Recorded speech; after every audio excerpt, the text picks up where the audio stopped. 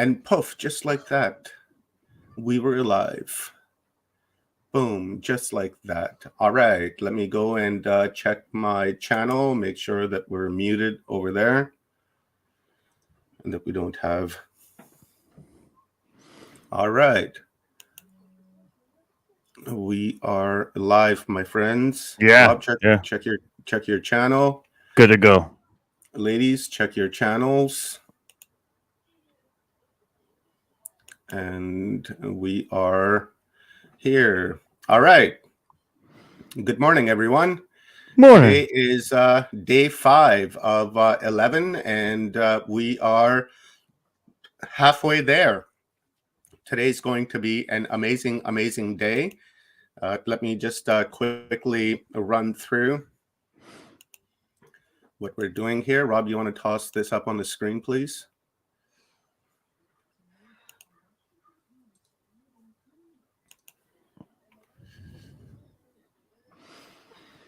Are we in business? Yeah. All right, coolies. Right on, guys. So for day 5, Wednesday, March 16th, today is our Sacred Ancestors Day.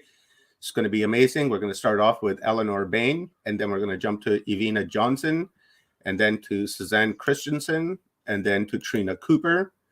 And then we're going to have the Grandmother Circle with the Suzanne Christensen group. And then after that, our very own Stephen and Evan Strong. And then after that, we've got Dr. Pamela Gerali, New Earth Architect, and then Dr. Reverend Emma Lai Wai-Ching, and then Daniel Gutierrez. And then we have Anita Sanchez, and then we will close the day off with Carrie-Anne Feild. So that is the day for the schedule for the day. And if you guys want to keep updated on the schedule, please go to our Telegram chat room, and you will find it in the chat thread there on Watchers Talk. And I think Rob will put that in Full Spectrum Universe as well. Please go ahead and subscribe, hit that bell, and share this link with friends and family, because today must be shared with everyone. And that's pretty much it for me, Rob. My name is Omar. I'm a host here at Watchers Talk, coming at you guys from West Coast, British Columbia, Canada. Yeah. Rob. So Rob Yox here, Full Spectrum Universe, as everybody knows. Today we have an amazing lineup, and we're going to start the day off with somebody who's one of my personal favorites, and she always gets the blood flowing first thing when she starts talking about the consciousness aspect of what this etherical plane and the veil is being lifted looks like. And one of the things I love about her too is her energy is just so on point. She comes through and she gives you all the information that she has at her disposal. She's a basically a channeler of sorts, and Eleanor Lydia Bayne is just incredible. She's incredible what she does. She helps people, she gives people counseling, she sets people straight on their paths and shows their true intentions and what her guides tell her, what everybody's guides tell them that is their mission. So without further ado, I'm going to bring her in. Let's see. Eleanor, how are you? Hello, Rob and Omar. Can you hear me well? Yes, we can. Oh, that's lovely. Well, it's so wonderful to be here with you. I really want once again to acknowledge both of you for putting together this online event. I want to acknowledge all the other speakers who've been at the event. I haven't had a chance to listen in, but I will. I want to acknowledge them for their service and contribution in light at this time. I want to give a warm and heartfelt welcome to all the viewers who are viewing this simultaneously now and that will view this in the future. So I gave a lot of thought about what I really wanted to speak about today. And so what I'm going to be focusing on is what I would like to title Releasing the Matrix Mind and the Matrix Programming. And this is really making the reality of the prayers that have been made by our ancient past ancestors and our ancient future ancestors and descendants as well. So one of the things, the main thing I want to touch on, which is a big part of what we are all as individuals and as a global collective experiencing at this time is about death, death, and death.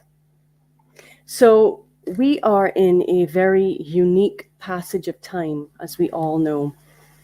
And part of what it has been held in our subconscious mind, in our superconscious mind, is our programming around death. We have these inverted death codes that we have been carrying. And a lot of what I assist people to do as well is to tap into where we have these highly charged beliefs around death. So we're consciously releasing the death codes that we have all held within, and consciously breaking free at this time of the death and rebirth cycle that has been known on this planet as the reincarnation grid, as a part of the old construct of Earth. Now, even though we are going to be asked to consciously be releasing these death codes, in saying that, there is a seeming contradiction that is happening in this passage of time. So we have a situation where there will be, from my perspective, looking into the quantum field and the spiritual weather, moving forward from this time, let's say until April of 2023, we are still going to have the experience of a lot of people who will be so-called dying or leaving this reality as we know it. And, you know, it'll be called COVID, or a result of the war, or a result of the jab, natural disasters, etc. But however, seen from a higher perspective, this is not the work of anything nefarious. This is in fact a natural part of the evolution of this planet and we, the surface dwellers here. And the reason for this is that the sentient, celestial, planetary consciousness known as Earth knew what was coming. She knew the negative timelines that had been projected pre-2012 that would be taking place on this planet. What we could call as an umbrella body the Armageddon timelines. And Earth, in her infinite wisdom, shifted her broadband frequency, her baseline frequency, into the fifth dimensional frequencies, and that happened in 2012. So Earth is actually already in an ascended frequency, the planetary consciousness. It's we who have the catching up to do. And we are being asked in this process to become aware of the programs, the beliefs, and the stories of good and evil, the high polarities that is playing out in the surface world and the world of matter and form, of the high polarities of good and evil that are what we could describe as the ceiling of fourth dimensional consciousness. At the fourth dimensional consciousness level, we have these extreme good and evil scenarios that play out, which is kind of what we are experiencing on the planet right now. And we're being asked to bring our awareness of how we can apply ourselves to the external reality and our internal reality, and indeed look at our method of problem solving at this time. We're being asked to give up battling, as what we resist must surely persist. And engaging in battling is still creating the generation of the lower timelines. Now, we've all been given an equal opportunity on this planet in this awakening process. We've had the information that's been released through various channels. We've had different methods for persons to come into contact with their own higher self and their innate knowing and their innate being. And we've had the opportunity to do a lot of the inner work required at this time in order to release a lot of these old densities. So the point is here moving forward, and it's not that I am the bringer of what I would say, bad news. This is coming from a very neutral, heart-spaced perspective, in that the earth will not, as we move forward into the future, she will not allow us, by our actions, our words, and our thoughts, she will not allow us to pollute her quantum field and our collective shared reality anymore. And so here we are in the depths of the separation of densities of consciousness on this planet, what the Bible referred to as the separation of the wheat from the chaff. So how do we do this?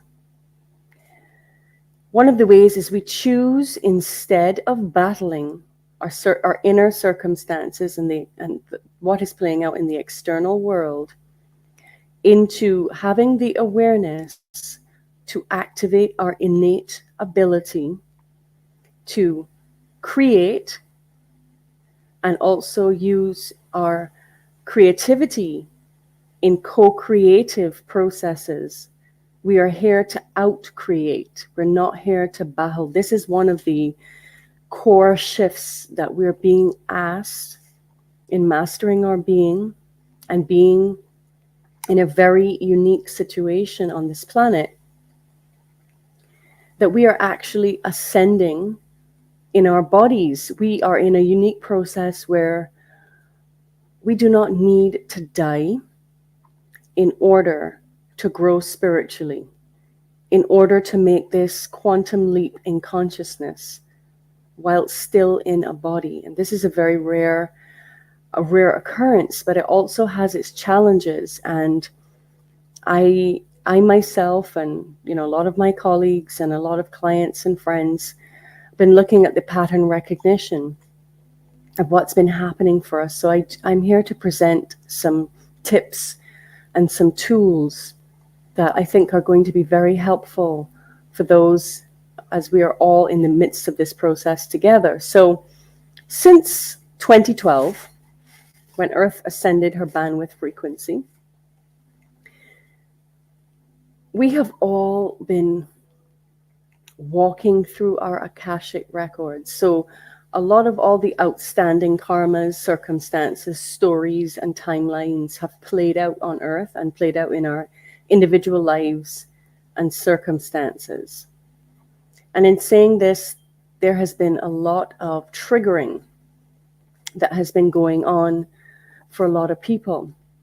And so one of the practices that I'm really working with at this time, more now so than before, and recommending to clients and friends and family, it sounds really basic, but it is a key of mastery, and it is part of the spiritual mechanics of ascending in a body.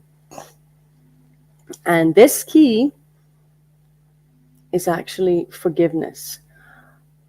When it comes now to clearing our karma, whatever is showing up in our world is, the reality is going to give us a feedback of what is left outstanding for us in our own quantum field, in our own Akashic records, for us to master. And we've been everything. We've played a lot of different roles, all of us.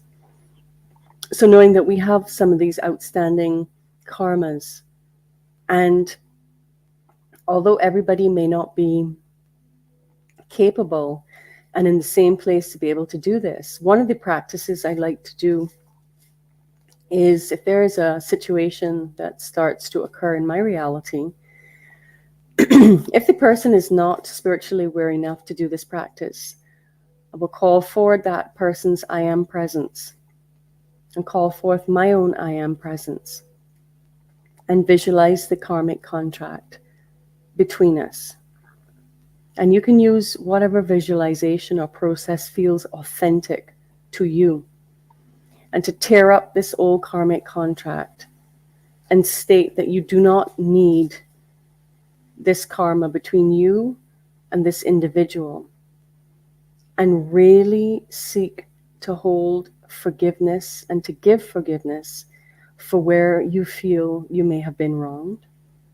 And also ask that a person's I am presence to forgive you, so that what you're doing in that process is you are freeing and liberating both parties from having to come back and continually work out that karma, because this is all part, the act of forgiveness is one of the most difficult things to truly achieve, because we have to give up the need to be right.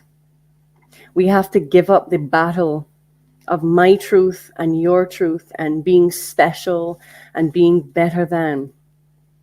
And this requires us to be in the sacred, neutral space of our heart, that we don't need to be right, but we choose the true wisdom of neutrality, of forgiving the other person and forgiving ourselves. And if we can hold that in our awareness and integrate this practice going forward, this is going to help to release us from all of these karmic contracts in awareness, in tacit consent. I mean, there's a lot of karmic contracts that come simply from the DNA skin suits. So things that happened in the past with our lineage going backwards and forwards in time that may be occurring, that maybe not even our karma. And we need to use our I am commands, which is the apex. Our I am is the apex of our being. And ask that we no longer choose or give consent to be the karmic debt holder of our DNA lineages on this planet, that we can bring to zero neutral balance all outstanding debts and karmas at this time. And so this is a beautiful practice, because it doesn't even require the other party to be in a place where they may be capable on a conscious human level. When you call forth that being's I am presence and work through your own I am presence, these contracts are dissolved. They are cancelled, cleared, and neutralized. And this will, with each person working with this principle, will keep lifting those dense energies out of our own Akashic record, out of our own personal quantum fields, and therefore the quantum field of Earth and our shared reality here. So let me go on here.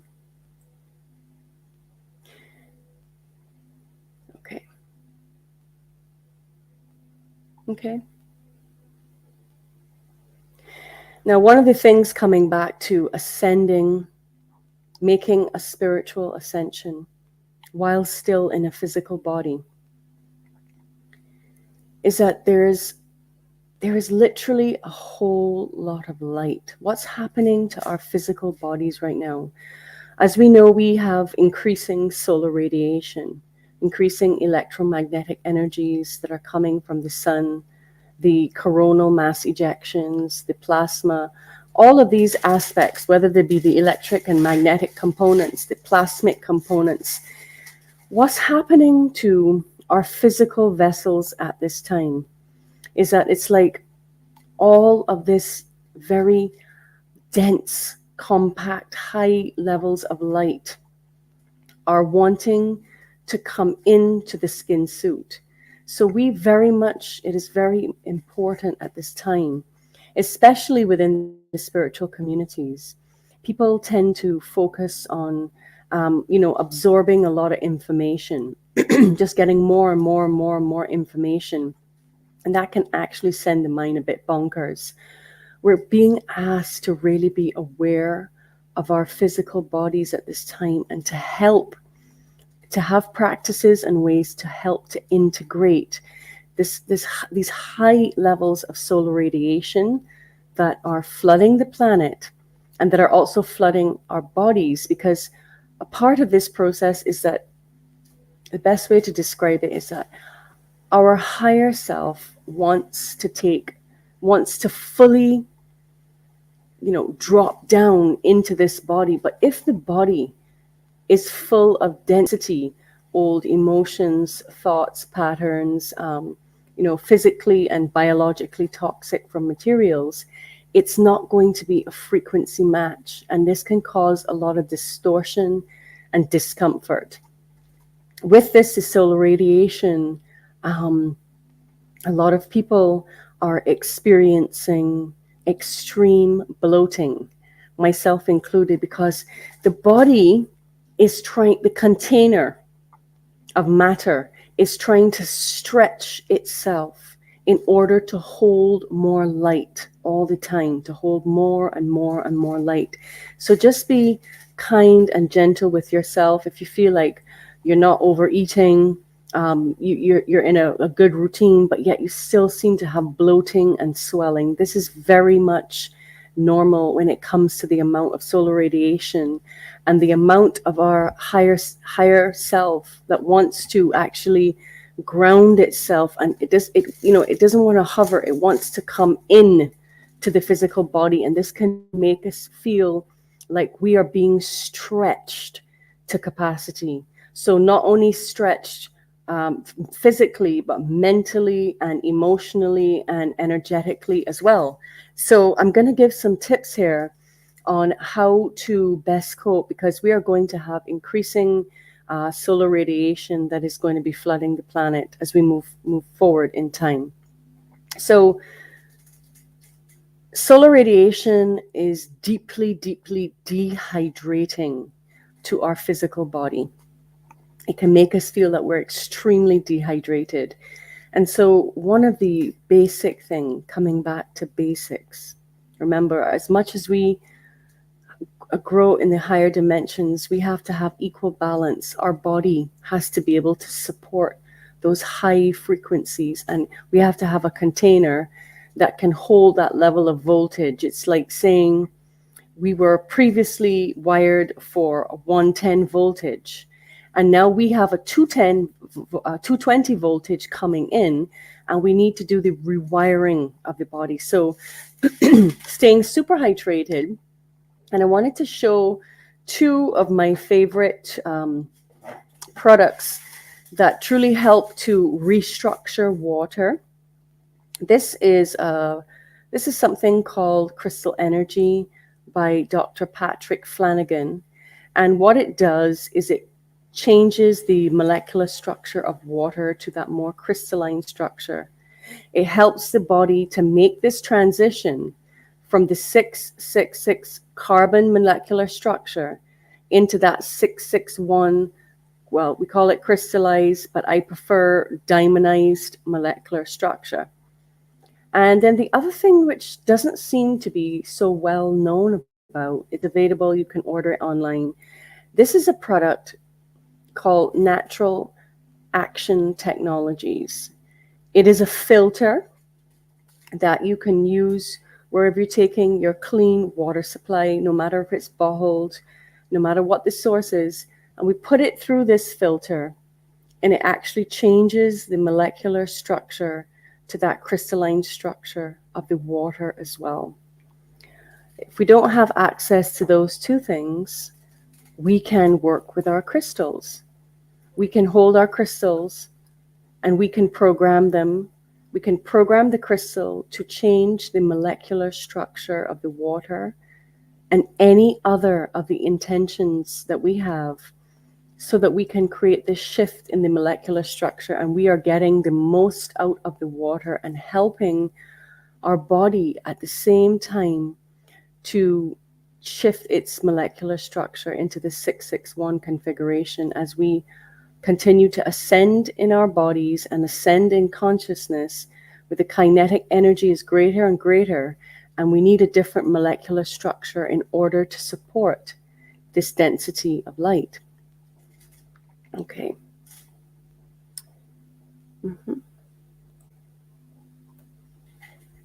Okay. So one of the things we want to talk about is in this time about really slowing down and coming back to center. There's a lot of ascension symptoms. A lot of people are having issues with the lungs and with panic and anxiety and things going on in the heart. And this is because our atmosphere, the amount of solar radiation that is coming in, is creating, literally, we are breathing in a different density of light. And so our lungs are also going to be reactive. And so to be gentle with yourself and know that at some point you may get sick, but you do not need, you can use your I am presence and use your I am commands. I've done this many times when I've come down with various things over the last couple of years. And to state out loud to your body that you do not need to die in order to grow spiritually. That was the old, we are in a lifetime where we can choose to grow spiritually without having to physically die. It's just that that was the only way normally previously we ever made a quantum leap in consciousness. We would have to leave our bodies in order to be able to connect to that larger version of ourself. So we want to bring it back to basics for all of us in the spiritual community right now, and being kind to ourselves and others through this process, and to come into a routine of self-love, self-healing, and self-care. These are very, very important at this time because things are moving very fast. And the speed at which things are moving in the reality is also having a tremendous impact on our nervous system again. Our nervous system, our energy bodies, everything is being upgraded at this time. And our nervous system, we need to pay a lot of special attention to taking care of our nervous system. So again, I would recommend using high doses of, in particular, magnesium, making sure that you're taking some form of a magnesium supplement, and also taking a potassium supplement to help to soothe and calm and to help the nervous system to move through all of these energetic upgrades as the solar radiation continues to hit us. And there's also been a great practice that I have used over the years, and it has to do with what we call in esoteric communities Jacob's ladder. When we look at our spinal vertebral column, right from the top, from the axis, right down to the coccyx. And you can bring up an image of your vertebral column. And what we're intending to do is send that golden light and make the intention to activate our cranial sacral pulse. There is a pulse. It's known in cranial sacral therapy. That's the whole point of the cranial sacral therapy, is to be able to get that fluid to easily and smoothly lubricate the spinal column and therefore our nervous system. Because a lot of people's nerves are not only being affected by the global circumstances and what is playing out, which will continue to ramp up in its intensity for probably about the next 5 years or so. We are walking through the top of the fourth dimensional in our reality in our Akashic records. We are walking through these very intense timelines. But as we know from the looking glass technology and the last presentation that I did, we also know that all of these different timelines are going to play out before they all merge and collapse into that peace and paradise and well-being and prosperity and liberation of human consciousness timeline. We have come back. We, the souls who are awake and aware at this time, we have fears because in a future timeline, in a future simultaneous timeline, we did annihilate ourselves. And we are here at this time to be the living light codes, to be the living algorithm, and to be the living beings in a physical body that are anchoring these new codes of light, these new codes of the new sun world, and replacing the old inverted matrix codes of death into the new sun codes that we're bringing here and emanating out by all of our words, our actions, and our deeds. And this is very important. A lot of us, myself included, when I do my spiritual maintenance, we recognize that a lot of times we can have a lot of knowledge, okay? And we're more so now than ever because of the information age that we live in. But guys, we have to bring into balance and to integrity what we think, what we say, and what we do. And for each of us, that's different. And there is to be no shame, blame, and guilt, but to have the awareness that if we are if we say something, do another, speak another, this is bringing chaos and confusion to our own being. And a lot of us at this time who are very evolved beings, who are a part of the spiritual communities, there's been a really good lesson that's come up for me that I wanted to share because it could be a major ego trap at this time. And I really want to thank, let me get her name here, because I really wanted to thank and to acknowledge another colleague who, I'm just going to bring up her name here so I make sure to acknowledge her. Another colleague who's been very helpful in putting some pieces together for me over the last few months. And I'm incorporating some of her concepts brought forth by the lovely Linda Good McGills. She's given me a lot of clarity in my own superconscious mind and words to abstract knowingness. And so I want to address us in the spiritual communities at this time, is that we have had part of the matrix programming that we've all been falsely conditioned with and have allowed us some very intense experiences, is this need to be special. This need that my truth is more important than your truth, and the need to be so-called someone. And this has led into what we call the God and Goddess programming.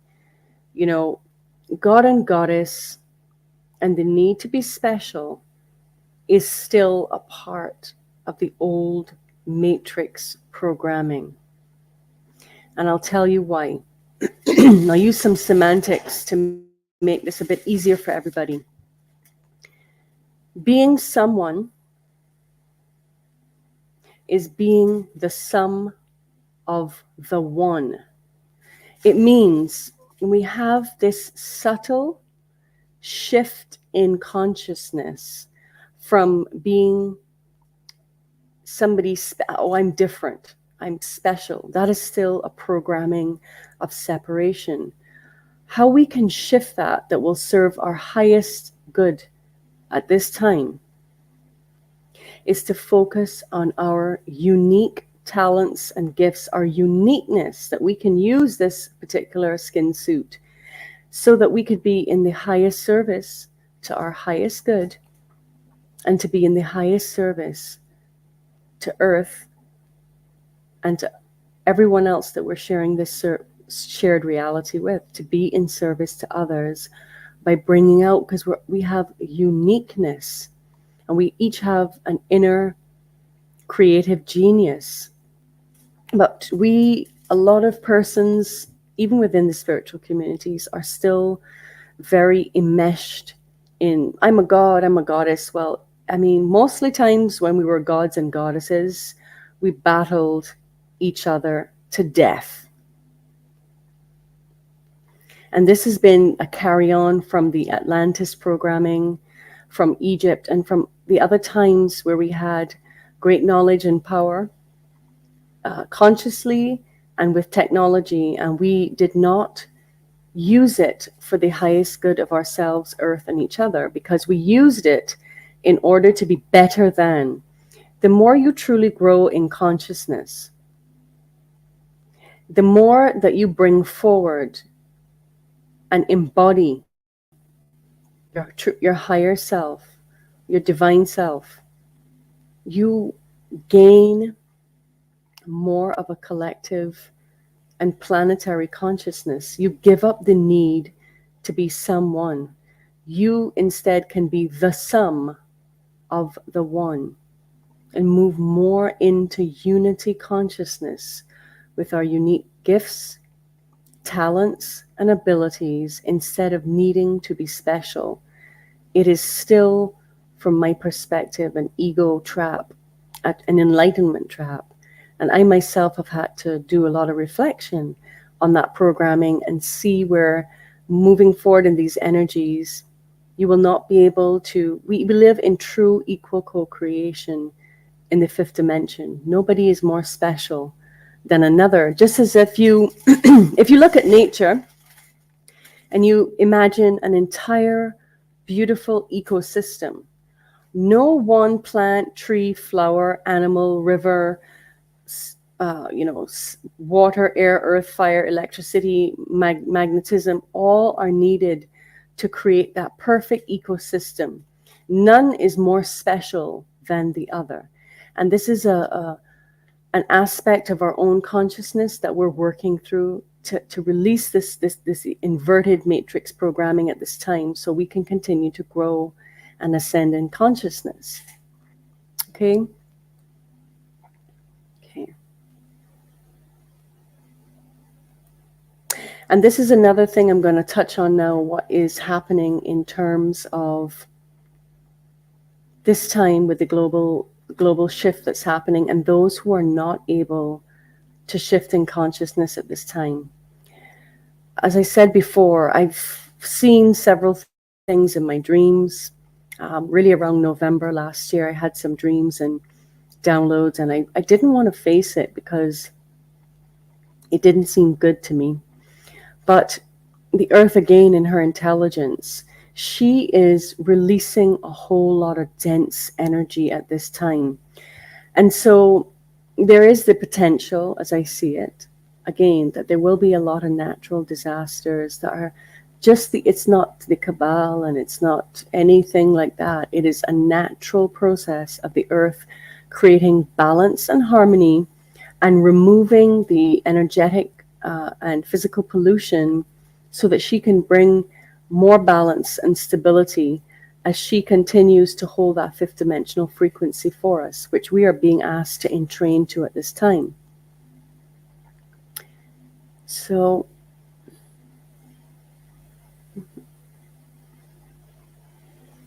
okay. Okay. All right. So the other things that we're going to be talking about here is, again, really, really using our I am commands at this time. There are things that will continue to trigger us in our personal life and in the collective global unfolding that we're in. And we can very much, again, use our I am commands. And I found that actually, if you don't have access to get into the ocean, using salt baths at this time where the water is not boiling hot, but you do have salt, not only Epsom salt, but actual sodium chloride. When we sit in salt and water create this piezoelectric effect. What that means is it's almost like turning up the volume on our energetic voice, so that we can find a time that we are continually reprogramming. We are taking out the old, outdated viruses, virus programs, all the unworthiness, all the feelings of abandonment, all the feelings of being victims, all the feelings that we have to, save others. The best way to save anyone on this planet right now is to be an example at this time. And we all know, each of us, what that means for us. It is really important. A lot of us are having pains and different illnesses and different things that come up that can be quite scary for us. And we can speak out loud to our bodies, to our innate bodies, and we can ask that whatever density is still in our body that is not in alignment with our highest good and our higher self, we ask to release the density out of our body. You can use the violet flame. You can use any number of visualizations that are authentic for you to continue to transmute, to transform. And when we become aware of these negative programs, we can simply ask, even if we say something in a heated moment, we just ask for it to be cleared, cancel, and neutralize. So we are not polluting this quantum field, because we are now in a space and a territory where we are very, very much responsible for what we are doing, what we are thinking, and what we are saying. Okay, really important as well at this time. Again, it might seem super basic, but these are the spiritual mechanics that are most helpful at this time. Connecting to your heart. Connecting to your heartbeat. Connecting to your breath. All of us who are in this ascension process, it is in fact, on a physical, biological level, our heartbeat lets us know that we're still a part of this amazing reality. Our breath. We need two things to truly exist in this reality: our breath and our heartbeat. And we can make the intention to entrain our breath and our heartbeat to the breath and the heart, the universal breath and heartbeat. So we come into this entrainment and greater sense of self than being separate, because right now our hearts are all going through so very much. We are all facing unique circumstances. For every person it will be different, that are asking us to let go everything that we've held in our existence as a soul, all the galactic wars, all of our experiences of our ancestors, all the trauma we may have been through in this life as children. Even seeing things like movies with a lot of violence gets stored and gets cataloged. Being asked to really call forth the beam of light, whatever process feels authentic to you, and to clean and to clear the 4 chambers of our heart, to really clear out, so that when our heart is clear, our perspective as we look out into the reality becomes clear as well. Now, there is a process that I found very helpful when it comes to connecting to that universal heart, that one pulse that is ever present in creation. And just find some place in nature where you don't have on plastic or rubber or anything, like a yoga mat. Certain materials can block the earth's natural frequencies. But to sit in nature and just quiet your mind down, and I visualize roots growing out of my heart that go deep down into the diamond core of earth. And I then state that Earth Mother is in union and communion with me for all forms of energy exchange, from the macro levels of the universe to the micro levels of this ever-present, concentric sine wave of existence that we call the earth plane. Listening to certain frequencies at this time is very important as well, because each reality can be considered a bandwidth of different frequencies. So I've heard from a number of people that the 471 hertz is very, very helpful right now in transmuting a lot of the older, dense energies in the body that are being asked to be transmuted at this time. And I would also always recommend the frequencies of Ted Winslow and SoundSync Tech. Any of his frequencies are going to help to heal and repair the subtle energy bodies, and in fact keep us entrained to the higher frequency realities at this time. Okay. Okay.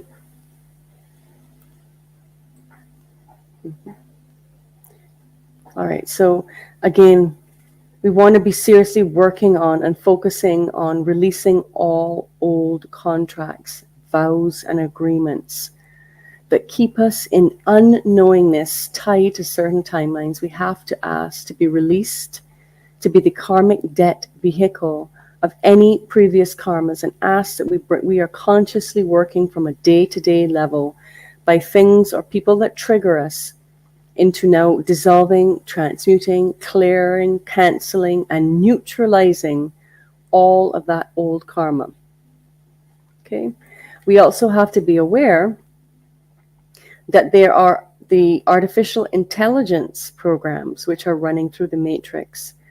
And especially before we go to sleep, we do our processes of declaring our I am commands that we cannot be manipulated, distorted, perverted or dominated, distorted by any being, seen or unseen, past, present, future, artificial or sentient, individual or collective, that only our I am presence is what is running the operating system of this body and this reality at this time. And now, the other part of what's happening to us, which can cause panic and confusion for many, in ascending, we are all going to be able to literally perceive more reality.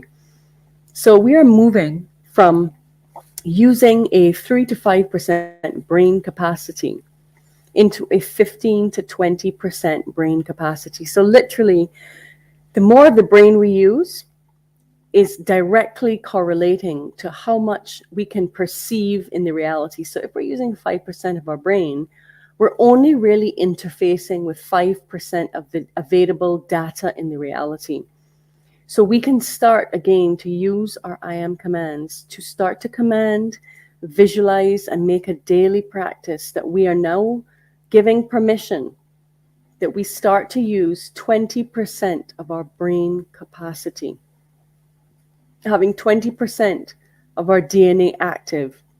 We can't do it all at once. It would be way too overwhelming to go from 3 to 5% of brain capacity to 100% of our brain capacity, which we are destined as sovereign ascended beings to be using 100% of our brain.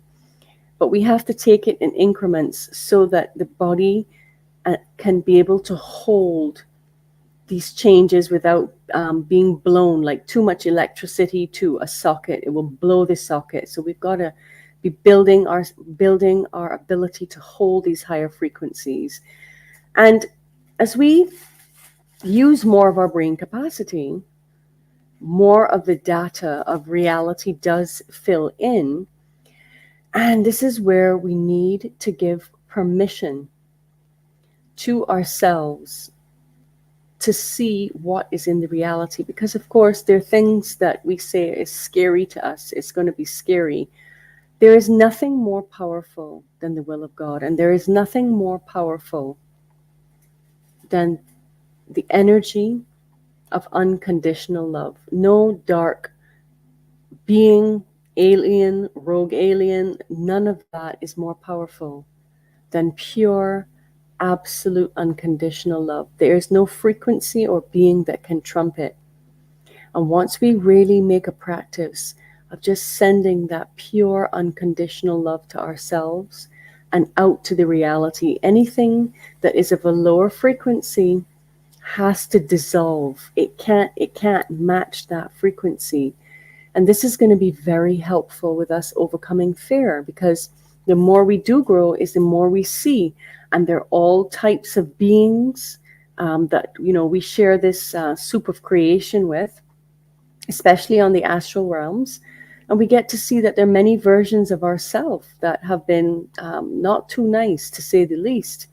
And we got to speak to those versions of ourselves and let them know that they do not have permission to run the show of our life and our being, because some versions of ourselves, they're not really happy about the I am presence ascending in this body, because they have other agendas, and that's okay. But we, as the I am presence, the apex of our being, we are the ones that truly get to give the commands out to this reality. Okay? So we got to know that in this time right now as well, no one is coming to save us. We are here to embody the higher aspects of ourselves in order to shift this reality. We have got to get out of the victim that we're victims, and there will be a savior. That is still a fourth dimensional construct tied to the old reality. We got to acknowledge and bring into balance and harmony in this body all 12 dimensional versions of ourselves. And we've got to get into a practice, which is why I love to give quantum hypnosis sessions, so that I can assist others to be in touch with their own higher self, where there's no room for distortion. And when you're in touch with your higher self, we regain our trust. We regain our trust in ourselves, that we can trust ourselves to make the right decisions and to act seamlessly and effortlessly between the mystical and the ordinary. And what this gives us the ability, when we start to trust ourselves, we start to trust life. Mostly when we don't trust anything about life and the reality, it's because it is a reflection that we do not actually trust ourselves. And this is a very, very important part of our spiritual mastery at this time. Knowing that we can count on our own selves, that we won't let ourselves or others down. And that when we are in touch with our higher self and our innate, we can trust the guidance that we are being given from that place. Okay. And another really important tip and tool I want to give at this time to everyone out there, even the highest of spiritual beings, or to the person that has no true awareness of what's happening. A lot of people are experiencing depression and, a lot of the lower frequencies at this time, and feeling, pointless, and feeling like we're going in Groundhog's Day and repeating a lot of cycles and loops. And the way I have found very useful to get over that territory in our consciousness is to bring it back to our passion, to bring it back to our creativity and to our passion, that we can, that spark, one of our creativity is our most God source absolute light quality, because a creator creates.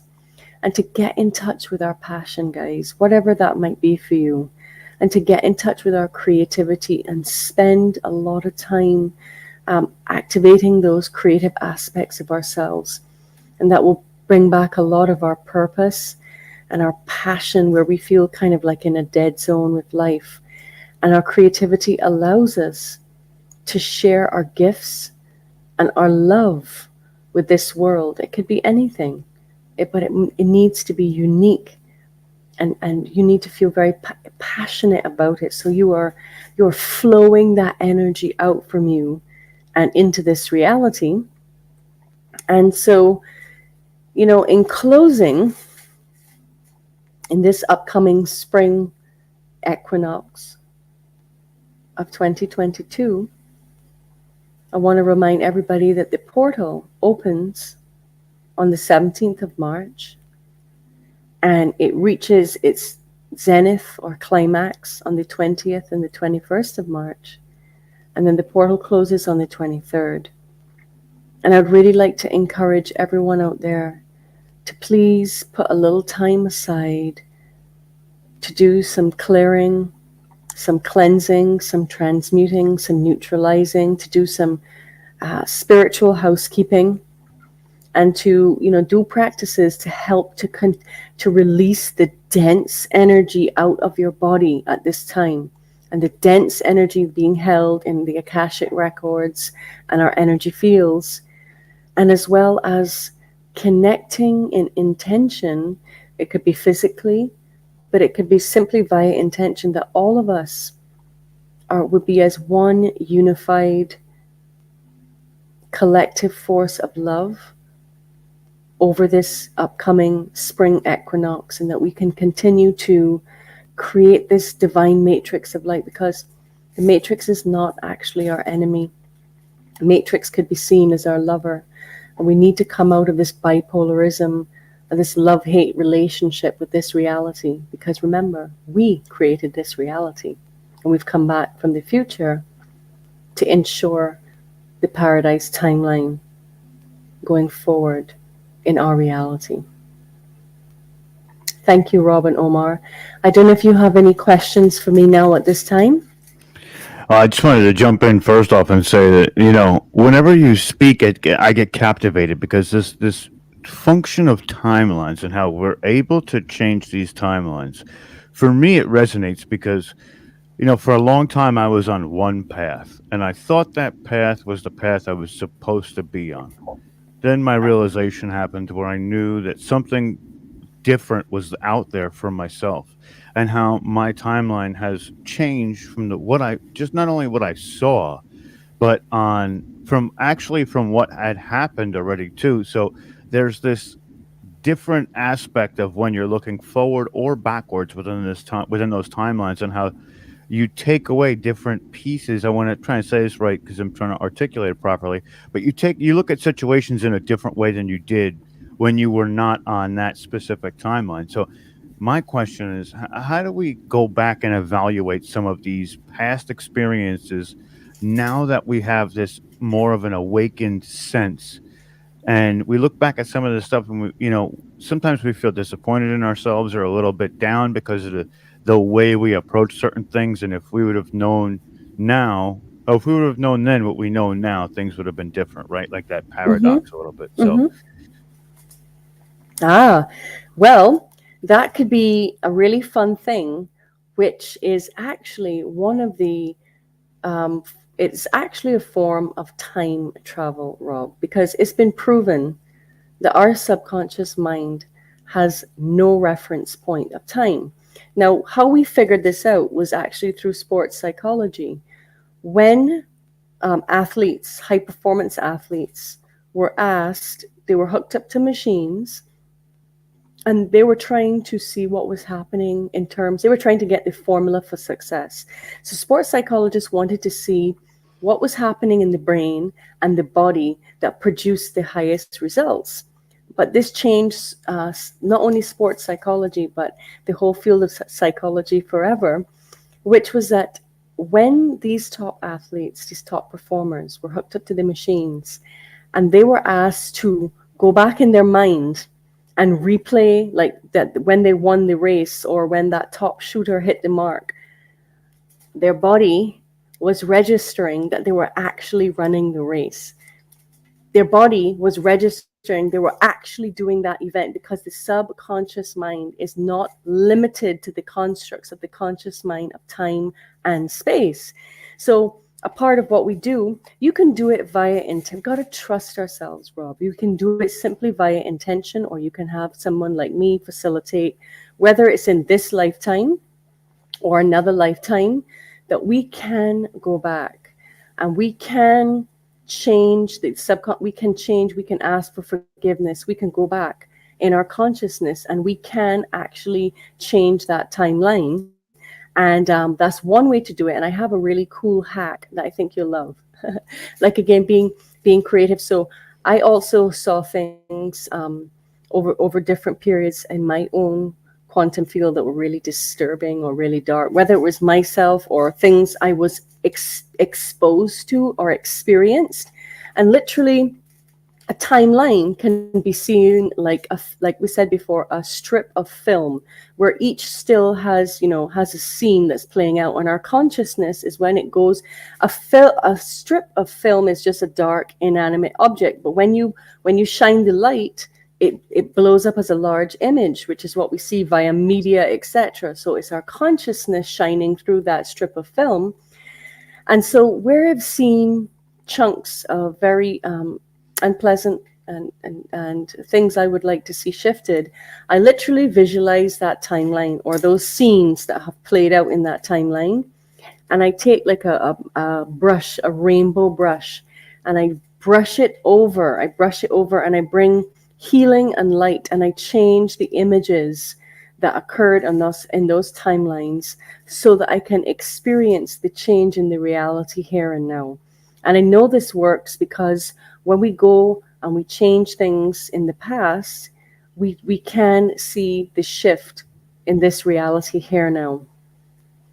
And that is how we are actually averting these Armageddon timelines, But like, what about you and what you've been experiencing over these last months in terms of the ascension symptoms and like feeling in your body with all of this? We are being, blasted with solar radiation, which is not easy to assimilate. How have you and your friends and family been feeling? Right now, I've had a lot of problems with my internet just by this conference alone, which is just one aspect. But personally feeling, I mean, Mm-hmm. there's moments where I have really high energy and there's moments where I'm Mm-hmm. really low energy. So it's a very extreme back and forth. There's no middleman or middle ground. So it tends to be either it's polarizing either way, right? Whether Yes. it's, thought or even energy. Mm-hmm. It's really wild. So I have to get myself into these places where I can essentially create this barrier where I get a reprieve from those energies kind of coming through, and I can cocoon myself in my energy and not let that outside stimuli or energy trying and lambast me for Yes. hours at a time. So I do have little tips and tricks that I can use too. But another thing I wanted to ask you too is the last time we spoke, we saw that we were headed for a lot of those dire style timelines. Has anything changed since the last time we spoke to you? Well, like I said, there are a number of things from my perspective that are still, remember, we are going through the dark night of the world's soul at this point in time. Okay? We're going through as a collective the dark night of the soul in order that we can truly be ascended and reborn out of this old construct and reality. So we know, without using too many trigger words on a social platform like this, we Mm-hmm. know what is currently playing out in the world right now. Okay, over in Europe, etc., etc. And this is, from my perspective, it's a good sign because it's kind of like it's right on cue. It's right on cue playing out. But I do, from not only from things that I've seen, but from being in contact with some amazing people. Of course, a very close friend of mine is somebody like Age Nost, and you would be very familiar with his presentations and what he brings forward. And so, from my perspective, everything is really on course that we will have this amazing timeline merge. I can't give, the great mystery does not give dates. For me, something very significant. I had an experience on January 20th, in like an actual experience in this reality, where reality broke down completely and the impossible happened. And I had witnesses not only with me, but simultaneously overseas at the same time. And on both sides, only certain people could see this anomaly. Not everybody could see it. But in saying that, I was shown in January 20th of 2019 that there's certain nodal points that are unmovable, that are a part of our progression, these quantum nodal points. And we will have one of these nodal points in 2024. Okay, which will be a positive event. But before that, I do believe that there's still factions, the usual suspects, who still very much have in one of their last things, their last attempts to hijack our consciousness and keep us in a lower vibrational reality, so that we could be a source of energy, a source of sustenance for and we all are beings that, recycle energy, if you want to call it eating or feeding, or it's part of being an energy being. It's all light at the end of the day. But I feel that there will be still an attempt of this false flag alien invasion as another way of really hijacking our consciousness and not only putting us into fear, but putting us in a situation where we would hand over our authority to, our leaders. Right. Okay, but that will shift when we, as individuals and collectives, that can't happen if we are empowered and we do not need to have saviors anymore, that we do not choose to write the programs of good guy and bad guy, that we can come into the sacred neutral wisdom of the heart and we can have good guys and better guys. Right. One of the things that I'm seeing too, and a lot of people talk about this convergence of timelines, and they actually talk about this, and this is going to sound crazy, but in DC Comics, they have these heroes that are on all these different Earths: Earth 2, Earth 1, Yep. Earth 4, Earth 5, and then there's this crisis, and the crisis is the crisis of all worlds. And then they merge into Earth Prime, where now all of those heroes are actually together. So in a ethereal way, we're kind of doing that. We're bringing Earth Prime to being, right? And I think it's just wild. We are, because we are a living library. What would be so helpful to connect to and recognize is that Rob, this is paradise. Earth is the paradise of the universe. It really, really is. This is such a sacred, amazing, experience to be here at this time and to anchor in these frequencies, and all of the cosmic dramas that have played out at a macro level are playing out on a micro level. Okay. So I don't know how we're doing for time, but I just want to let just at the end. So right, go ahead. To let everybody know, if you'd like to find me, you can find me at quantumhypnosistherapy.com. You can contact Eleanor at Quantum Hypnosis Therapy.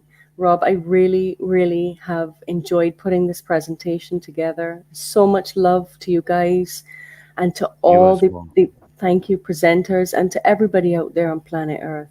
Let's keep on keeping on.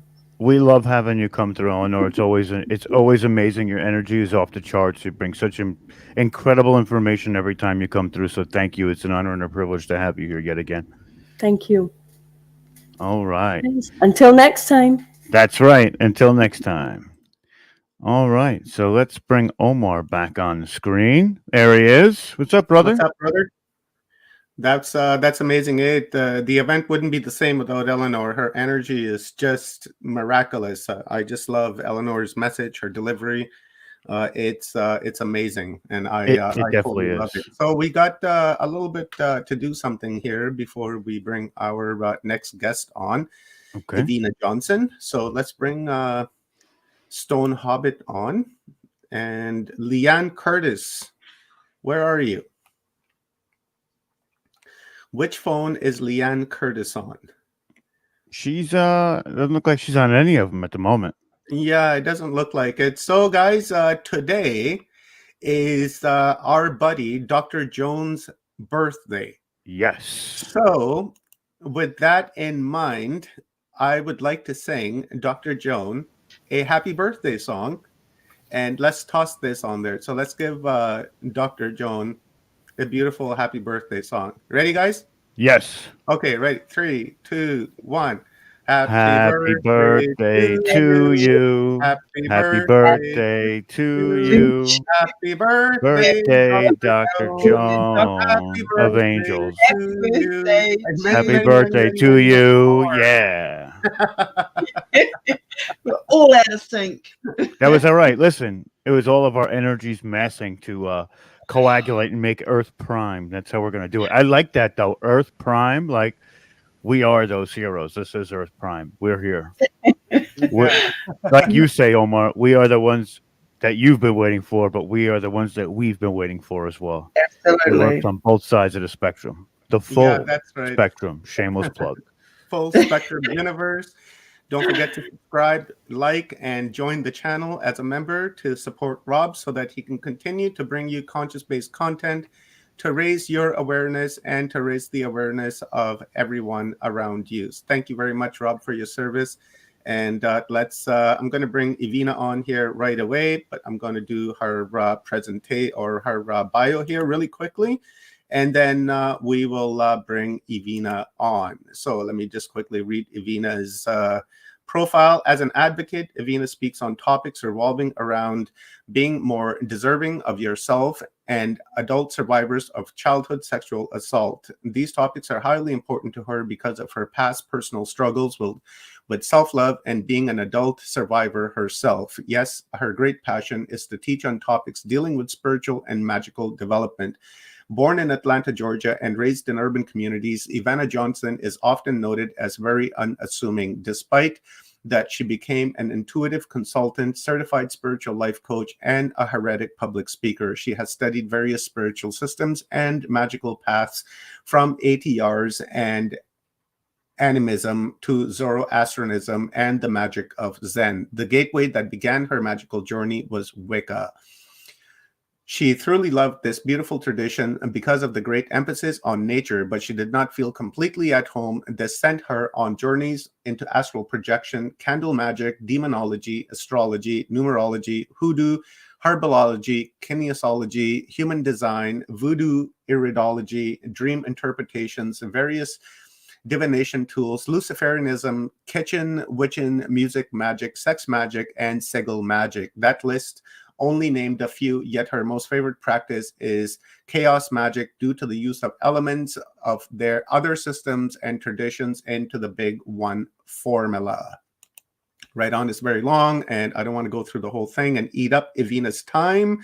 So I'm going to bring Evenah on because we want to get an entire download from her. And I don't want to sit and read her profile for the next 10 minutes because that's the 10 minutes that we're not going to get back. Welcome, Evenah. How are you, my star sister? I'm wonderful. Thank you so much for having me, Omar. Hello. How is everyone doing? You are so welcome. And Evenah, thank you very much for your time and the upload that you're about to give us. The sacred knowledge is really needed at this particular time in history because we are on the cusp of changing timelines, and we do need ancestral knowledge and we need the ancestors with us. So when we go into this new timeline, that we have the energy of our ancestors and their knowledge so that we can create a divine timeline somewhere. We're not going to have divisions and no hate. It's just going to be love and acceptance for everyone, where we can all come together and live as one, just as our ancestors did in the remote past. And we're trying to replicate that. So Evenah, thank you very much for your service and your contribution to Humanity Unplugged. I will give you the stage, and when there's about 15 minutes left, I'll jump on and then we'll do a Q&A for the last 15 minutes from the audience. So guys, don't be hesitant. Please toss your questions into the chat rooms and on New Realities. I'm not catching your chats here in my studio, but I will be monitoring the chat room there. So if you have any questions, please post them and I will ask Evenah. So thank you, Evenah, and it is all yours, my sister. Thank you so much for having me. You could be whatever you want to be. The greatest lie ever told. Today, I'm ready to have some fun, to talk about finding your purpose, developing your purpose here in this world, or utilizing the ancient wisdom and science of our ancestors. And as a collective of masters, I have been watching every now and then throughout this Humanity Unplugged journey. And I have seen some wonderful masters in our own metaphysical, cultural, and magical lanes.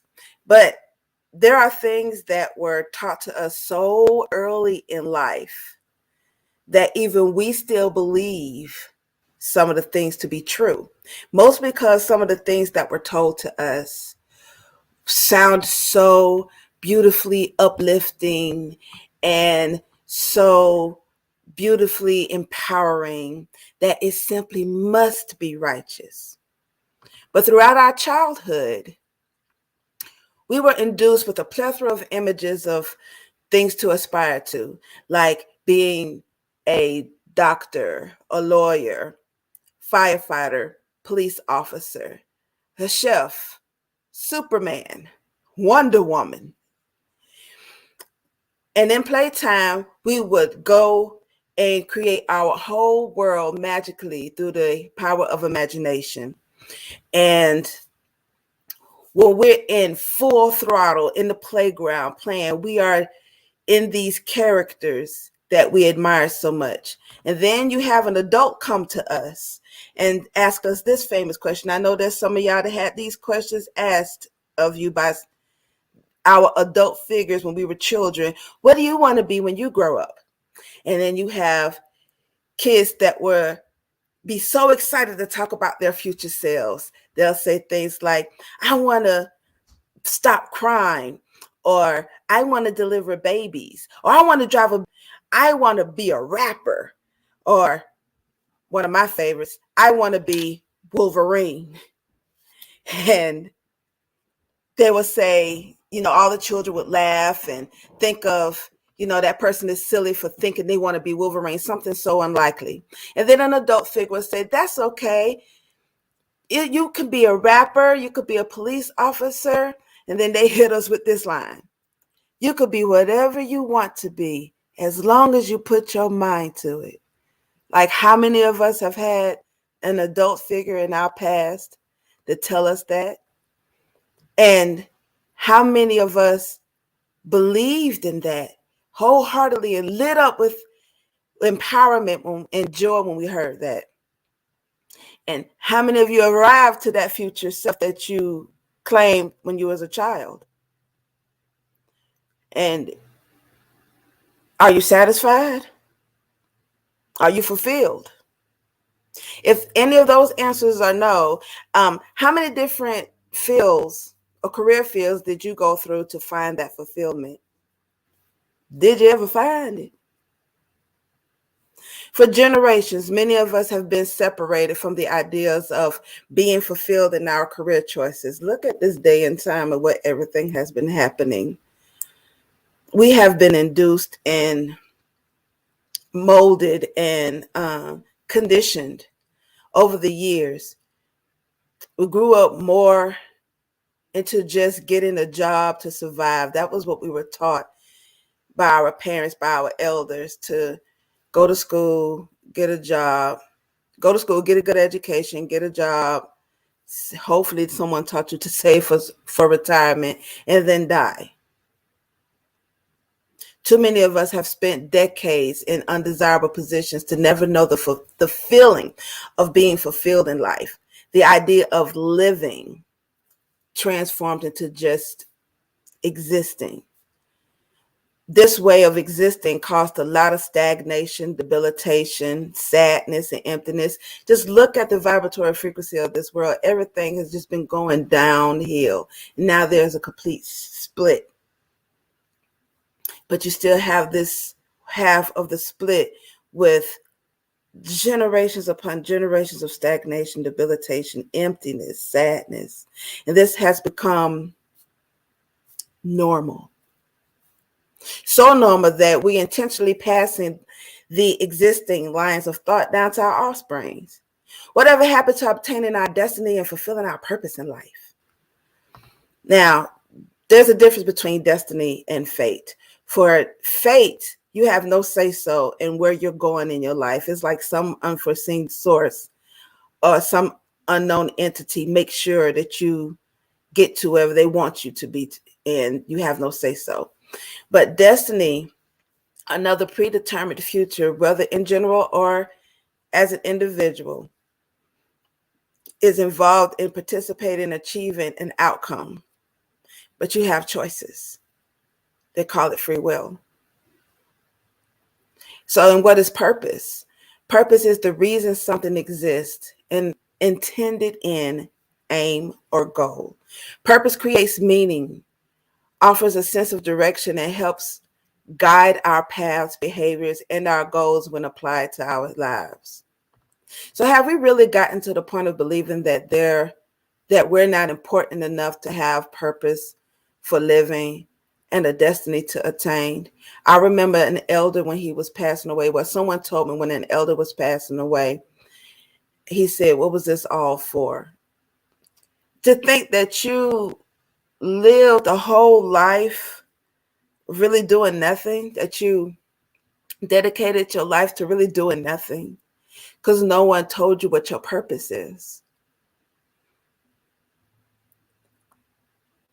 Are we becoming doctors, lawyers, and call center representatives because some parent or society deemed us to? I've met plenty of doctors who once dreamt of being an artist or a singer or a dancer, only to become a doctor because their parents deemed them to be so, for their own personal fulfillment, not for the fulfillment of their child. And for years, this child lives empty and unfulfilled, but make up something and began to believe in their own minds that they're doing it for their parents and it's for their family. And they're coming up with strange ideas and rhymes and reasons of why to do something that is not their purpose. It is vital to achieve consciousness to the point where we are being led to our purpose.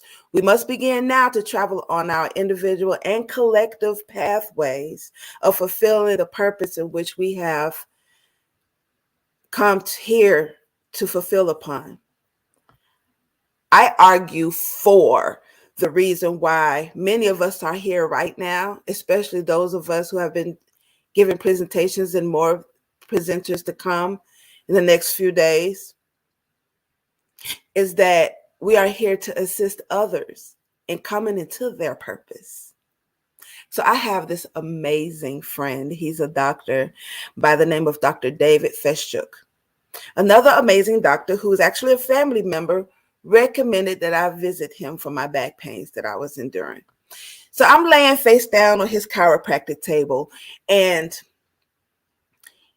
he uses the singing bowls in his holistic chiropractic practice. And I'm face down, so I don't know what's happening. I know that he had singing bowls, but I'm my back hurting. I'm not thinking about anything else. And as he's placing these bowls on my back, I just knew which one they were. So I would say something like, "Is that the yellow one?" And he would reply, "How did you know that?" And he'll do his thing, and then he'll remove it, and he'll place another bowl on top. And then I'm like, "Is that the orange one?" He was like, "Never in my practice have anyone face down guess what these are on their back." So he was very curious and set him on a journey to discover who I am. I don't know what's so important about me. I'm like, my back hurting, fix it. That's all I was caring about. So then he knew I was someone special for some reason. And he told me that I am very unassuming. Just looking at me, especially with my background coming from the urban hoods of the ATL, no one would ever fathom what I can do. So as we had conversations, I explained to him that I am an empath and I could see everybody's business, and I shared my website with him. And he was on just more and more wanting to know more about me. One day I'm watching a video about hypnotism, and I thought, man, that shit's so fake. I don't know. I don't believe in hypnotism. If that shit real, I want to be hypnotized. And that's how I was thinking, because I don't like seeing fake things. I need to see and experience practically myself what those things are like. And for many years, I've seen hypnotist shows and have always thought them to be fake. Few days later, Dr. David comes to me and he says, how do you feel about quantum healing hypnosis therapy? And I interrupted him as he was trying to explain to me what it is. I'm like, I'm in. I'm ready. Let's go. Fast forward to after my session. And when I came out of my sleep, I guess, I felt a lump in my throat, like I was crying. And I looked at Dr. David and his eyes are red. And then I noticed my face all wet. Like, what happened with you? Dr. David, have you been crying? He replied, yes, several times. So have you. I'm like, Lord, what has happened? He was just so in awe about me and what the results of the session. I didn't know I was under for 2 hours. I thought it was like an hour. No, I thought it was like 30 minutes to 45 minutes, but he told me it was 2 hours. And from that moment on, he expressed to me that he has a personal mission to help me to get to my purpose. And again, coming from the hoods of ATL, I never had anybody that invested in me, especially something about purpose.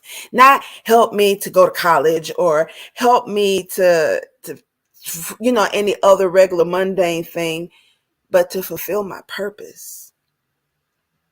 And that was just the most amazing thing in my mind, to have someone, especially a doctor, not just a coach or a teacher or somebody, a doctor. That was just amazing to me. When I went home and heard the recording, I understood why. I'm like, oh, okay. Oh, Lord, have mercy. Now I am definitely on this journey to fulfill my purpose. And my journey has led me to some of the most amazing teachers and leaders that have helped increase my talents and skills and knowledge on the spiritual, the magical, naturopathic, and the occultic worlds. And one person who I want to mention right now, who has helped me megafolds, especially when it comes to ancestral knowledge, which I'm going to get to. And he is Warrior Chief Montana of the Dagomba tribe, and the Dagomba traditions that's out of the northern regions of Ghana. And his students and I utilize what we've learned from him to assist us in our individual journeys to come into our purpose. And for those of us that decided to discover our purpose, we decided to listen to certain voices, right, to lead us on our journey. Various hints laid before us to study. Then we're led to something else to study, then something else to study. So these breadcrumbs eventually led us to what we've longed for. Various breadcrumbs have led us to many different systems outside our own traditions that was specifically designed for our individual families, everybody. What many of us have found in studying and even living these other systems is that even though they may have fed us and expanded us, okay, those systems are inadequate or lacking or incomplete. We go into these other systems still unfulfilled, like something is missing. Our heart keeps singing, there's more, there's more, there's more. Although these systems may give us joy, they segue us into something greater. The choice of finding our purpose and that segue ushered this etheric pull, right? Making us gravitate more and more into that something. The fact that you all are here right now speaks volumes. I mean, it's no coincidence that we're here. You're here listening to me, the sister that spoke before me, and the many others that are coming after us today in topics about ancestral knowledge and all the other speakers throughout this whole event. It's no coincidence that you are here listening to me talk about ancestral connection, veneration, and fulfilling your purpose as you become what your childhood version of yourself dreamt of becoming. That included Wolverine. Even in studying the other systems, this esoteric pool assisted in fulfilling in those gaps, those missing gaps from the traditions of our own ancestors. Those missing gaps got missing due to terrible events like invasions. There are gaps like in the Wiccan tradition that their science and their mysticism is beautiful. I really get emotional when it comes to talking about things of nature because it's so beautiful. But there are just certain things that have been missing, so they make up things to fill in those gaps, but it's not whole and complete. There are things that are in so many other different traditions that have been missing because you had invaders that came in and took over, told us we better not practice that or we're going to die. Went into our sacred temples, burned a lot of our books and scrolls and information, but all is not lost. Some of those gaps that have been lost were specific formulas on how to connect, communicate, work with, heal, renew. I want y'all to remember that word, renew, strengthen, send off, and bring back the subject of today's theme, ancestors. It is imperative to have our ancestors at the foundation of everything. Everything we do, it is imperative to have our ancestors at the foundation of everything. Why? For one, they sent us here. Contrary to some popular belief, they sent us here to fulfill our purpose and our destiny. The other reason why is collectively, they provide the needed assistance, resources, power, and protection that we need to fulfill our purpose. And third, we are our ancestors. We was up in heaven or the spirit realm or whatever spirit place we want to call that or label it. We was with them.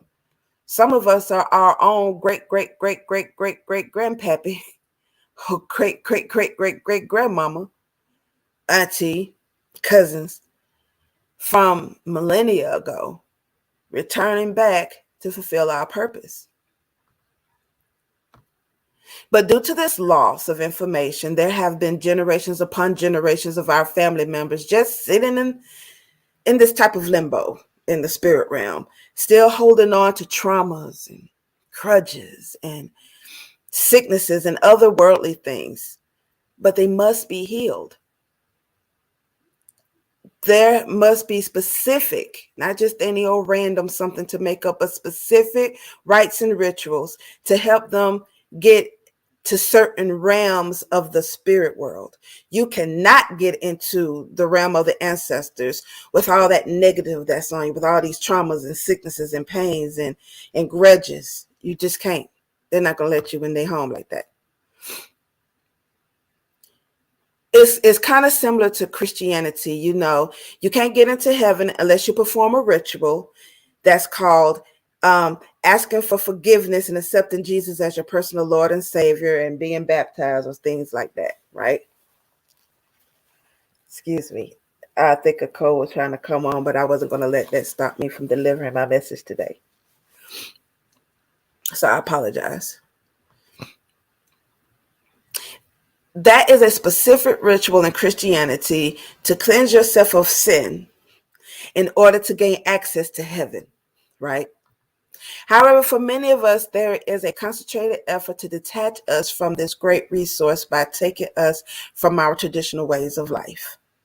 This includes healing traumas, family dramas, and performing specific rituals to help the ancestors. There are those of us who go into various spiritual systems and are very happy finding out and going deep into learning candle magic, astrology, psionic devices, and human design, right? There are a fraction of us who find these things and feel unfulfilled. For that fraction, it is ancestral and traditional connection where the fulfillment lies. Each culture once had or still has traditional ways of ancestral veneration and ancestralization. Throughout time, it became lost in most traditions and hidden away deeply in other traditions one way or another. Regardless of ethnicity, the powers that be made us lose and or destroy a lot of our information. However, again, all is not lost. Here's an example of the breadcrumbs I mentioned earlier. I know some of us have heard of astrology or human design. So you ever read that section in astrology where it says like your best career section and notice that the suggested careers for your sign a grade school? When in actuality, had you went to your ancestors and did certain rites and petition the ancestors to find out what it is that your purpose is, you would have found out that you're not supposed to be a counselor for children. You're supposed to be a specific type of counselor, like a counselor for adults to talk them out of marriage. See how specific that is? But you wouldn't have known that by reading your astrology chart, right? Of all of the spiritual things we can do in preparation for and during this great shift, why our ancestors? Some of our ancestors are our closest friends, our BFFs. While in the ancestor realm, you were right along there with them as an ancestor yourself. Remember, again, we are our ancestors. And again, I argue that we're here to assist individuals in coming into our purpose. So we are that elder that returned for whatever reason. On whatever capacity, your ancestors know you better than anyone else. They have your best interest at heart. They are the ones who knows you. They are the ones who have been with your family since the very, very beginning of time. Tens and hundreds of thousands of years ago. We're going back so far with our ancestry, right? That we can gain access to. Your ancestors also give you the absolute highest level of grace, mercy, compassion, and that kick in the butt when you need it, especially when you have the gall to buck the system. What I mean by buck the system is, have you ever had your parents tell you to go and do something that, I don't know, go take out the trash, whatever. You had a parent that give you a directive and you decide to do it on your own time, if at all. That's what I mean by bucking the system. And what I suggest that you do is to comply, become compliant, at least eventually. In the same scenario, let's say your elder comes back for the final time and say something like, I will not repeat myself. Do as you're told or else. Or, I ain't finna tell you again, go do like I asked you. Or my personal favorite. Didn't I tell you to go do something? Let me have to say it again and see what happened. So most of us will get up and comply, right, after those threats. And then there are some of us who don't comply and get punished. Have any of you ever had a spiritual ass whooping before? I want to share a spiritual ass whooping that one of my elders shared with us. A story about one time how he lost his healing abilities.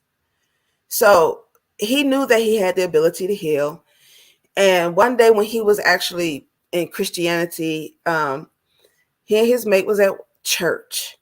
And For those of us who understand how Christianity works, where you're in the church and you have the pastor that's in the front inviting everybody to come down to receive healing or to be invited to join the church or something to that effect.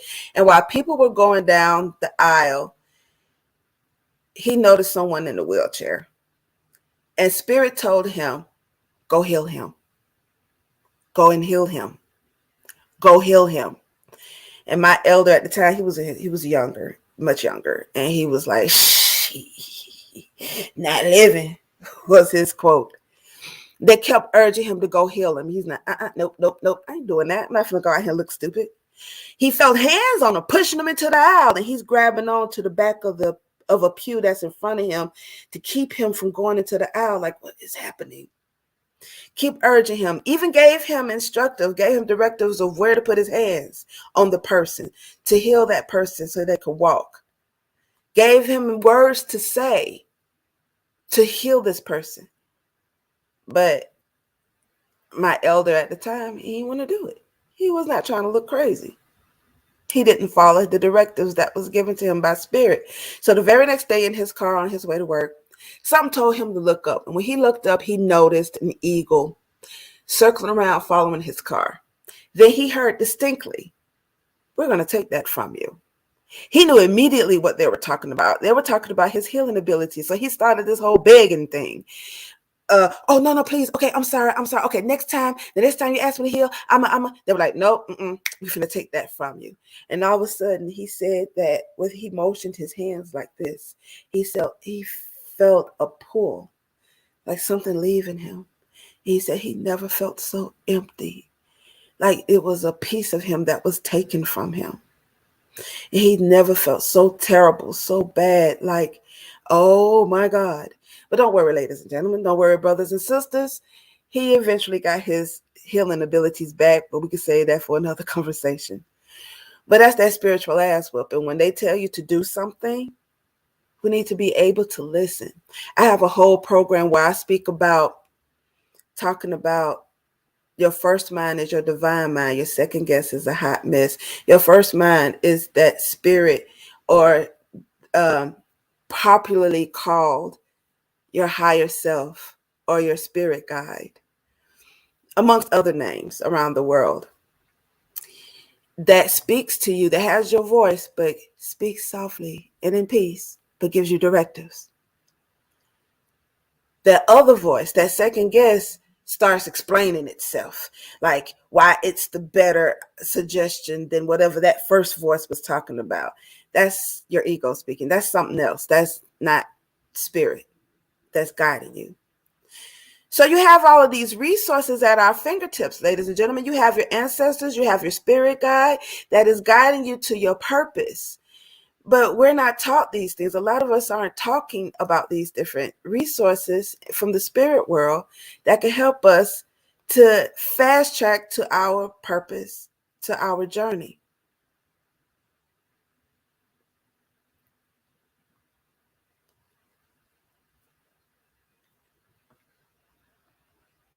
So even though we have ancestors that can help and assist us, a lot of us have this thing because there's some dead folks from our bloodline that's back there in the spirit world that they're just supposed to just up and help you because they love us. And then when they get over there, they're all of a sudden endowed with such great amount of power and knowledge. All of a sudden, there's the same rabid people that was here when they just left here, especially those of us, those ancestors who passed away, who never received certain rituals to help them cross over, to help heal them. Again, they can't get into certain realms in the spirit world with all of this negative on them. So they're just sitting there waiting for help because our information was lost or was forced to lose a lot of this information. So I remember watching on Netflix, and you can check it out. It's a rap contest called Rhythm and Flow, with judges. There was 3 judges. You had T.I., Cardi B, and Chance the Rapper. And on the 6th episode, it was called Battle Rap, which is part of the hip hop culture when you have to battle with your verses or your lyricism against another person. And this once bless her heart. This one sister who was competing against this brother, her name was Felicia, and his name was Caleb Colossus. And in the beginning, as they was introducing the rapper, she come out there all confident because she knew, I got my ancestors with me. And I said, Lord, she finna fail. I already knew off the top, oh, Lord, she finna fail. She is not finna win this one. There's this term called choking on the mic where you stumble because you're freestyling, or there were some people who had opportunity to pre-write their verse or what they're going to say in battling against the person. And when you're battling the person, you're supposed to come with insults or have extreme lyrical prowess in how you utilize your rhymes, right? She choked. She messed up. But where was her ancestors that she boastfully said on Netflix, on a TV show that millions was going to see? She boastfully called and said, I got my ancestors with me, but she didn't win. She was sent home. Actually, they both kind of sucked, just to be very clear. Spoiler alert, they both sucked, but Caleb Colossus won that between the two. So why didn't her ancestors have her back? Well, here's questions. Did she feed them? Did she give them energy? Are they cleared of their traumas?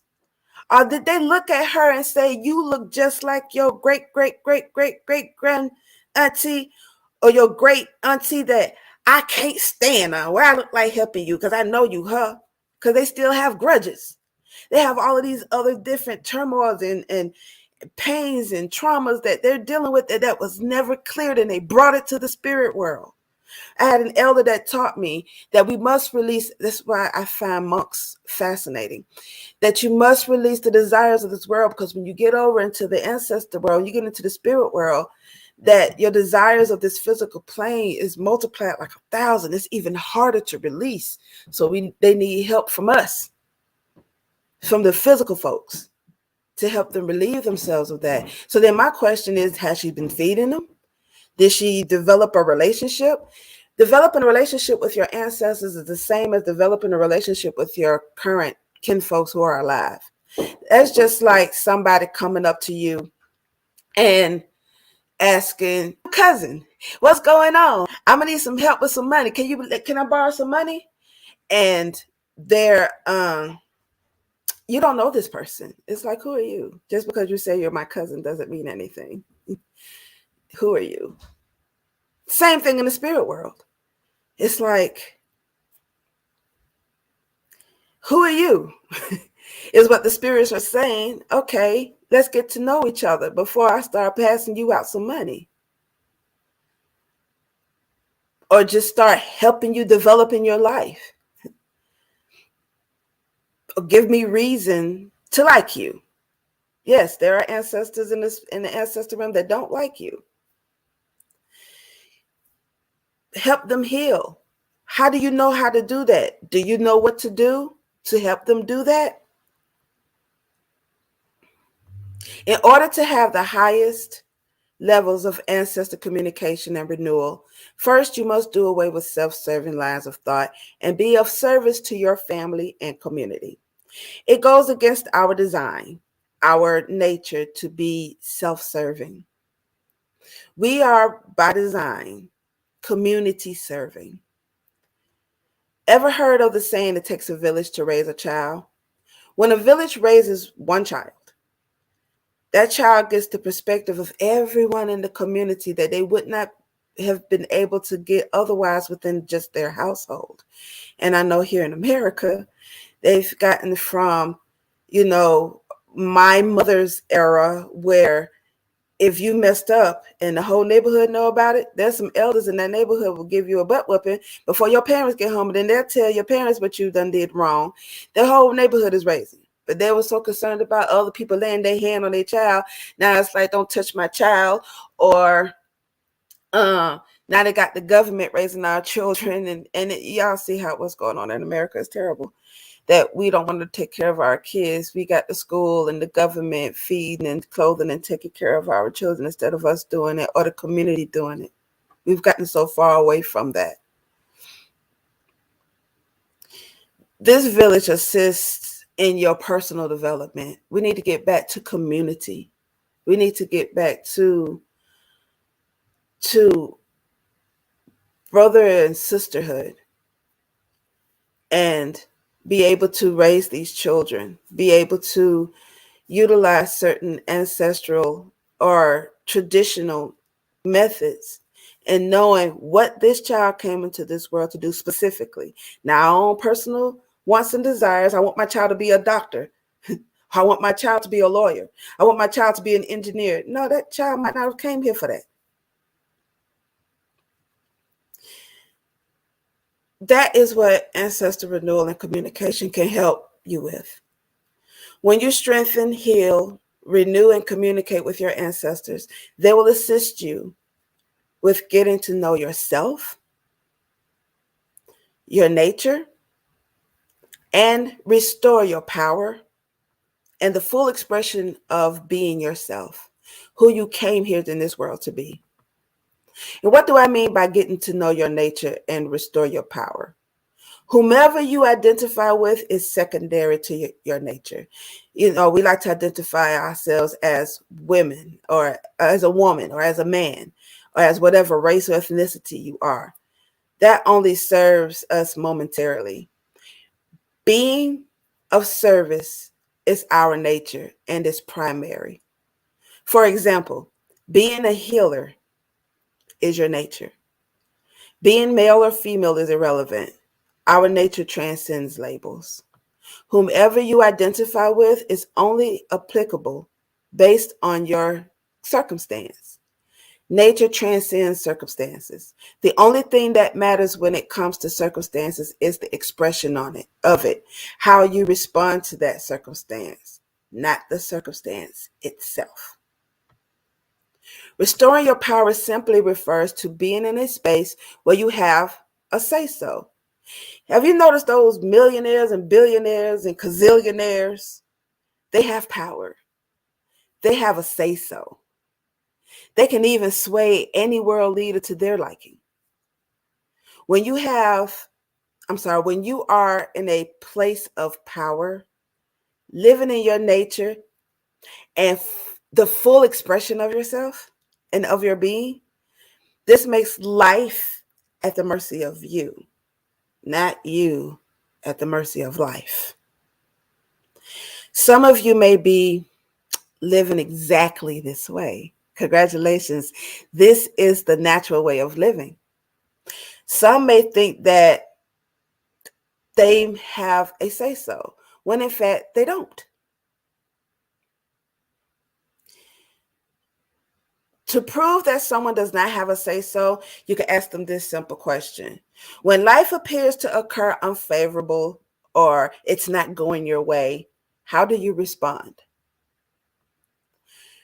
You don't have to answer aloud. You can keep your answers to yourself by how you respond. Some of you are going to lie in a way. Oh, no, I don't say anything. First thing you do is act up or get into an emotional state.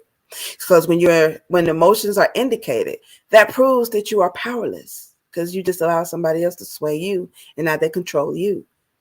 So you lost your control.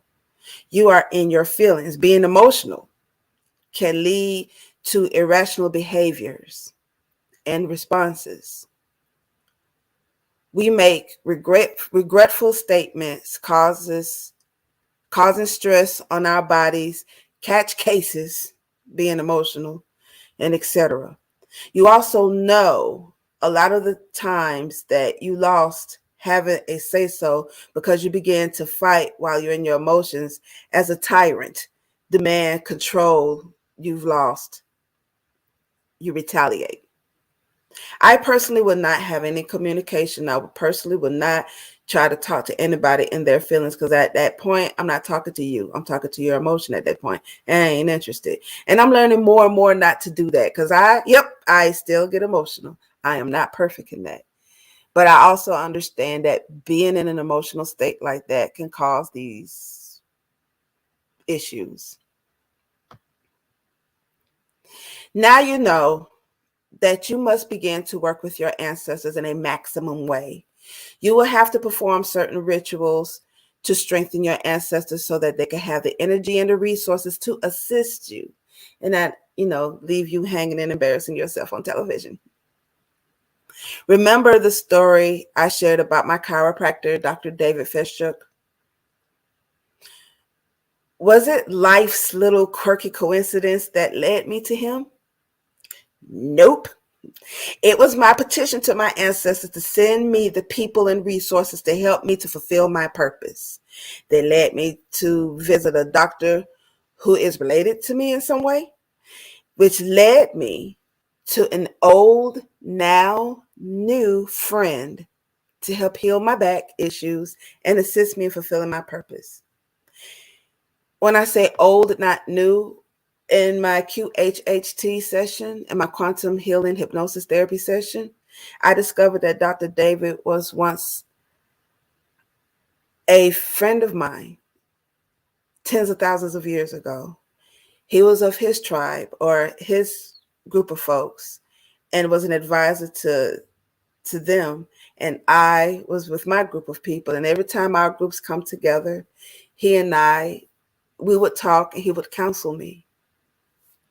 Tens of thousands of years later, he's now my chiropractor, healing my back, still counseling me. I'm very grateful that he listened to spirit and obeyed and come again to assist me. So what is my purpose? I'm a teacher. I'm a speaker. I am a seer. My medicine is to teach all things related to the spiritual, the magical, naturopathic, and the occultic worlds. My medicine helps educate those who are new to spirituality, whom I refer to as neo-spiritualists. And I help beginner ritualists understand complex spiritual traditions. Basically, I could break it down to the last compound. So, when I can help those who are here to assist us in this great shift in whatever capacity they are here to assist in. That includes helping finding them and connecting them with their ancestors and to help them discover their purpose. If you're someone you love or are clueless about what your medicine is and would like to know how to find your purpose, you can find me on my website at helpbyevenah.com, and I'll be more than glad to assist you. So what is your medicine? You can be a police officer. You could be whatever it is that you've been sent here to be, not what you want to be, because I wanted to be a musician. And here I am, a spiritual scientist. And if you are to be a healer, whether if you're being a doctor, cutting somebody open or opening up their crown chakra, your medicine is being a healer. If you're supposed to be a community defender, like the Black Panther Party or the local police department or defending your nation in your country's military, then you are a defender, or even a defender like Wolverine. I love those claws. Love those claws. I wish I had them. Love Wolverine. Those were fantastic. When I grow up. That's sick, Evenah. I don't want to make you mad. Thank you so much for allowing me to share. What a beautiful, beautiful presentation, Evenah. I resonated with that, and especially about the old spiritual ass kicking. I think we can all use a little bit of that right now, because we're trying to elevate ourselves and trying to deprogram and unmatrix ourselves from the past programming. So I think we all could use a little bit of whooping. And then when you were saying that you wanted to be a musician, I had a thought come across my mind. And I was like, well, you're a spiritual musician, because you just sang us an amazing, amazing sacred upload. And I really, really appreciate that.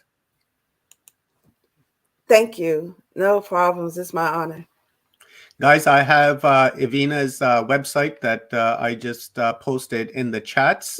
You can just scroll up and you will find it. And it's right here on the screen. And as well, connect with Evenah on Facebook and shoot her a message and, become friends and get some advice from her, because truly she is a teacher of our times that we need. We can't be going to the old paradigm teachers that we've been going to.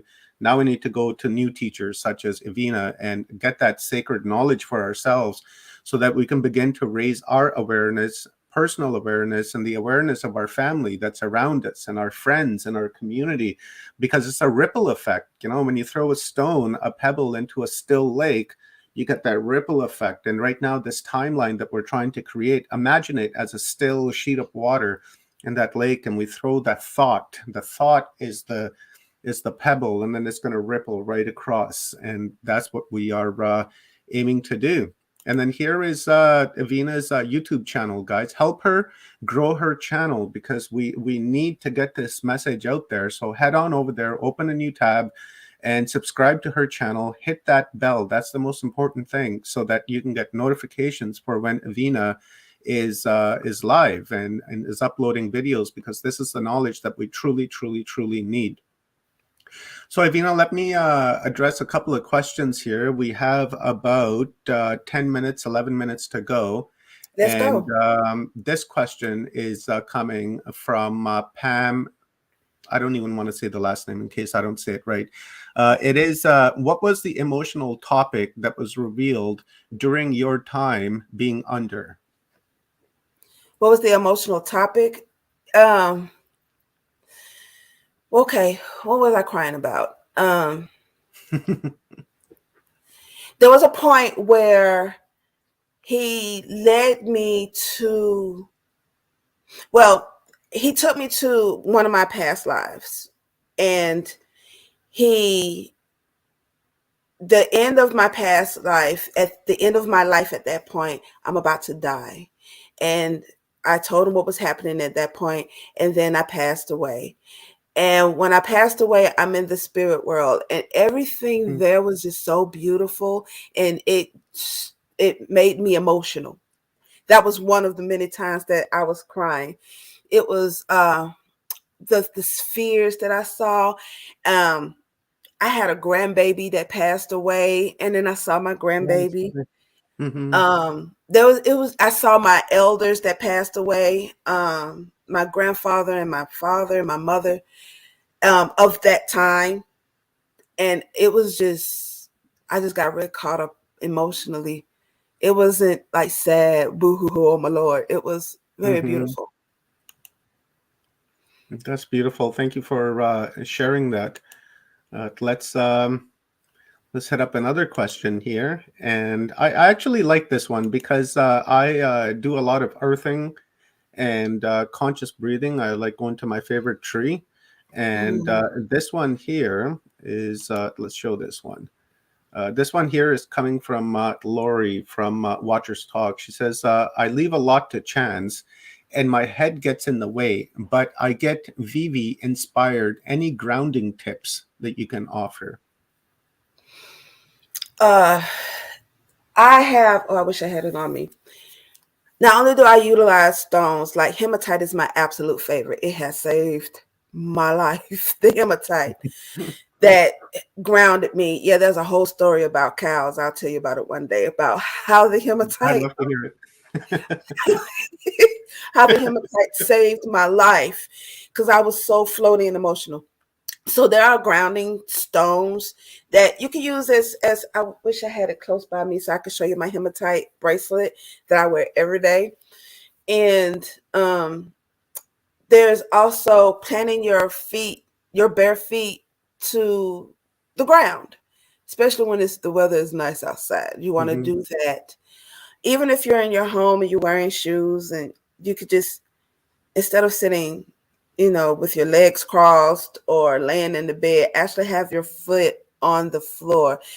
One of our greatest powers is imagination. So you see yourself with your foot to the floor, and with guided meditation, especially those meditations that say imagining your foot reach through the earth like the roots of a tree, digging further and deeper into the earth. That's a grounding method. That is a grounding method you can utilize. And And also, I'm going to always go to my ancestors. I'm going to ask my ancestors to help ground me. We really got to utilize these people and put them to work for us and feed them and energize them so that they can help with this shift. I am not playing.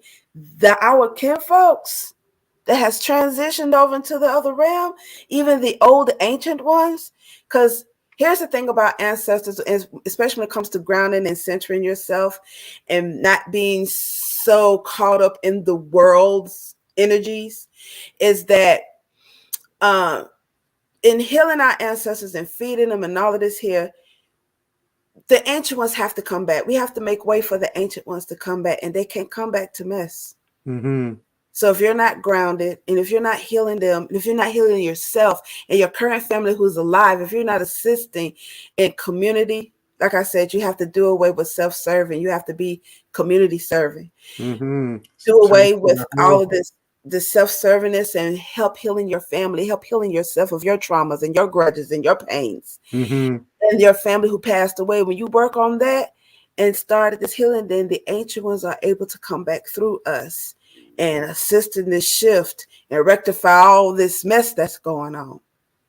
I really liked what you just said about the ancestors and imagination. And there's a couple of things I picked up on here, and I saw that yesterday. Actually, all of them have been my favorite speakers.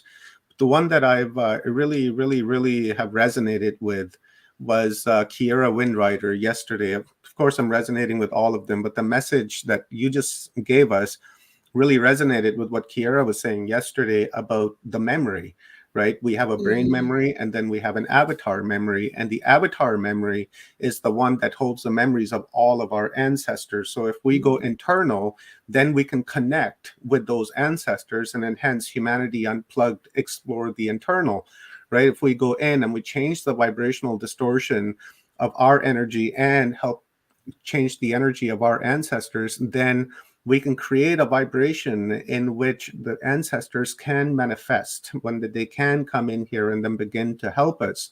When you were saying about the imagination, I'm not really quite sure if I heard this on from one of the presenters yesterday, because there's just so much information just the last few days, or if it was I was watching a documentary last night. I'm not quite sure, but I think it was like they had two groups of people, and they had them play basketball, and one group of people physically played the basketball, and then the other group played basketball in their minds. They imagined playing basketball, and then afterwards, when they were playing physically, the ones that imagined playing basketball were just as good as the people that were physically playing the basketball, right? So when you were saying imagination, right, that imagination is very, very, very important, because it sets intention, and also it creates that creative visualization in which we can immerse ourselves and then believe, so that we can manifest that.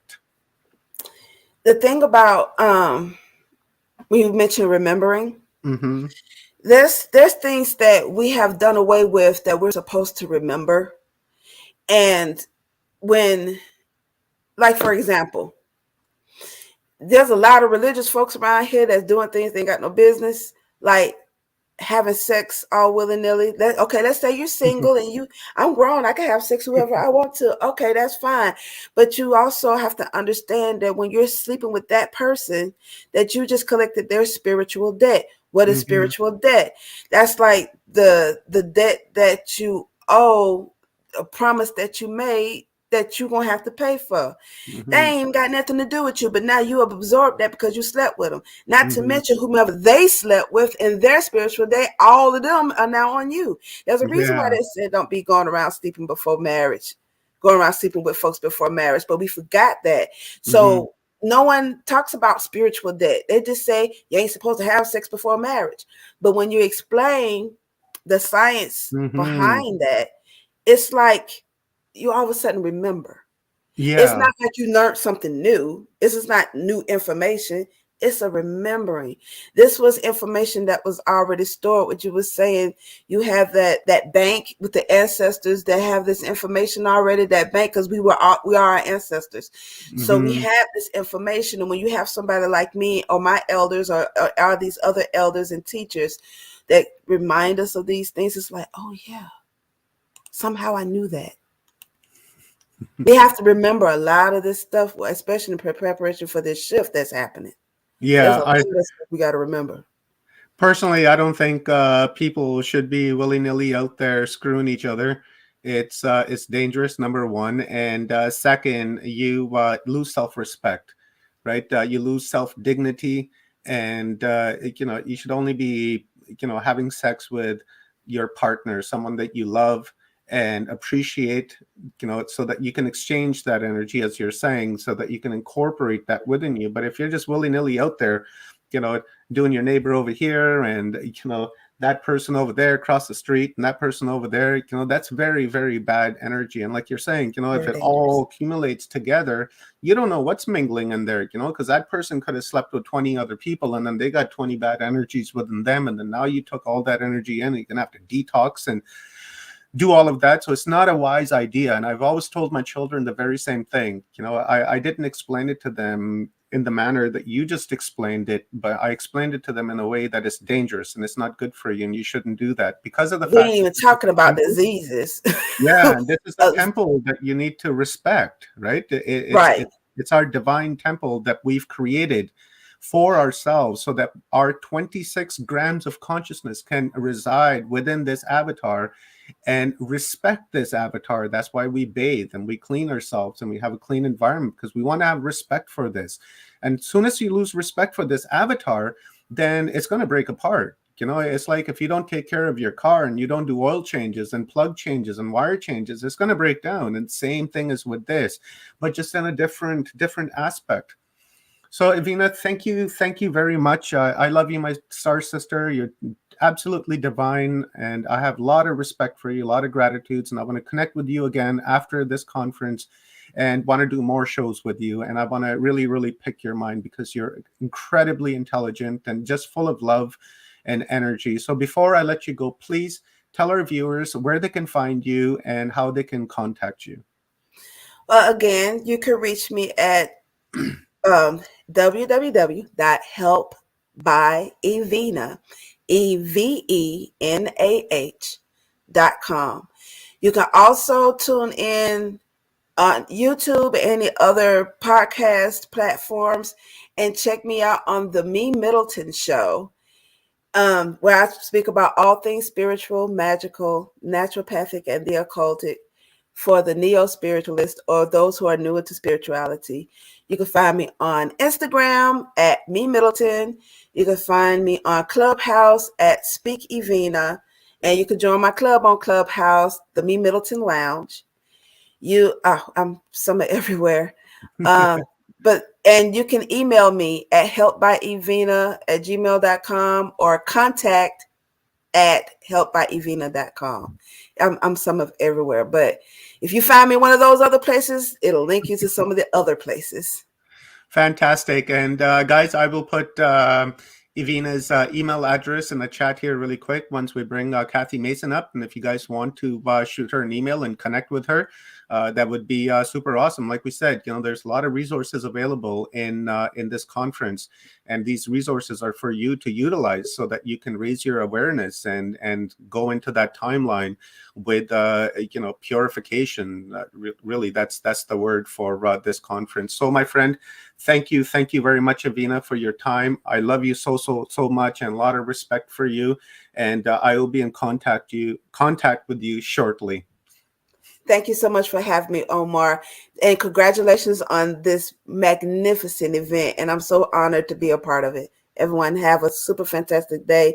Absorb everything you can. Thank you, Evenah. And this is a team sport. I just simply couldn't have done this alone. There's a lot of people involved in the background to make this happen. So, it's just not me. But thank you. I appreciate it. And guys, this is brought to you by Michael Feely. So please visit his website at michaelfeely.com. He's going to be coming up here in a few days. So with that being said, I'm going to relieve the stage and I'm going to bring Kathy Mason on. We are about to get a epic download. So Kathy, it is all yours, my divine sister, and I'm looking forward to this. Oh, thank you, thank you, thank you. I am too. I'm so excited to introduce you to Susan. So, Susan, I'm going to bring you on. Well, whoops, wrong one. There we go. Oh, okay. So let's see. I'm going to read your information first, and then I'll put on your PowerPoint. Okay? All right, sounds great. Yes. Oh, I'm so excited, you guys, to introduce you to Susan Christianson. Susan Stark Christianson is an award-winning journalist. She's the proud member of 2 daughters and the grandmother to 2 incredible grandsons. So we are going to be working with her today, right now, and as part of a grandmother's circle later. As the owner of Christianson Communications, an advertising and public relations firm, and Walton Group Publications, a publishing business focused on promoting work by women, she won numerous awards. In 2018, she was named the recipient of the prestigious Rasmussen Foundation Fellowship Award. Susan served as a former Deputy Director of Communications for the state of Alaska, Office of the Governor, and as a communications consultant for national and statewide businesses and nonprofits. She developed a successful advertising campaign to bring awareness to the issues surrounding domestic violence and sexual assault in Alaska.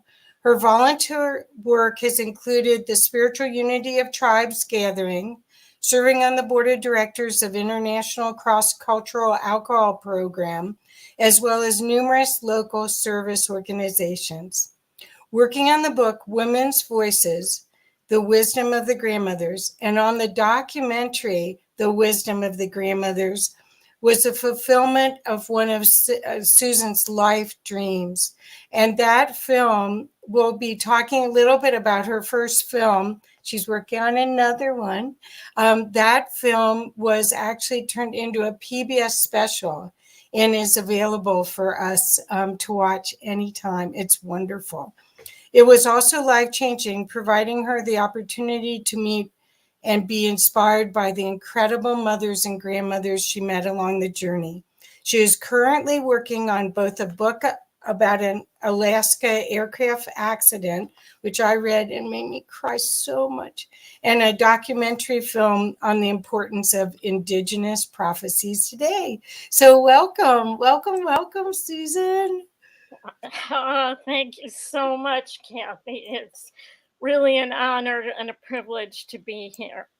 I wonder if you would mind if I started with a traditional prayer. Oh, please, please. I was hoping. So I'm going to see if I can. There we go. I'm going to make it big. Well, we can pull up in a bit. We can pull up that PowerPoint, but I would like to start with a prayer. Perfect. And to open the directions, and then I'd like to just introduce myself a little bit traditionally, but thank you for all those things you said about me. I appreciate it. So if everyone would just take a deep breath, inhale through your nose, exhale for a moment through your mouth.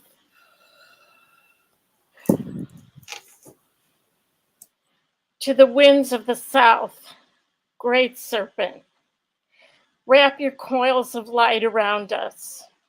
Teach us to shed the past the way you shed your skin, to walk softly upon the earth. Teach us the beauty of your ways. To the winds of the west, mother, sister, jaguar, protect our medicine space. Teach us the way of peace, to live impeccably. Show us the way beyond death. To the winds of the north, hummingbird, grandmothers and grandfathers, ancient ones, come and warm your hands by our fires. Whisper to us in the wind. We honor you who have come before us and you who will come after us, our children's children. To the winds of the east, great eagle, great condor, Come to us from the place of the rising sun. Keep us under your wing. Show us the mountains we only dare to dream of. Teach us to fly wing to wing with the Great Spirit. Mother Earth, we've gathered together for the healing of all your children. The stone people, the plant people, the four-legged, the two-legged, the creepy crawlers, the finned, the furred, and the winged ones. All are relational. Father Sun, Grandmother Moon, to the star nations, Great Spirit, you who are known by 1,000 names and you who are the unnameable one. We thank you for bringing us together and allowing us to sing and dance the song of life. To the heart, where it all comes together, help us to feel the presence of the Creator within, to hear and to see the spark of life within all your creation.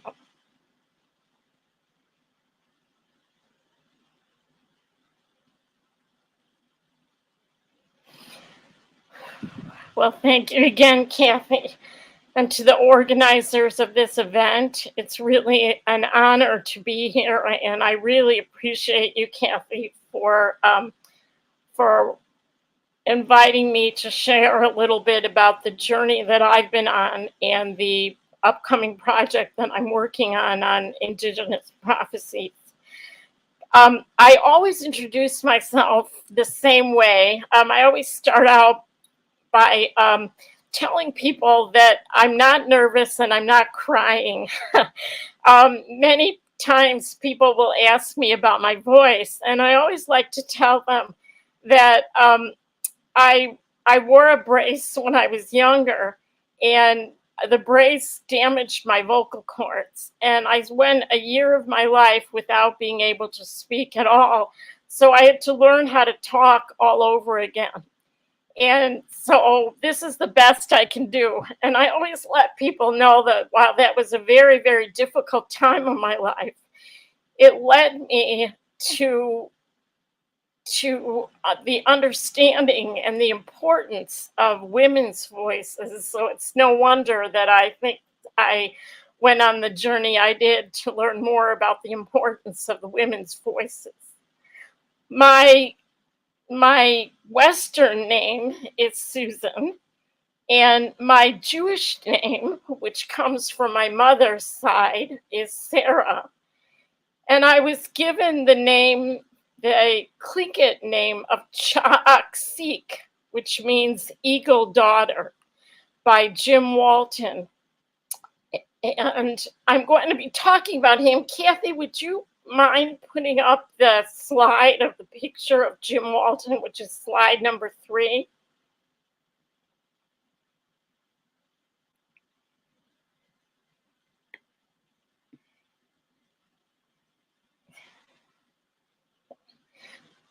Perfect. Jim used to teach us that many times that the people of the Tlingit nation, when they speak, they will spread out a blanket.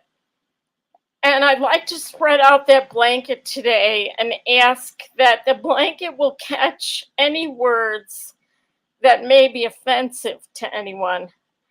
I'm not an expert, and I'm not an expert on prophecy by any means.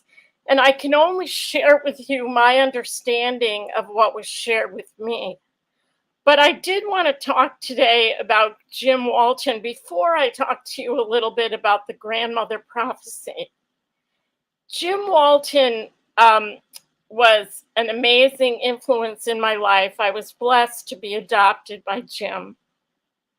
His Tlingit name was Klaak. And excuse me for not saying that correctly. If you're Tlingit, I apologize. Jim was the leader of the Kagwantan Wolf House of the Eagle moiety in Sitka. He died on November 18th, 2003 in Juneau at the age of 80. He was born on March 29th, 1923 in Sitka, Alaska, to Rudolph Walton, whose Tlingit name was Klawuk, who was of the Tlingit Kiksati clan, and to Mary Charles Davis, who was a Kagwantan. As a child, Jim received traditional Tlingit training, and he became an expert in oratory and protocol. He graduated from Selden Jackson High School in Sitka in 1943. And as a young man, Jim struggled with finding the balance between his traditional Tlingit training and living in the modern world.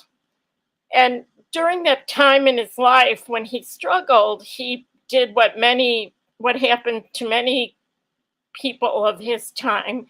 He picked up alcohol, and he began to have trouble with dealing with alcohol and many other problems that came to people who were struggling between a traditional way of life and living in the Western world. But in 1953, Jim's life began to change. And Kathy, I'm going to mess you up here a little bit. Would you go to slide number 6?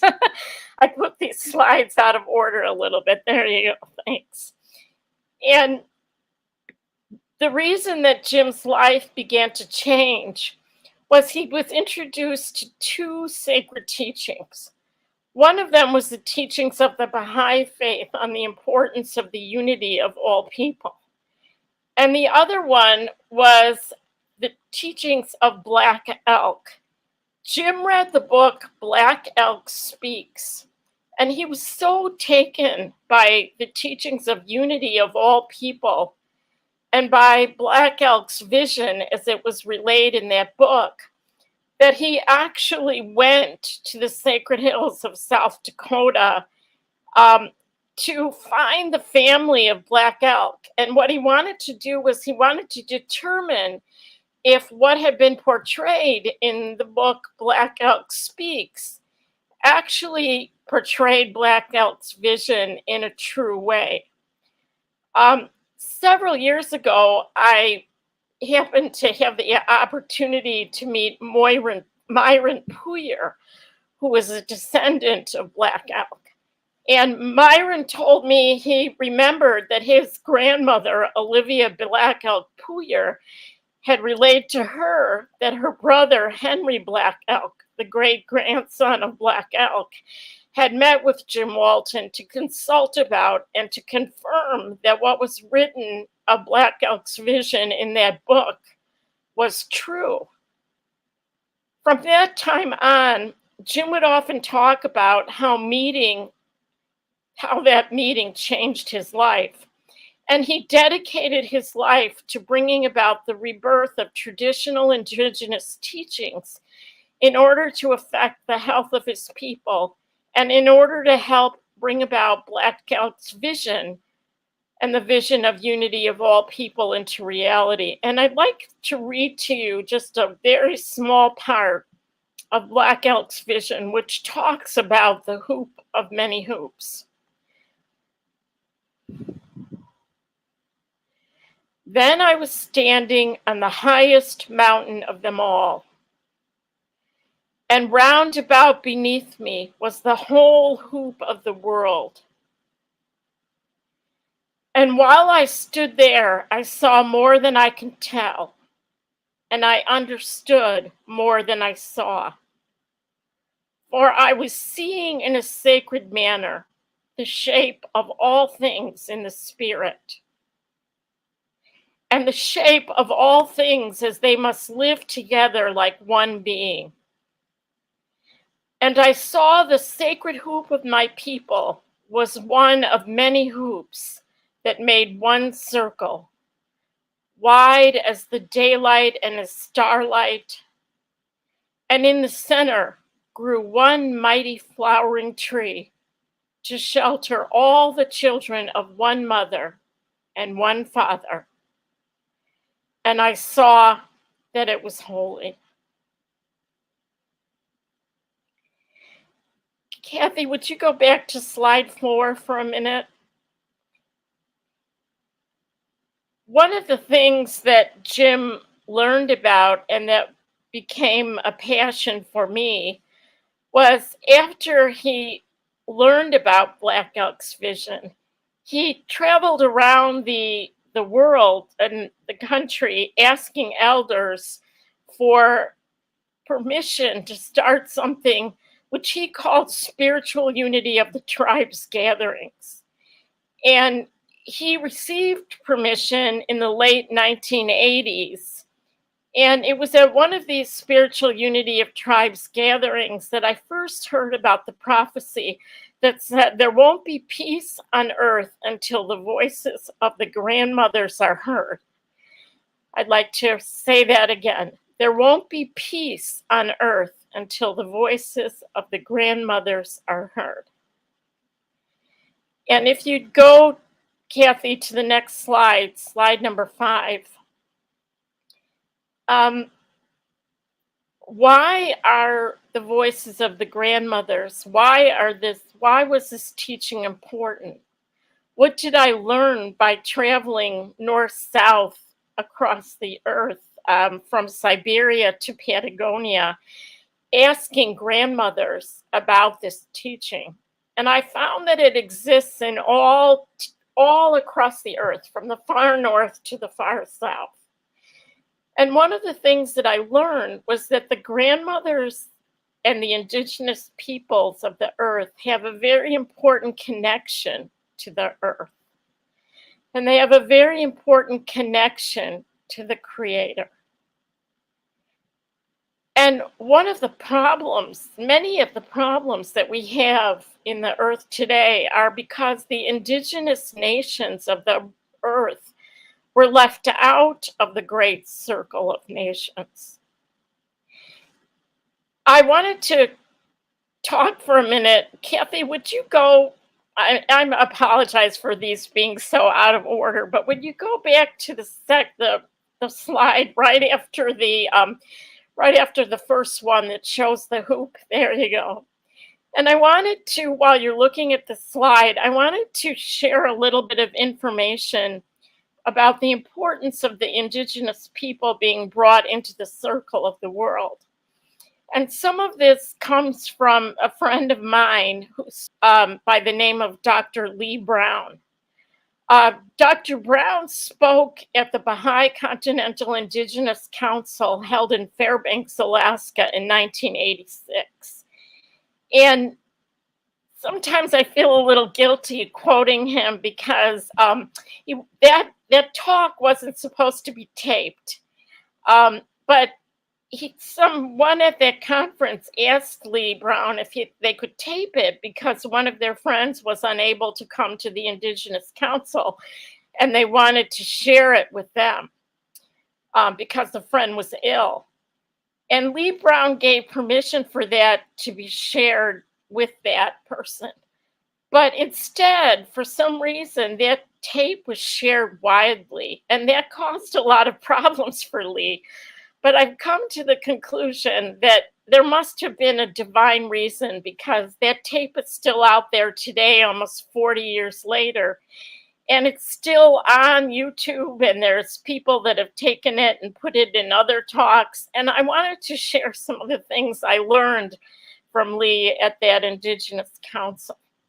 Lee talked about the circles of the earth and the guardians of the earth. And these are some very important prophecies, and I wanted to briefly touch on them with you today. He said that there were cycles in the history of humanity, and this is an indigenous teaching that go back many, many thousands and thousands of years. The first cycle was the cycle of the spirit. The second cycle was the cycle of the mineral or the rock. The third cycle was the cycle of the plant. And the fourth cycle was the cycle of the animal. And in the 1990s, when Lee gave this talk, he said we were at the end of the cycle of the animal and entering into a new cycle for humanity, which the elders called the cycle of the human being. And that in that cycle, it would be the time in which the highest powers of the human being will be released.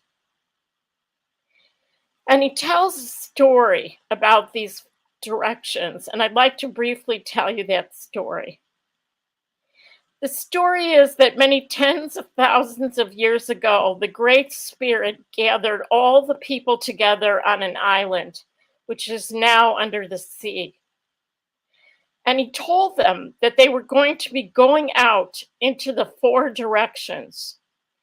And eventually they would change into the four colors of the people of the earth. And to each of these directions, he gave a guardianship. To the east, who became the red people, he gave the guardianship of the earth. And he told them that they would learn the teachings of the plants and the foods and the herbs, and that they would be the guardians of this Mother Earth. To those that were sent to the south, the yellow people, he gave the guardianship of the wind. Great Spirit gave the guardianship of the wind. And they were told that they would have the guardianship of the sky, and that they would learn how to bring breath in for spiritual development. And to the direction of the west, that were sent to the west, the black people, he gave the guardianship of the water, the chief among all the elements, the most humble. And to the north, to the white people, Creator gave the guardianship of the fire.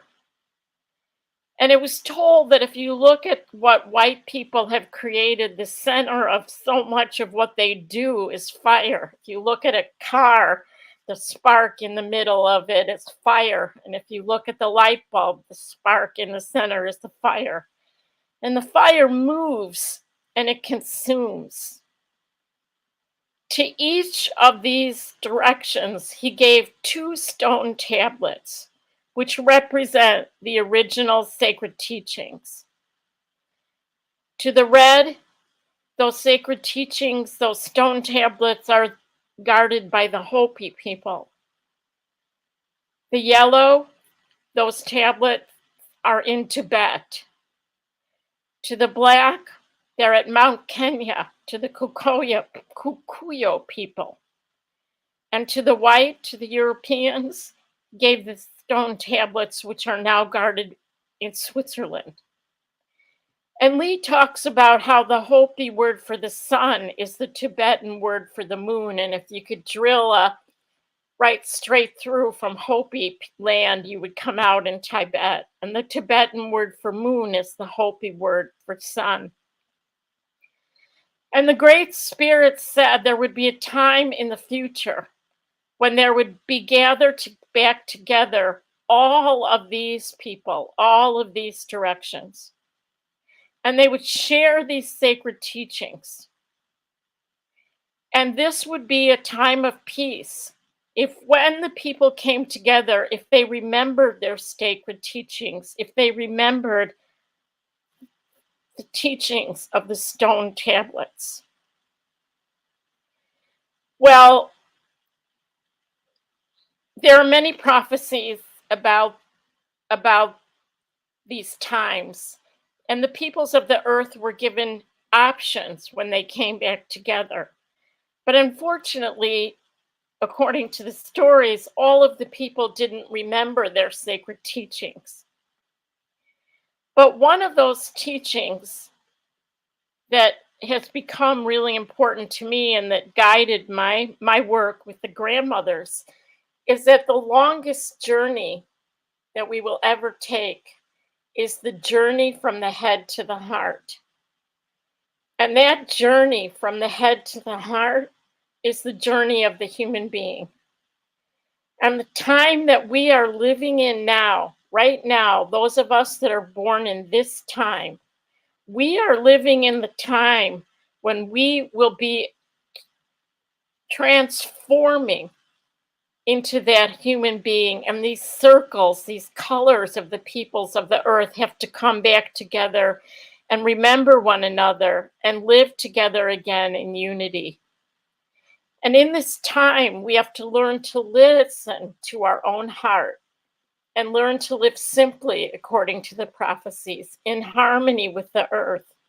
And we have to learn to evolve into that human being that will recognize the earth as one country and all human beings as the citizens of the earth.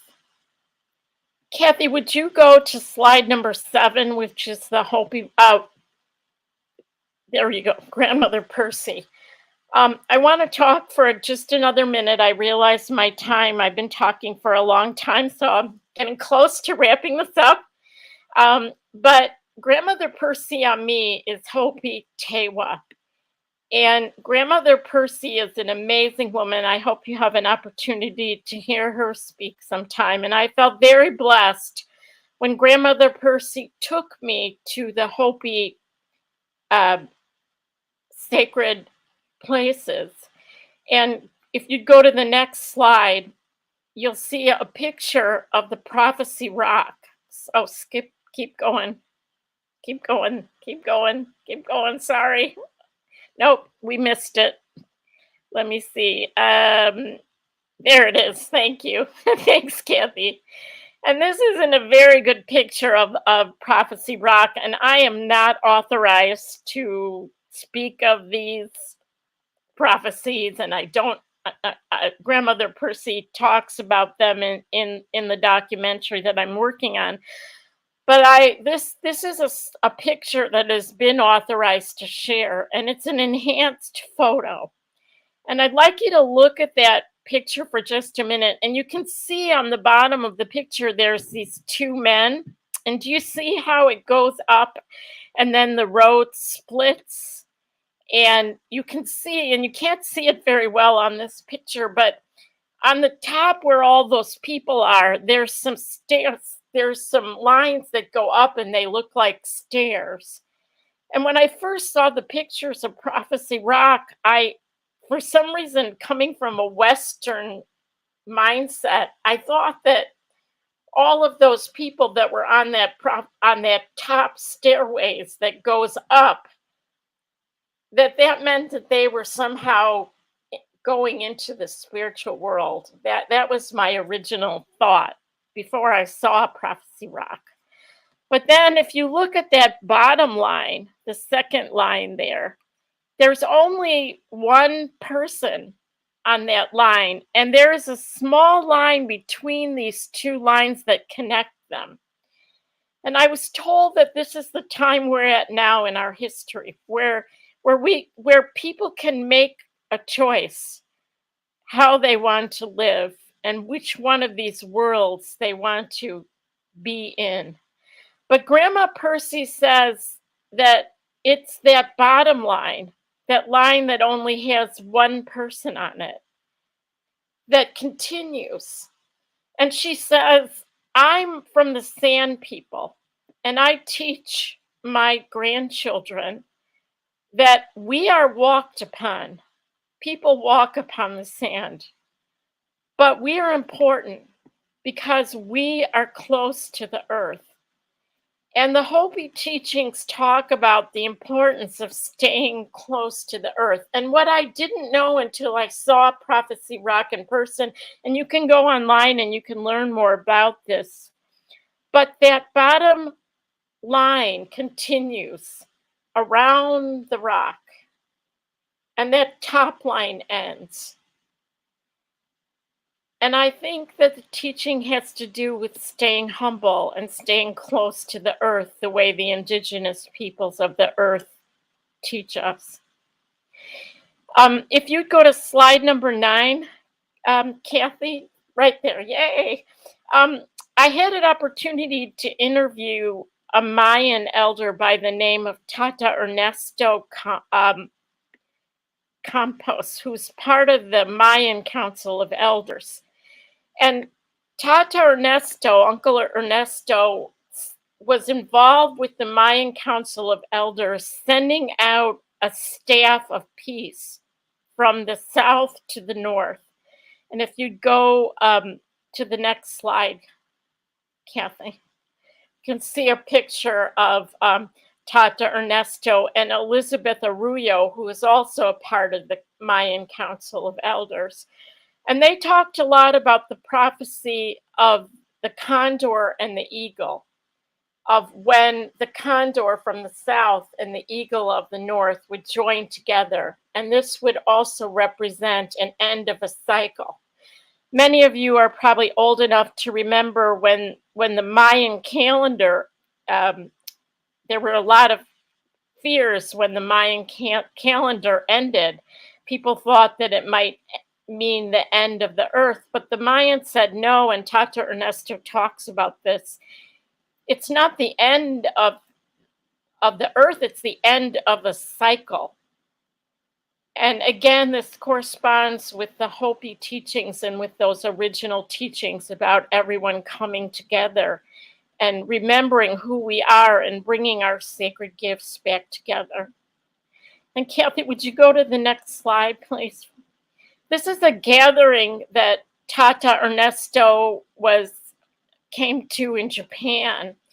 And I was invited to come to that gathering because I was blessed to be able to carry the Mayan Staff of Peace to Alaska.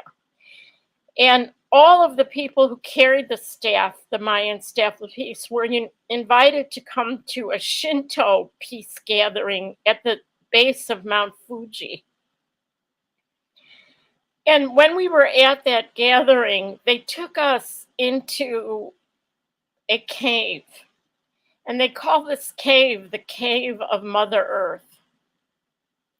And they said that this cave, it was quite an amazing thing. I was convinced that I was going to die before I got into that cave. I don't like closed spaces, and I'm not particularly athletic. And we had to crawl through this very small cave over rocks. But I remembered something that the elders used to say, and it came to me as I was deciding whether or not I was going to go or not. And it was, today is a good day to die. And I thought, okay, if I'm going to die, this would probably be a good place to die. So I managed to get in there. And inside of that cave was a rock that the Shinto people who had a temple above this cave that they were the caretakers of told us that this was this cave of Mother Earth. The rock looked like, I can only describe it as looking like a pregnant woman standing on two legs. And underneath this huge rock of this pregnant woman standing on two rocks that looked like legs was another rock that looked like a male phallus. And they said, this is the center of our beliefs of our Mother Earth. And the Shinto people they're very much like the indigenous people of the world. They believe in the connection to our mother, the importance of the connection to Mother Earth, and that this time is an important time in all of our lives. So if you go to the next slide, Kathy, I want to end with, this is a picture of the Shinto doing a ceremony at the base of Mount Fuji for peace, calling in that sacred mountain to calling in for peace. So what I'd like to end with is, I'd like to end with something that all of the prophecies that I've been told about, and all of the people that I spoke with and interviewed, I interviewed Mayan, I interviewed people from Alaska, I interviewed people from tribes in South America, and all of them say the exact same thing. What do these prophecies tell us? What is the purpose of this time? What's the importance of knowing them? And what they said was, it's because this is the time when we can come back together, remember our sacred teachings, join together in the hoop of many hoops, and come together from all the four directions and remember our sacred teachings. And there are people in all of these directions in all of these places that know their prophecies, that know their teachings, that know who they are. And all of you and whoever I'm speaking to today who's ever touched by any of these stories, you are those people. You own that spark of the Creator. You have that knowledge within you. And the time of shamans and teachers telling us what to believe is over. This is the time when we have to get in touch with all of our own knowledge, that we can listen to the grandmothers, we can listen to our elders, but we have to know that it's a time to be reborn, and to be reborn in the spirit. Kathy, do I have time to read one more thing, or is this a time I should end?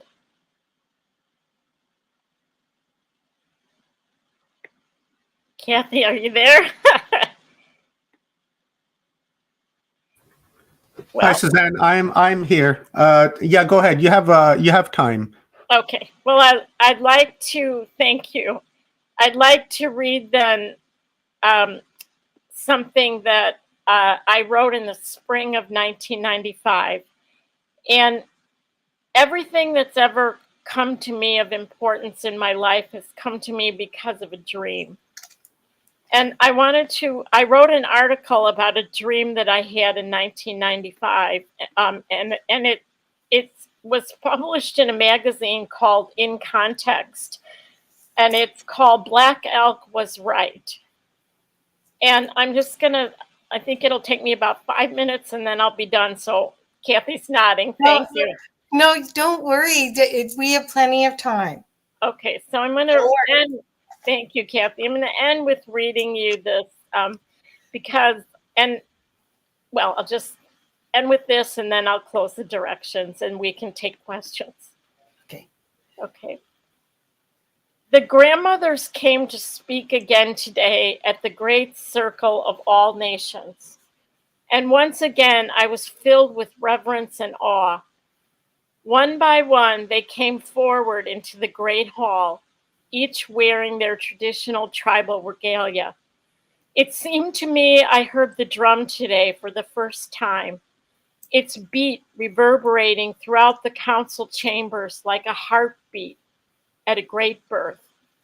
I was so proud that my great-grandmother was one of those chosen to share memories of how this great peace, foretold by spiritual leaders, medicine men and women, and seers for thousands of years, had come to pass.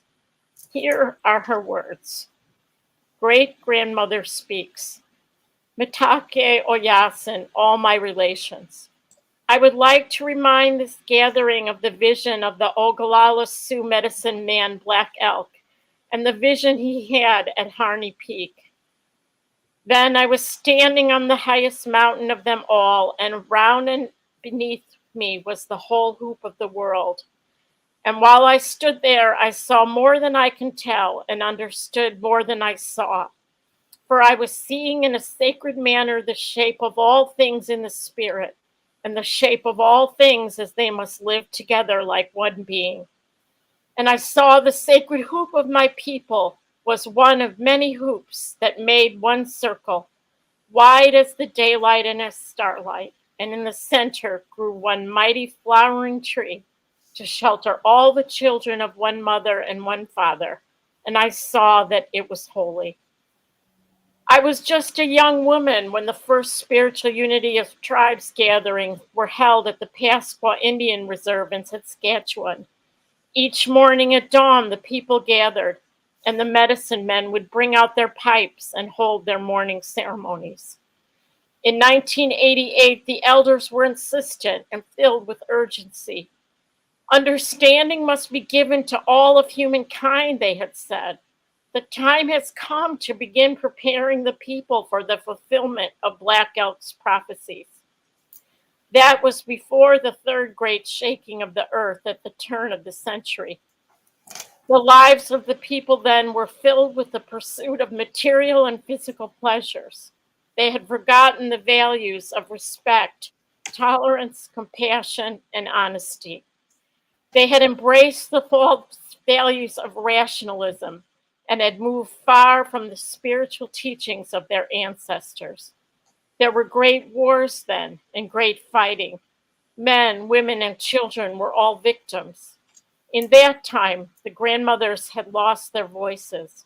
Mother Earth was ruled by men, and the energy of male and female was out of balance. But at those first gatherings, there came those who remembered Black Elk's vision and who knew that these days we are living today would one day come. On the whole earth, only a few thousand came to the first gathering. But within 7 years, gatherings were held from Siberia in the north to Australia in the south, and in the heart of Turtle Island, North America. They were held until wars and economics collapse stopped all travel for a time. At the last gathering, only the old ones met at 6 nations in eastern Turtle Island. Then the third great shaking of the earth came, the great destruction, the great purification. I remember my fear in those days of darkness. During that time, I remembered the words of the elders at the gatherings. I remembered the prophecies they shared and the certitude that they had that these days of peace would come. And I remembered Black Elk's vision and his prayer when he returned to Harney Peak as a very old man. And when he said, "Hear me," that they may once again go back to the sacred hoop and the good red robe, the sheltering tree. In sorrow, I am sending a feeble voice, O 6 powers of the world. Hear me in my sorrow, for I may never call again. O Great Spirit, make my people live. I am here speaking to you today as an old one, because that great prayer was answered. The sacred tree does live, flower, and bloom. We all sit, all nations as one nation, hoop in many hoops. We are the people of the earth who have walked the good red road from north to south and from west to east to bring back to all humanity how to live the sacred spiritual teachings. I have lived to see this great peace unfold. I have lived long enough to see the Indian nations of the world invited to the table of the United Nations from which they were first excluded. I have lived long enough to see the coming together of all the nations of the earth into one hoop of many hoops. We, the grandmothers, are the image of Mother Earth. We give life and strength and are the foundation of the family. When our voices were not heard at the table of nations, there was no heartbeat of love by which to bind together the sons and daughters of Mother Earth. I have lived long enough to see this day on which the wisdom of the grandmothers and their knowledge of ancient life is once again being shared with all the human race. This is a great day to live and to share with you. All my relations. Beautiful. Thank you so much. That was amazing. I just want to take a breath for a second. So we have plenty of time. So I would love for you to talk a little bit about both the Women's Voices Project and the Wisdom of the Grandmothers movie, so that people can get an idea of the depth of information that you've gathered for them and how they could benefit from it. Thank you, Kathy. Well, briefly, the Women's Voices Project and the Wisdom of the Grandmothers came together. There is a book that I was able to publish that has stories of the grandmothers that I visited from Siberia to Patagonia.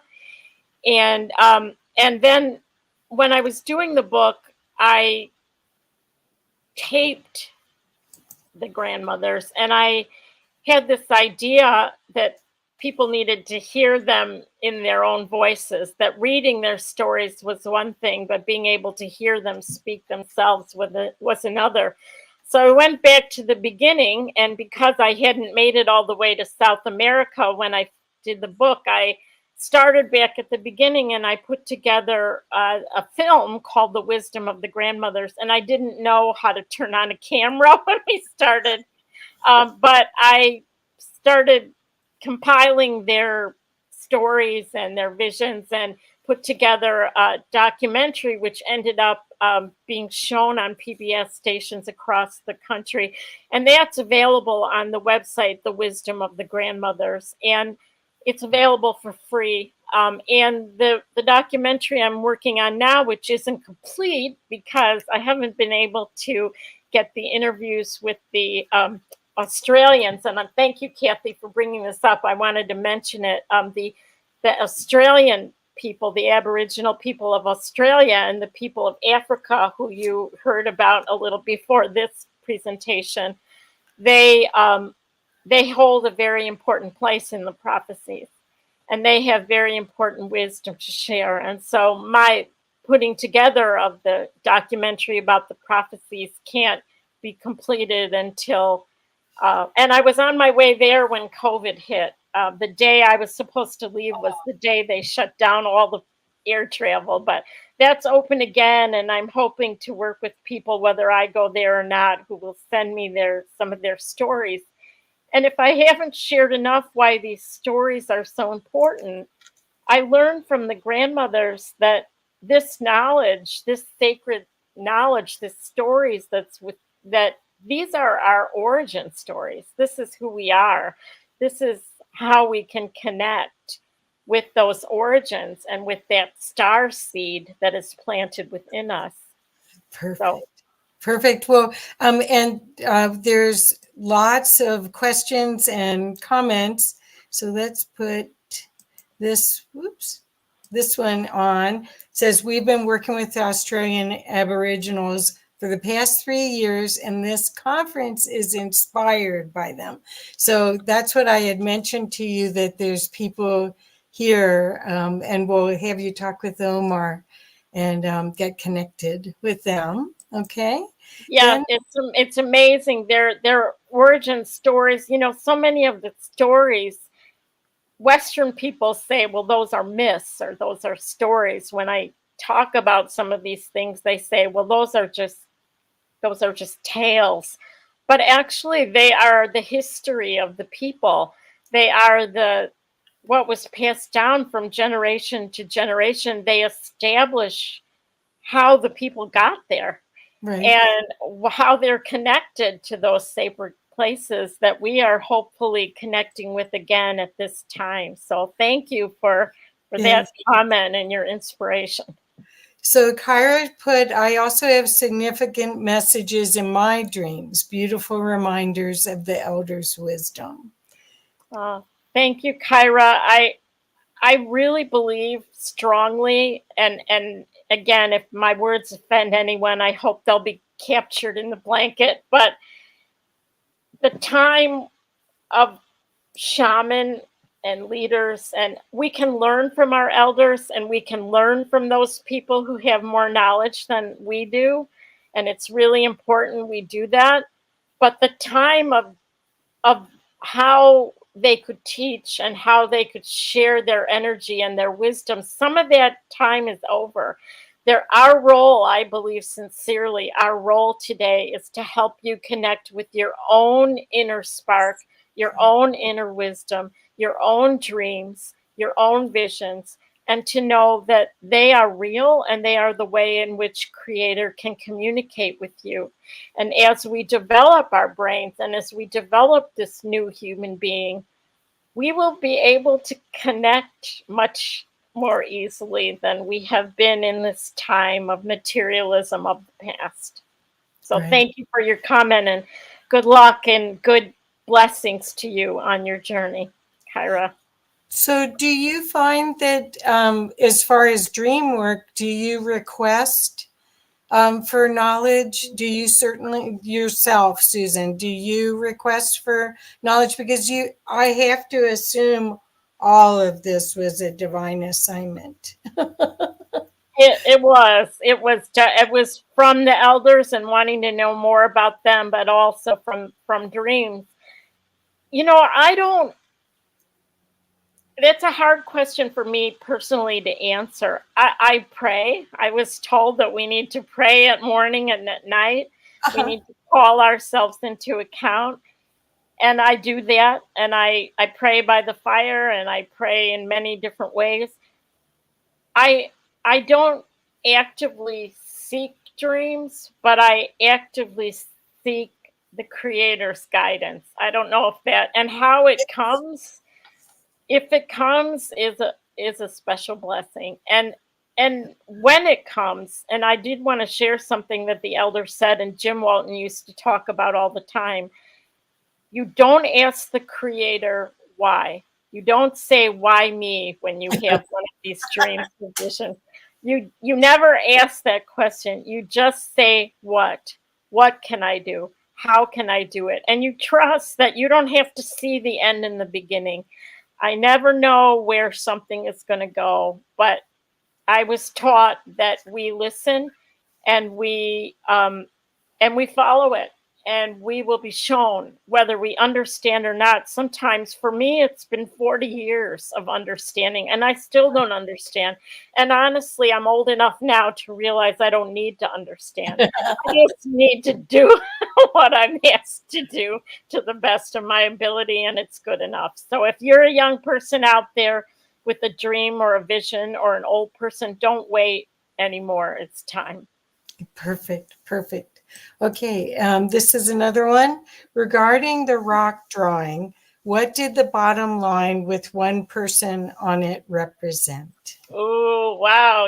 That is a very good question. Well, these lines represent the split in humanity. There's the top line ends. I can only tell you that. It's the one that most people take, and it goes up some steps, and there's like stick drawings of people on it, and it ends.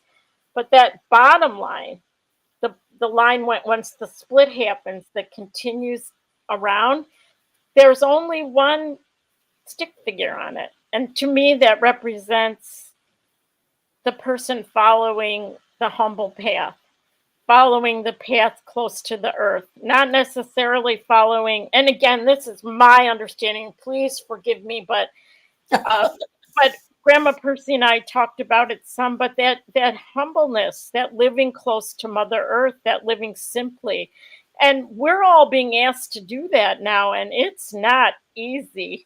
I went from being a big shot. I'm almost done, Kathy, I promise, that I thought I was really important when I was doing all those things, and I worked for the governor, and aren't I important?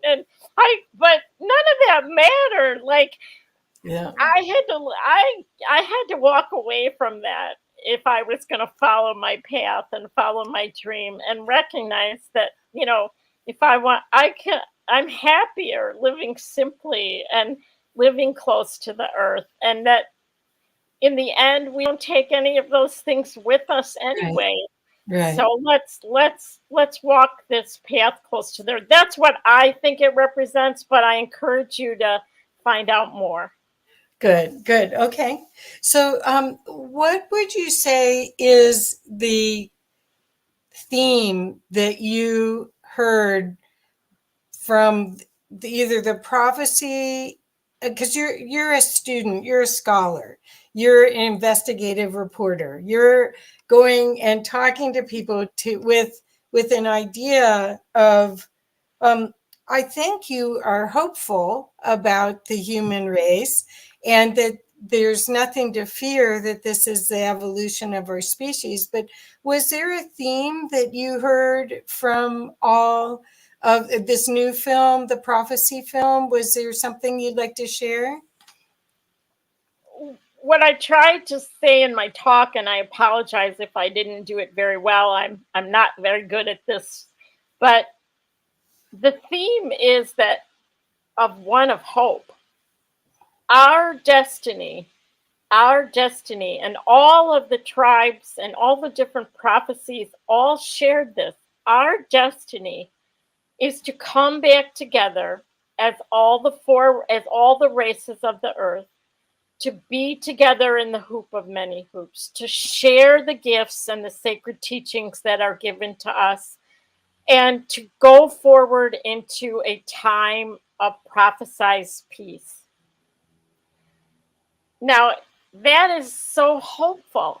And Yes. we live at a very hard time. We live in the time when people have been asked to wake up and they're not, and the male, not men, but the patriarchy is still fighting, and they're fighting over pieces of land that belong to Mother Earth, and they're killing each other.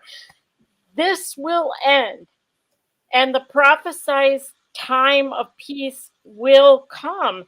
And our waking up individually first, because you can't give away something you don't own, and collectively together will allow us this time, even if it's after a time of darkness, which is prophesied. I didn't talk about the third great shaking of the earth. Lee Brown talks about that. The Hopi prophecies talk about that. And a lot of people get stuck in that, oh, there's going to be this horrible time.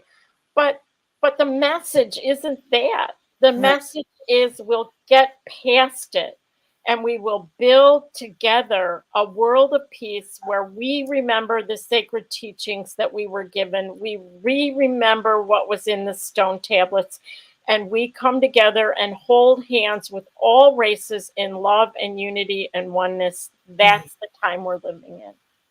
Perfect. Wonderful. So, okay. Do we have time to say a prayer to close the circle? Yes, we do. We have 5 more minutes. Okay. I just want to make sure that we close the direction. Okay. Yeah, no problem. I realized that we needed to do that because we're going to reopen them in again. Okay. So this is Kyra saying, yes, we are creator itself. Remember how to embody. Thank you, sweet Susan. And this is Stone Hobbit. And she said, living simple, simply living, with a big kiss. So, and here we go. Igmu 2 says, set us into divine action and motion, creator. So you're getting a lot of yeah. So your movie, could you tell us a little bit about this work? Because part of the reason we didn't get to show a clip of the movie is that it's a laborious experience translating each one of these sections. We've got like 4 minutes. Could you just talk? So a little bit of talk and then the close. Sure. The interviews I did, I interviewed a Tlingit elder in Alaska and a Mara elder from South America, two members of the Mayan Council of Elders, Tata Ernesto and Elizabeth. And I interviewed, I'm finishing, hopefully, the stories from the Aboriginal people in Australia. And some of the interviews were in Spanish, and so they need to be translated. When I did the Wisdom of the Grandmothers film, one of the comments that someone posted when they saw the film on YouTube, they were mad at me because I had a translator's voice over the voice of the elders that were speaking in their own language. And I took that to heart. I felt it was important to have subtitles and so that they can speak in their own tongue and you can hear them in their own voice. And the Shinto people in Japanese. And so there's a lot of pieces, but again, they share their stories, they share their hope, and they share their wisdom. And they are among the many people who have stories and hope and wisdom to share. And I hope you'll all go out and listen to your own elders and your own grandmothers and learn their stories, learn your stories, and remember that they all pointed to this time that we're living in now to reawaken. Thank you for letting me share, Kathy. Perfect. Blessing. And here we go. Sugar Bee said, "Thank you for all of this. It is truly the great awakening." Kiss, kiss. Okay, thank you, thank you. So, do you want to do your close now? Yeah, if it's okay with you, I would, if you don't mind, I would just like to close the directions. And one of the things that I've become really aware of recently in this difficult time is often we'll open the directions and we'll ask for wisdom and guidance, but sometimes we don't close them when we go out into the world, and that can be kind of heavy to pick up everything. So I just wanted to close them. So if I could ask you to take a deep breath, breathe in through your nose, blow it out through your mouth. To the winds of the south, great serpent, we thank you for being with us today and teaching us to shed the past and to walk softly on the earth. We thank you for teaching us the beauty of your ways. We thank you and we release you. To the winds of the west, Mother, Sister, Jaguar, we thank you for protecting our medicine space and for teaching us to live the way of peace. We thank you and we release you. To the winds of the north, hummingbird grandmothers and grandfathers, ancient ones, we thank you for warming your hands by our fires and whispering to us in the wind. We thank you for allowing us to honor you and those who come after us, our children's children. We thank you and we release you. To the winds of the east, great eagle, great condor, we thank you for coming to us from the place of the rising sun and keeping us under your wing. We thank you for teaching us to fly wing to wing with the Great Spirit. We thank you. We release you. Mother Earth, we thank you for allowing us to gather together for the healing of all your children, the stone people, the plant people, the four-legged, the two-legged, the creepy crawlers, the fin, the furred, and the winged ones, all our relations. We thank you and we release you. Father, Son, Grandmother Moon, to the star nations, Great Spirit, you who are known by 1,000 names and you who are the unnameable one, we thank you for bringing us together and allowing us to sing and dance the song of life. We thank you and we release you. And to the heart, where it all comes together, we thank you for helping us to feel the presence of the Creator within. And we ask you to allow us to heal and see the spark of life within all your creation. Gunal Chish, aho. Thank you, Kathy, and to all the organizers for allowing us to be here. It's truly been an honor. I got chills. Thank you so much. And I can't wait to see this next movie.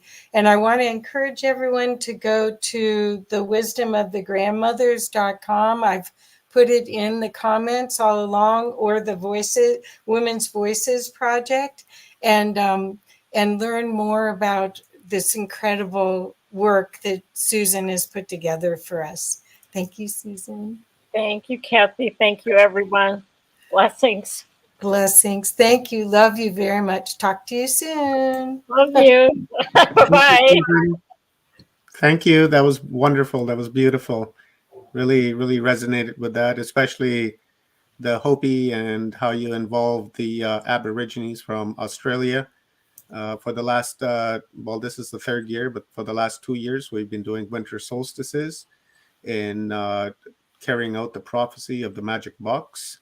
And this is the final year for us doing that. And this conference was inspired out of the last 2 years so that we can create a timeline of peace and love. So thank you. Thank you very much for your service and your contribution. I truly appreciate it.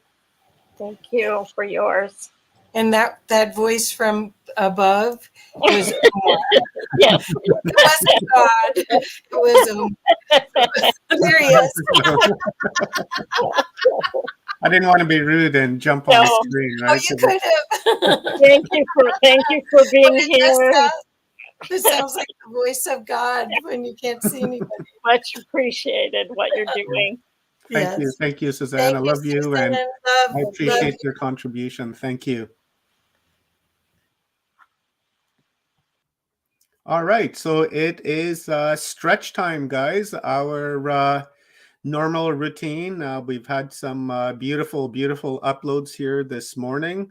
Eleanor, and then Evenah, and then Suzanne. It's epic, and we're just going to take a 10-minute stretch break so that we can relax our avatars and our minds, so that we can sit back and get a beautiful upload from Trina, and then again from Suzanne Christianson, the Grandmother Circle panel, and then Stephen and Evan Strong from Australia, who are going to be talking about the prophecy of the Aboriginals in Australia. So really, this is all going to come together very, very nicely. So Liane, I'm going to give it to you, my beautiful star sister, and it is yours. Hello, hello, hello. All right, let's wake my phone up and play a little music. Hopefully the levels are all right. Okay, let's take a couple of deep breaths and feel our feet on the floor. Feel our one precious body ground into the earth. Take a deep breath in and exhale. One more. And one more.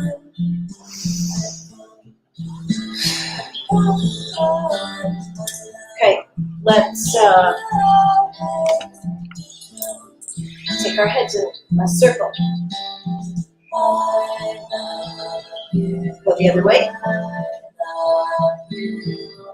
Again, switch sides. Switch. Okay. Put our knees together and go around in one direction.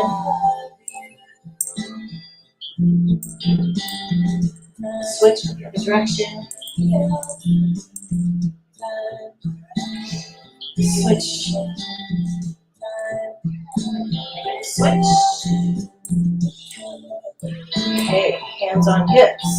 You can put your feet out wide if it's more comfortable. And let's go around in a circle here. Don't forget to keep breathing. And switch directions. Switch.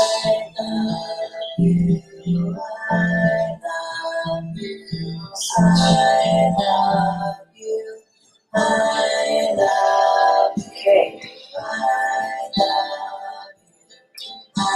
As you guys are able, let's get down on all fours and start some cat cows.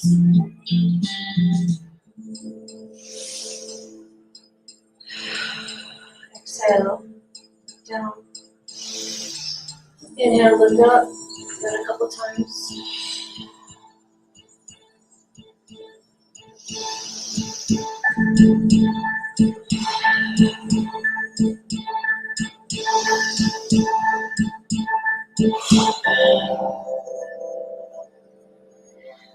And this time come up into a down dog. Exhale, my heart. Feel like stretch. My heart. Stretch up. Walking elbow. We said goodbye. Put our right leg up. And bend it a couple times. You guys have any fancy things you guys like to do? Open up your hips. Feel free. I love you. I love you. I love. Let's all move forward and bring our knees forward into a I love you. And then back.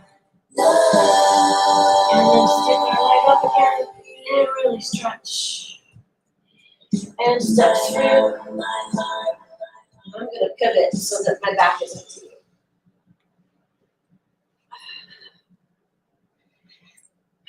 Come up into warrior 2. Stretch.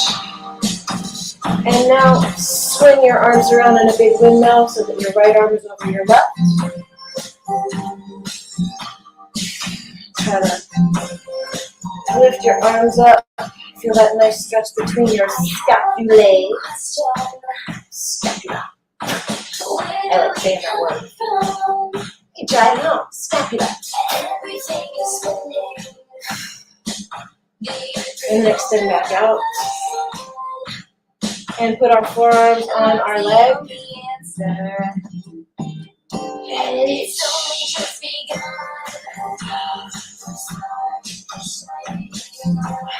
Put your arms up. What are you reaching for? Deepen your stance. And now adjust your feet. And put your right hand down on the floor and come up into, I think this is half moon, if you can. Otherwise, just continue to stretch or improvise. We're rising. All right, carefully come down. We're rising. Actually, let's do a chaturanga. Let's get into plank and come down. 5, 4, 3, 2, 1. And into a nice Sphinx. Keep breathing. Okay, breathe out. Come back up into down dog. Walk it out a little bit. I'm going to flip sides again.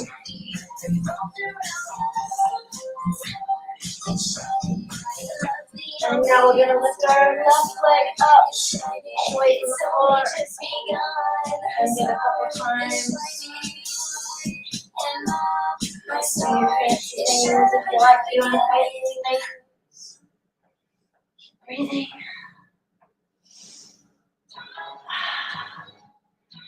Let's come down into a plank and bring our left knee forward. Keep breathing. And let's go back. Stick it back in here. Bend it a couple times.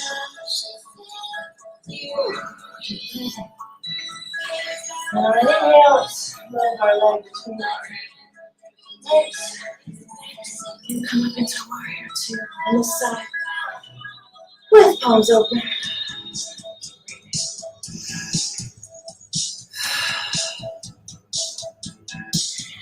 And let's do a windmill so that our left hand is in front.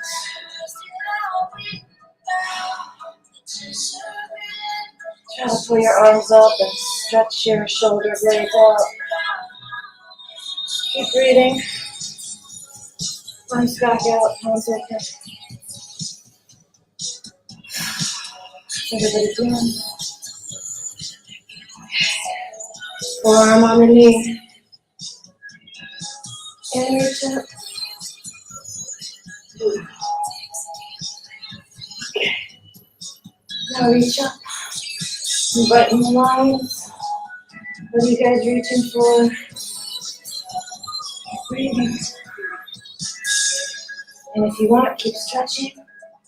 You can also go into triangle or come up into whatever this is with me.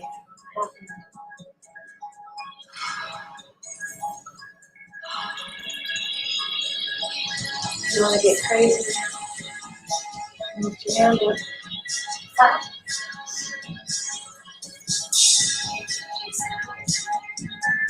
Okay. So I'm going to do this. And doing the one more chaturanga. I'm going to plank. We're going to go down for 5, 4, 3, 2, 1. On your elbows, lifting your knees.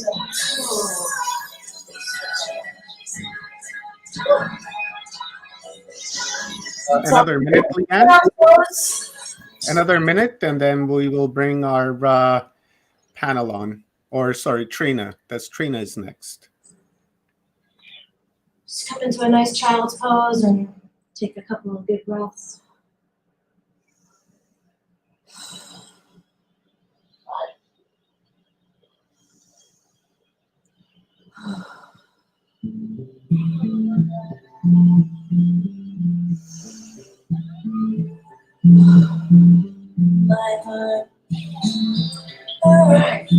back full circle to my heart. Let's carefully sit, cross-legged, or whatever makes sense to you. See how your body feels after you did that.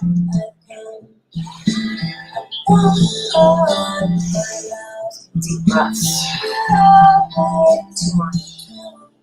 Palms down, palms up. So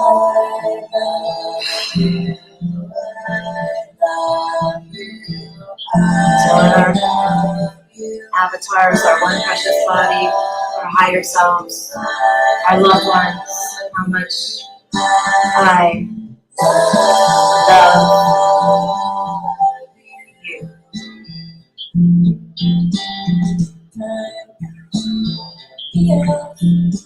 Alright. Thank you so much for giving me the opportunity to stretch your containers. Enjoy the rest of this beautiful day, and I will be back. I'll be back, she said in her best Arnold. Yeah. A little later. And we can do it again. Kind of like a mini skirt. She keeps coming back. Save me, Omar. Bad humor, not going good. I love you. We'll go back to I love you. Awesomeness. Thank you very much, my beautiful star sister. I appreciate it. And these stretches are always needed. They're, in fact, a integral part of this conference because we have so many speakers and so much to learn. And because we're all just sitting here all day long on our chairs, on our beds, on our couches, wherever. So it's nice to, get up and stretch every 3-4 hours and get the brain ready for some more uploads. So beautiful. I'm going to bring Kathy Mason on, and then we will continue with our next speaker. Yeah. That was great. I'll tell you what, if we weren't stretching, I'd be falling asleep because staring at the computer for so many hours, my eyes are already bugging out. But just listening and closing my eyes and absorbing, it's amazing. It's amazing. Didn't that energy last night help you? My goodness. Oh my God, yeah. That was something. We're still integrating, I think. I didn't go to sleep for a long time. For a long time after that. Yeah, me neither. Well, I am so excited to introduce you to my dear friend, Trina Cooper. And Trina is a sister from another mother. And we have done so many fun things together over the years. So I know that you will really enjoy to meet her. So Trina Cooper is a passionate New Thought leader, lifelong entrepreneur and business leader, community activist, business and spiritual consciousness teacher and coach, public speaker, author, as well as a wife, mother, and grandmother.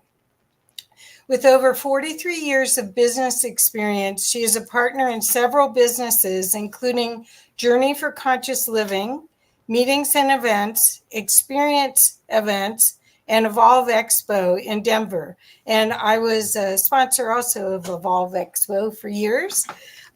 Is a leader in the referendum creating Broomfield County in Colorado, which is where she lives, and co-chair of the 2014 GMO labeling initiative in Colorado. Trina fosters the transforming force of compassion and action. One of the things I want you to know about her is she's able to do all of the 3D items in business, but then she does it from a higher perspective and an indigenous perspective. Trina holds a master's of metaphysics. She has been a spiritual conscious leader and teacher for almost 20 years.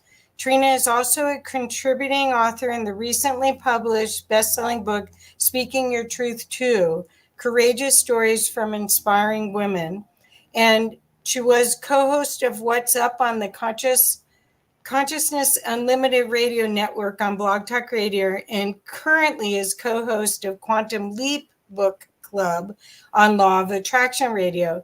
And Trina and I, for 2 years, did a did a training program once a month for people as well. So Trina, with that, I want to welcome you, and I'm hoping that you will enjoy this group as much as they will enjoy you. Today, you're going to talk about shatter the structure. Yeah. Thank you for inviting me to be part of this. I'm really excited about it. I was listening to that and I was like getting tired hearing. I was like, oh my gosh. I've had a busy life, and I really want to be able to share with some of you some of the teachings that I have received, what I've learned, some of the knowledge that I have. And I really was inspired listening to Susan, because the native path is one for me that, while in this lifetime I do not have an ounce of Native American or indigenous blood that they're finding, I also know that we are all from the fire. And so every one of us has roots in an indigenous path. And whether it be one of the Native American, the Aborigines, the ones from Southeast Asia or Africa or wherever we're from, there were indigenous tribes, there were indigenous people with teachings that were so deep. And I really do feel that the strength that we have in this lifetime is to be able to learn and take in as much as we possibly can from all of these teachings, because so many people in the world now are not a true blood. They are many mixed races, many backgrounds and cultures. And the more we open up to who we truly are, this blend of spirit being embodied in this form and being able to express and share and love each other, the more powerful we're going to be. So as Kathy said, I have been an entrepreneur all my life. I've never really held a job, and have just pretty much created things from the time I was about 18 years old. And I became very interested, always having dreams that would occur. That was kind of my path into, or my lead into the spiritual path, because I wanted to know, why was I having these kind of prophetic dreams? What were they meaning? I also had an extremely strong draw to the Native American teachings. And I grew up in a very strict Catholic home, married a Jewish man, which created havoc in both of our families, which was interesting. But being able to find that balance between cultures and between teachings was really phenomenal. And then to be introduced to a more native way of looking at things and really incorporating it all together, so it became this really rich kind of soup or stew. It was just amazing. And I feel like that's where where people are going now. So again, I've got this business background, and I do a talk called Shattering the Structure for business, because I feel like we need to get people out of their boxes. We need to get people opening up to things. And I drop seeds in this, and I've had some really wonderful responses. I've also do a lot of psychic fairs, healing fairs, and I bring them to places like golf course clubhouses and places where you'd find more mainstream. And I'm absolutely shocked at the number of people waking up and wanting to learn more. So there's such an opportunity for everyone that has any kind of a teaching or anything they want to share from the heart, to go out and start doing it in whatever way you feel comfortable doing it. That's where the power lies in every one of us. I'm also a mom and a grandmother, and I find the wisdom in my children. I find the wisdom, especially in my grandchildren. They're coming in now with wisdom that is beyond. It hasn't been tainted by years and years of being told certain things and creating boxes around them. And when you listen to their questions and you see their connectivity to the earth, you can really begin to experience it all over again yourself. So as Kathy shared, I've done a lot of things, and Evolve Expo is one that combines new energy technologies, alternative healthcare, spirituality, sustainability, relaxation, meditation, a lot of things, but it brings it to mainstream.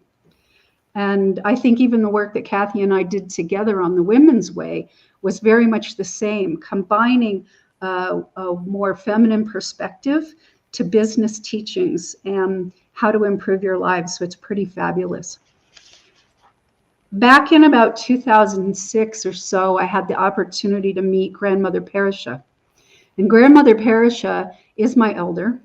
She is of a Cherokee descent, but she's also a mixed race with a lot of Irish in her background. Grandmother Perisha grew up under her grandmother, who was full-blooded Cherokee, living in the woods in northern Alabama, in North Carolina, that area, and learning directly from her grandmother what it was like to be Cherokee, what you needed to know to be Cherokee, and the very, very deep teachings of Nuwati, which is a native medicine way. And the best way I can describe Nuwati to you is that it's about beauty. It's about generosity and abundance. It's about living as God is and really embracing Creator in your life. Grandmother had the opportunity to move out into the Southwest and be with the Hopi people for a very long time, where she was connected with Grandmother Anime, who I've also met and who has transitioned from this life but still speaks to us. And Grandmother Anime was a tablet holder and a reader and a spiritual director living in that area. And she was an amazing, amazing woman, small and frail, and the most powerful being I think I have met, one of the most powerful I've ever met in my life. But I was gifted with a name through this when I was initiated, and my medicine name is to the principal people, I am known as Kanuye, Raven. She walks between two worlds. And it really does talk about my life, because my life is one of walking through mainstream and walking through spirit. And I laugh when I think about it, because I used to think my business life was my Clark Kent life and my spiritual life was my Superman life. And one day I had this big aha that that's just who I am. Clark Kent and Superman were the same person. And it's like, I am spirit, and I am here in the physical to do something. I came here to be here to do something. So all of a sudden it was more of this blending of both in my life, instead of doing one thing in one place and one thing in another. And that opened me up to so much that I am so grateful for. So what my one lesson from that is, really live who you are, live truly from who you are. I also became a sun dancer, and part of the practice is to do vision quests. So it's going out on the land with no food and water for several days and being with yourself, and this is part of what we need to do as a sun dancer, but being with Creator and being with the earth and being with ourself, being with our higher self, and coming back with a new appreciation, with learnings or teachings or whatever vision came through to us during that time. And sun dancing for me is a way of life. It's not just being at the dance, but it's living in beauty. It's living in beauty's way. It's honoring the earth, and it's honoring and being able to go out and dance. Dance with intention. Dance in prayer is something that is incredibly, incredibly powerful.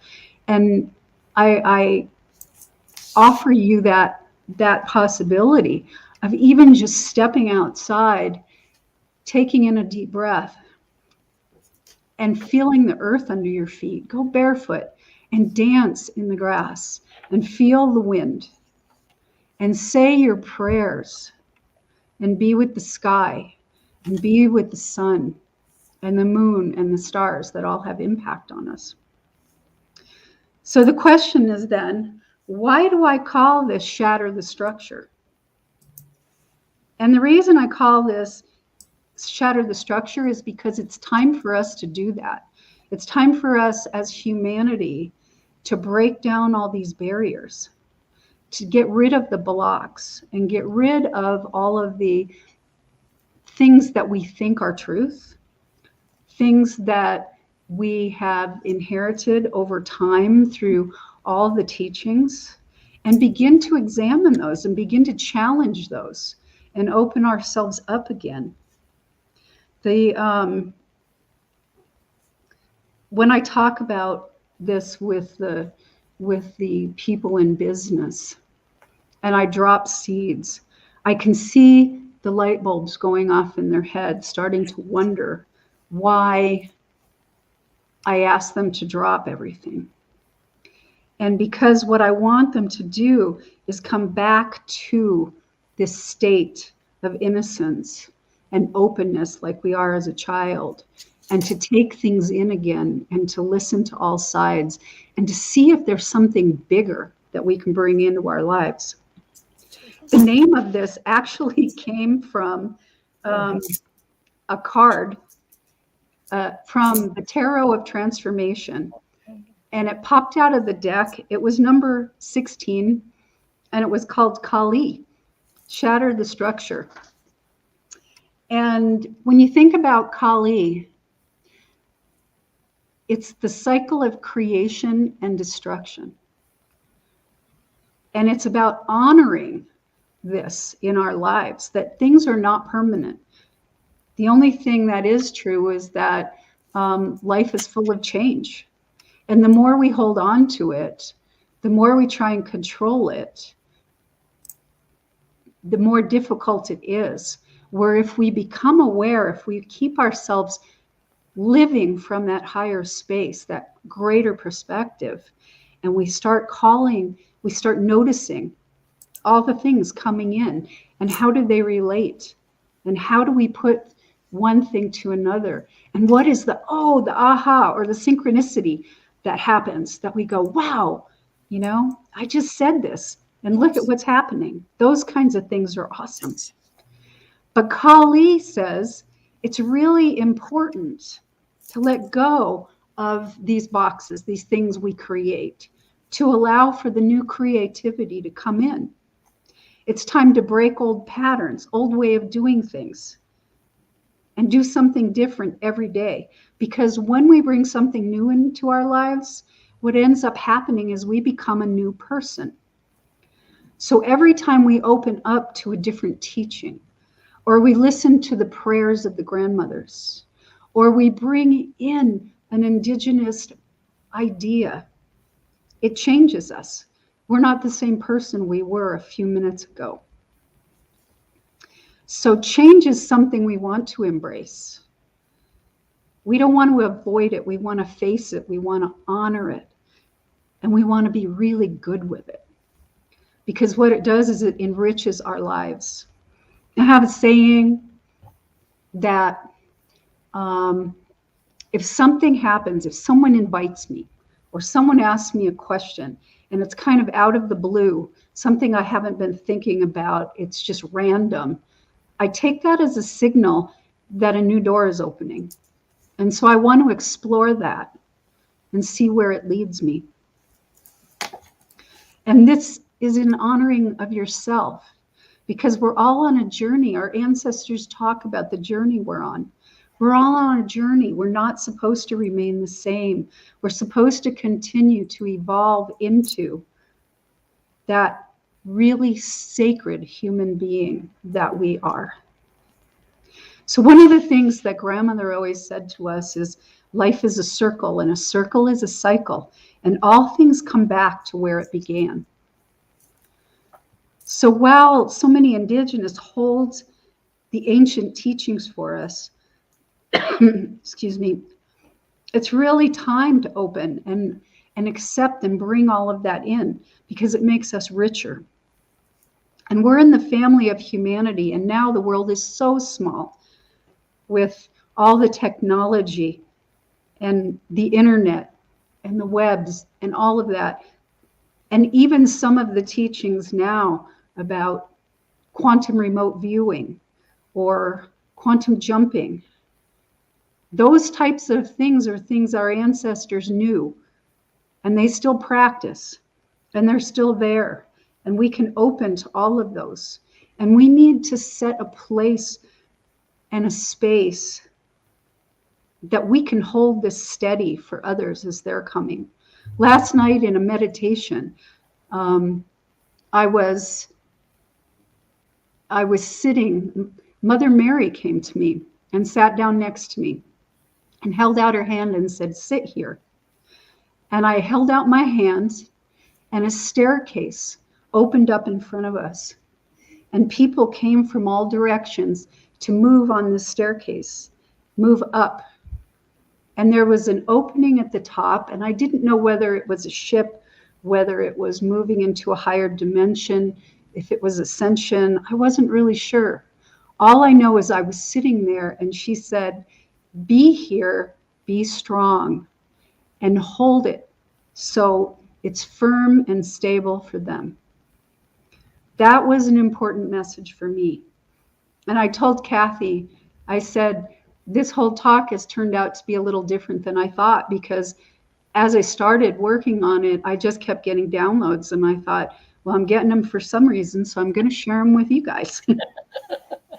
The other thing that grandmother always says to us is that we all come from the fire. And so make sure you go back in your lineage. What's there? And that we, in our present, really hold all the wisdom and knowledge of 7 generations past and 7 generations in the future. So if we sit down in meditation, we can tap into that. We can hold that. And I think for me, it became real. Part of my heritage is Italian. And I went to Italy, to the little town called Rianero. It's about 3 hours east of Naples. And I sat there in the dirt, and I thought about my ancestors growing the plants here and eating those, and all the wisdom that was being taught, or all the things that they knew. And then this was passed on to me through the sperm or the egg on the cellular level. It's still there on the cellular level.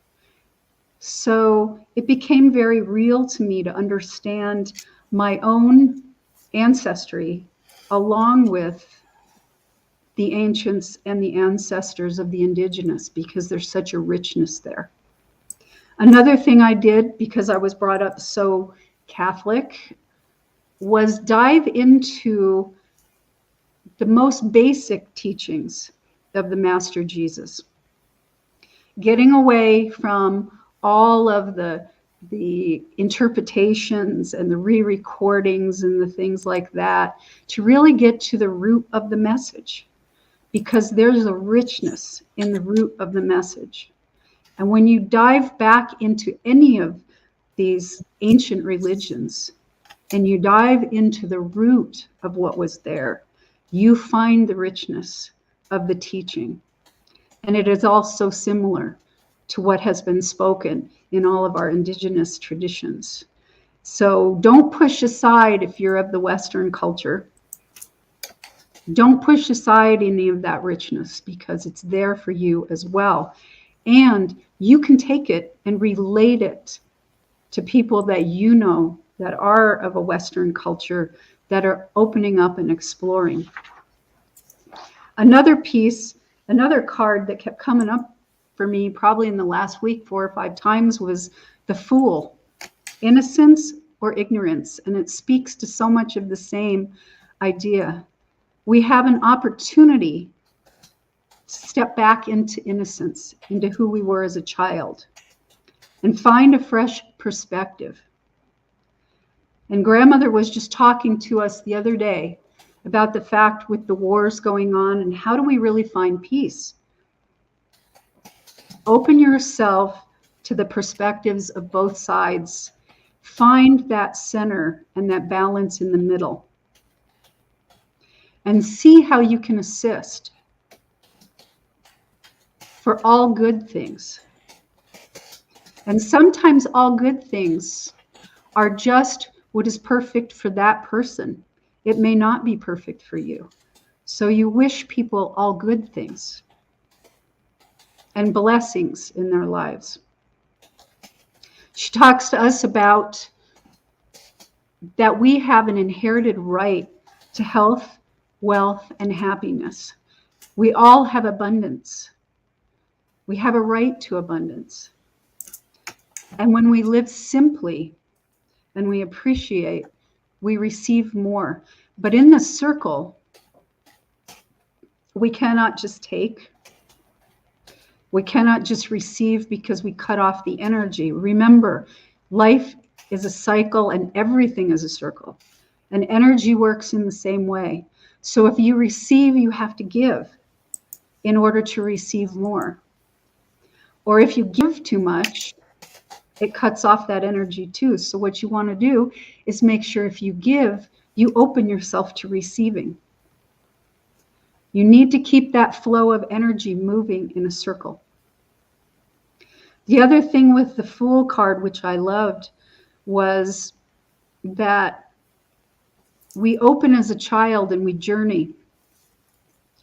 And then we have this innocence, but as we move through life, the complexities of life provide us with a deeper perspective and a grounding of the wisdom. That's what we need to do, not get stuck in things, but stay from the perspective of a child, but move through with this wisdom and share with others this wisdom. And a successful journey is when we get to come back to beginner's mind again, and we can see everything through the eyes of a child, but with the wisdom that we've accumulated along the way. So we give gratitude.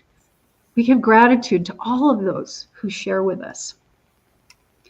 So right now, we're living in this time of the shattering of structures, whether it's banking, whether it's religion, whether it's countries, whatever it is, it's going on.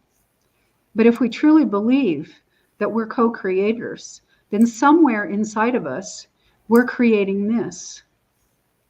So how can we get to peace in the world unless we understand peace for ourselves? What does peace mean to you? What is it? How do you describe it? How do you find it in your life? How do you find a balance? Can you stay in that light? Can you stay in a place where it whirls around you and still hold steady for all of those who are in the middle of it? We need to step inside. And every teaching says the prophecies of where we're going. But so much of that is us going inside and finding that inside ourselves. We need to shatter the old structures that don't serve us. We need to shatter the old belief systems where we're stuck. And I usually find that when I immediately find myself thinking, oh, that's not going to work, or that's going to be difficult. I thought that the first time I brought a fair to the golf course and I went over to look at the space, and in my head I'm thinking, well, I don't know if this space is going to work because this is a metaphysical fair. And I walked in and I met the person there, and someone was sitting there and said, hey, Terry, who's this? And she said, oh, she's here. She's taking a look at the space for a metaphysical fair. Well, there's 3 golfers sitting there, and one golfer goes, wow, that's the coolest thing. My mom has gotten into indigenous teachings. She's even had a tattoo of a feather put on her arm, and she's like 73 years old.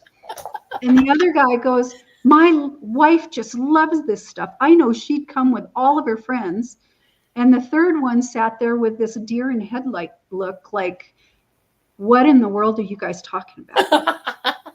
So you're going to find that people are waking up all around you, and they're yearning for this. And when I got 2 out of 3, I said, I'm bringing my fare here, because the world needs all of us to open up, needs us to share who we truly are. And my fares that I've had there, I've had 2 of them so far, and I would say probably 70% of the folks, because this is in a new area that I haven't been in, I haven't done them before, 70% of the people had never attended a fair before and were just amazed and had so many questions, and they wanted to open up and they wanted to learn about themselves. So this is a time of awakening for all of us. And those of us who are really gleaning information from this program need to take what we learn, what we hold as truth in ourselves, and share it with other people in whatever way our talents and skills can do that. So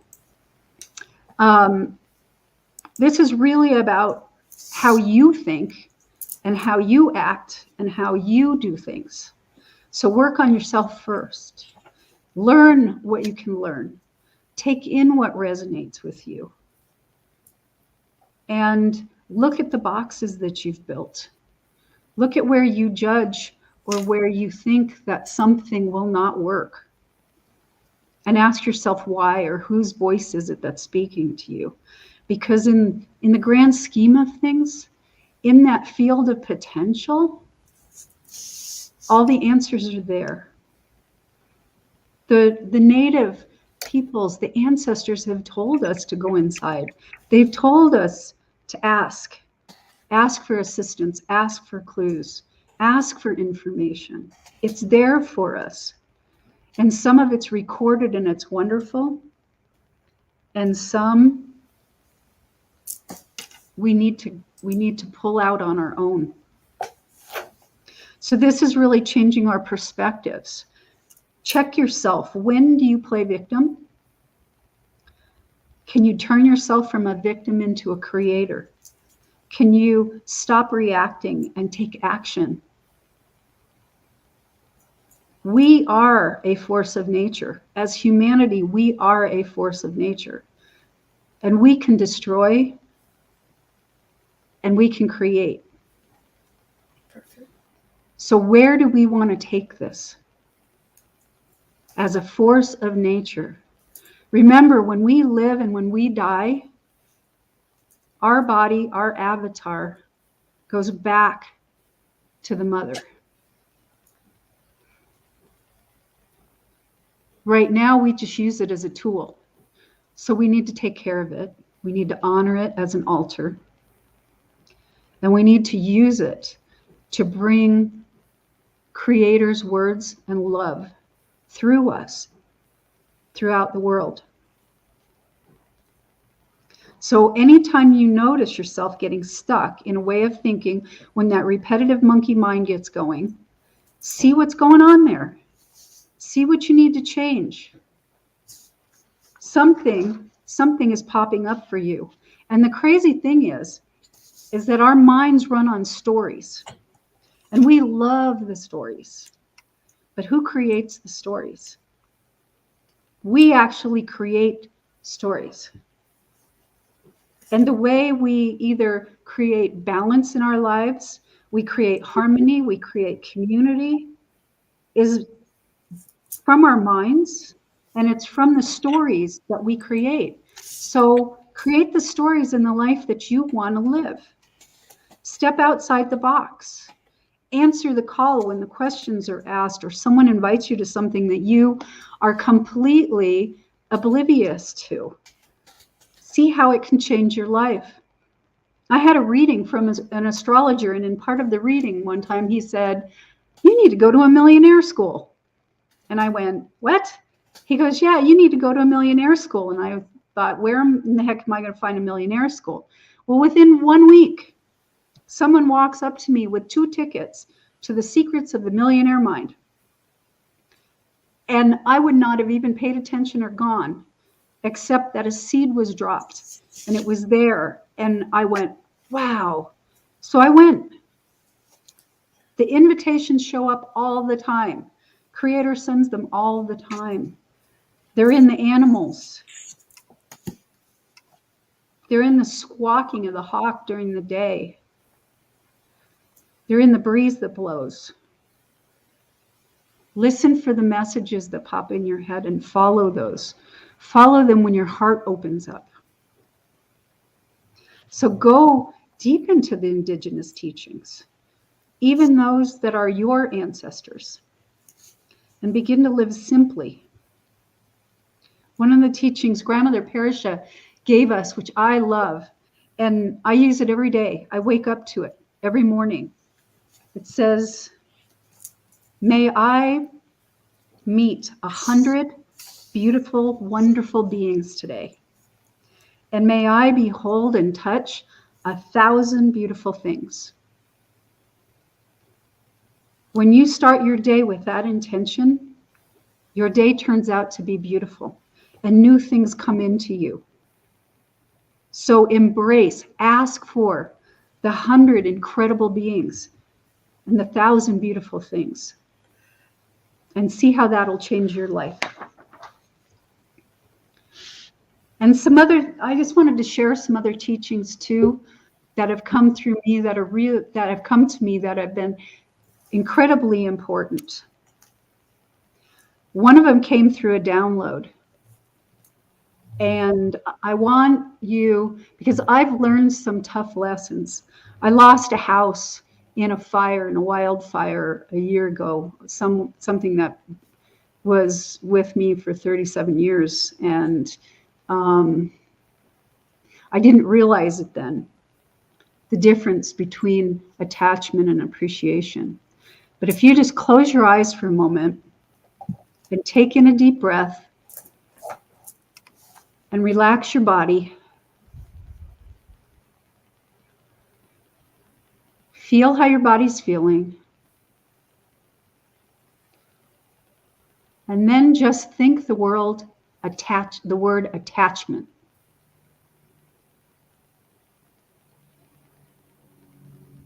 What do you feel your body doing? Does it feel like it starts constricting, or that there's control, or you can't move? Now take in another deep breath and let it go. Get yourself centered and calm. And think the word appreciation.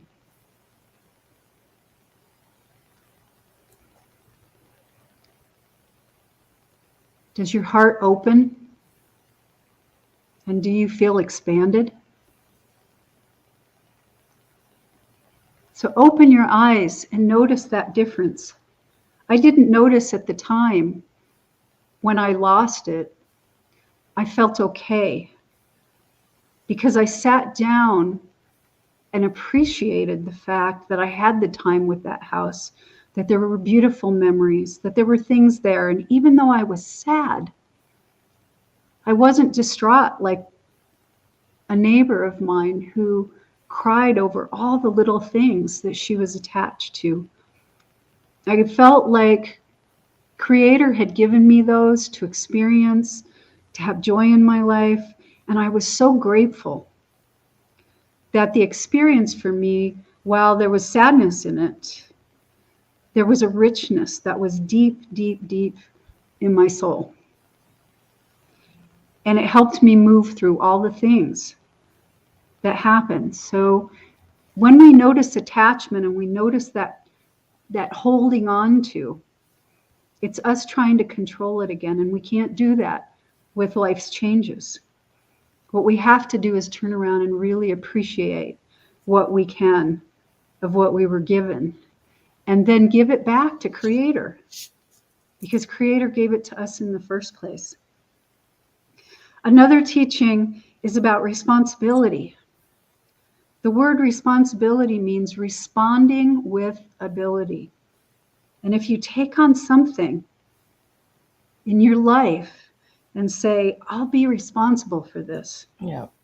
Then respond with ability and do your 100%. The grandmother just talked to us again about what we could do during this time. And I shared a little of it. Open yourselves to hear all sides. And when it doesn't really resonate from you, if there's a perspective that doesn't resonate, ask questions. You cannot create peace through war. You cannot create balance and harmony by going head to head. But when you ask questions and you open them up and you hear another perspective and you can feel somebody coming from their point of view, solutions show up. Both sides can come closer to the middle if both sides are heard and if both sides are respected. And if you move from the heart and not the head. And while we want to bring peace to the world, and I definitely believe sitting in circle and doing meditations and prayers with intention is powerful. It's been measured by scientists that it has an impact. But also when we come face to face with those that appear to be opposite of our point of view, play coyote. Ask them questions. Ask them to explain to you. Let them open up and give you their perspective so that you can embrace it. Grandmother Anime was one of the best coyote that I had ever met. And she would spin off into something with questions, so innocent, but so strong. And then the point would land later. You had an opportunity when you asked questions to share your point of view when they open up. And that's how you find a balance and you find peace in the center. The other thing is, remember, we heard beautiful opening up of the directions. It was absolutely beautiful what Susan did. And I do that in drum circles here, or when we have gatherings here. But I also want to make a comment that those directions are part of you. The mind and spirit and emotion and the body are all part of you. So call them in, be aware of them. This awareness, living in awareness, is being aware of the fact that you are part of those four facets when you are here in a human body. So make sure that you honor the fact that you're spirit, and you honor the fact that you have a creative mind, and that you honor the fact that emotions drive you and they tell you way more than what you expect. And also that your body is a temple, it's an altar, and it's here to help us. So there's a couple resources that I think I have a couple more minutes. Is that right, Kathy? I think I have a couple more. Yes. Okay. So I had a prayer here I wanted to read. This one's Lakota, translated by a Lakota Sioux chief, Yellow Lark, in 1887. And it's a great spirit prayer, and I really love it. It says, "O great spirit, whose voice I hear in the winds, and whose breath gives life to all the world, hear me. I need your strength and wisdom. Let me walk in beauty and make my eyes ever hold the red and purple sunset. Make my hands respect the things you have made, and my ears sharp to hear your voice. Make me wise so that I may understand the things you have taught my people. Let me learn the lessons you have hidden in every leaf and rock. Help me remain calm and strong in the face of all that comes towards me. And help me find compassion without empathy overwhelming me. I seek strength, not to be greater than my brother, but to fight my greatest enemy, myself. Make me always ready to come to you with clean hands and straight eyes, so when life fades as the fading sunset, my spirit may come to you without shame.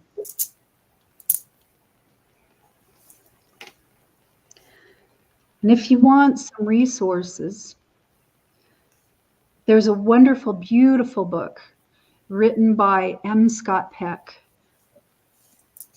It's called The Different Drum, Community Making and Peace. And right at the beginning, he says, in and through community lies the salvation of the world. Now, indigenous people had community in the way that they lived, and ours has become very dispersed. But there's a way to learn how to create community in your small family units, in your own towns, in your churches, wherever you are. We need to create community because he says we're needed for all of us for salvation. We must come into community with each other because we need each other. And peacemaking must be the first priority of our civilization. But that can't be achieved without community, without getting to know each other, without appreciating each other, without embracing our differences and diversity. We must learn the principles of community. So again, that book is The Different Drum, and it's a beautiful, beautifully written book. There's another book called Sand Talk, How Indigenous Thinking Can Save the World, and it's by Tyson Yunkaporta. I hope I said his name right. But this book, it says we're accustomed to a certain way of thinking. We want the world to be simple, but we talk about it in complicated ways. Indigenous thinking is different. It knows the world is complex and finds deep ways to communicate this knowledge through pictures, carvings, and stories. And so he invites us and challenges us to think differently to help save the world. There's a beautiful movie that I saw not too long ago. It's a little bit older, but called Cleo and Theo. And it's about an Inuit man who comes to the city to bring the message that we need to become more simpler. That he talks about how we build skyscrapers and we can't even see the sky anymore, that we need to come back to nature. And the message in that movie is incredibly beautiful. But these are things we need to touch into. A wonderful gentleman, James Twyman, did peace prayers and peace concerts around the world. And they were actually measured, and it made a change. It made a change in the war and the fighting. So all these things are things we can do to take action and to make a change and to shatter the structures that are actually in place right now. I have two other things before I close. One is a Cherokee prayer. It says, sky our grandfather, moon our grandmother, earth our mother, I am thankful. We love each other. We are grateful. And a little song, that's the Children of Joy. Hey, Nayana, hey, yat, hey, Anna, hey, Nayana, hey, yat, hey, yo, hey, yat, hey, yo. We need to be children of joy. So remember that you're of the earth. So connect. Remember, you are spirit using a body to contribute to all that is on this earth. Remember that the directions are part of you. So explore them and get to know them. And remember to give appreciation and gratitude when you awaken, before you go to sleep, throughout your day, and shatter the structures that hold you back from being the true, authentic person that you are. Perfect. Thank you. That is a different version of Shadow the Structure. I know, because you know my other one. I do. It's fantastic. So I want to share some of the things that are coming through right now. We've got Anon said, help me find compassion without empathy overwhelming me. Wow, that's my new mantra, which is good. Yeah. And then let's see.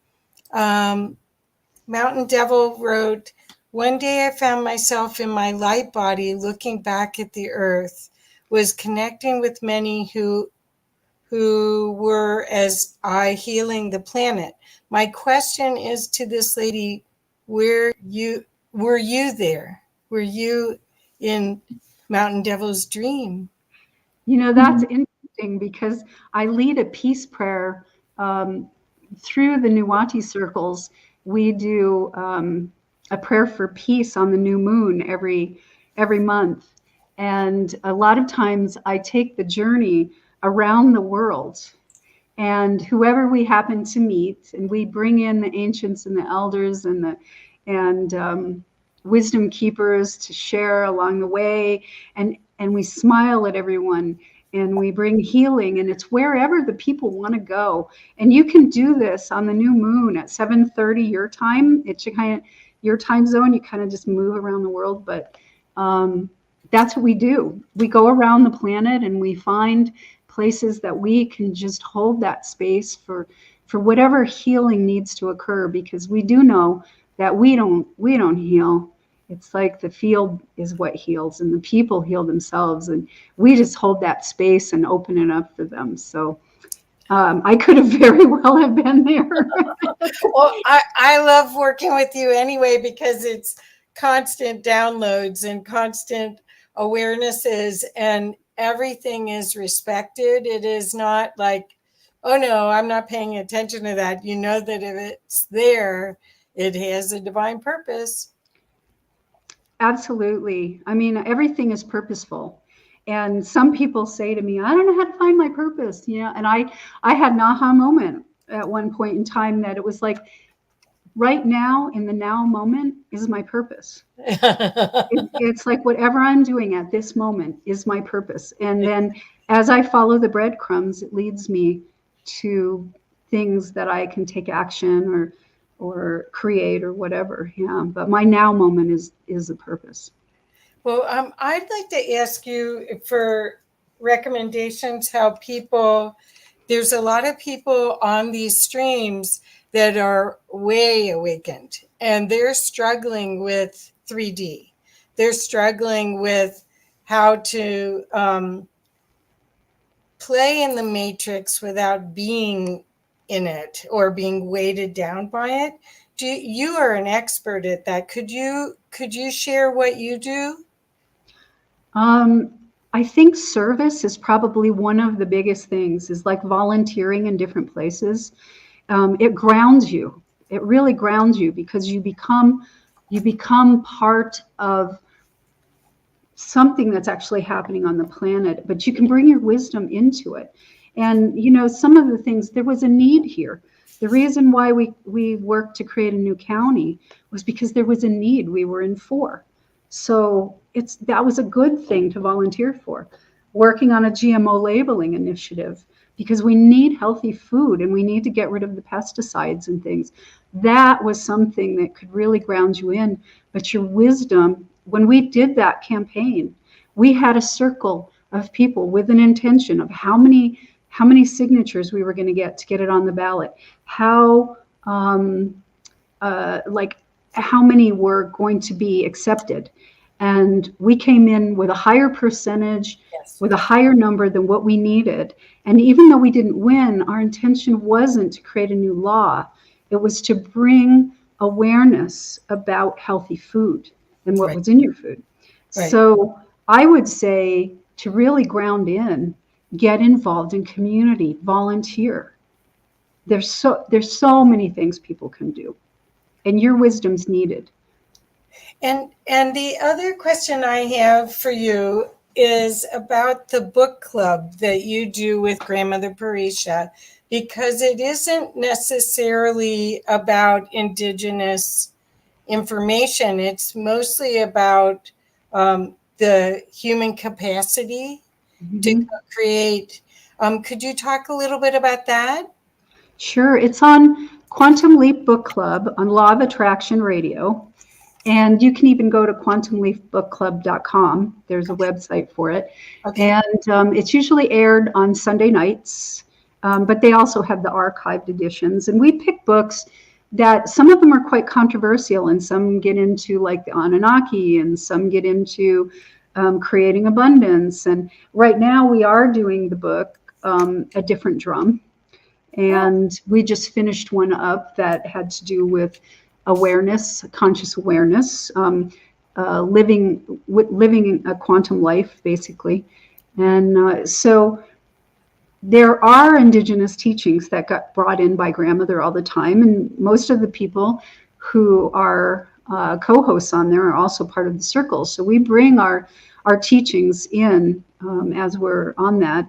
And then you can also find out on Facebook, Grandmother Parishes on, I believe it's Parish's Circle or Parish's World on Facebook.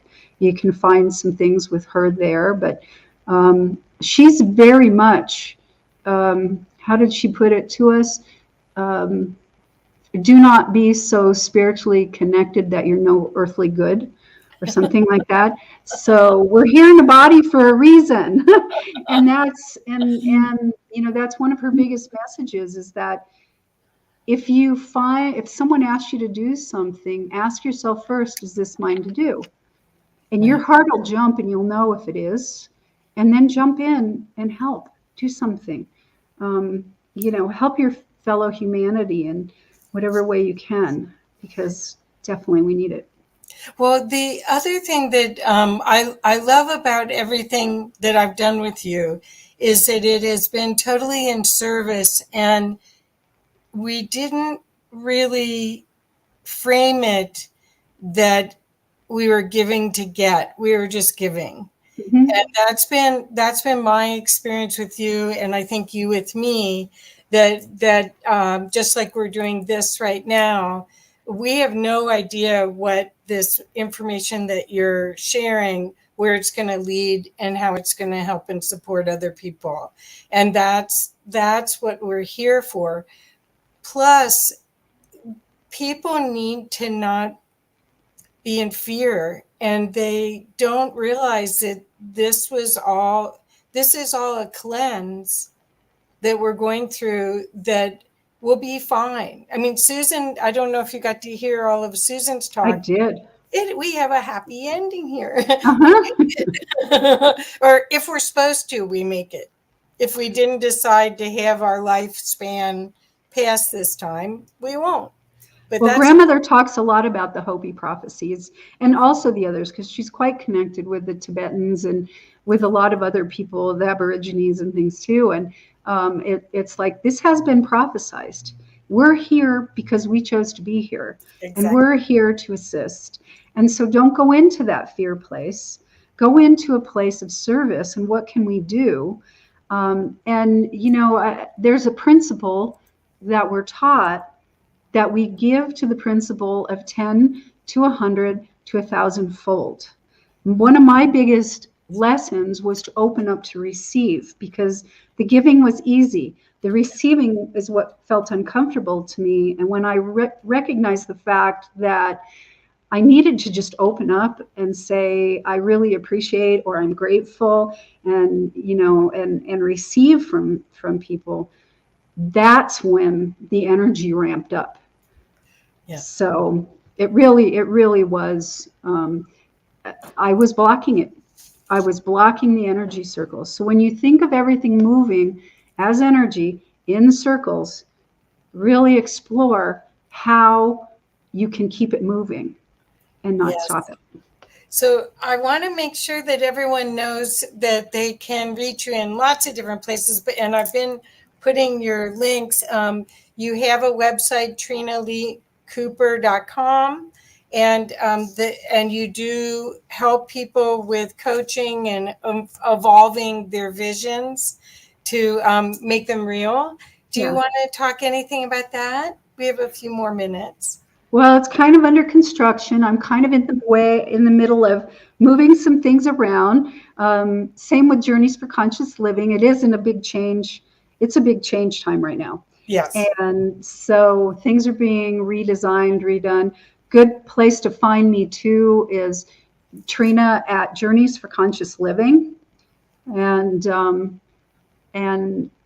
we're going to be bringing out, I do a kind of crazy online drum circle and then the prayers also. Yes. And again, my name's spelled with a Y. It's a little different than other people's. My mother had to do that because I'm different and unique. And that's the one thing grandmother says. You are all like your fingerprint, different and unique and bringing something special into the world.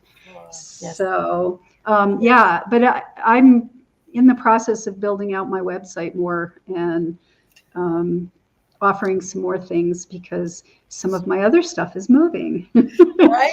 Life Well, is changing. I think anyone would be so lucky to work with you, to be guided with this loving, nurturing kick in the butt. Because I think your perspective of what it takes to reflect back to somebody their divinity is it's no nonsense. It isn't. You're kind and loving the way you present it, but then you're firm, and I love that about you. And thank you so much. Thank you. I've always enjoyed working with you, and maybe as part of this transition and change, other things will ramp up. Of course. Between the two of us too, so that's always good. Of course. Well, so Trina, one last thing: the way that you see this next period of time, do you have any pearls of wisdom that you'd like to end our talk with? Wow. I think we have to each move in our own unique way, and we need to support each other, which means giving of ourselves, but also receiving. We need to keep ourselves healthy. We need to keep ourselves focused, and we really need to take that time with Spirit, because Spirit's going to guide us where we can best serve. And do not go into fear. Fear is nothing but constriction. And know that you're protected, and know that you have all you need. And that's what we really need to be aware of. I learned I can live in a tent with a sleeping bag and be perfectly happy without any of the things around me. And I just know I can live under the stars. So, when you're connected, it's like beautiful. So find your place of service, listen to the guidance, stay in a really, really good space. Wonderful. Thank you. Thank you. So everyone, please get a hold of Trina if you want to learn more from this incredible wisdom keeper. Thank you, Trina. Love you. Appreciate being there. Love you. And thank you, Omar, for opening this up to the world. So wonderful. You're very welcome, Trina. That was beautiful. I resonated with what you were saying. It was hitting me like right here. And I see that you have a dream catcher behind you, and I do as well, just right up there, just right above my head by good old Bob. I truly appreciate your contribution and your wisdom and your knowledge into this conference. This is a message that we need to get across. And as I've said, we're trying to create a new timeline of love and acceptance. And your wisdom and contribution is, it's an integral part of what we're trying to do here. So thank you for your service. Not even today, but for all the years that you've been doing this, and for all the years that are coming to do this, because you're the type of teachers that we're going to be looking towards when this system collapses and when we begin to create this new one. So you're one of the elders that we'll be going to look for wisdom, and sitting at your feet and just ears open and just listening and taking it in. So thank you. Well, Wado to you, and Aho for your blessing. Appreciate both of you. Oh, yes. Love you, Trina. Bye-bye. Bye-bye. Oh, there we go. So Omar, is the voice of God coming back?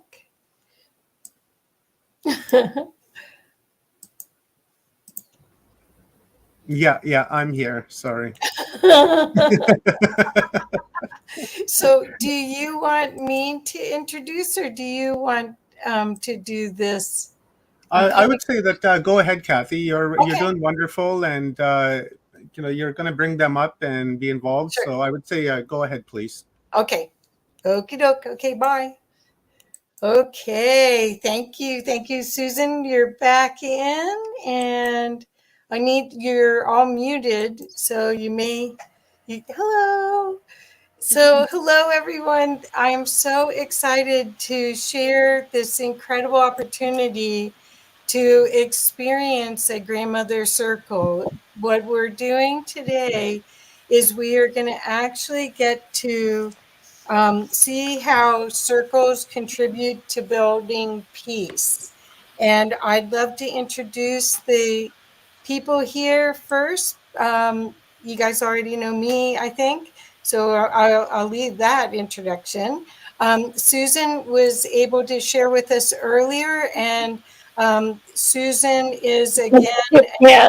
Oh, no, I just want to say only say this part. I want to make sure that everyone knows that Susan is a author, a filmmaker. She has 2 projects that are quite pertinent to this work, and she's starting another film. One's called Women's Voices Project.com. The other one's called The Wisdom of the Grandmothers.com, which is a movie that's for free on YouTube. So we want to make sure that you get a chance to watch that. It's quite amazing. And next, I wanted to introduce Diane Hargrave. Would you wave? So there we go. Thank you. Okay, Dr. Diane is a descendant of the Shinnecock Nation and a distinguished professor at the College of Southern Nevada. She has served as a Peace Corps volunteer in Liberia and later went on to work with Save the Children for over a decade in Ethiopia, Sudan, Somalia, Ethiopia, Sudan, Kenya, Malawi, I don't know where that is, South Africa, Mali, Egypt, and the Gambia. Just so you know, my daughter was in Namibia with the Peace Corps for 3 years. A consistent theme in her fieldwork has been the role of cultural beliefs and behaviors in human health. She's traveled all over the world, and she had the opportunity to address a special assembly at the United Nations, where she emphasized the role of culture in emergency relief efforts for refugee populations. She was named the CSN's Distinguished Professor of the Year in 2017 and received the prestigious Nevada Regents Teaching Award in 2019. Wow. She's the author of the book Health, Healing, and Culture, now in its 2nd edition, and director of the Biological Anthropology Laboratory at the College of Southern Nevada. So welcome, Diane. And I'm going to introduce Suzanne next. And let's say Suzanne is joining us from Germany. So we have a very international grandmother circle today. Suzanne Krumset from Bonn in Germany is a passionate professional circle worker with 30 years of experience. She conducts workshops and facilitates circles for professionals and volunteers who work with seniors or in intergenerational projects. Suzanne is the owner of the anyway, it's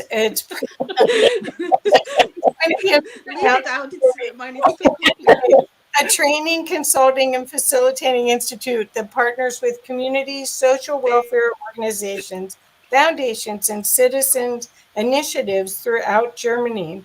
So just so you can see, these women are going to represent to us the opportunity that we have to create a new earth through circle and create the peace and the love that we hope to find. So welcome everyone. I hope I didn't botch names too much.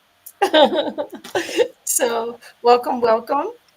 And let's see, we've got the introduction. So now we want love if Diane would be so willing to open up with an opening prayer. Thank you, Tabutne. I pick up the feather, and I'd like to welcome everybody that's viewing now, that's viewing later, so across time. And let's take a moment to just take a breath in and exhale. Close your eyes if that feels right.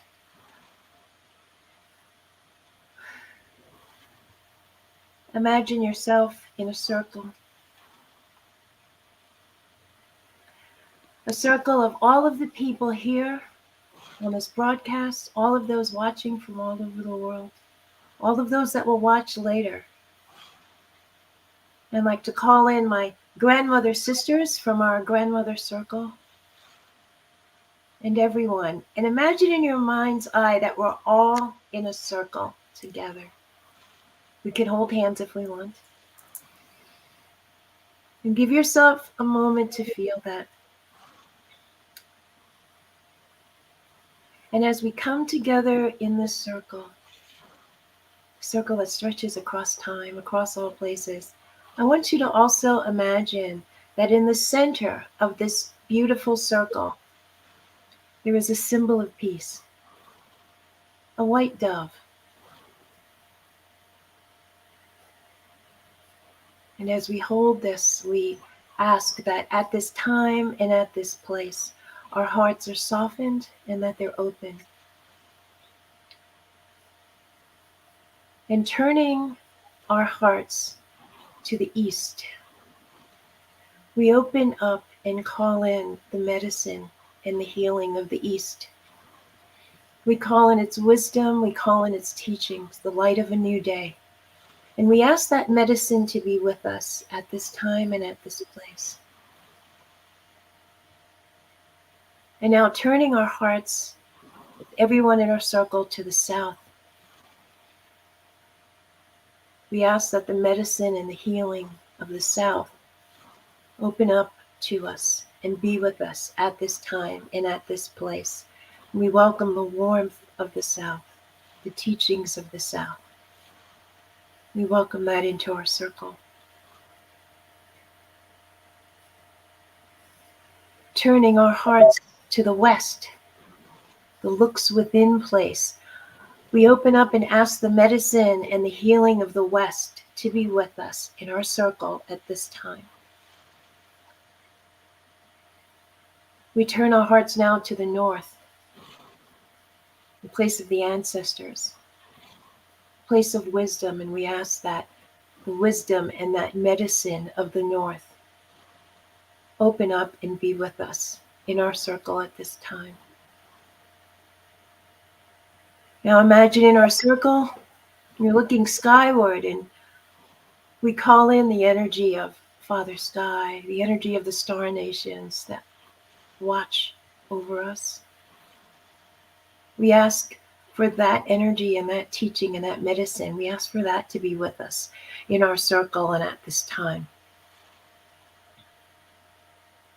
And then just gently opening our hearts to Mother Earth, whose sweet face we walk upon. And we ask that the healing and the medicine of Mother Earth be with us at this time. And then we ask that you focus on your heart. And we ask that the wisdom and the teaching and the medicine of our own hearts and the hearts of everybody in our circle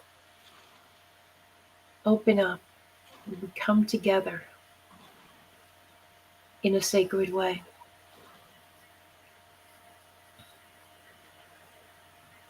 Akwe Mahaksan Ese Diane, a descendant of the Shinnecock Nation, and there is a word in Shinnecock, Mambowenene, which means we all move together. And at this time, I would ask that you hold the energy and the frequency of Mambowenene with us as we share in this circle at this time. And so it is, Taputne. I place the feather back.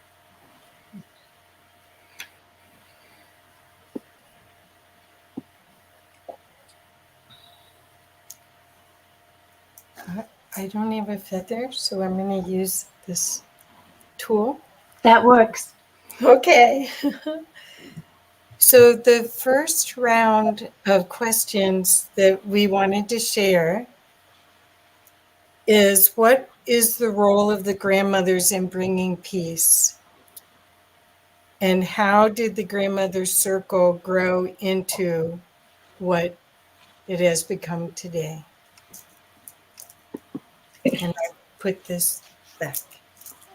Well, this is Susan. I'll pick up the stick and the feather here. Thank you, Kathy. And I'll answer that question as best I can. Our grandmother's circle grew out of a vision that Four Worlds Development Project had.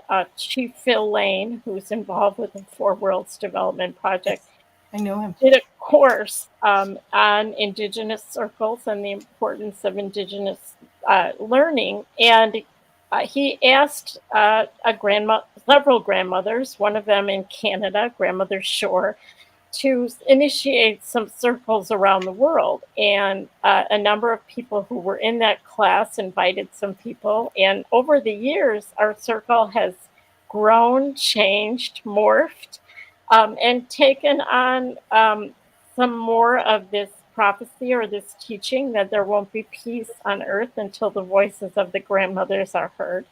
So we've explored what is the importance of grandmothers' voices. How can we as grandmothers bring our energy, as was the previous speaker just so beautifully talked about, and those earlier speakers today, how can we bring that energy, bring that the gifts that we have into the world? And our circle has grown to both be a support for its members, but also as an outreach to explore topics that are of importance for today. And I return the feather.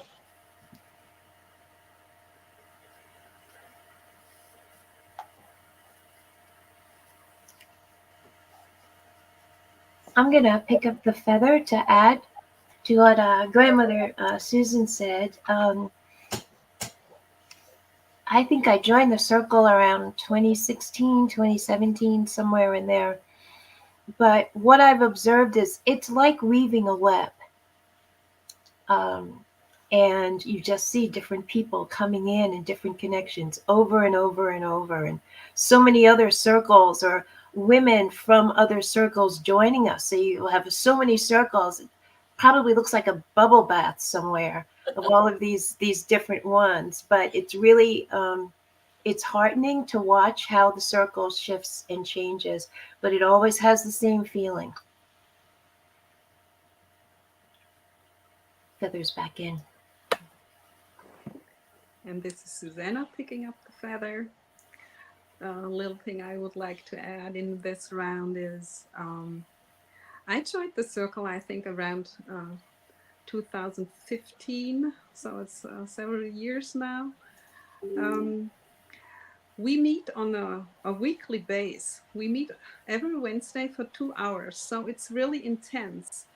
And it's living by our heart connections.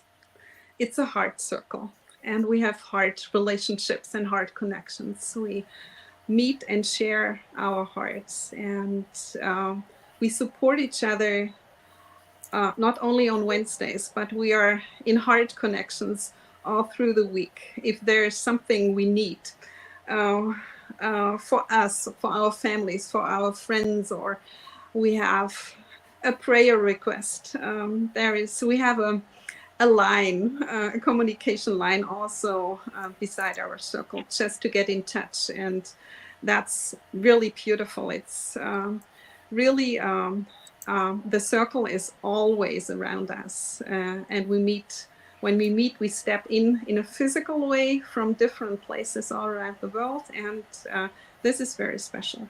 So thank you. Put back the feather to the center. I want to pick up the feather.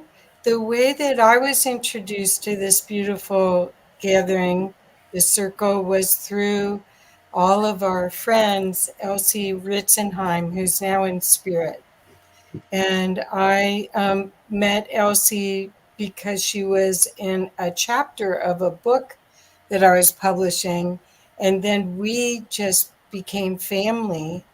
And then I ended up getting to create a book with her about the creativity, the opportunity for creativity now and the possibility space. And she loved you all. She loved this circle.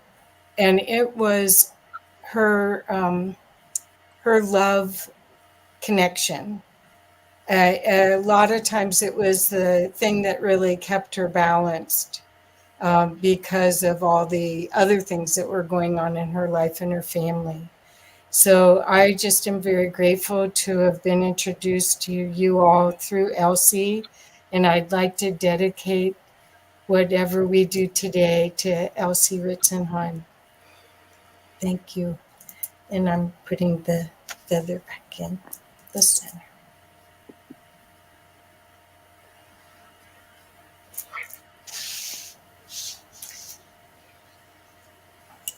This is Susan. I'll pick it up and ask the next question. Okay. Maybe, Diane, maybe you could start out, if you don't mind, and talk about how the grandmother circle operates and the main principles that we use when we're operating in circle. Sure, I'll pick up the feather. I'm happy to do that. There's two main themes to how our circle operates. It has to do with sacred listening and the sacred sharing, which we are already demonstrating, but I'll talk a little bit more about it. And the other theme is how we hold space. How we hold space for others and how we hold prayers. So the sacred listening part, this is my favorite thing. Oftentimes when we come together, even with the best of intentions, we're still humans. So somebody's speaking and we're hearing what they're saying, but then maybe we're already thinking about, okay, what am I going to say when I pick up the feather? Or I should say this, so we've got this dualism. And then for some of us, we could have several conversations in our mind going. With sacred listening, it's a really straightforward directive. You simply listen as if the voice of the Creator is speaking to you, regardless of what they're saying. That you just listen, and so personally, if the Creator was in front of me, I would not be thinking about what I want to say. I was just like, oh my goodness, I just want to absorb every single thing that's being said. So that's the idea behind sacred listening. And the other side of that, sacred sharing, when a person is sharing, and this is called heart sharing, when someone picks up the feather and they want to share, we encourage them to place their hands over their heart and to close their eyes and then share. What that does is it takes a lot of the head talk offline. And so many times in our circle, and I can only speak for myself, but if it's a topic that we're talking about, sometimes there's a topic and then we're going to share on that. And I close my eyes, I put my hand on my heart, and what comes out of my mouth is nothing I would have thought. but it's because we've just, temporarily blocked off the thinking about it and just letting our heart speak. So, and then as I'm doing that, everybody else in the circle, sometimes they close their eyes too, but they're listening as if the voice of the Creator or the voice of God is speaking. And that creates one of the sweetest, most sacred and powerful spaces when that's done.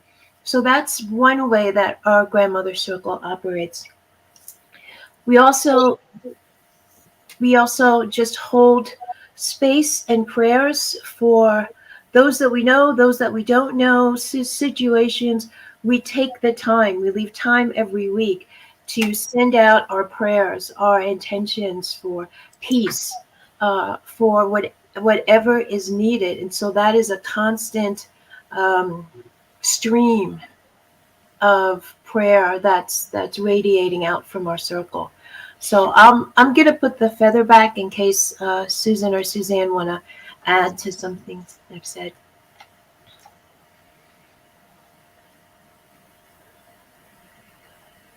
Well, I'll pick up the feather. I just wanted to add that this is a practice that was brought to us by one of the grandmothers in the circle, Grandmother Diane, who has who learned some of the practice from her husband, her late husband, Gilbert Walking Wolf.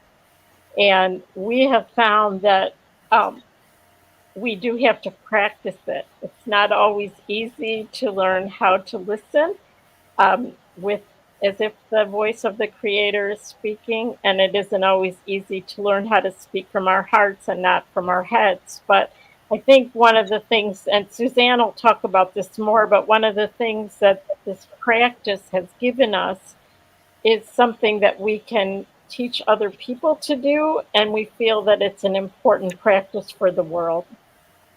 And I return the feather. I'm just quickly picking up the feather to say we have 3 Dianes in our group. And so the Diane she was talking about was not me. She was talking about Diane White.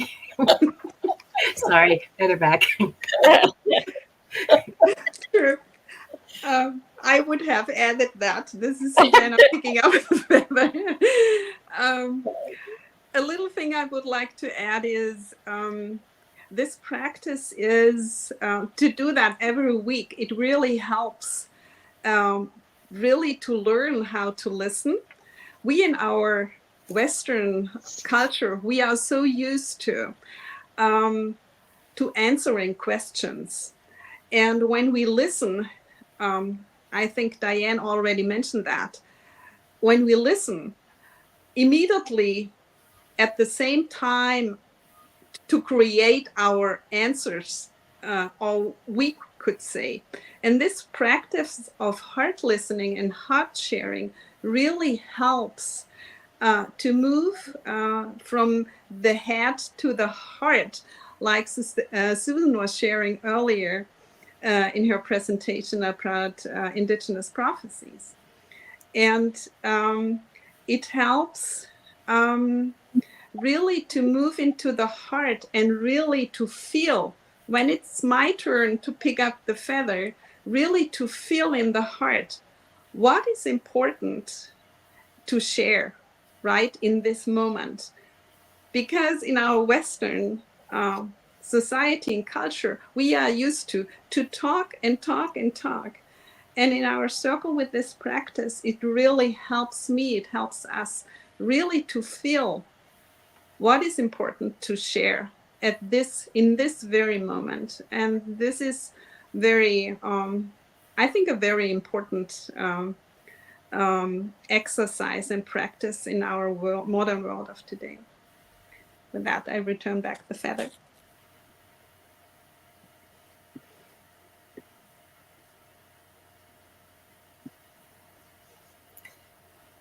I'll bring the feather in.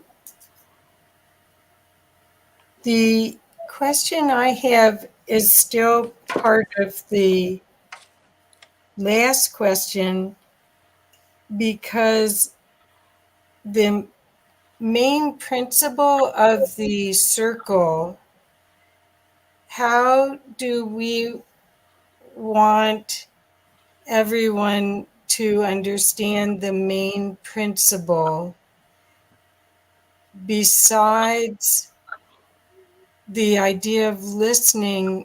It's also the speaking side. Could one of you please share about the speaking from the heart side? And I'll return this back into the center.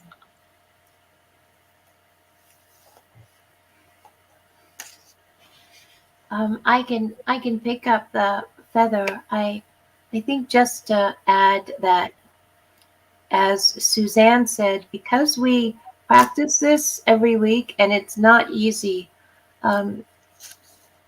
it starts to filter out into other aspects of our lives, and we bring that in we express it, we practice it in other ways, and so that expands out, and it kind of leads into that next question that perhaps I'll ask our sister Suzanne to respond to, but in terms of why circles and functioning as a circle is so important for peace. What is it about the circle that helps transform processes and can serve as a tool for transformation in our world today? So, Grandmother Suzanne, I'm passing the feather to you. Thank you.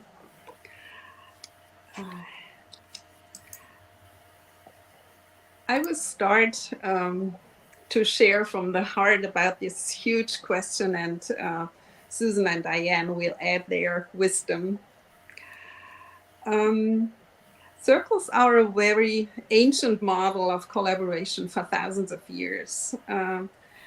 It can be found in many indigenous cultures and traditions all around the world. For us today, being in a circle, I feel it has two directions. On one hand, it is about remembering the wisdom and the gifts of circles by our ancestors, to remember that wisdom and the gifts of the circle. And on the other hand, to transform that in our modern life and in our modern world.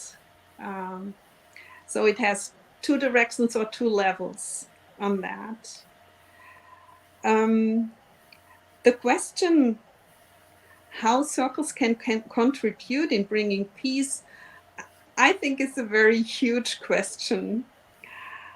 I will share from the heart some of my experiences on that.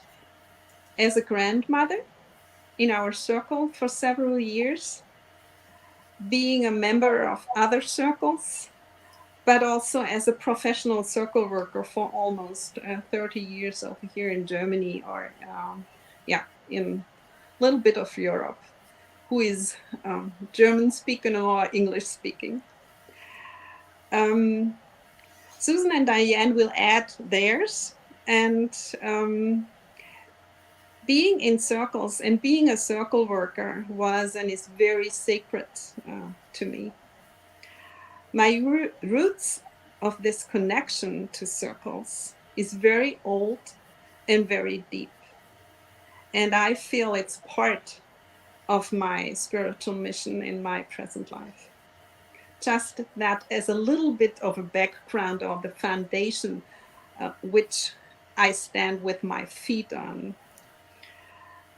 I love circles. Susan and Diane know that. Everybody knows that in our grandmother circle. I love the energy, the dynamic, the mystical magic, which often just happens unplanned, as a surprise, as a gift by spirit, I feel. His spirit is coming in when people are sharing and being on a heart level in a circle. It's amazing sometimes what's happening. And after all these years, I'm still amazed by circles, by its wisdom, by its power. And I would like to share a little bit of this love for circles and why I believe they are so important in bringing peace, especially in times like ours where we have so many wars on our planet, especially during the time we have this terrible war over here in Europe, in Ukraine, which is 3 flight hours from where I live. So it's really close over here in Europe.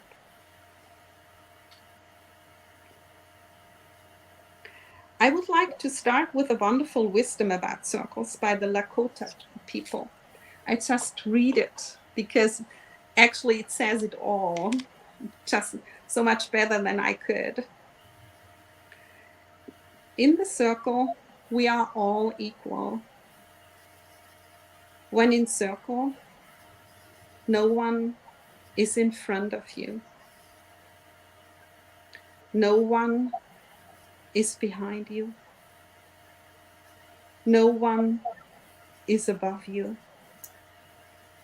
No one is below you. The circle, the sacred circle, is designed to create unity. In these words, everything is there. Why circles are so important. The equality of members. There is no hierarchy in a circle. Every member brings his, her own unique gifts to the circle. This equality, not having someone more important than another, this equality helps us to create unity and let us feel that we are all related. This is a huge shift in perspective, I think. We feel many times in our circle on Wednesdays.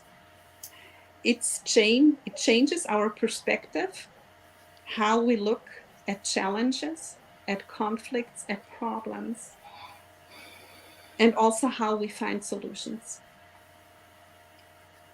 It realizes that our complex world, with our complex challenges, conflicts of our times, of war and peace, of climate change, of dealing with the pandemic, of taking care of our planet Earth, there will be not one leader, one man or one woman who knows the solution.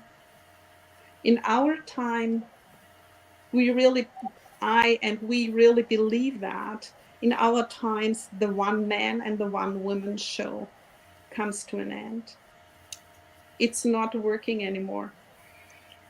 The solutions of healing, for peace, for transformation into this new world we are all so longing for and we are all so working for, will be found in the wisdom of many, not of one. And the circle model, it's not the solution to everything, but it's one alternative model of cooperation and communication to organize and to cooperate in a new way with each other, so that by sharing from the heart and listening from the heart, spirit can come in. And oftentimes, and that's something what I have experienced many times in circles, and we experience that in our grandmother circle too, that sometimes suddenly from the circle, from the center, in the flow of the circle, suddenly solutions appear one person never had thought about. None of us had thought about before. And this model of circle means we move into a new way of leadership, of communication and problem solving. What does this mean in a practical way? For example, in our weekly grandmother circle, how is this, can this be seen in the model of our circle, how we operate? We share leadership. We don't have a leader who is taking care of everything. We share responsibilities, for example, according to hosting and facilitating, sharing and teaching, and also organizational things. That means everybody is responsible. Each of us, it's our circle. It's not the circle of one person and the rest of us are regular members.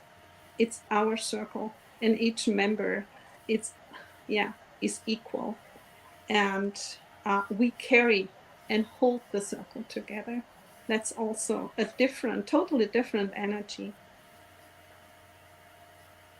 The move, like Susan shared in the beginning, the move from a circle with one leader to a grandmother circle with, there are two wonderful circle workers from America, they call it a leader in every chair, was a major shift in growth for us.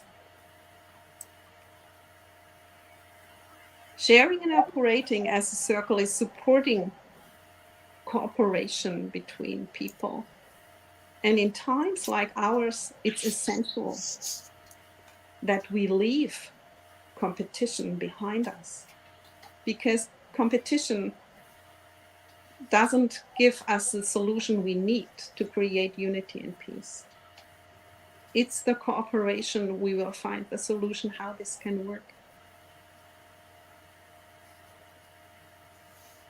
That we learn to find ways how we can share our different views, how we can envision a future of love, peace, justice, and unity, and how we can learn how we can work for that together.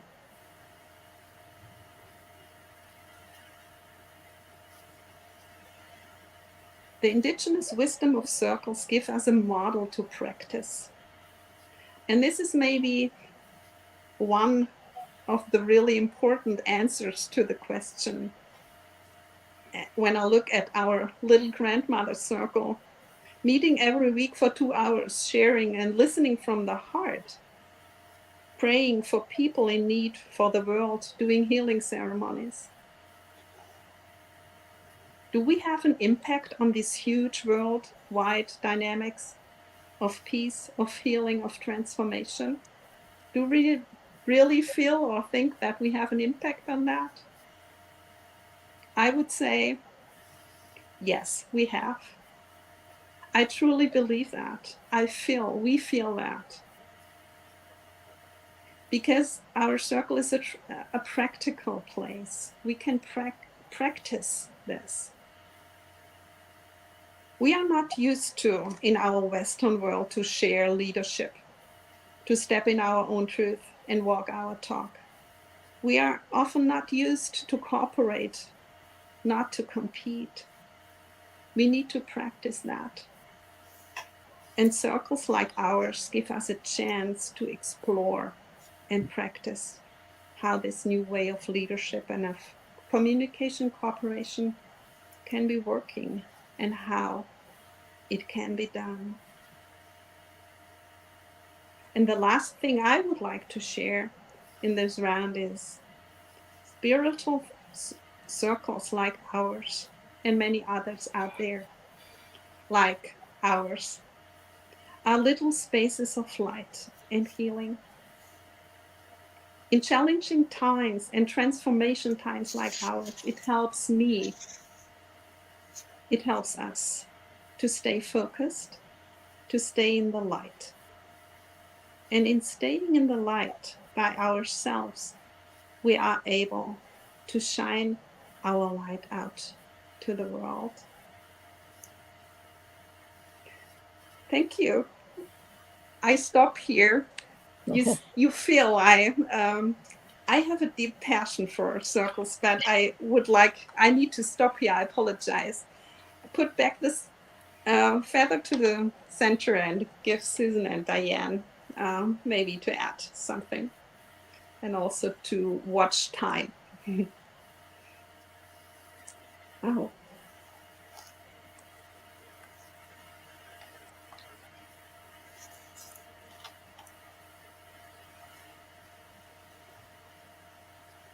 Well, I'll pick up the feather very briefly. This is Susan. I think that learning how being in a circle, how it contributes. One thing is that, and you asked about heart sharing, Kathy. In the greater world of school and Western thinking and everything, have you ever noticed how sometimes the people that talk in meetings tend to be a certain type of leader? They tend to feel, people that want to jump in, and they always have something to say. And very often, the person that's quiet, that doesn't say anything or doesn't jump in, often holds a key to the solution that never gets shared. And when we go around the circle and we each take the feather or the stick, or have an opportunity to hold the talking stick, and we know it requires the people that are quiet to step forward, and it also requires the talkative ones to sometimes step back, because they are so used to being in a certain role that a circle allows them the opportunity to just be a part of and be equal within it. So I don't know if that answers the question, but that was what was in my heart to share. I return the feather. I'll pick up the feather, and obviously I'm one of the chatty ones in our circle. But what's magical about it is I have to talk a lot as a professor. And what I can do every Wednesday is not talk, or just listeners. It allows everybody to open up another space of themselves outside of perhaps their daily activity, or the daily way they sort of walk through life. And so then you're expressing each individual gets to express themselves in a much holistic way. There are times in our circle when one of our sisters has, maybe been sick or ill, and they show up, but they just sit in the circle and we hold them there. And there's you can be your authentic self with ease and with grace. That can be difficult to do sometimes 24/7, especially now the way the world is. I forgot also to mention before I put the feather back that this time is when we would normally have our grandmother circle, but they are actually watching this broadcast. Perfect. So we're still having our circle. We're still in circle, even though the configuration is different. And it opens up so many possibilities. And that openness, in my opinion, is what is necessary to come up with creative ideas for the challenges we face as individuals and as people and as a species. So, feather back. Kathy, I want to pass the feather to you. How do you answer that question? Well, excuse me. I'm curious about, I'd rather ask another question so I can learn, if that's okay. How many people usually show up, and how do you figure out 2 hours, excuse me, is not that long for a conversation? Excuse me. How do you figure it? I'm putting it back in.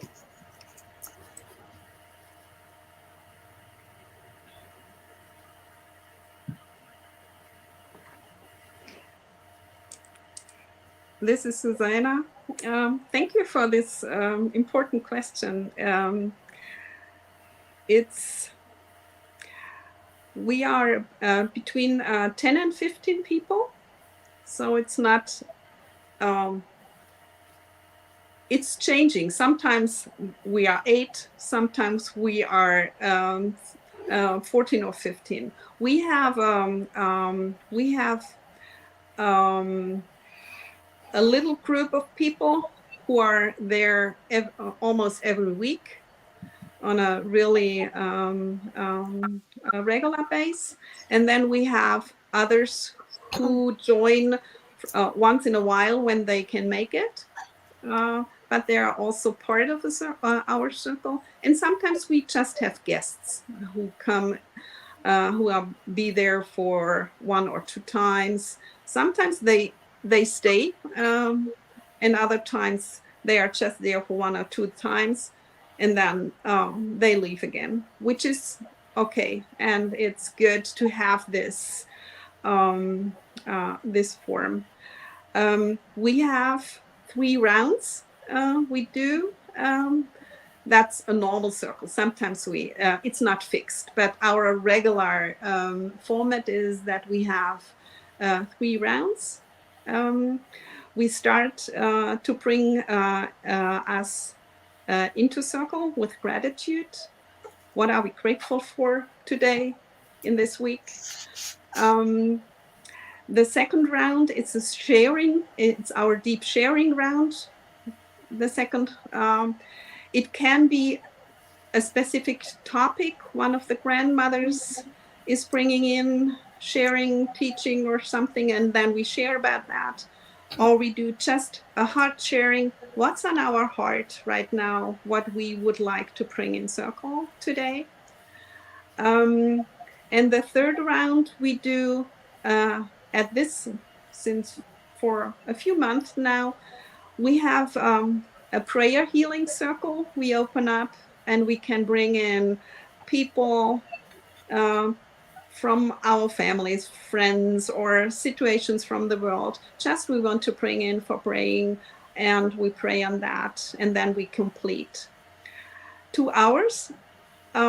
It's true, it's not so long, but we try really to mind time so that everybody, and that's also where we see this, that we share responsibilities and leadership, that everybody is taken care of, that everybody has time to share and to have a little bit to pay attention to that. Everybody has about the same time to share, so that if everybody is taking care of that, it's working normally. I put back the feather. Okay. Susan, I'll pick it up on that.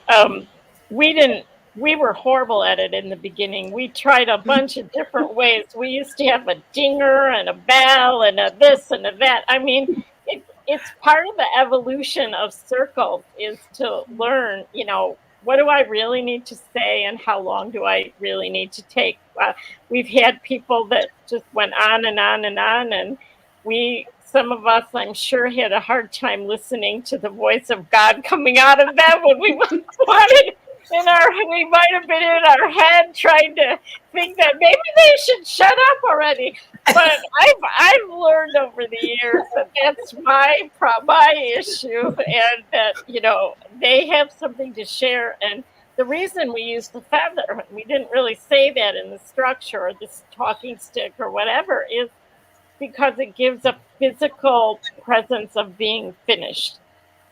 Sometimes people are uncomfortable with silence, and sometimes someone just needs to think, or there's something else that they want to share. So by returning the feather to the center, it gives us a physical clue that they're finished.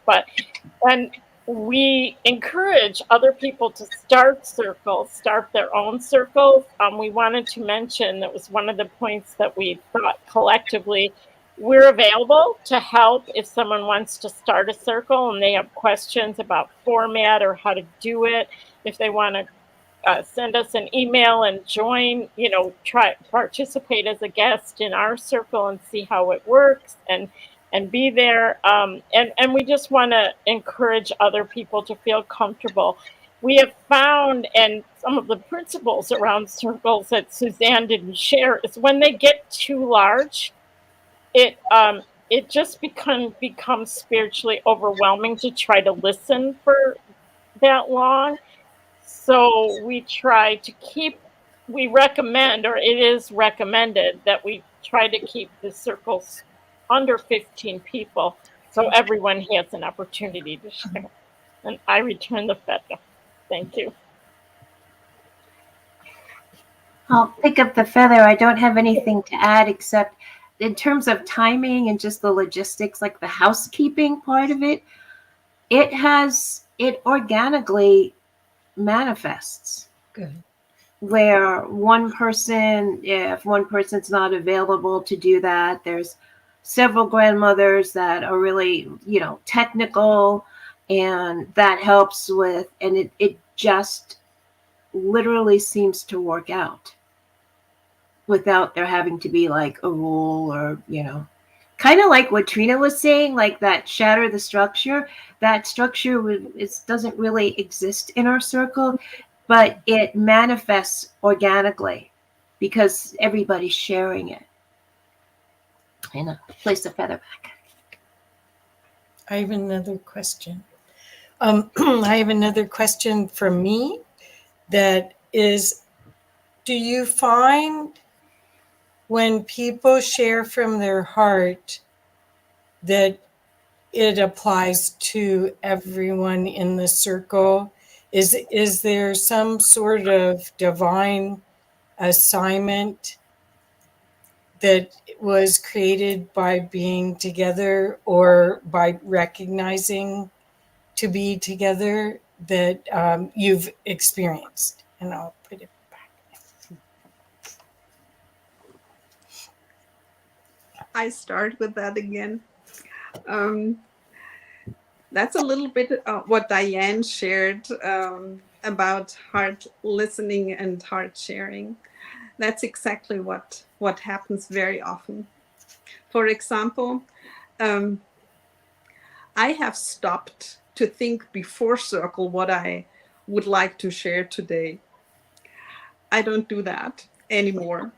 It's because being in circle, feeling this circle flow, being connected with each other, really listening to the shares of the other and feeling when it's my turn to pick up the feather.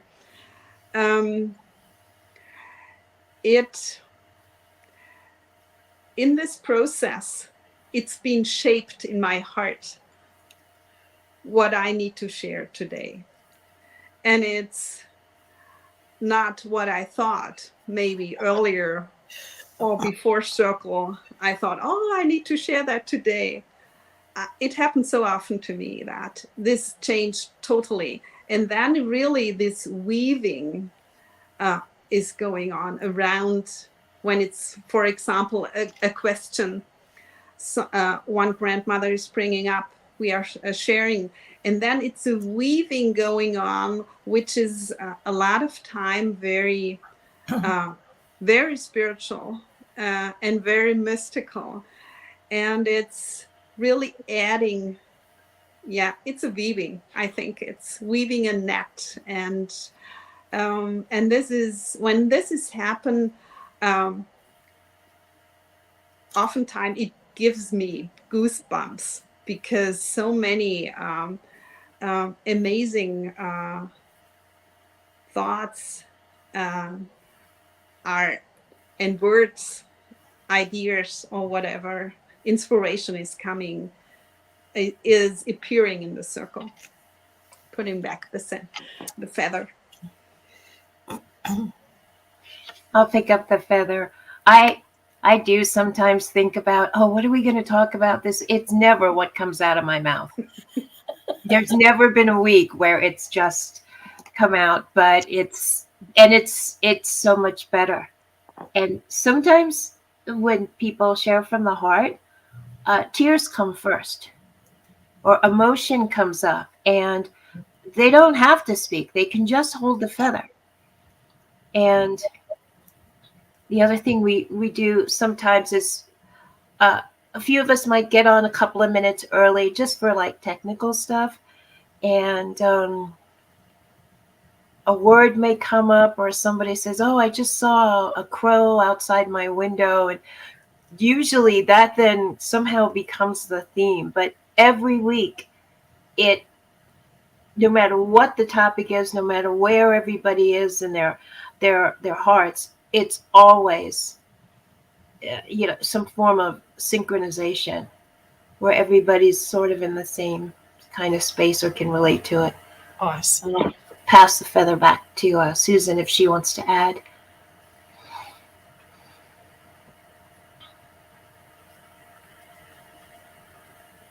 Go ahead, Kathy.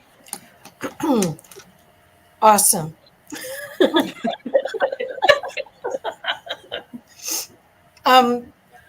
There are some questions coming in, but I don't know when is the appropriate time to bring them in. Are we good now? Okay. Mhm. Okay. So one thing that Stone Hobbit put is she put groups are opening in many spaces.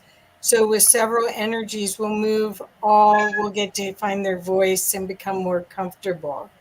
And that's what your hope is, right? Okay. Okay. And what is the protocol for answering questions? Are you going to use the feather as well, or? Yes. You can tell I'm a newbie at this. Thank you. Okay, hiding that. Okay, and we've got this. I'm loving this panel. And the energy is so enhanced. Okay, so Anon has asked, yes, is there a place to find the information on circles that Suzanne read? The Lakota quote at the beginning was inspiring.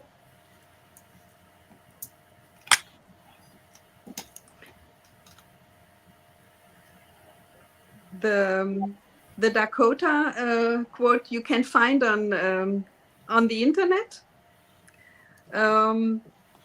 It's just in the circle we are all equal. If you put this sentence in the Google, it will show you. Okay. I'm sure. And the other information about circles, there are several books. My own homepage. Because I'm here in Germany and I have a German business over here. I'm sorry, but it's in German and not in English. So probably you won't be able to read that. But there are several books on circle work, the way I'm working.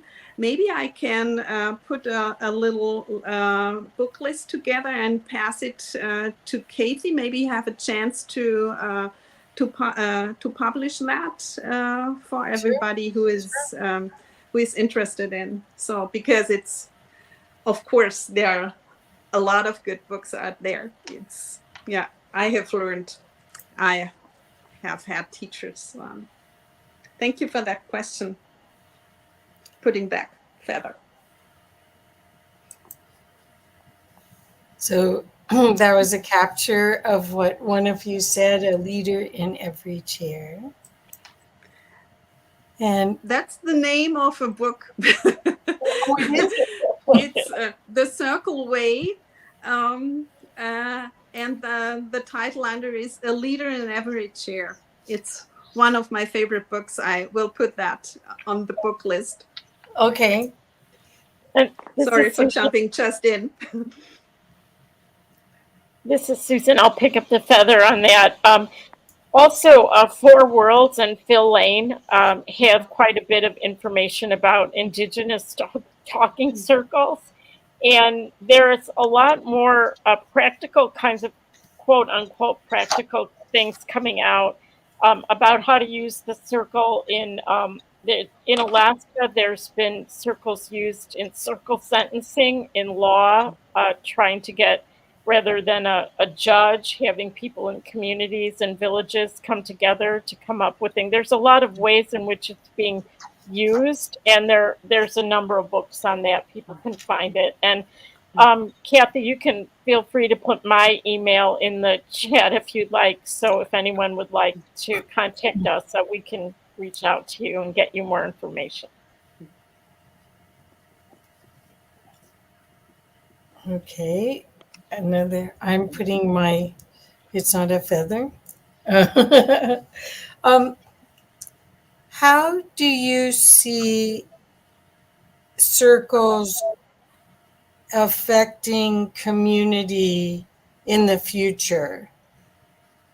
How does the wisdom that's held in a grandmother's circle show up in a practical way in our future to build the new earth? And I'm putting it back in the middle. I'll pick up the feather for an example of one of the things that is happening now that I've observed. In my work, I try to model aspects of circle work with my students. My courses are forensic anthropology, biological anthropology, which at the beginning you may not say is very uncircle-ish. But in the way I try to present the curriculum and the discussions, where I'm not always lecturing. It can be a topic or an issue that then students have to discuss. And the criteria is that they have to share, and then they have to respond to at least 3 other sharings. And that can be done live or virtually. And what it does is it changes the dynamic where students are now, they're learning from each other. They're getting to hear what other people have to say. Also, as Suzanne mentioned, it's a way, the ones that are a little bit more shyer, they do have to sort of step up, and then the ones that could just go on and on, they have to taper back. So there are ways, and I bet you every grandmother in our circle could talk about a way that they model circle work in their lives. And you have to stop your brain to be in a circle. If you're going to do sacred listening and sacred sharing, you kind of have to stop your brain a little bit, and then you're just being, because you've shifted down into the heart, like Suzanne said. That changes the whole dynamic for how people interact with each other. So that's a practical example that I would share, and I'm sure for future scenarios that's going to be necessary. It's going to be necessary. And place the feather back. I'm sorry, I'm getting really excited. This is Susan. I'm not modeling good circle behavior. I had to pick up the feather because it's not just the future, it's now. I would love to get a Ukrainian grandmother and a Russian grandmother, both of whom have lost family or have family affected by this dynamic, in a room. And I've said this about a lot of conflicts, and I guarantee you they can come up with a plan for peace. I mean, there are so many of these issues where if we can get people together, and part of the circle of, in the beginning when Diane said a prayer, she asked us to envision something in the center of the circle. There's a quotation that I really love that talks about when we have an idea and we release it into the center of the circle, those ideas can spark truth if we let go of them. If we hold on to the idea and we have to prove our idea, we have to let it go into the center of the circle and let it clash with other ideas, but out of that can come the spark of truth. if we don't hold on to it and we don't go, this is my idea, I'm so important, I'm the most, that all that ego stuff, it's needed now. It's not just the future. And that's why I think practicing these techniques and being in circle with other people. And I want to say one other thing before I give up the feather. Kathy, we were using Zoom before Zoom was a thing. I mean, the grandma started, we've been using Zoom for years and years and years, and the world caught up with us during the pandemic. But we can be in circle virtually as well as in circle. And I wish Zoom would have little circles instead of squares so that we were dots. But anyway, thank you for letting me share. I return the feather. So I'm afraid we're at our end of time. We do have people from New Zealand next, Australia, New Zealand next. So Susan, you might want to stay.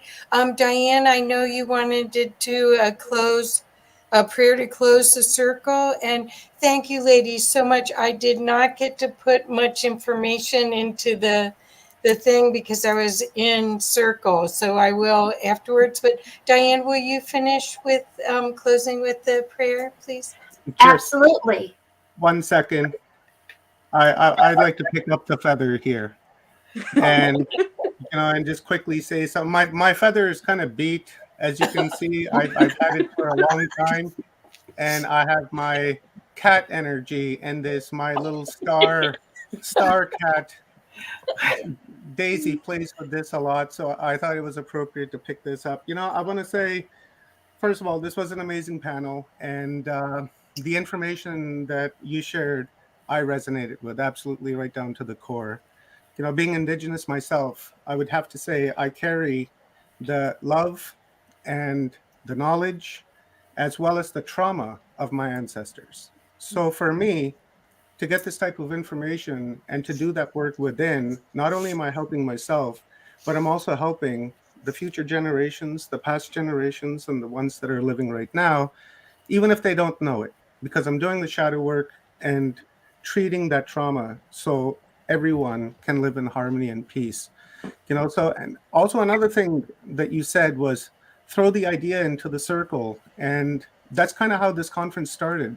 When Rob and I were sitting here talking and decided to do this conference. And after that, we just got everybody involved, right? Our own circle that we have, Kathy and Dr. Joan and Stephen and Evan Strong that are coming up next, Rob. We just threw the idea in the middle of the circle. And the next thing we know, just within a few days, we had like 80, 90 speakers just ready to, just come on and just put it on. And we were like, wow. So what you just said, is absolutely true. Throw that idea into the middle of the circle and allow everybody to, manifest whatever they need to from that circle and put their energy in there, and the universe will just make it happen. So this is, I really resonated with this. So thank you very much, ladies, grandmas, grandmas. Thank you, and I appreciate it. And I put the feather back.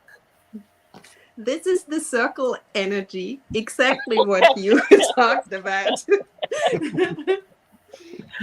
Thank you for having us.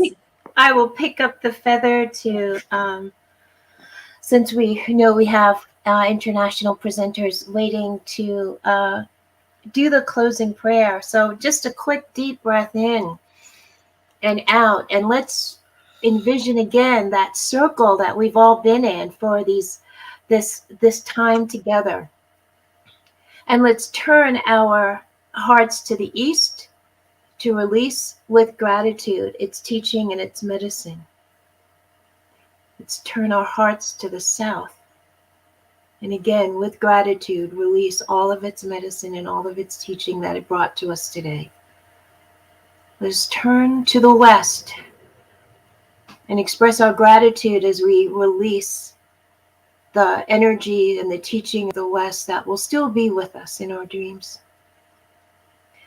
Turn to the north with gratitude and humbleness for the medicine that was given to us. We release the north. We release the Star Nation and Father Sky from its wisdom and its teaching today. And we release Mother Earth in her support and her nurturing and her wisdom with our circle. And we turn now to our hearts. And I would ask you to envision us in a circle one last time, holding hands with that symbol of peace in the center of our circle. And if you can imagine a white dove flying up from our circle, and as it flies up, it turns into 2, 3, 4, 1,000 doves. And let us just finally join our intentions that these doves of peace travel wherever they need to go, wherever there's conflict, where people are suffering. Let's send a few extra doves to Ukraine and to Russia, but to anywhere where people are suffering or hurting. And just know that this intention with all these doves flying everywhere around the planet is our way of contributing to peace. And so it is. Tabutne mambo enhene. Thank you. And so it is. Blessings. Thank you so much. You guys rocked it. Thank you so much for having us and for letting us operate as a circle here. I learned a lot. Whoops. See, I've already forgotten. Oh. Thank you. It's okay. It's the end. It's okay. It's the end. Okay. Thank you. Bye. Thank you for you, Omar. Thank you for your words. Thank you, Omar. Yeah, Thank you. Love you for guys. having us. Love Love you. you. Bye. Bye. Thank you. So that was amazing, Kathy. Thank you. That was totally amazing. Thank you very much to our star grandmothers for that epic, amazing upload and the information that we all need in this time of creation, because that's what we're doing. We're creating because we are creators. And speaking of creation and creators, here are more creation and creators coming up. These are just amazing people, friends of mine for a number of years now, and we've worked very closely together. And this event and the past couple of year events that we've had during the solstices has been inspired by Stephen and Evan Strong. I look at Evan as a brother, and I look at Stephen as a father, because they're my mentors. And the information and the knowledge and the wisdom and the love that they have to share is absolute unconditional. And I appreciate that. So Stephen and Evan, welcome, guys. And thank you very much for being here. I know it's very early in the morning for you guys. So I truly appreciate it, guys. And it's yours. Thank you so much, Omar. And it's nice to feel even older than I am. Anyway, look, we want to sort of follow on to an extent with what the ladies were talking about, and we're going to open with a couple of prophecies. And I know at the moment, quite recently, Evan explained to me that quite a few people are attacking us for doing woo-woo things, haven't they, Evan? Yes. Well, this is going to be very woo-woo, but we're going to try and intersperse this with a lot of facts. What we want to do is explain a prophecy that took place and was enacted in Australia, then give positive proof as to actually what happened. Now, I'm going to start by explaining how this began. About 5-6 years ago, we were first told about a ceremony that was taking place at Uluru. And it was one of many. It had been going on for 9 years. I've been doing preparatory ceremonies to build up to one that was going to take place on the 21st of December 2020, is it? Yeah. Yep. At Uluru, where the elders were going to sing up a magic box. Now, what we've done is, since we heard about that, we started to prepare for it. And in the last year, we started a series of online conferences letting people know what was happening. And on the day of that ceremony at Uluru, there were 15 to 20 million people around the world that joined in. Now, very simply, what the ceremony was about was that what was the elders called a magic box that turned out to be Uluru itself was going to be turned on. And if it was turned on, by the elders to put it into neutral, so to speak, and by the others who joined in around the world to put it into first gear, that would begin the healing of the planet. There wouldn't be any conflagration or catastrophe. It would be the healing of the planet, but it would also mean that not only would the planet be healed, but every animal bar one would be welcome to join the planet in its ascension. But humans had to earn their passage, their rites of passage. So, ladies and gentlemen, that was primarily the prophecy. Now, what then we're going to do is Evan's now going to read not just the original prophecy, and I'm going to finish off with another one after, but he's going to read the Hopi prophecy of the same days. I'm going to go over to Evan now, then I'm going to come back with a prophecy from Auntie Bev, one of our grandmothers. We've been telling the people that this is the 11th hour. Now you must go back and tell the people that this is the hour. There are things to be considered. Where are you living? What are you doing? What are your relationships? Are you in the right relation? Where is your water? Know your garden. It is time to speak your truth. Create your community. Be good to each other. Do not look outside yourself for the leader. There is a river flowing now very fast.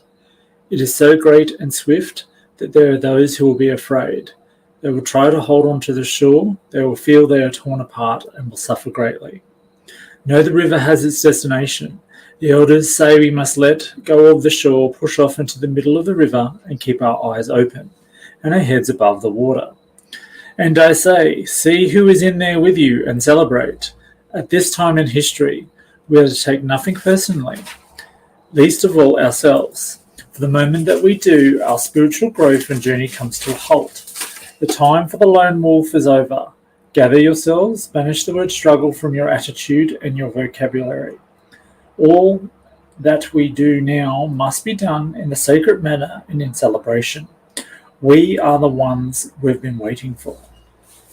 Now, ladies and gentlemen, I'm going to add a little bit more to this prophecy. This time around, I'm going to refer to Auntie Minnie Mace, one of our elders. And I remember quite some time ago, she was asked what would be the first sign of this change that all the indigenous people around the world, and even the Bible and Christian religions, talk about. And she told us that the first change, the thing that we would recognize that was the beginning of this change, would be there would be a rush around the world. This was 5 years ago on toilet paper. Mm-hmm. Of all things. Of all things, toilet paper. And then she went further. Further on, she added something to it. I think she was asked what would be the last sign. Yes. And she told us you look to the birds. She said they would do things that would not make sense. Once that happens, she said, I think it was something like 9 months, didn't she? Prepare for the next 9 months. And 9 months of darkness or something. Yeah, well, we're going to talk about that some more as we go along. So, ladies and gentlemen, the Hopi tell us this. The original people say this. The Adamartha have a prophecy, not quite as eloquent as that one, because the Hopi are the keepers of prophecy. And it goes that it began here, it will end here, and begin again here. So it was always meant to happen in Australia. So what we're going to do is that's the prophecy. And primarily what it said was this, that each human would have to make a choice. And the Hopi talk about going back to the old ways, don't they? Yes. Now, that choice was to link themselves up with a mother, with the earth, and to realign yourself. Now, the deal with this was simple. There would be a time for every human to basically sign up on this, to commit their soul and their spirit towards honoring the earth, honoring old ways. In fact, they call it, don't they, the Hopi? They call it the old ways, the old teachings. You must get back to them. So, and what they said, there'd be a time, and we'll talk about that further on the piece, where you had a period of time to commit yourself, and after that, it just didn't matter. Each person is now going to become Peter at the gate. They're going to judge themselves. So what we're going to do now is it's a rather bizarre prophecy to make, and we've heard these things all before. The end is nigh. Well, this is not the end. It's the beginning. The earth is ascending, and that's what this is about. And because that ceremony was successful, that ascension has taken place. Now, unbeknownst to us, when we did this ceremony, and we went to Uluru on that particular day, and we took the rocks there, or asked to, and we did a ceremony some 15 k's away from Uluru, I always wondered whether we'd ever have proof. And what we want to do now is assuage the rational part of everyone's mind to show you that the sort of stuff we're talking about actually did happen. So, Evan, let's go through the slideshow now. Yeah, I might get the slides up a bit bigger on the screen, Omar. Thank you. Right, here we go.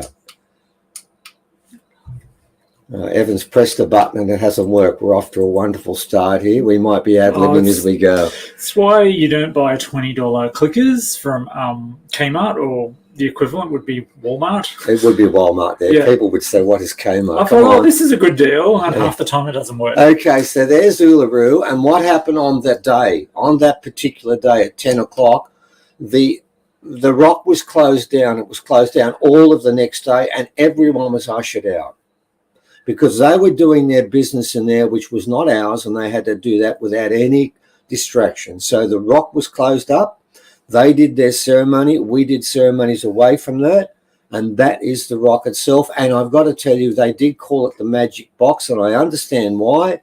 In these days of Lord of the Rings, if you were to tell people, I want everyone to meditate on a piece of rock, they may not grab that as a great idea. But if you told them it was a box inside, that did resonate, didn't it? Well, it kind of looks like a box. Well, from above, not from so much there, but from side on it did. Yeah. Okay, moving along, please, Evan. Let's now look at the prophecy. It was a choice we made. And I want to thank the 15 million people who joined in, because on every occasion we spoke about this on our online conferences, which are still going. We're now talking about how to prepare for the change, because you're going to see it's real. We always wondered, and we told people we're not convinced it's going to happen. So everyone that joined in didn't join in because of empirical proof. They joined in because we said it could happen. So moving along past the prophecy, this is number one. Here are the results. Let's have a look at them. Okay, this is in Croatia. And what you'll see there is a disc in the top and then a light that sort of runs into the sea. Now, this was seen by thousands of people, and it was discussed on the internet. And we got people from Croatia who told us about this. In fact, this particular photograph was shown not in Croatia, but in the neighbouring Slavic states. Bosnia, and I think a couple of others showed this at the time. And they said, what is this? Now, we're going to, in a while, Evan's going to read another prophecy from the Hopi about the signs. And they will speak about the signs coming from the skies. Okay, let's have a look at the next one, please, Evan. And here's the Schumann resonance, which is a resonance of the Earth. And there's two ways of measuring. One is 7.83 and another is about 0.3. Two different measures, ways of doing this. Now, what you will see there is on the 21st at 7:30, there is a 100-fold increase in the resonance. Now, 7:30 was the beginning of the actual meditation. And to see that happen is a fascinating, perhaps coincidence, perhaps it's been a catalyst. We can't say for sure on that, but that's basically what happened. And Evan's now showing us a diagram of how the resonance works. It's basically like the Earth's heartbeat. Okay, moving along, please, mate. Right, there it is in detail. There's the actual map at that particular time at the 7:30. And you've got that taking place for the next 4 hours, which was primarily the time when we were meditating. So we have some circumstantial evidence that something may have occurred. And Evan's watching the rabbit who's now breaking into So it isn't a ghost. It's a rabbit pushing through the doors. So if you see the doors moving. Okay, moving along, please, Evan. We will leave the rabbit out of this. And there's a map of the Schumann resonance soon after, where for 24 hours it disappeared. In fact, it's longer than that. It went so high further on, and this has been a commonality since that point. It's gone off the charts, literally. And this has been happening more and more and more since that happened. It's like that particular trip switch was initiated. When those 15 million joined in, that charged up the whole system so that the planet was now in a healing mode of itself. And then giving us the opportunity. Because, by the way, if that ceremony didn't work, we were told, and there was a keeper of the alternative prophecy, the world would be cleansed in a much more catastrophic way, and all the animals were going to suffer. This is a much more graceful and eloquent approach. Okay, here we are at 7:30, and this is just after. Now, what was quite fascinating is that cloud you're looking at 15, 20 minutes before was grey, dark grey and spat. And we thought we were going to be rained on. We did the meditation, and then we looked back, and by the way, look at the colour of the sky on the horizon, and it's a washed out blue, but look at what's happening in the middle. You have this deep blue patch, and I'm going to emphasize that because the prophecy of the Hopi speaks of the two blue brothers showing themselves in the plaza, and they talk about the sky all the time. That was the plaza, and right in the center is that massive color of blue. And everyone sort of, after the meditation, there were other activities were going to take place, but everyone got taken in by the sky. And the sky, when you looked at it from different points of view, had different colors in it, didn't it? It did, yeah. And we asked the security guard there, had you seen sky like that before? And she said, never. And it took everyone's breath away. And I thought, well, this is interesting. It could be coincidental, but there's something going on in the sky. Okay, next up, there's a full scope. And what you're going to find is this cloud formation, what goes from Katachuka on one side to Uluru, and it just covered that area. And there's different pictures of it from there. And it stayed there. And as it did, we got different pictures, and you'll find that all different colors are there. So moving through that again, because we've got a lot to go through. There's a before and afterwards. There's a before and after, ladies and gentlemen. That's 20 minutes before, and that's after the event. And you can see that blue, and look at the horizon. Remember, the sun has now set, but the sky is doing things we've never seen before. So we figured, okay, fine, that's one part of it. So what comes next? And this is what comes next. At exactly the same time in the northern hemisphere, very importantly, remember this for later on with the prophecy, we also have a blue patch. And for those of us who claim, and they will, oh, that was some sort of effect of the sun. That ain't the sun there. That's the moon. And you've got that blue patch there. So one in the southern hemisphere, one in the northern hemisphere.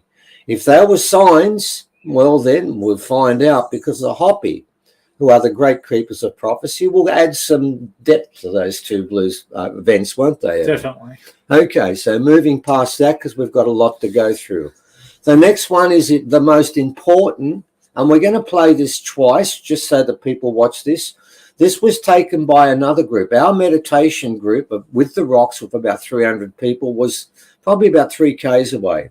These people sat, there was 2 people behind them. This is not a flash. Somebody's made that point. It's not, because when you look at this, and I want you to play it the first time ever now. Right, and now Evan's going to go back and play it a second time. Look for that flash. That covers, now we've slowed that up and we've looked at it, and that white flash covers the whole sky, but the people filming it never saw it at the time. They saw it later.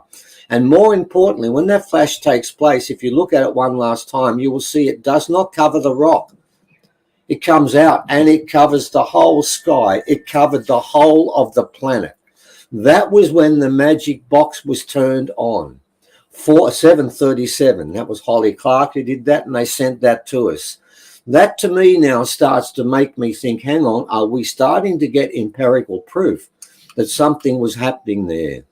Okay, next up, this is in Newcastle in Australia. You've got another shaft of light. And I want to make the point with this, that both the first 2 shafts of light I've shown you took place during the day and took place in not so cold country. And we'll get to that later, won't we, Evan? Mm-hmm. Because don't worry, down the line, to begin with, mainstream ignored all these events that are coming out of the sky. But in the end, they came up with a reason and an explanation, which they all nodded their head and said, well, that fixes that up. Yeah. We don't have to talk about it anymore. But we won't talk about that for now. We'll just show you what came in.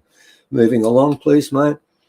And there's the arc of light that came, and that was taken straight after that, but it wasn't raining.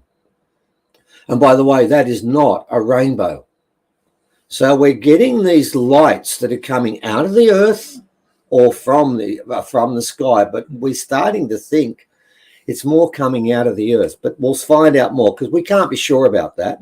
But certainly something was going on. And there we are. Where's that one? Hungary. Hungary, that's right, yeah. And this one, you've got these different lights, and there's a couple of shots of that people saw. And now, again, Hungary's a bit colder there, which fits in with a mainstream explanation, but they're in different locations. So let's go elsewhere. This is all around the same time this took place. This one was seen in Glasgow, and there's a quote there from the local newspaper, the Glasgow News, that said, like something from the War of the Worlds. Well, this was something from the War of the World, plural, not singular. And you'll notice if you look very carefully, one of those shafts of life is in front of a house. So they're spread all over the place. And we've spoken to people from Glasgow, one that's just passed on. We won't mention his name. We'll call him the captain, who said he lived in Glasgow for 25 years and never saw this. So these events coming out of the sky are unusual, but they could be scientific. We're not sure. And of course, our scientists will give us an explanation. Don't worry, they always do. Moving along, please. Oh, they're still having trouble with that 20-cent machine. Okay. And then there was bird sign, and we're going to talk about that some more. See those two cockatoos? Oh, glass. Oh, glass, was it? Sorry. When I set the rocks up, I spent a lot of time setting it up the right way. And when I stood away and said, yeah, I think I've got this right, those two birds, a male and a female, flew directly above me, only a couple of meters above, and over the formation and flew off. And that meant we had bird sign. That meant the arrangement of rocks was correct. Okay, again, we've got a lot to go through.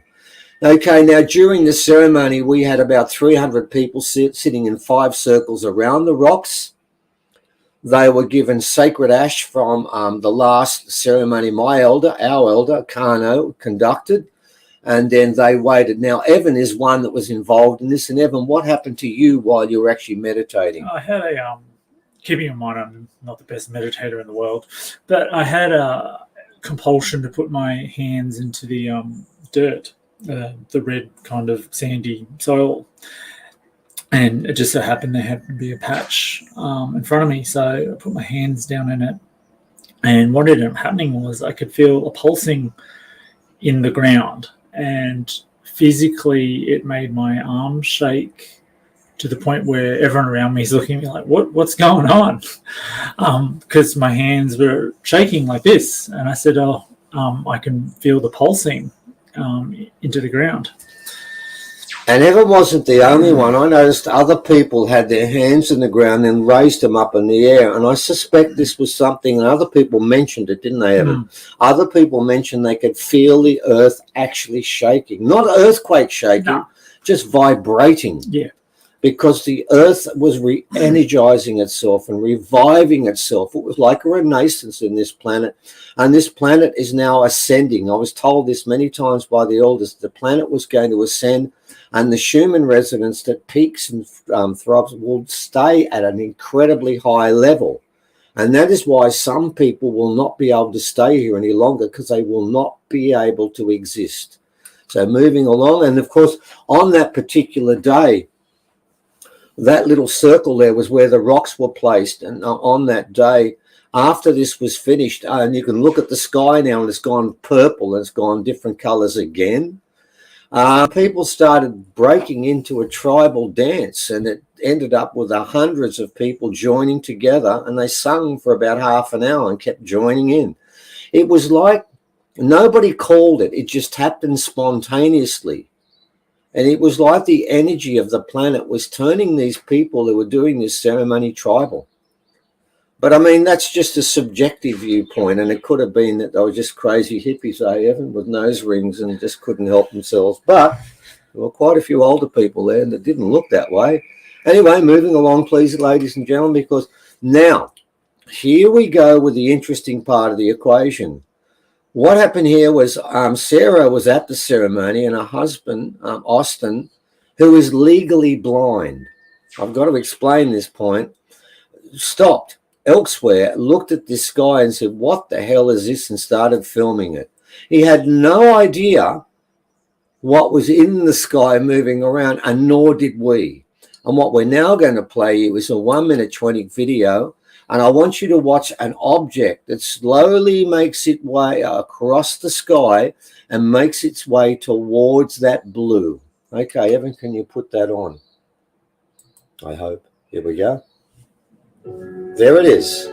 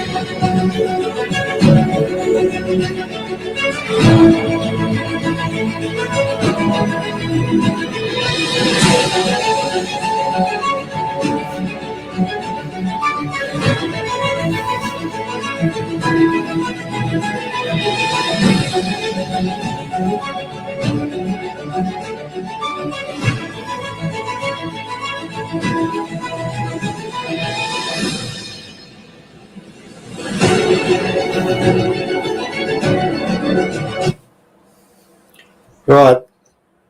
Is that finished? Yes. Okay, ladies and gentlemen, you would have seen, there's the object. You would have seen an object moving through the sky. Now, don't worry. The cynics have said plane, helicopter. Ladies and gentlemen, there is the flight path of all the planes in Northern Territory at 7:32. And there is one plane, a Jetstar plane, and you'll notice where Uluru is. Which one is it? Are we the orange, the yellow one? We're the yellow spot, and you'll notice that's about 400 k's away, and it is to the east, and we were looking to the west, and that was the only plane that was flying. Now, I know we've had all sorts of explanations about what took place, but that was the only plane, and there it is again there, and we're going to talk about those two pictures in a sec. Leave them there. Okay. Now, so it was not a plane. I want to make the point. We were sitting in the middle of the desert, 300 of us meditating. If there was a plane flying around, we would have heard it. Yeah. Then others said, no, it's a helicopter. Well, we definitely would have heard that. They're even louder. They're even louder. Well, here's the problem with a helicopter. Sarah and Austin were the last people to sit in the helicopter, weren't they? They took a helicopter ride from 4 to 5 o'clock, and then they closed down the helipad. So it was not a helicopter. It was not a helicopter. But here's the interesting part of those videos. At 1 minute and 59 seconds, that when you scan back on the film, there is nothing there. And it's near that blue patch. As you can see, it's right next to the blue patch. But what's really interesting, ladies and gentlemen, is look at 1 minute 20 and you'll find it's down there in a different spot again. Now, what they found is this, that in those shots, the 1 minute 101 and the 1 minute 20, what that person did, Amanda slowed down the film and there were 4 frames per second. And what she found is at 1 minute, 59 seconds and 1 minute 20, it appeared for one of the 4 frames per second, but the other 3, it wasn't there. It's as if it's disappeared, then popped back one more time, then fully disappeared. The first time up in that blue patch, and then the second time it reappears in another blue patch again. Now, the other 3 frames, it wasn't there. So I'm going to tell you now, if that's supposed to be a Cessna or a helicopter, I'd love to know how it can disappear for 3 frames at 59 seconds and 60 seconds, then is gone for another 20 seconds and reappears down the bottom there. How does a helicopter or a plane do that? Or even swamp gas when it comes to that. And of course, we have been told that it was drug runners and they were using a plane and therefore nobody would find them. Well, if that's the case, they're going to land at Uluru, which was in complete lockdown, wasn't it? Mm-hmm. So they're going to land with their drugs at Uluru, and every community was in lockdown. And by the way, where they're going to land the plane? Don't know. Well, that's the sort of stuff we got in return. Well, I can tell you now, it was not a plane, it wasn't swamp gas, and it wasn't a helicopter. What you're left with, oh, thank you, Evan, and it wasn't Superman either when it comes to that. And if it was a weather balloon, as it was said once, number one, weather balloons go up. They don't go across at about 50, 40 k's per hour. And that makes another point. How does a plane hover in the air moving that slowly? So, ladies and gentlemen, what we had out of this was a series of events of things that have been filmed that make you think what was happening at Uluru at that particular time. You could talk to the 300 people who were ceremony and not one of them will question for 1 second they weren't part of something life-changing and historic. So that was the beginning of this story. Moving along, please, mate. Now we come to the Hopi. And what Evan's going to do now is going to read a longer passage about the change. And it's about the two brothers, the two blue brothers. And we're going to look at that and then compare what we've seen before and what's happened since. So over to you, please, Evan. Okay. It will come when the Shashawaha, the blue, sorry about the bad pronunciation, the blue star Kachina dances in the plaza and removes his mask. In the final days, we will look up into the heavens and we will witness the return of the two brothers who helped create the world in the birthing time. The twins will be seen in the northwestern sky. They will come and visit to see those who remember the original teachings, flying in their Patuataha or flying shields. They will bring many of their star family with them in the final days. The return of the blue star Kachina, who is also known as Nanga Suhu, will be the alarm clock that tells us of the new way of life. A new world is coming. This is where the changes will begin. They will start as fire that burns within us and will burn up with desires and conflict if we do not remember the original teachings and return to the peaceful way of life. Not far behind, the twins will become the purifier, the red Kachina, who will bring the day of purification. On this day, the earth, her creatures, and all of life as we know it will change forever. There will be messengers to those on earth who will leave messages to those on earth who remember the old ways. And the last part you're going to read is this, that part there. No living thing will go untouched here in the heavens. The way through this time is, it is said, to be found in our hearts and reuniting with our spiritual self, getting simple and returning to living with and upon the earth and in harmony with her creatures. Remembering that we are the caretakers, the firekeepers of the spirit. Our relatives from the stars are coming home to see how well we have fared in our journey. All right, so that's what they've come, and they talked about the flying shield, and they talked about the two blue brothers, one in the northern hemisphere and one in the southern hemisphere. Well, at 7:32, 7:36, there was a blue brother in the southern hemisphere. We saw it. It was in those clouds. And in the northern hemisphere, there was one in Atlanta, Georgia. So there we've got the beginning of a story. Now, ladies and gentlemen, if you can move ahead, please, Evan. Okay, now what then happened is summer solstice number 2.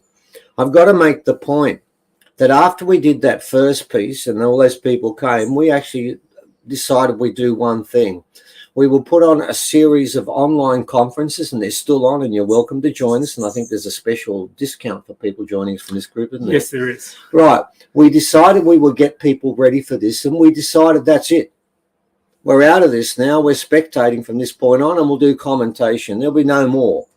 Then about 10 days before the second summer solstice, the rocks, the rings, the skulls, and all the different objects we had demanded that we redo this a second time and a third time. And I want to make a point before we go any further. We had 10 days to put this together, and we rushed through, and Omar and Rob and others helped by screaming this also.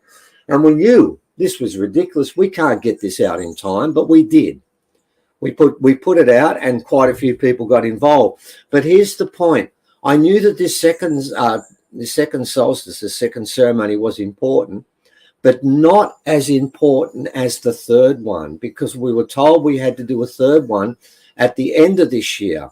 Now, what's interesting about that third one is the first solstice, there was the summer solstice and the alignment of Jupiter and Saturn. In the third solstice coming up, and 3 is a magic number anyway, there will be 3 solar system objects in alignment again.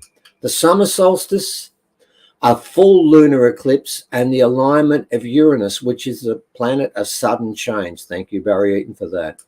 And this is about a southern change. So Evans put up a picture of what was involved in that second solstice, and it was different because it wasn't just the rocks. We had rings, we had skulls, and we had objects Paul and Phoebe brought from around the world, and we put them all inside. This was not just an original one, this was a global one.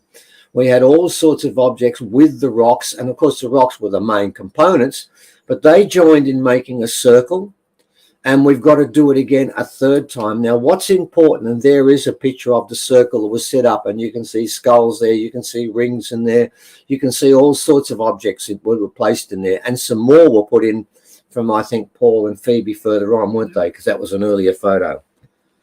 So, ladies and gentlemen, let's now look at what happened after that particular ceremony. And I'm going to be honest, people said, will you be getting evidence this time?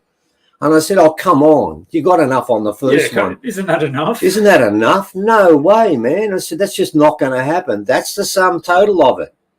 Just goes to show you when these prophecies are going on, we know a little bit about it, but not much. So let's have a look what took place there. Oh, that's us at 2:30 in the morning, wasn't it, Evan? Yeah. So that was our turn again. Oh, man. The first time around the Northern Hemisphere doing it, and we were quite happy with that. We're quite okay with that. The second time around didn't work out well. And I'm not sure when the third time is, but I'm hoping it's not 3 o'clock.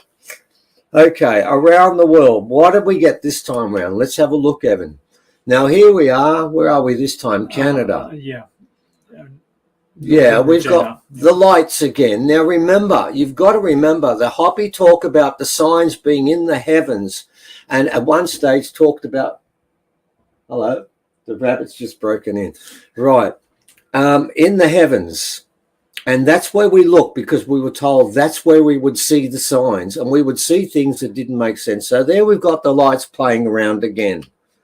And we've got another one in Sweden. But, Evan, we should pause right now. We should and tell we need to explain to you, by now, this was happening so often that the scientists decided they needed someone to be the sacrificial lamb and tell us a story that we'd all feel comfortable with. And this is how it goes.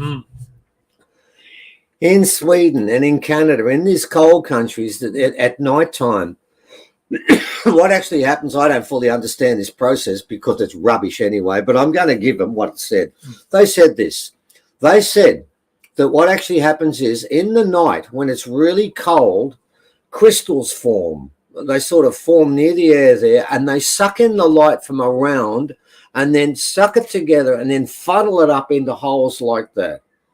And all the different colours you get funneled up were done in cold countries. And yes, the one in Hungary and in Scotland and in Canada and Sweden are in cold countries. But hang on, Croatia, was that in daytime? Wasn't it? There were no lights shining. How did it do that? What about the one that Ros did in Newcastle? Oh, that was in the summer down here. That was in our summer. Well, yeah, there's a problem with that. But let's go a bit further. And by the way, Evans just put in more places. Can you have a look at that, ladies and gentlemen? You'll see that this is happening a lot. There are signs in the sky. Now, this is where it gets interesting, ladies and gentlemen, because the Hopi spoke of the 2 blue brothers, then the red purifier. Now, this took place in Spain, and I'm going to tell you, if you were walking around the streets and then you looked up and you saw that, you would think to yourself, what is that? What is going on? Now, I know that the scientists are going to say there's some sort of strange refraction and it's an unusual cloud and it's shining from one angle, but that was called the red purifier, the red eye in the sky. And it would show itself. And in Malaga, I don't even know how to say it, Spain, something was in the sky. And I'm going to tell you now, If someone tells you that's a normal formation, don't have a conversation with that person, because there's nothing you can do to help them. Just walk away and shake your head and say, well, you're not coming. You're not jumping in that river. You're not getting on the 2 roads the Mayans spoke about, because every indigenous culture spoke about this. And they said there'd be signs in the sky, and these are signs, and we got plenty more. Okay, where are we now? Russia again. Oh, we got a good one. That one's pretty deadly. Yes, yeah. If that was over my house, I'd be looking outside thinking, what is going on here? Someone hand me the popcorn. Moving along, please, Evan, because we've got a lot to talk about. This one in Russia, fair income, you would swear that's Photoshop, man. You'd say, come on. But look, we're starting to get a clue here. Are these things coming out of the sky or coming out of the earth? And as we look further into this, we're starting to think that the great majority, maybe not all, but nearly most of these things are coming out of the planet itself. So moving along again. Right. And then around the world, we've got different ceremonies that took place. Here's one of the red effect again that's taking place in Ohio. And then we've got stories about birds doing the most amazing things. And I'm going to tell you one story of my bird things. Are the birdies coming up, Evan? The birdies are coming up, but they're towards, I think they're towards the end, actually. Well, can I leave the magpie story until we get to the birdies? Okay, so take it as given. That's the magpie, and we're going to talk about what that magpie did in a lot more detail further on, because I'll talk about the second part, because Arnie Bevs did speak about 2 things. The first sign would be toilet paper. Toilet paper, and the last sign would not be toilet paper, it would be birdies. So we'll get to that a bit later. That one's a bit out of sync, but you're forgiven. Here's another one, but this was done in Australia in the summer. And by the way, can you have a look around you? There's bush there, but there are no lights. No lights. No lights. No ice crystals. No ice crystal. This is summertime. And let's go with another one, please, mate. Ah, right. This one's interesting. This is in Russia, and I think this one we're going to play because I want you to listen to the voices of the people who were watching this.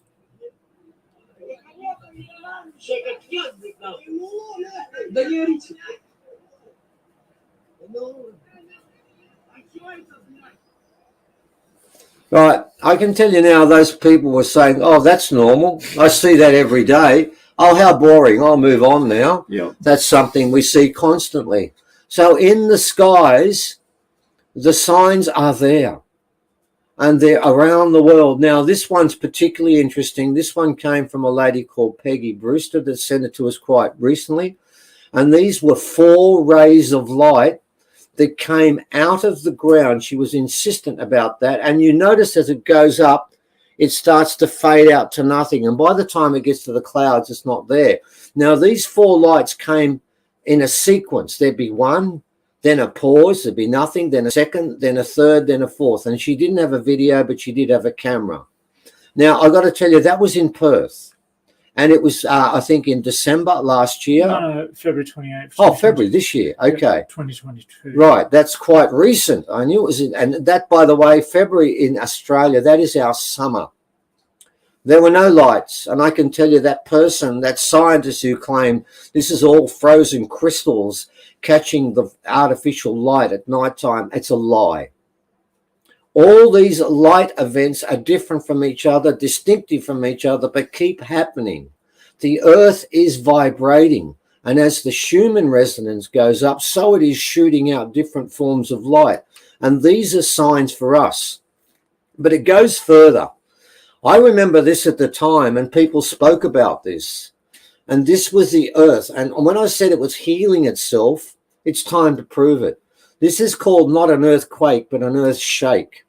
And what Evan's going to show you is Namibia, Korea, Philippines. Keep going, please, mate. Ecuador, Afghanistan, Florida, Brazil, Puerto Rico, New Zealand. And it goes on all around the world.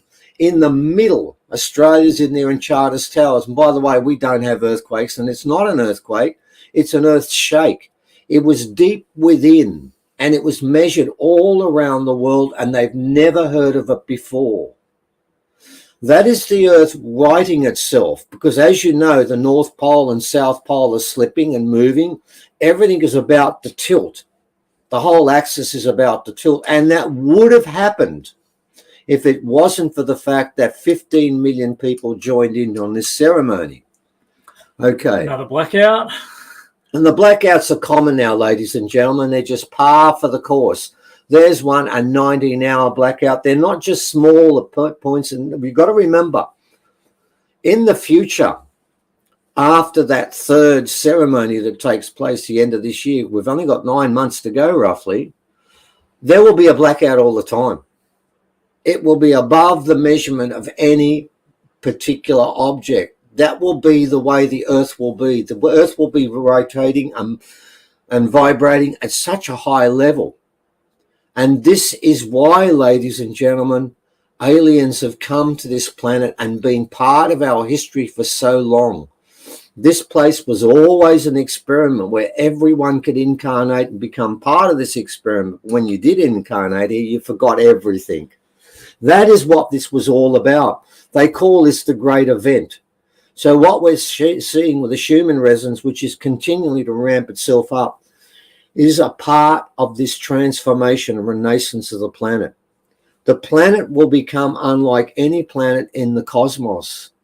And what happens here will spread everywhere. Now, let's talk about the birds. That's it. I've had quite a few birds over the years that have come to me, wild birds. That's nothing unusual, is it, Evan? Yeah. That's happened a lot, but not like the magpie. And that was about 4 months ago. And what happened was we were out the back there, and this magpie just landed between us, a young one.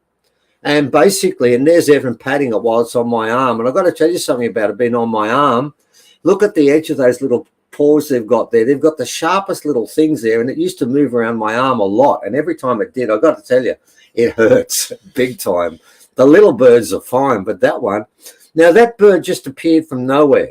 We've never seen it since, have we? No, it's never done it again. It landed between us and walked around for a while.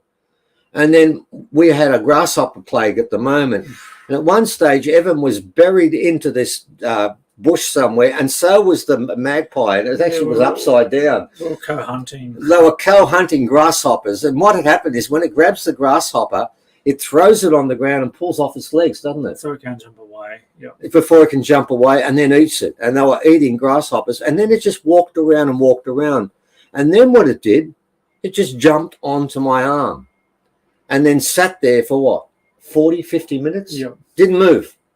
And sometimes it would walk up my arm and it'd come close to me with that long, sharp beak, looking at my eyes. And I'm thinking, if it pecks my eye, that's it, I'm blind. And I'm thinking, what's going on here? And while it was taking place, mother and father were calling out all the time, weren't they?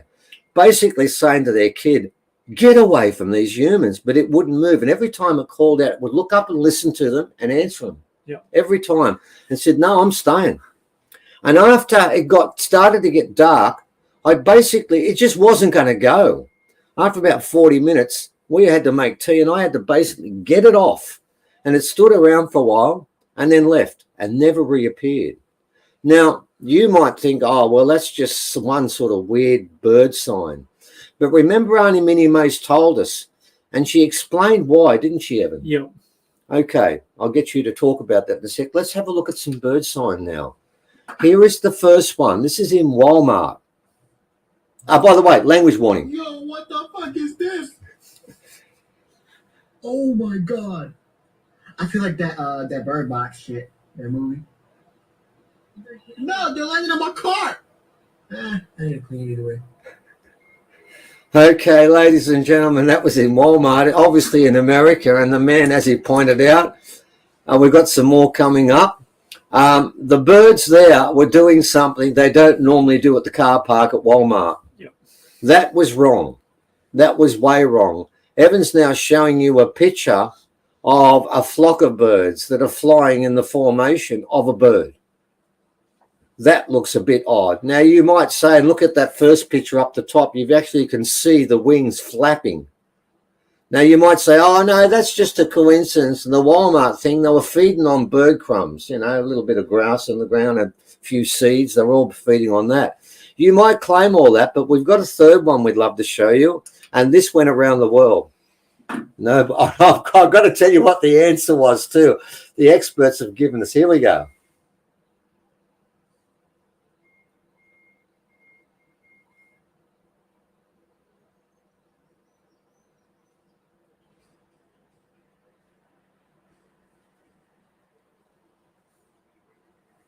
Now, quite a few birds died when that happened. When they hit the concrete, there's quite a few that laid in there. I think about 100 or so were dead, weren't they? Mm.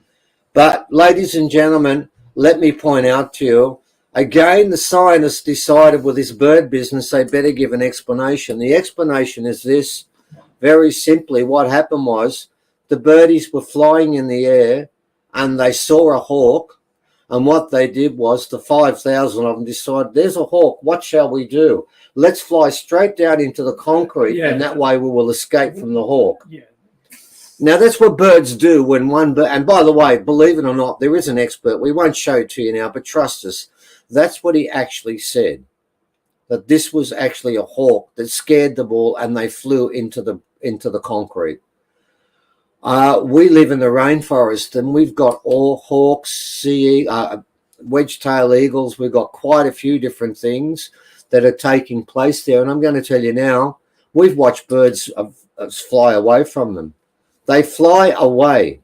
They don't kill themselves by throwing themselves onto concrete so that the hawk can then come down and pick up whichever ones they want. That's right. And what's also interesting, if the hawk was chasing those birds, why was it there isn't any film of the hawk then saying, right then, smorgasbord. There's a whole bunch on the ground. I'll go and pick that and get my mates in. We'll all have it's a Bay Marie right now. We'll help ourselves. Evan's doing some shameless publicising our next online conferences. Now, let me explain. Can we take those ads? I'll leave them there. It doesn't matter. I'm almost finished and then we'll go back. Okay. Let me explain what this leads up to, ladies and gentlemen. I want to explain what this all means. What we've tried to do in that, and we've done it very quickly, wanted to race through this. We wanted to give you some proof that such a ridiculous notion that if you meditate at a rock in the middle of Australia, it will change the world. I can tell you now, we don't have any scientists backing us up. Obviously, quite a few are trying to explain some of the consequences of that ceremony. And they're trying to prove to you that, look, forget about this. These lights are nothing. And the birds, and don't forget, Minnie Mace made a prophecy 5 years ago, 6 years ago, about the run on toilet paper. There was nobody in the world that made a prophecy like that. And then she told us the birds would do it, raising things. Now, why were the birds doing this, Evan? Now, we've heard the scientists say it's a hawk. Yeah. So offhand, she said the birds would act strangely because of the kind of ley lines, the geomagnetic grid work that they follow would be kind of different, would be wrong, would be altered. Therefore, it would make them react, and all sorts of weird things would happen because of that. Yeah, they would start to be confused and not sure what was going on. And all of a sudden, 10,000 might park themselves in a car park, or another 20,000 might turn themselves into the shape of a bird. Or maybe just a couple of thousand would decide, let's all fly into the concrete and bounce off it and see what happens. Yeah, here we go. Here it is. I think it will happen as the ley lines begin gaining speed as they are coming back towards us. So the birds and others, as well as the whales, follow the frequencies of the harmonic grid. All right. Well, that's what you're seeing now, ladies and gentlemen. Now, here's the point in this. These things are happening now. And at the moment, I wanted to, and I know that we keep going back to indigenous prophecies of the past, and we're not going to apologize for that. And we do refer to the Hopi a lot because we believe they are the great keepers of the prophecy. The Mayans spoke about 2 roads that were going to be formed, and each person would have a choice on these roads. That's what this is all about. And I want to make the point, and I want you to think about this. I remember when we went to Uluru, a year and a half ago, and we were told about the 2 roads. And at that stage, when we got to Uluru, we got out on the plane, no one was wearing a mask and no one had a temperature check. No one asked us where we came from. We just went straight through, got into a bus. We sat with, we actually got in a car. I think some people drove us, didn't they? They did, yeah. Yeah. Well, thank you. Those people. Who was that drove us? Adam, that's right, yeah. Drove us there. The rest got in a bus together. No one was scared of anyone else, and we all sat there and we did the whole thing. And when we were talking about 2 roads, then I thought, can't really see any sort of real roads here. There's a bit of an issue with a virus around at the moment that everyone's talking about, but nothing much is coming of it. Since that prophecy, the 2 roads are there. It's really easy to see there has been a division, a major division, and the world is now running on a fear campaign. And we were told, and I can guarantee you now, you can ask people who listen to our talks when we were doing them live 5 years ago, and we told them in the final years there would be pandemics and threats of war, and people would become fearful. We were saying this 5 years ago, well before even we knew of that prophecy, or we knew of the prophecy 6 years ago. But that was part of it. Now, I want to explain to you or give you an idea what these roads are. One of the roads is made. It's here now.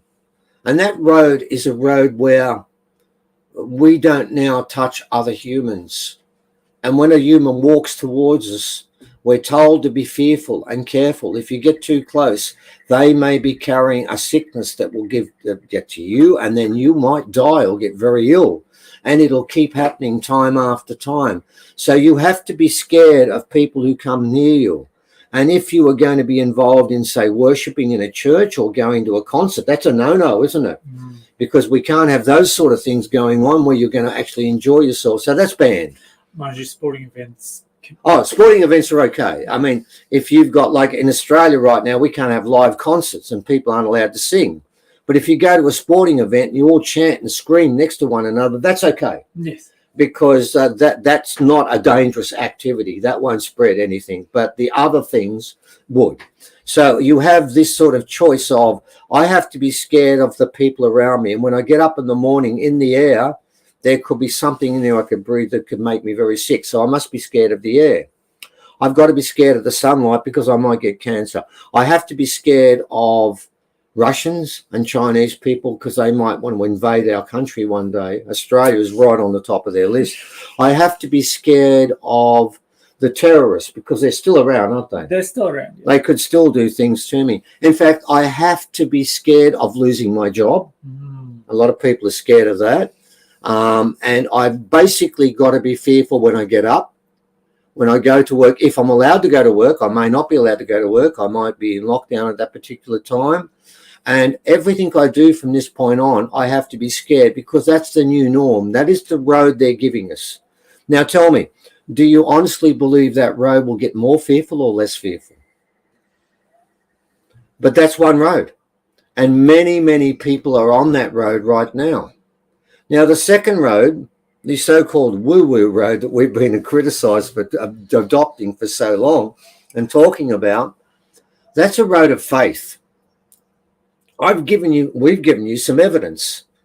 It's evidence, and it certainly indicates there's a possibility that there could be something in what we're saying. But I want to make the point.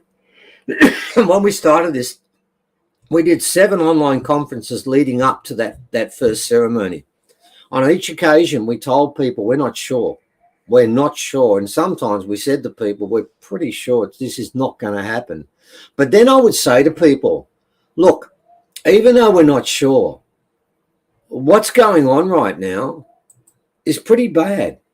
And I think it's going to get worse. And it has got worse because you're going to find that all our rights, all our individual freedoms are disappearing on a daily basis. We're being watched. There's now face recognition going on. Everything's going on at the same time. That was always the concern, and it continues to happen. That's now a truth. There is one road that is there. It's real. I can see it.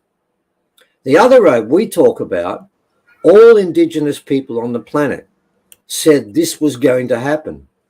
And the Hopi spoke about it. And I want to make the point with the Hopi. They made it very clear, and they've said this many times, that the beginning of this change would not be in America. It would be in Australia. The Inuit have said the same thing. And so many other people have said this too. It was always going to start here. And the reason for that is because this was a long-term plan. This moment when the earth would ascend was known way back.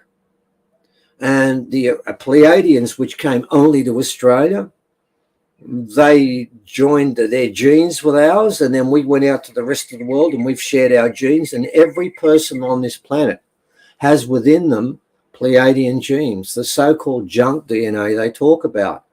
That's what's been turned on.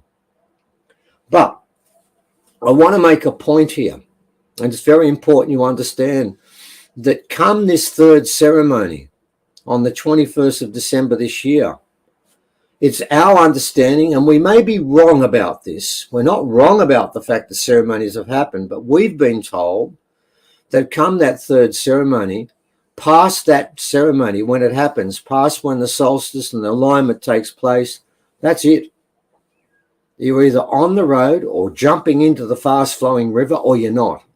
And you can't make a decision otherwise past that point. Now, as to what happens next, that prophecy Evan spoke about, I think somewhere in there, let me see if I can find it. After the arrival of the twins, they will begin to vanish before our eyes like so much smoke. Right. That's what they say about the people and the souls who do not connect with this change. In Corinthians, which is the Bible, ladies and gentlemen, it also talks about 1,000 years, the golden age. So this is not just an indigenous thing. In the line that everyone's probably heard, blessed are the meek, for they shall inherit the earth. Everyone knows that line, but people don't know the line before, where the meek are told, the ones who run the place at the moment, you shall look upon them, then look away, and when you look back, they will disappear. Now, my understanding is this, because this is all guesswork past the fact there will be this change. Our understanding is that what will take place is that change will be rapid.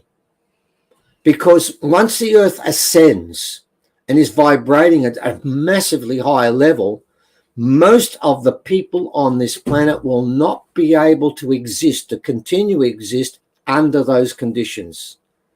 It will be too painful and distressing and will make you leave. As simple as that. Now, how that happens, I don't know. But my understanding is that the earth will ascend. It will become no longer a kindergarten, but a university. And it will basically radiate two things, pure love and pure magic. And unless you are open to both parts of the equation, you will not be able to continue to exist. It is not as if people who don't make it are being sent to hell, because that's not right. Because many people who don't make it are inherently good people.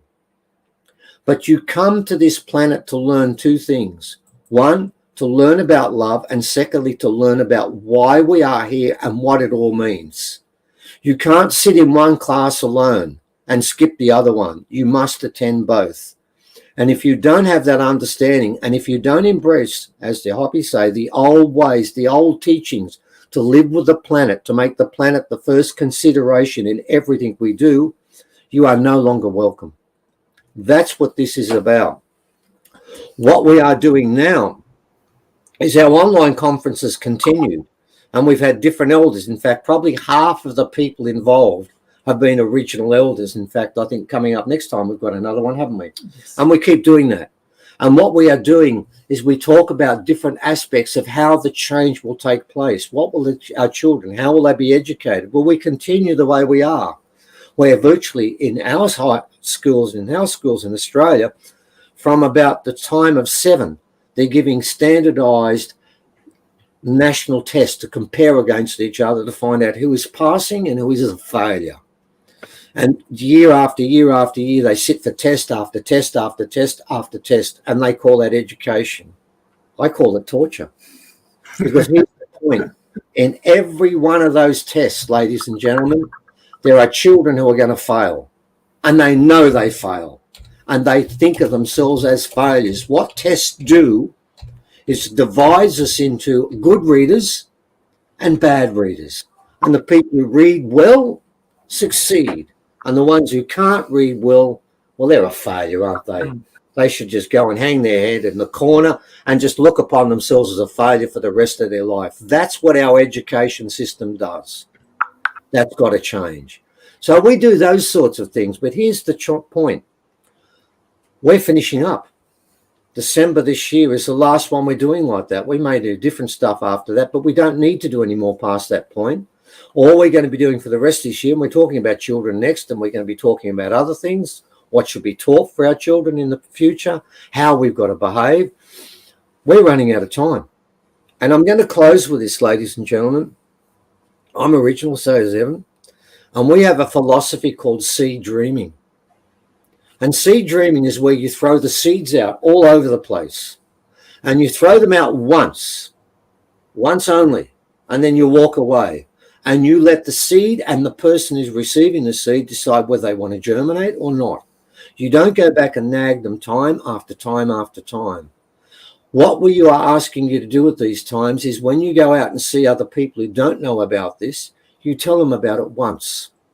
Now, if they decide, no, I want empirical proof, send them to our website or get them to join our online conferences where they can go back. If they become a subscriber, they can watch all of these 17 other conferences and get all the information. That's right. And all the empirical stuff is there. And they can find that and say, yeah, I can see there's something here. Then once that germ, that seed will then germinate. Now, in some cases, ladies and gentlemen, it will not germinate. You've lost them. And whatever you do, if you go back time after time and try and convince them, that won't work. This is not what seed dreaming is about. Everyone now is accountable for themselves. And I know we've got about finished now. Is that about right? Yeah, no, we definitely. I just want to.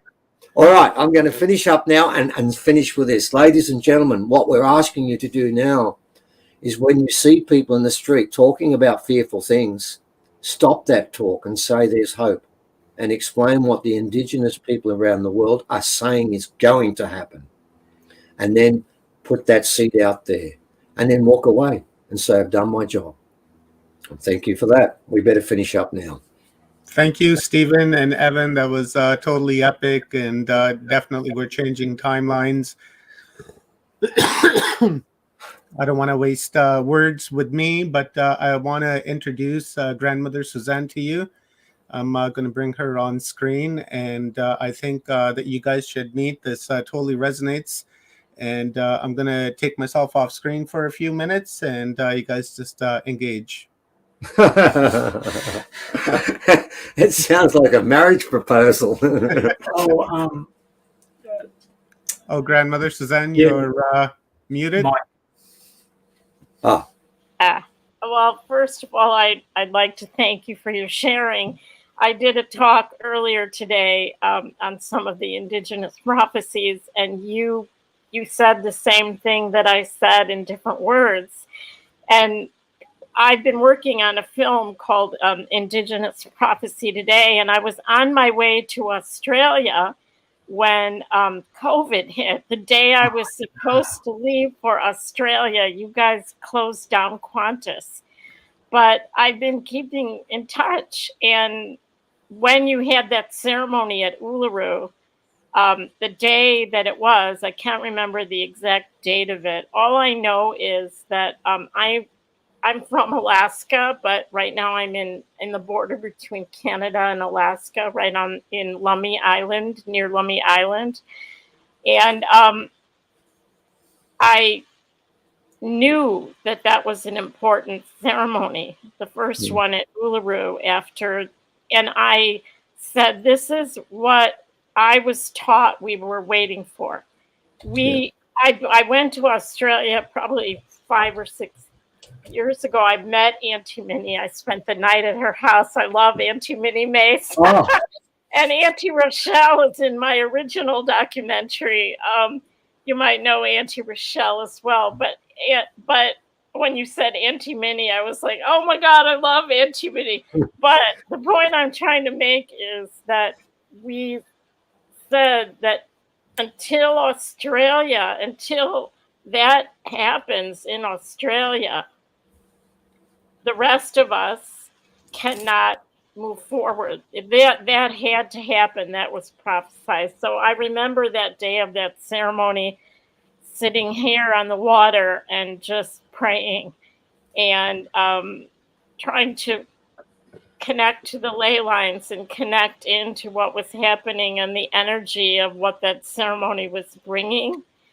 And all I can tell you, we all have our own spiritual experiences, but all I can tell you is that I was surrounded by eagles. My Clickit name is Chaaksik, Eagle Daughter, but there was a circle of eagles that came and flew. And when I was in Australia and I went to Bunjil's cave, and we were greeted by your beautiful Australian eagles flying, and it felt like such a sign. And I thought, okay, this is happening now. And I spoke a little bit earlier this morning. I showed a picture of Prophecy Rock, and I'll put you in touch with Grandma Percy Ami, who is Hopi. She's but Grandmother Percy took me out to First Mesa, and it was an absolute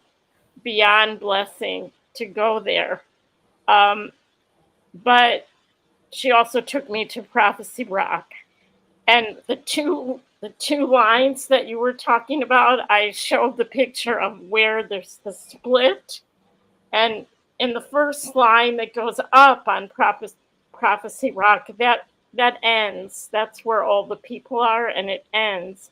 But then there's the lower line, and I didn't know until I actually saw Prophecy Rock in person that lower line, the one that connects to the earth, the humble, that continues around the rock.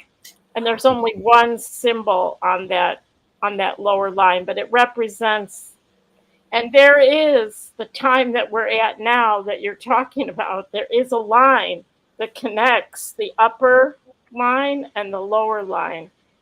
And when we pass through, but when that time is over, we've been told there's no more choice. You make that choice to walk the spiritual path. And this time right now that they told me this is one of our last chances to make that choice, to by our own free will, to choose that path close to the earth, to choose the simple path. So your words have resonated. The truth of what you say is resonating. I'm so honored to be a part of this, and I can't wait to meet you when I come to Australia. And if you come to Alaska, and I see the Northern Lights a lot. I've lived in Alaska for 30 years, 40 years, and I can tell you that those lights are not Northern Lights. They're not the same thing as the energy that comes or the look of the Northern Lights. No. It's definitely from the earth. It's from the earth. You're right. It's so interesting you said that, Susan. It reminded me of an account we got of a person who was doing the ceremony you were doing at the same time in Tasmania, wasn't it, Evan? Yes. That one. And it's interesting because it was about an animal. And what she said happened was she went out into the bush on her own. No one was near her, and she sat down and began to meditate. And as that time got closer, this cow appeared from nowhere and then sat beside her. And then at 7:32, when she started meditating, the cow cried. And we had to look it up because we didn't know that cows actually cry. We didn't know they do. But the animals sensed it. You're right. The animals were actually, when the eagles came there, they knew what this was about. They were fully aware this was their opportunity. And I believe that they were ecstatic about the fact that we chose them well. Because it was interesting, when we did that ceremony, I was given at the very beginning a number that the elders could start the rock up. They couldn't turn it, they could leave it an idle, but they couldn't make it run. That had to come from the planet itself. And we had to do that. Now, the number, we were told, when I was told this number to begin with, I said, look, I don't know if we're going to get that number. It turned out that the number of people involved was 10 times above what we were given. And what that meant was that we knew then, once that was happening, that the old ways that we're talking about here, and yeah, I'm not talking about that we all build teepees and lean-tos and we go out and gather bush and all that sort of stuff. That's not what the Hopi are talking about. It's not what the indigenous people are talking about. We have to come back to honoring our mother, the planet. That's the creator. It's alive. A mother is alive, and she's now cleaning herself up. I believe those lights, like you said, this is not ice crystals and northern lights. This is the mother showing us, giving off energy, showing us, like the Hopi said, we would see things in the skies. They mention this all the time. You will see things in the sky and things that will happen that do not make sense. These are the signs. What they're trying to do right now is they desperately want as many humans as possible to stay on this planet. But I've got to make the point that the elders, I did ask once one person, one of the people we're working with, and some of these people, as this went along, they went bad. Everyone was under so much stress when this happened. I asked him what percentage of people would ascend, and the number was 2%. But I want to make a point, and this might sound a bit bizarre. That number is far higher now, and I'm going to thank one thing. The virus that we're talking about has helped many people ascend. And we've got a guide, Mesref, from the other side, one of the aliens, who said that this was the greatest gift humans were ever given. And people would think, gift? How can this be a gift? Because honestly, a great gift, and you would know this from Indigenous points of view, a great gift must be earned. You just don't get it because it's Christmas and you get one when you sit under the tree. You have to earn this gift. And that's what we're doing right now. Each person is going through their own journey as to whether they are going to earn this gift. And if they embrace it the right way and don't become fearful, because that's what they're trying to do. The mob, that there is the cabal, or whatever you want to call this group, they do know about the ceremony. You know that too. And we don't have time now, but we could explain to you how the Australian government and Qantas tried to stop that ceremony on the very last day. And we have absolute proof that they conspired together to try and destroy the ceremony. They knew what was going on. And within 6 hours of that ceremony, the Pentagon get together and say they want to do a study into UFOs. Not a coincidence. It's them, because they have to give the truth up. That's the point in this game. Even when they're lying to us, they must also tell the truth. And then, of course, then they're told us, oh, it's probably Russians or Chinese, and it could be them, but we'll put them on the bottom of the list. These are the last moments. And you're right. I heard some of you talk before, and I thought this fits in perfectly, particularly Arnie Minnie Mason. You know Arnie Minnie Mason. The one thing I can tell you about her, and you'd know this too, when she starts talking about something, the wisdom that comes out of her is so great that you don't remember it all. When she starts getting warmed up, you walk away nearly brain dead. You know that all of it made sense. We spent a 6-hour time with Arnie Minnie when she was talking about Egypt, and we came out in a daze, but it was all right. She is so wise. And when she told us, number one, about the toilet paper, well before anyone else. And I remember at the time, it was quite funny because we actually forgot it. Evan and I completely forgot it. We just thought this is rubbish. But then one lady who came up to do one of the talks with us said, do you remember when she spoke about the toilet paper? And we said, no. She said, I bought toilet paper for 3 years after that, and I had a room full of it. And then I doubted Auntie Minnie and started using it. And she said, I used the last toilet paper roll 1 week before the beginning of that word that we don't say aloud. And she said, I hung on to it. She said, I could have made a fortune selling it because people were fighting for it and fighting in the streets to get it. But there's Auntie Minnie 5 years before telling us something no one else would tell us. And then she tells us the last sign is the birds. You can't argue with Indigenous old way wisdom. You can't argue with it because the old keepers kept the truth alive all the way through. Forget the scientists. They know nothing. Listen to the elders of the old way and they will tell you what to do. And as we've said many times, each Indigenous tribe had a skill. The Hopi kept the prophecies, and all of their prophecies, they should be studied. And in the future, when the change has come, all of our children will be learning all the Hopi prophecies and memorizing what they said, because they are the great keepers of the future.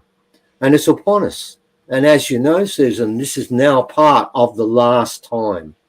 If people sensed it, people felt it, and then we filmed it. And we can't give you more. What we're doing is chronicling what the Hopi told us would happen. All those pictures, and we've got another one of the red sun we couldn't put up, of the red eye, the purifier that they spoke of, but we couldn't grab it, but it's there. And that will continue to happen. And so what they're doing is, even in these last moments, every one of those signs, they're begging all of the people out there to embrace it. And if they don't, that's their path. But it's running out. Okay. I think we're finished, if that's the case. Yeah. All right, Omar, we'll go back to you. Thank you for joining us. Thank you. And thank you for your work, all of you. It's a pleasure. We're all doing the same thing. Thank you, grandmother. Let's, guys, are ready to do this raffle. Yes. Yeah, share my screen here. This is going to be fun. I did this one time before, and it was a lot of fun. So let me jump up here. Come over here. He's going to pick someone and he gets a free ticket. Is that it? Yep. Also, I'll hit my screen up there. We got 20 entries. Good. And whoever wins, guys, I'll put my email into the comments. Reach out to me for further information on how to go about collecting your ticket. So you guys ready? 1, 2, 3. Here we go. This is awesome. Hey, would it be fun if we won the free ticket? Rockers. That's Australia, Los Angeles. We didn't win the free ticket. Awesome. All right, come and join us. We're going to be doing this one that's coming up. We're focusing in the most important part of the change, our children. And what we're going to look at is basically, we always have a major theme in each one. We want to look at the way our children should be taught in the future, as opposed to the way they're being taught now. And we're going to do a couple of those. And, of course, we'll also introduce new information of the change and stuff like that as well. But, yeah, and congratulations, Rockers, from Los Angeles. And the beauty of this is when we're running this, if it's an inappropriate time, you have our online conference for months, don't they? Yeah. You can watch it anytime you want. So, yeah, congratulations, and thank you for that, and thank you for the people who joined in. And those who missed out, you didn't completely miss out, because you can still join in.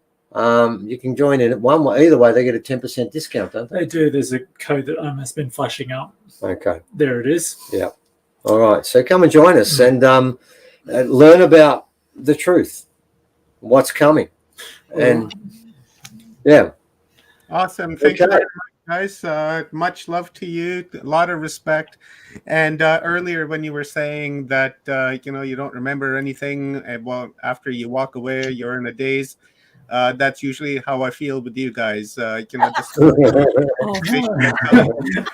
that I walk away with my head like this big, and I got to go back and rewatch our streams and say, okay, what was he talking about again? And right, because it's next level stuff, right? And I want to truly understand it. And I appreciate you guys, and I love you guys very much. And you guys will be back on closing day, and I'm looking forward to that. So love you guys. Have a wonderful, wonderful day. And Evan, I'll shoot you a message here in a little bit. Okay. Bye. See ya. Bye. Bye. Thank you. Thank you so much. Thank you. Thank you for your flexibility, Susan. Oh, it's wonderful. It's been amazing. Thank you so much for the connections.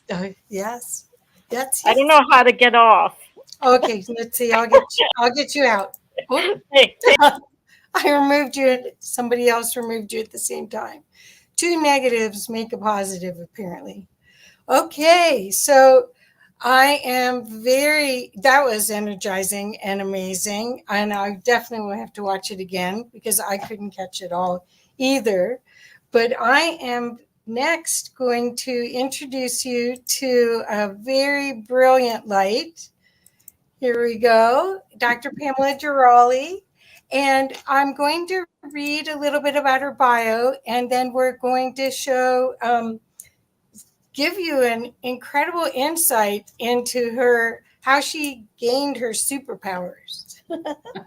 So Dr. Pamela Gerali is a visionary and a pioneer in spiritual growth and transformation. She shares life-changing experiences and insights with clarity and humor, which is one thing that really helps during these times. She captivates readers and audiences with wisdom and practical guidance from the blueprint for the human spirit, which you will learn about today, her holistic model for conscious, compassionate living. She is an architect for the human spirit. She was in her past life, she was a registered nurse with a master's degree in public health and a doctorate in holistic health sciences. She is uniquely qualified to present teachings from the blueprint since it evolved in harmony with her own transformation. And tonight we're going to learn about that transformation. I also want to let you know that we published this beautiful book called The Dance of Ego and Essence, Confession of a Divine Diva, that will give you some insights into the radical honesty that Dr. Pamela shares and how incredibly clear the energy is that she offers. So welcome. Hi, I am so thrilled to be with you, Kathy, and am so excited to be a part of Humanity Unplugged. What amazing people have gathered here to share wisdom and practical guidance with the world. How exciting is that? Yes. Well, this time of change is really what everyone's coming together, because everyone has a piece of the puzzle, either as a teacher, guide, healer, or example of how to live in these new times, because there's no question that we're in a time of huge change. We absolutely are.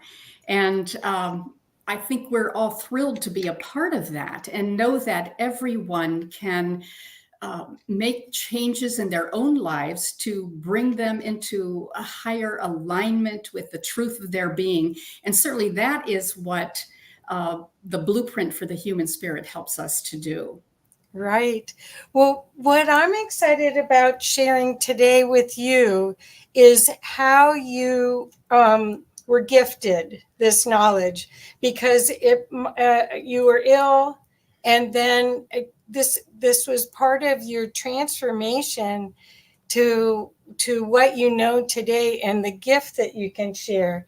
Do you want to talk a little bit about that before we start and yes. You can just direct me, okay? Okay, sure. Please. I'd love to share a little bit about my background, because I think even though I felt I was an unlikely candidate to receive this divine inspiration, I wouldn't have without the fundamental, very legalistic background that I was raised in. I was raised with the unholy trinity of guilt, shame, and fear, and finally left that behind and pursued a career where I was able to help people through my nursing training and public health. I worked for the Fox Chase Cancer Center in Philadelphia, for the American Cancer Society, the Oncology Nursing Society, Prevent Blindness America. I was the program director for the entire country for Prevent Blindness America. So I had many amazing leadership opportunities in healthcare. And it was during that time that I was given an opportunity to attend the Center for Creative Leadership in Greensboro, North Carolina. There I did visioning and journaling for the first time.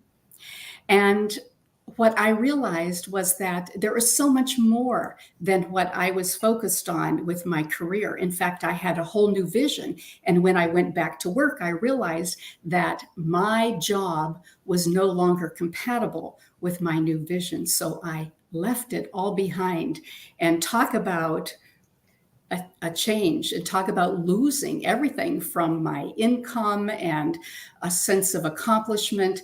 But in the process, I became a spiritual seeker, and I read every book I could get my hands on. I went to every workshop and every holistic expo in the area in an effort to discover what I was searching for. I didn't know what that was, but I kept searching. And I was very fearful because I was raised in an environment where everything that wasn't a literal translation of the Bible was wrong and would take you down that wrong path. So I was very fearful, but yet I continued. And there came a moment when I was gifted with the blueprint for the human spirit. I was awakened in the middle of the morning, 3:30 in the morning, when the skies are clear and the veil is thin, and information started flowing in. I received divine downloads 3 or 4 days a week for 6 months.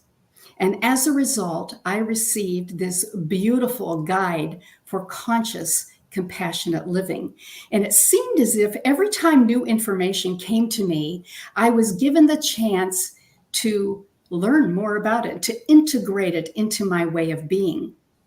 So slowly, one step at a time, one concept at a time, and with sacred geometry, which at that point I had no idea what it was, I received the blueprint. And it came to me in the form of a matrix that helped me to understand all the aspects of life and how we live and learn and grow and become more aware, how we learn how to be more authentic, how we learn to discover why we're here and live purposefully, how we live in harmony with all creation and all humanity so that we can do our part in a positive way, and how we truly can be the hands and the heart and the voice of God here on earth, how we can express our divinity through our humanity. That was a far cry from what I was raised with, because I was taught that I was an unworthy sinner. And no one ever told me about my original divinity or that of everybody. So I discovered that through the blueprint. And in the process, I felt as if I could truly show up as the essence that I am. As a result, the blueprint has become not only my passion, but my purpose. It's why I'm here. And I'm here to put all the pieces together. And that is why in the creation of this beautiful blueprint, I feel that I have the opportunity to be an architect for a new earth. And certainly that is what I'm sharing today. I'm so excited to bring that forth because I believe it can help people in so many ways. The blueprint helped me to discover what love really means and how to be love and how to express that. It taught me how we're all energetic beings and all part of the whole, and how we are one with all that is. And in the process, the greatest thing happened to me was that I lost my fear of failure, my fear of death, my fear of being abandoned or rejected, my fear of not being enough or good enough. And certainly that is something we all could use today, because we've been living in a time when fear has been paramount for most people. So the blueprint, I would like to just share an example of one small aspect of the blueprint in the form of a chart, if Kathy will put that up for me. This is the primary 25 cells in the matrix. As you can see, there are 5 columns, 5 dimensions: the physical, mental, emotional, intuitive, and spiritual dimensions in the blueprint. And there are 5 fields of existence: the quantum or energetic, the personal, where we focus inward, the social, where we share our gifts, the global, where we understand our connection and our oneness with all that is, and the eternal realm of being. So that creates 25 cells in the blueprint matrix. Now, we've talked a lot. Many people talk about letting the matrix go, and certainly this is a different kind of matrix. This is just a way for us to understand a little bit more about all the different aspects of our being. And what happened to me is that as I made shifts in consciousness and integrated what I had learned into my way of being, then the lines and the cells start to disappear and to create this sense of wholeness and oneness and allness that we are part of. So certainly you can see that there is a lot going on here. And this is just one small aspect of the blueprint. There are attributes, there are different types of qualities that help us to learn and grow. And what this shares with us is how we make shifts in our lives to bring ourselves into alignment, to bring our body, our mind, heart, and soul into alignment with truth so that we truly can be an expression of the divine that we are. So this is just an example. And certainly there is a lot more information about the blueprint in my books, but also online. There is a free ebook that you can sign up for on my website, and I'll show that to you a little bit later. So Kathy, you can take that down. So I would like to just tell you that in the process of the blueprint developing and evolving in harmony with my own personal growth, I realized that it was a very interesting intellectual exercise. And so often we get stuck in the head, we get stuck in the mind, and we think we have to know more and learn more. And certainly it helps to a certain degree. But until we make a shift into the heart and soul, we will never fully realize the truth of our being, and we'll never be able to express the essence that we are. As a result of that, I kept learning and growing, but one day I experienced something that changed my life completely. I was meditating, and to be honest with you, I'm not good at that because I'm very hyper. I mean, I'm very energized and very, I move around a lot, as you can tell. Everything makes it difficult for me to just be still and to be quiet. I like to share and I like to talk. But this one particular morning, I was on my lanai meditating, and very quickly, I went into a very ultra deep state for an hour and a half, and I experienced a dramatic event in the lives of like 15 past lives. It was so intense that I could hardly function afterwards. It was on a Sunday, and I was planning to attend a church service. And when I came to, I went into my office and I thought, I have to remember what a little bit about what happened to me, so that because I knew it was extremely important. So I wrote down in my journal just a couple of lines about each of these individuals that I experienced, and realized at that time there were 15. Well, there were 15 primary boxes or cells in the matrix at that point.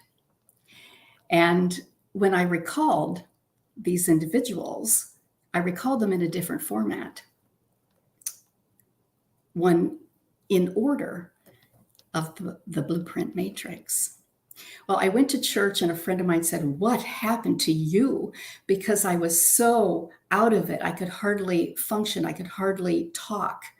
And she said, just go home and write it down, write everything down that you can. And I'm so grateful that she told me to do that, because I did. And in the process, I learned so many things. I spent 8 hours just writing as much as I could remember. And I will now share the chart about the archetypes. So one thing that I realized was that there were people from all walks of life. There were men, women, and children, and they spanned the ages from ancient Mayan times to more early 1900s. So in the process of experiencing a dramatic event, there was also a reflection of how each one of these had a core shift in consciousness. They reflected a shift that I had made or was making in my life to live more consciously and compassionately and authentically. Some of them were victims that were treated horribly. Some of them tried hard and failed, used ego effort and didn't quite succeed. And then there were those who got it, who understood, who were able to live more consciously. And they also reflected the spiritual journey and how we evolve from being victims to striving hard, using our own effort to make a difference until we realize that we can show up and allow God to work through us, and then even show up as the presence of God, so to speak, here on earth. So I'd like to share a little bit about a few of these individuals. The first one in the physical dimension was a sacrificial virgin from back in Mayan times. And I will tell you that I experienced this not only at the time that this meditation happened, but also when I was visiting Tulum, because it looked so familiar. It felt so familiar. I walked up to the ruins of a home and I thought, I lived there. I knew that. And this particular gal was 13 when she was sacrificed, and she was born. She was the first one in her community born after the winter solstice. Well, my birthday just happens to be December 22, so that made it interesting. And she was turned over to the high priest by her mother. Now, when we turn 13, that's supposedly the age of accountability. And so that is when our parents turn us over, so to speak, to the high priest, our own higher self, so that we can make choices and learn and grow. And certainly, when we look symbolically at death, it represents changes. So there's a lot of symbolism in each of their stories, in each of these archetypes, or because I do believe that they are relevant to many, many people. So this one, this particular archetype or past life reflected that there is a point in time where we become responsible for ourselves, and we have to take care of ourselves first. If we follow the wisdom of the heart, which first pumps oxygenated blood to itself, then we have enough energy and enough whatever we need to be able to fulfill our higher purpose and to live authentically and purposefully. So the message for this particular archetype is to take good care of yourself first. Now, right below in this chart and the physical dimension is an impoverished mother. She was from Appalachia, and I had heard about her first, or some prior to this time also, but I experienced her in this particular meditation. I had been told by someone, by a medical intuitive about her. I had inquired about why I chose not to have children in this lifetime.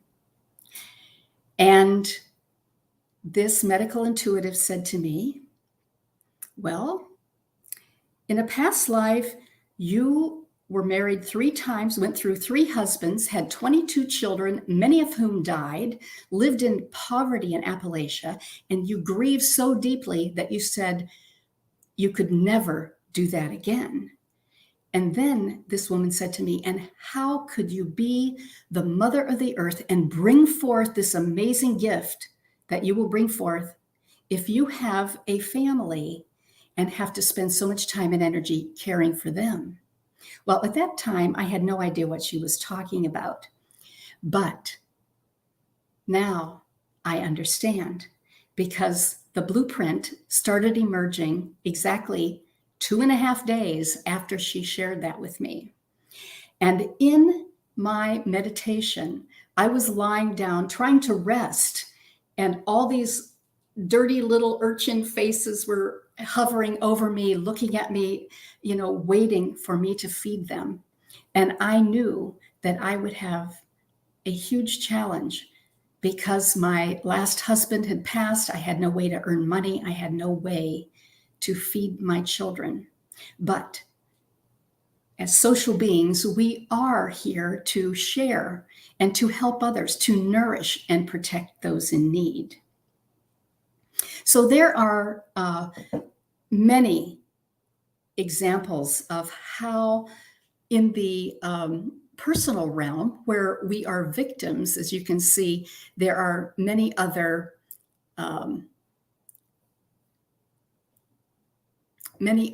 of individuals that I experienced these near-death experiences, these past life experiences that touched me so deeply.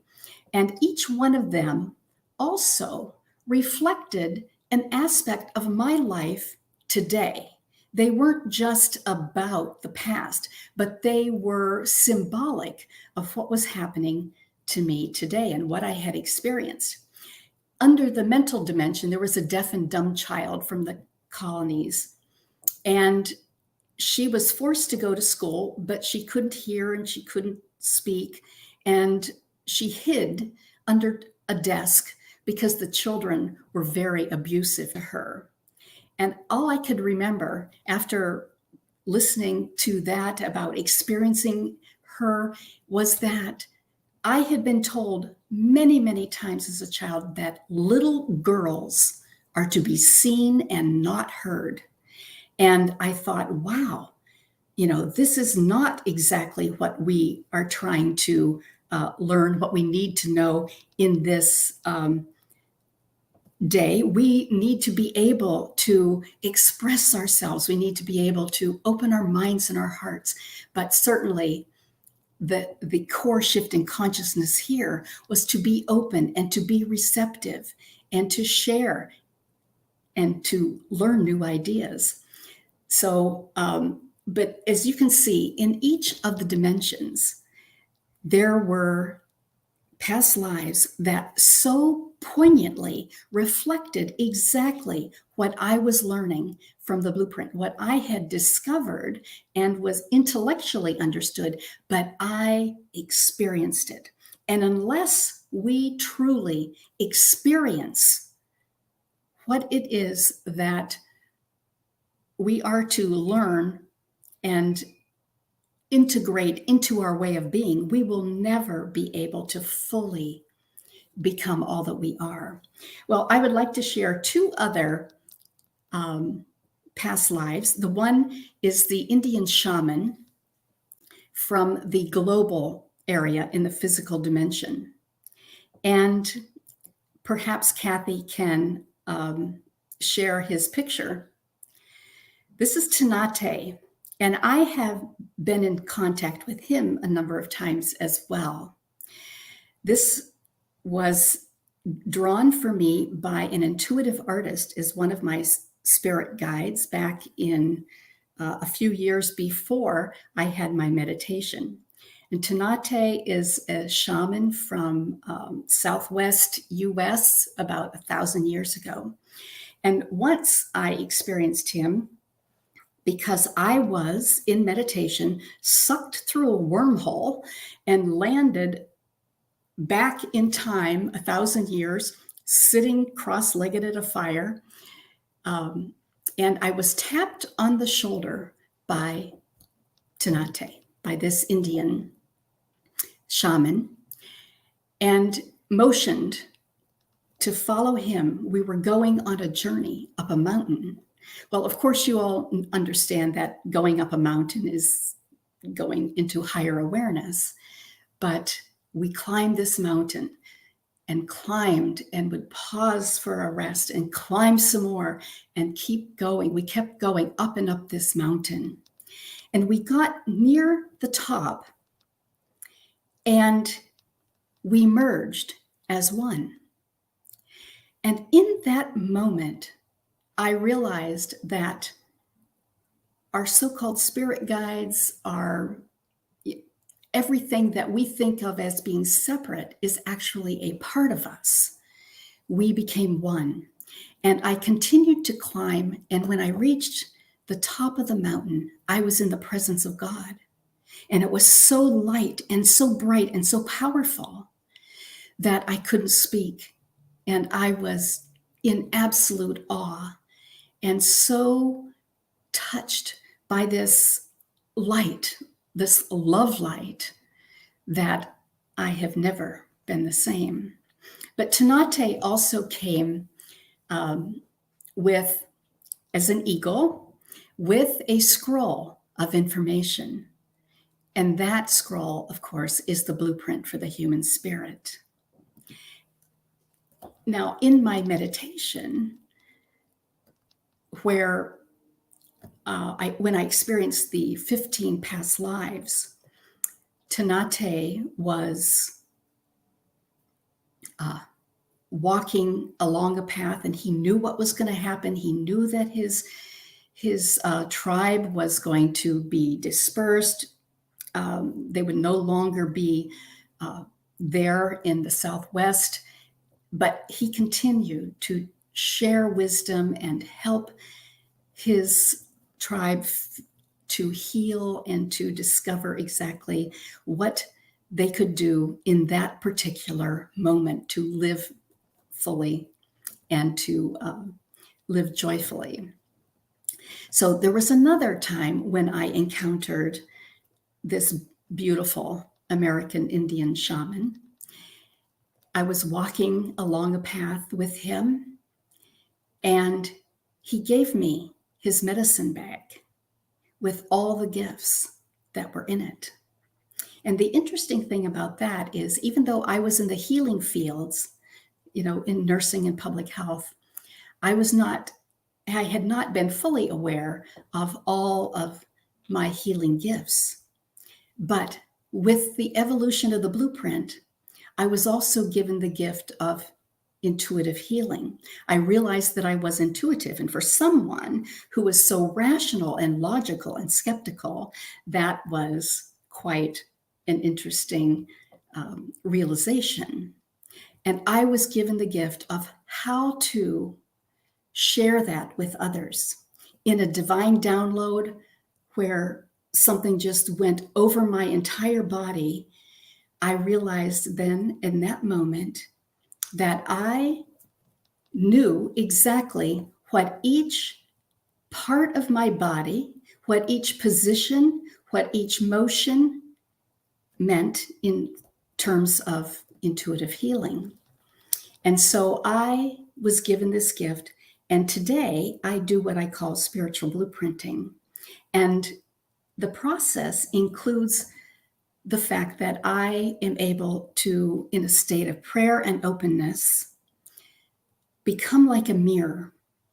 And I receive knowings, words, ideas, conceptions, everything just is a sense, it just comes to me like awareness. And my body goes into motion, and I act out what I see. I become a mirror. I speak in first person. and share what I sense. And when I start moving one way or another, I know what that means and I reflect it. I receive imagery. I see things. Like if I'm playing an air piano and I don't understand why I'm talking about harmony and discordance and melodies and all that stuff, that music means something to the person that I'm working with. So the imagery is also perfect. But in the process, I receive guidance on how shifts in perception can make a difference. How, when we look at our life situation, when we look at what is happening to us with new eyes and see things, almost step outside of ourselves and see things for the truth, to realize the essence of what is happening to us and grasp the gift, then this shift in perception brings forth healing. And in order for us to heal, we have to change our mind. It is a shift from perhaps a negative perception or a limiting perception into something that helps us to fully realize the truth of our being. So that was one of the gifts that I received from Tanate. So Kathy, would you go back to the archetype chart? Yes. There's one other I would like to share with you, and that is the beloved child of God.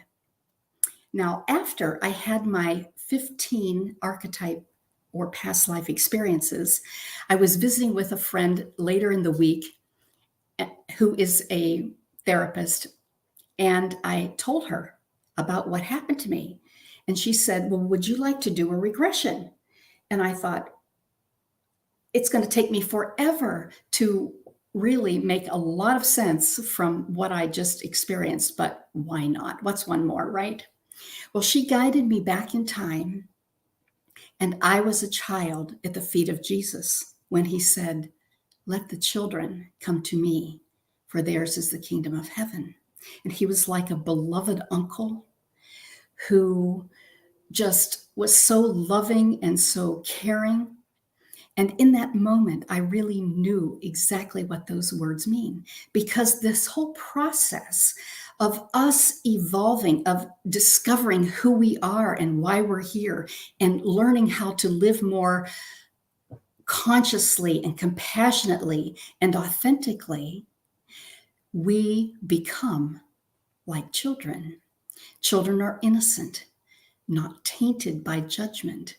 They are open like sponges. They are curious and creative and absolutely loving. And that is exactly what we strive to be like children, beloved children of God. And that is how we learn how to express our divinity through our humanity. So this is just a little taste of what I experienced and how the blueprint for the human spirit, through an experience, became fully integrated into my way of being. And it is why I am so compassionate about sharing the blueprint with others and guiding people through this process of learning more about who they are and why they are here. So we will just go back. You can take down the chart, Kathy, if you would, please. So one other thing really happened to me that I want to share with you, and it is about the book that Kathy mentioned, The Dance of Ego and Essence. I had been sick with viral thyroiditis. I was flatlined for about 6 months. I couldn't do anything. I had no energy. And it eventually resolved itself, and I was able to start working again. And I asked the higher powers that be, what should I do first? Because I hadn't been working. I hadn't been focusing on the blueprint. And I was told to go to my office an hour early in the morning to meditate and journal confessions for 40 days. Well, I had no idea why 40 until I started doing some research, and I realized that 40 is the number of rebirth. And 40 is very prominent in a number of sacred stories. The 40-day flood, 40 years in the wilderness, there's 40 weeks of gestation. And so 40 was very significant. And the idea that this process that I was going through would be a rebirth was also very important. What happened in the process was just perfect, because I had no idea what to do, but I just came to my office, lit a candle, sat down, and waited in the silence. And a word popped into my mind. The very first word was discipline. Well, I don't have a good relationship with discipline because I was harshly disciplined as a child. My mother made me stand in the corner, and when you are a hyperactive child, that is torture. My father was much more harsh in his discipline, and certainly we were punished for everything that we said wrong and did wrong because my parents were doing their best to make sure we made it inside the pearly gates. But so discipline, had this visceral reaction. You know, I don't want anybody telling me what to do or how to do it. And I thought, wow, there's my first confession. So I grabbed my journal and I wrote that down. And then I wrote for an hour. I wrote about my personal experiences and how discipline becomes integrated into our way of being so that we become self-disciplined. And when we learn how to say no to one thing, we can say yes to something else. And we can pursue our heart's desires. And in that process, discipline becomes direction.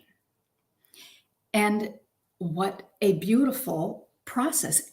What I wrote was exactly what I had learned about discipline and direction and choosing our heart's desires through the blueprint for the human spirit. The next day, I had another word, scattered. Well, when you're very creative, you're all over the place and it's very hard to stay focused. But when we understand why we're here, we certainly can focus our activities and focus our energies on something that is relevant and important and significant so that we can live purposefully. So I wrote again about how I transformed being scattered to being focused. And every day for 40 days, this happened to me. In the process, I was just letting everything flow through me. And it was a radical honesty process. And I can't stress enough how important it is to be radically honest. Because when we are radically honest, then all the ego's ways of trying to embellish itself and hide its shortcomings and minimize its weaknesses and maximize its strengths, when we get to that point where we can truly be radically honest, cleanse our souls, we can free ourselves of so much of the past, so many limitations, all this baggage that we have brought with us, and all this ballast, all the fake ways that we have presented ourselves.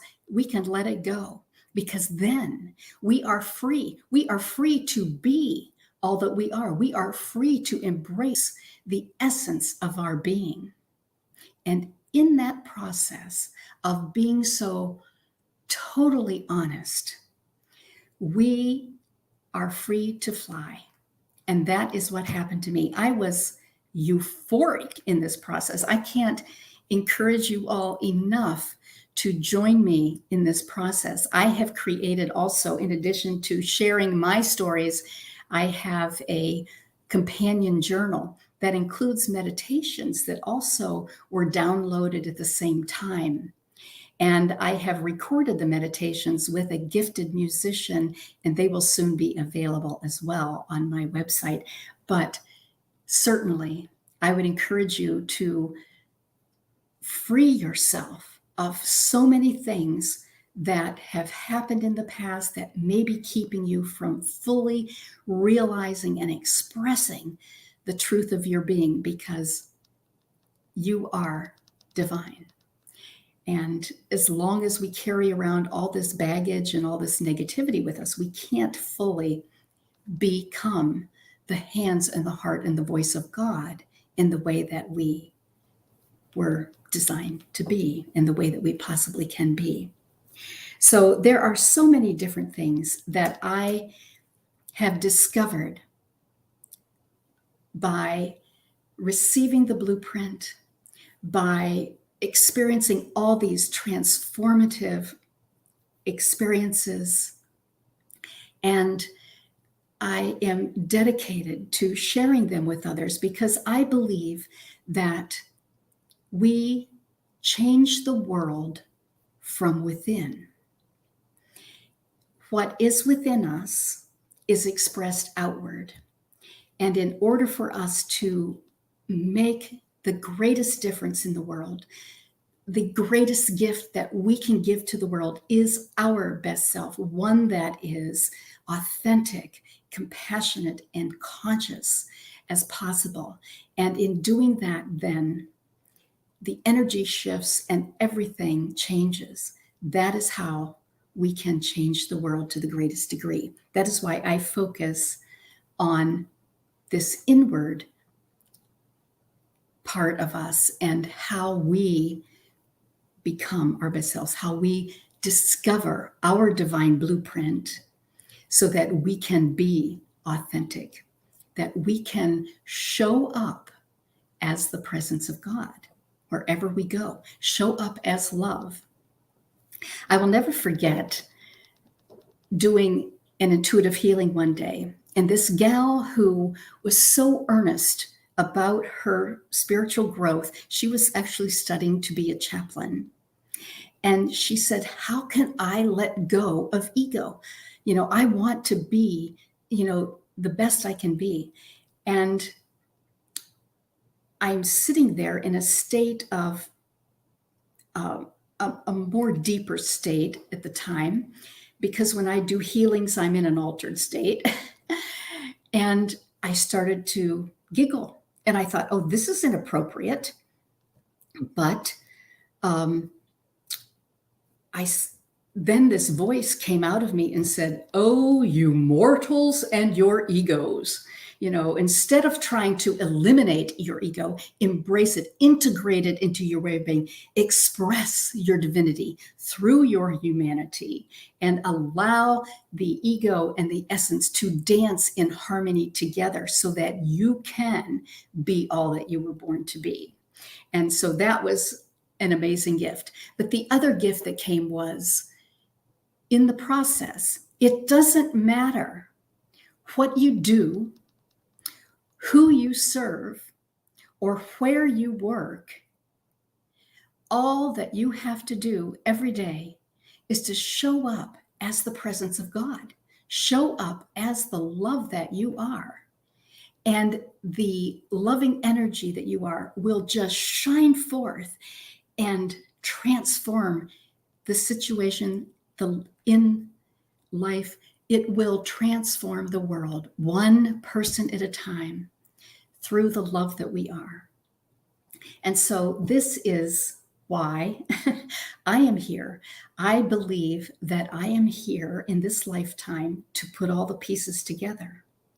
And certainly the wisdom that came to me through the blueprint, some of it I had really learned and read through other texts, but it all came together into this beautiful whole that does reflect all aspects of life and guides us so that we truly can live optimally.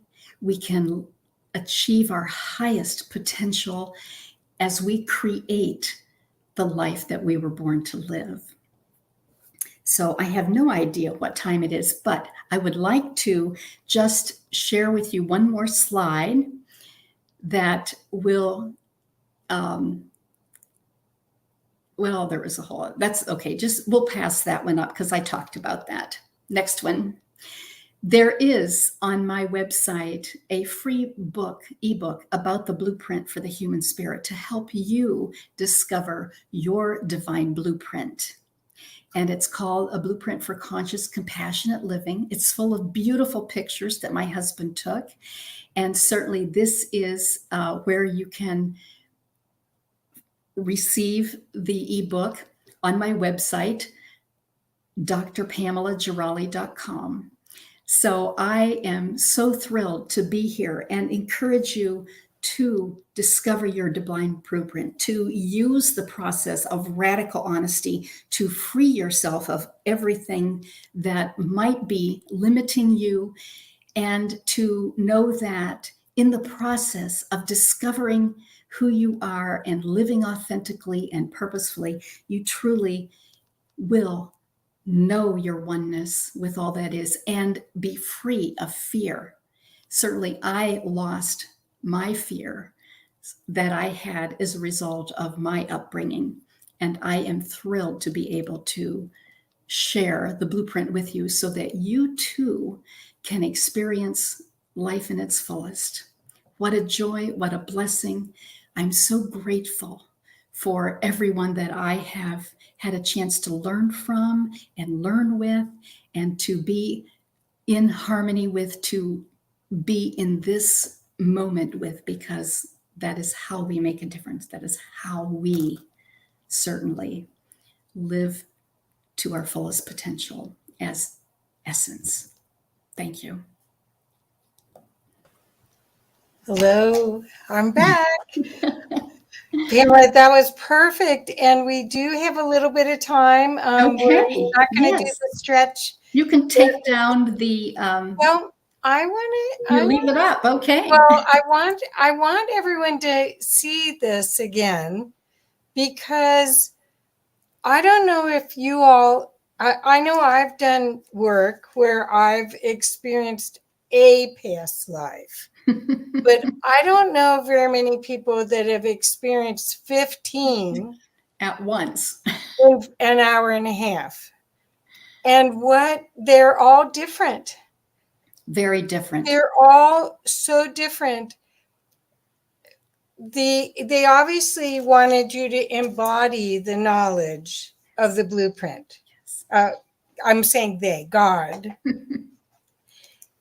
What do you think? I mean, was there a common thread that you felt was part of the mission? I mean, because these are all different, a nun, a slave, a decadent glutton from Rome. I mean, look at these, you guys. I don't know if you got to see it. Please take a chance and look at this. Gifted artist. A village harlot.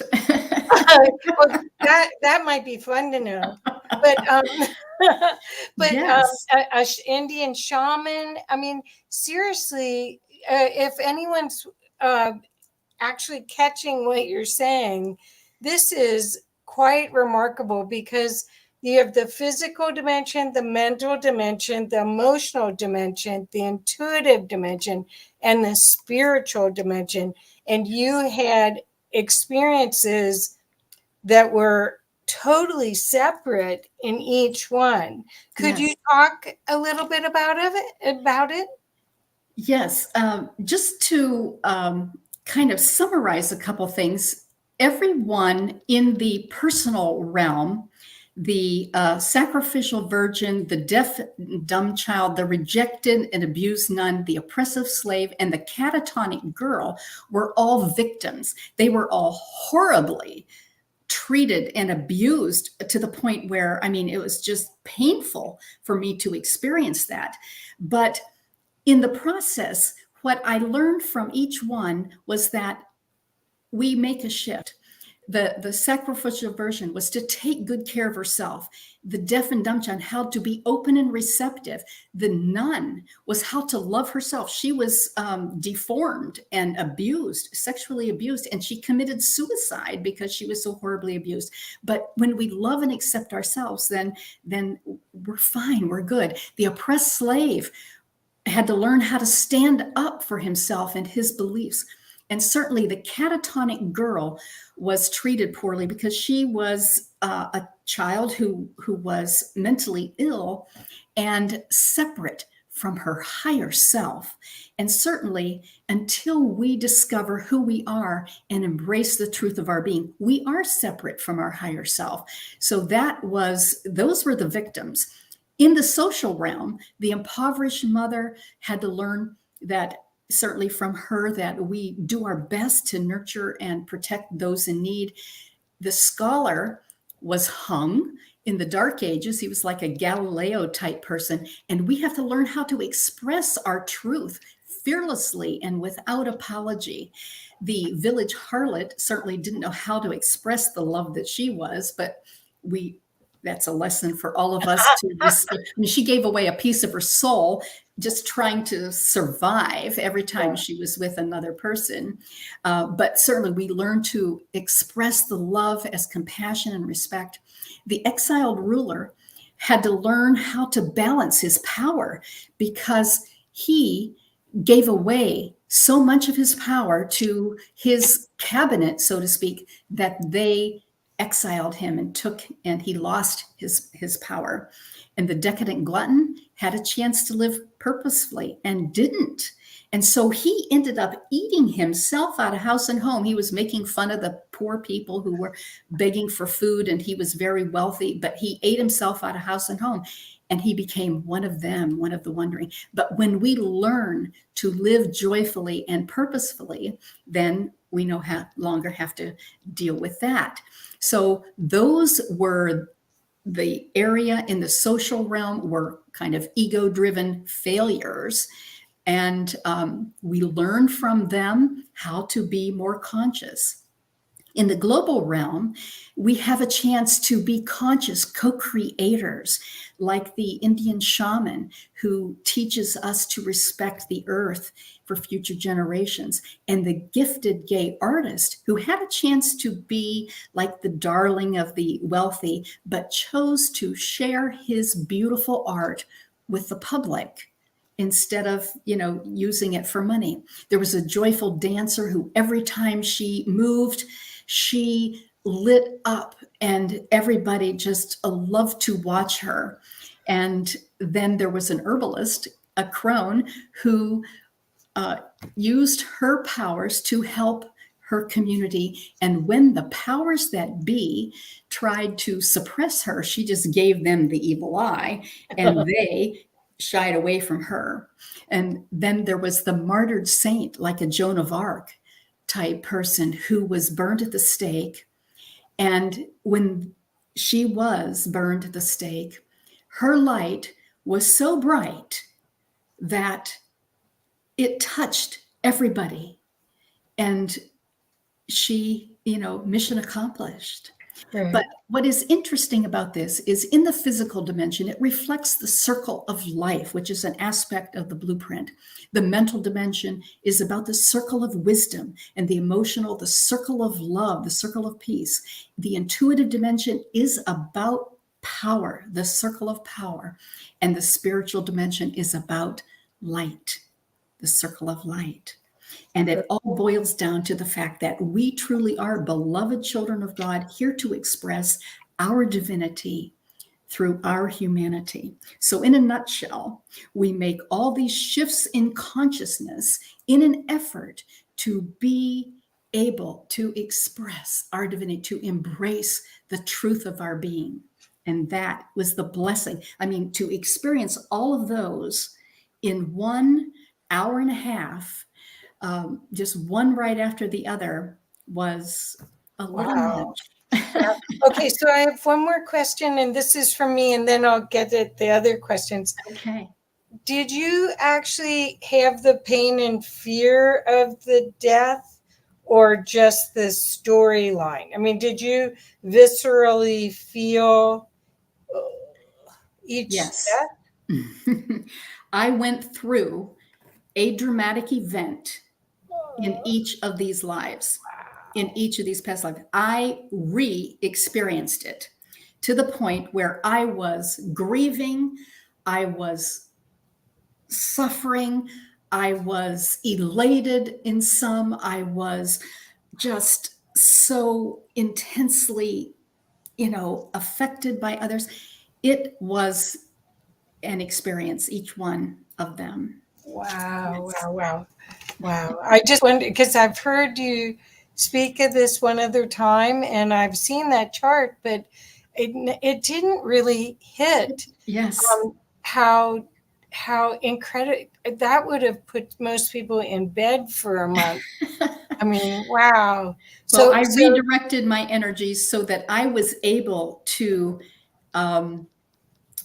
understand it in a whole new way. So I took it from a visceral experience into a deeper understanding, and felt that I had integrated fully then into my way of being. So John Johnson all along has said, wow, I love that chart. Wow, he's definitely gotten what you're sharing. And he said, were you must have been a little freaked out seeing yourself in prior lives. Had you done anything before to know about your prior lives, or? Well, I had heard about a few of them, certainly the shaman and the woman at the impoverished mother, and the dancer I had heard about prior to this time. So those three were known to me, but I hadn't, I didn't feel them. I just knew about them. But the rest of them, no, they were all just right there in my face. Wow. So I don't want anybody to have to go through that, because let me tell you, it is very, it wiped me out for quite a while. And it has taken me a long time to be able to fully express that, what they mean, and to understand them. But the key that I believe is that each one of them reflected an aspect of my life today. Right. Like if you look at the slave, for instance, as a child, we worked really hard. I was raised in the country and we worked.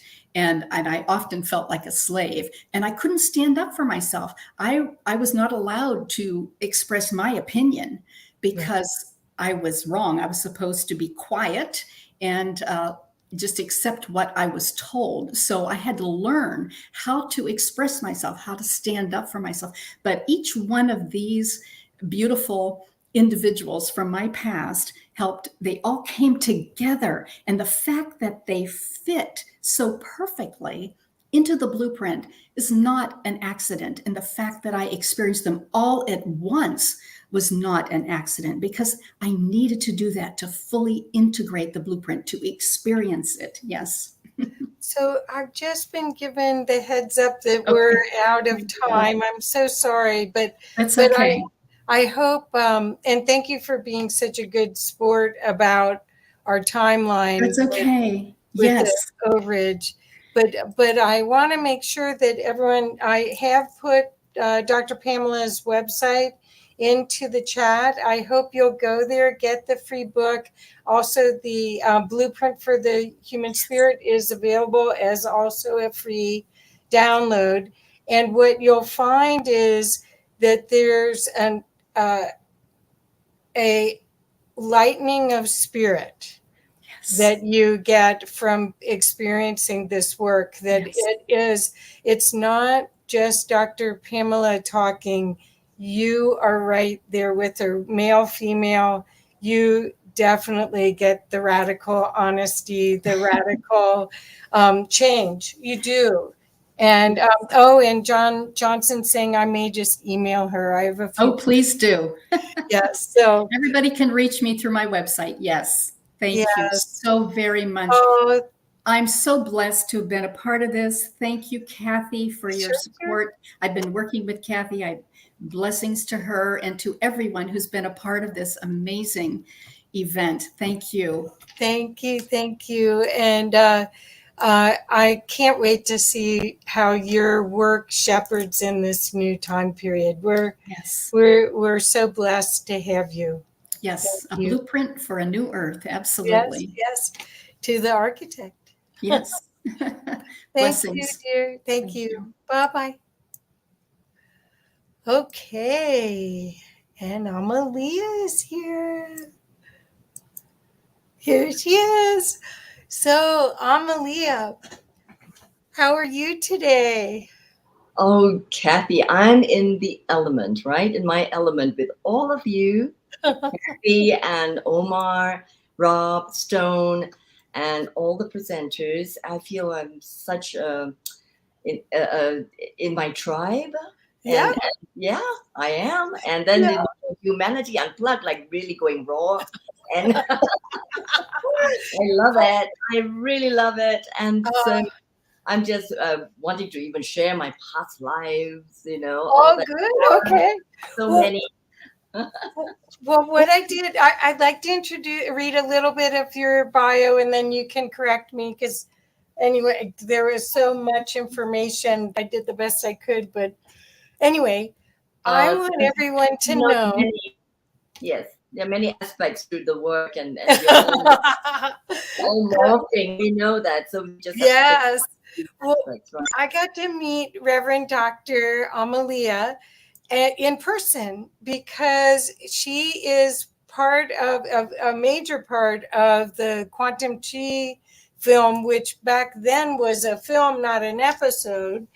And we showed it here in Colorado with Sharon and Amalia, and they taught Qigong, Qigong at the end of the film.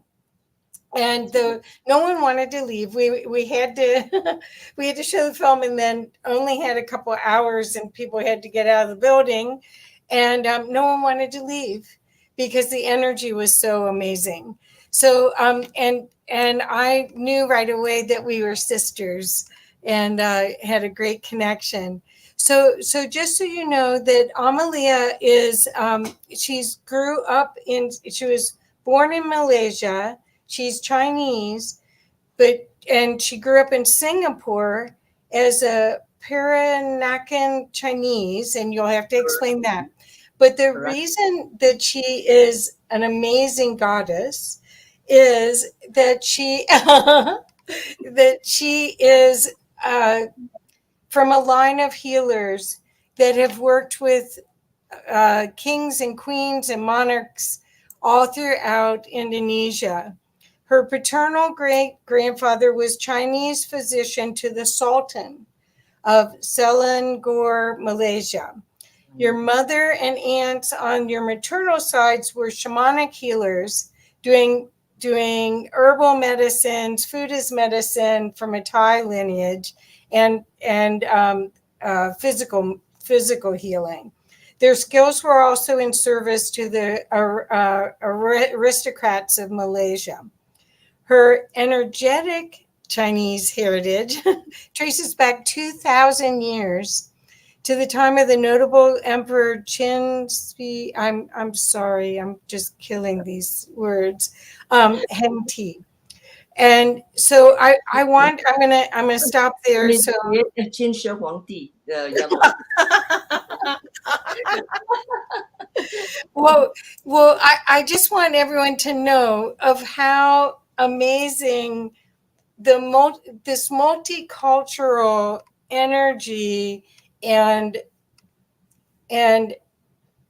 I want to call it alchemic knowledge that your family kept and trained you in is part of your expression now.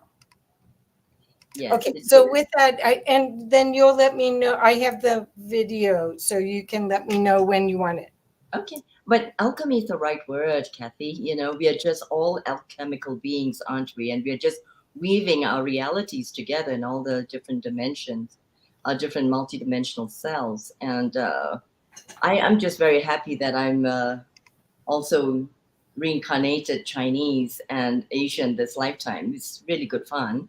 And then integrating all the other aspects of being European, being American, being. I'm right now in Ecuador. I'm just linking up my Incan and Canary selves, and so I think it's an absolutely wonderful theater that we are in. This platform that we have, this stage that we have to explore who we are, and internally and in our consciousness. And so I think it's really wonderful that to be with all of you, just exploring all this. And I suppose that I'm somewhat expected to present my perspective in terms of being an Asian or the Chinese heritage in the practice of Qigong. So as Kathy has said, I am associate producer with Sharon Rose, my beloved sister of Sacred Mysteries, and she's the director and producer of Quantum Qi. And we're presenting Qigong as a multidimensional aspect of knowing oneself, self-inquiry, self-realization, actualization, and as service to humanity, especially in these times, right? Since we are all incarnated this lifetime and other lifetimes, of course, before. So I would like to present something that was done in Santa Cruz on the beach in 2007. That's right, that's about 15 years ago. And it was during a sacred geometry workshop with Randy Masters, who taught then the sacred geometry music in Santa Cruz University. And we met and he invited me to attend this. And Elizabeth Upton showed up to take the footage. And then we talked about the sacred geometry in the body. And so I mentioned that that's what I do, is to really change the alchemy in the body, to transform oneself, to remember in our cellular memories of who we are. And another dear friend, Kiara, spoke of this earlier as well. So, perhaps then Kathy would like to show it, and that explains a little bit. And I'll launch into later on the light languages that came through during the practice of Infinity Quantum Qigong. So there's a lot that's integrated, including an ancient aliens part, and then our eating selves, you know. So I hope this will change people's perspective of what Qigong is, because people think that it's just a very slow motion exercise that old people do in the park. Right? No, this is actually alchemy. So, okay, so I'm going to remove myself and put on the video for you, okay? Okay, thank you.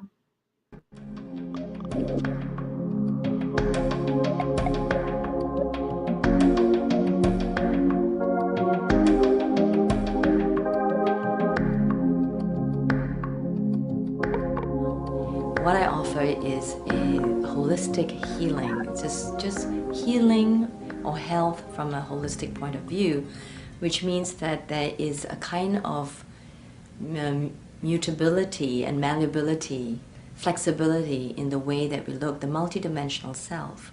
So we look at ourselves not only physically, but emotionally, mentally, spiritually.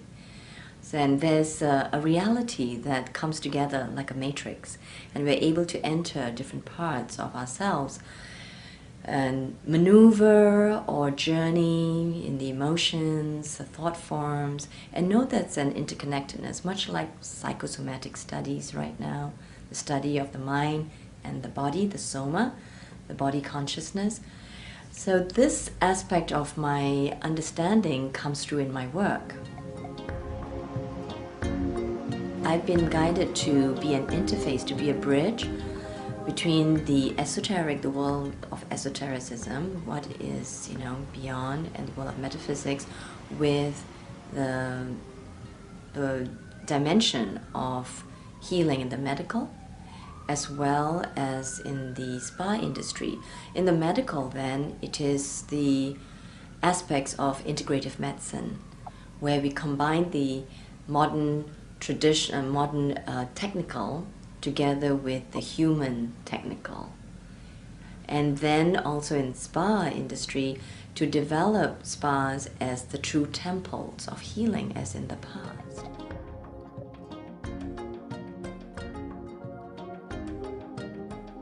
Itself, I've given talks and transmissions, even though they may be quiet, transmissions during lectures to doctors, to spa industries, to groups, just very casually, a few people or 1,000 people, or through the media. So each one is an event, and however the information goes out and touches someone, that is how the transmission is being guided at the time. Some of the grounding of this work is the Qigong. As mentioned, it is a traditional form of spiritual practice and evolution, which is also the alchemy. It is the alchemy of the being, and this is the internal alchemy, and also the final discovery of the fountain of youth. It is all within us, and we realize ourselves as nature, vibrations and waves, spirals, circles of nature. Even the traditional symbology of yin and yang, the one that is black and white, if you look closely, there is an S-curve in the middle. That is a waveform. You put them together, they're sine waves. And they represent the double helix, the DNA. And in Chinese cosmology, there are also different representations of what is already in the DNA. For example, the hexagrams, they are binary codes of our DNA codes, and they're links through mathematics into our sacred geometry of biometry. That is who we are as representations of a higher order in the cosmos or in the universe. So this is the study which I've linked with ancient wisdom of traditional Qigong, which is mistaken oftentimes as just a form of exercises, where it has to be linked back now to the tradition of energy and consciousness and our genesis. If I was to define Qigong in just a few words, in its essential self, is that it is the practice of pure energy, pure consciousness. It is actually body ecology, and we are connected as nature. We are nature, and we are starlight, moonlight, sunlight, and planetary light. And we are transmitting that through our body into our terrestrial selves. And I would say that we are nature.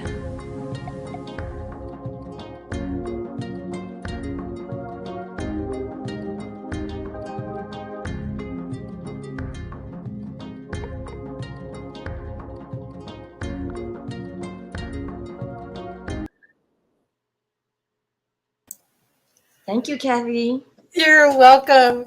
So I think what I'd love for you to talk about is anything that you'd like to share about healing and the integration. You have so much knowledge of the esoteric arts, and you were brought up learning about energy and the way to stay vital.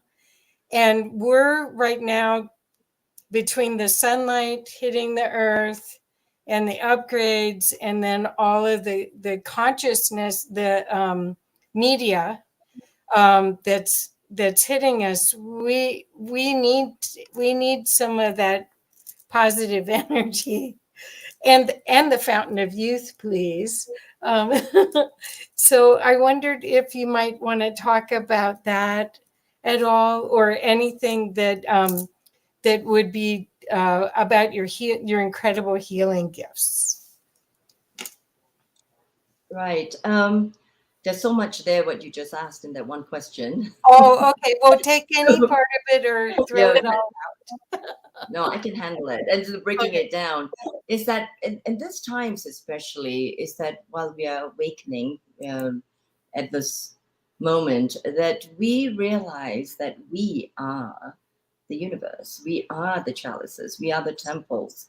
Our bodies contain all the memories that we had through many lifetimes and through the quantum field to other planets. And so this is an exciting time for us to be in, to explore and to really discover and then to embody the truth of who we are. And this is why we both named this talk Divinity Reborn, is that we are reborn every day with each breath.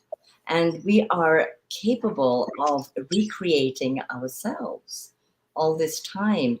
And we can use the ancient wisdom techniques of going in, the shamanic practices. And I do teach Qigong as a shamanic practice because it calls forth the natural forces of who we are as cosmic forces in the atmospheric Qi, and then into our bodies and our breath, into the different centers of who we are, let's say into the lower Tantian, the navel area, and connect with the umbilical cord or the etheric umbilical cord, and then coming into the kidney and really storing and embodying the kidney jing, right? Our primordial jing, which actually comes from where our DNA comes from. So I'm linking the ancient wisdom with modern science, that we talk about DNA. And we knew about that a long time ago, as I mentioned, that it came through the etheric umbilical cord, through our navel, and to our kidney jing. And there we can embody all that we are from the past and through the DNA. And this is where we also can do our ancestral work and in clearing the past, as well as bringing through all the power and the capabilities and talents that our ancestors has actually bestowed upon us. If we are to do some ancestral veneration work or to do some ancestral clearing work. So this is, it's all contained in our bodies, and how we can access this creative energies through our sexual centers, and then really pour it forth through the heart center to everybody, to every place in the planet that's needing our support right now, our conscious support as spiritual channels, spiritual transmitters and receivers. And so when it comes to health this time, when because of the solar flares, because of current world affairs that we are going through, changes, that there's a constriction of our energy field. There's also the possibility of us expanding our field, our morphogenetic field, and outwards, and really making a change in the planetary grid. So we can bring forth all our interstellar selves, everything that we were and what we remember ourselves to be, to bring it all the way through the center line, our center, the 0 point, and sending it out, because we know it works. And science is showing that it is true, that there, through the Heart Math Institute, for example, that if we start to resonate in our hearts, the 432, with this tone. Oh, beautiful. We actually send out this love. So coming into our hearts and speaking from our hearts and speaking from our truths, that we can really make a change in this matrix. And after all, that's why we were incarnated this lifetime and all the other lifetimes. Perhaps we were foes, perhaps we were heroes, and then other lifetimes we have an opportunity to choose who we want to be this lifetime. And that is a very beautiful thing to do. Now, going back to health, is that while we know that there is this virus that is in the field, right, in the consciousness, we are also the virus. We are the receptacle of all these viruses and bacteria that's in our body, that's in our gut. That's why we have to keep a good gut health, and also to promote the balance in the flora, that we, through our ways of eating and agriculture, the ways that we have as humanity, and I include myself, as contaminating the planet, even to the use of plastics, or inevitably the use of skincare, for example, or even fabrics, the textiles we buy. And so we are contributing to what the earth is going through, which is an imbalance in the gut and in the depths of Pachamama, of Mother Earth. Then it's up to us now to really bioremediate the earth. And we have solutions. So we have solutions through products like this mineral powder that can bioremediate water and land, very much in the same way as biodynamics. So in biodynamics, which is part of Rudolf Steiner's whole spectrum of wisdom, is that we are going back to the times when we learn how to be in harmony with the planetary forces, not just growing food just to survive, but to really thrive. And because, for example, hydroponically grown vegetables do not have the full substance of the earth, even though it's supposed to be balanced. But we also understand that we have to be part of the modern world and also consider food security at this time. We also have to see that food security and many of the scarcity that we're going through is not true. It is an illusion, because there's plenty for everyone. It's an abundant life, and we have to tap into this new consciousness of bringing that forth and share and distribute all the love and all the resources and money and energy and health that we have to everyone.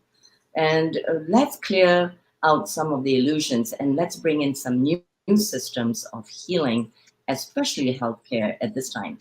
And I know I'm just going to the whole spectrum now, because that's how I'm guided to talk about it. That's how it works with me, is that I just do it spontaneously according to the guidance that's coming through. So we are making changes in this system, some financial systems, the healthcare systems, banking systems, and governmental systems. And we know there's an uprising of consciousness amongst the everyday people. And those with the means and resources are making a difference. We are, and we have to really maintain and illuminate the darkness and what is not true, and honoring of humanity and individuals with this new ways of being, the new earth, as we are calling it, rebuilding it. And so with the consciousness, it's really key to bring it back to our own bodies and really embody and live and walk our talk. That doesn't mean that we have to be Puritans. It's that we have to also accept and embrace the shadow side. So the way that I live as a, if I want to label myself as a Taoist, but I go beyond that, and I know we all do, is that we want to balance the dark and the light, yin yang, and we want to stay in the center line. And as we know, in the center, there's also that S curve in the yin yang, and within the model of the yin yang is the dark and the light, right? So within each, there is the other. There are all these gray zones. And this is where we have to have that compassion and love to embrace all the others, even the oppressors, even the violators, even the ones who are profiteering, even the ones who are, if there's such a thing, is to be so Machiavellian as to plan nefarious activities. So even them, that we have to send light to them and to assist them, to shine the light to them, to illuminate the consciousness so that they will awaken to their humanity as well. Now, if not, then it is their path. And we have to accept that, because this is the realm, this third dimension is the realm of dualities, polarities, and conflict. And this is why we came here, is to bring more harmony. And we have to accept this. And by embracing it and accepting ourselves and all the shadow sides in ourselves, we are much more able to navigate our lives. As we know, we have to go in like the Jedi into the dark swamps of our own beingness, and then to come through in the hero's journey. And this is the alchemy that each one of us have to go through and to bring forth. And it might involve death, physical death, and definitely we know that there's a transition for those who are us who are in the flow of spirit. We know that it's just a different timeline, and so we can accept that. But for those who are struggling with that, and I've helped quite a few people in passing, so work with people with cancer and AIDS as well.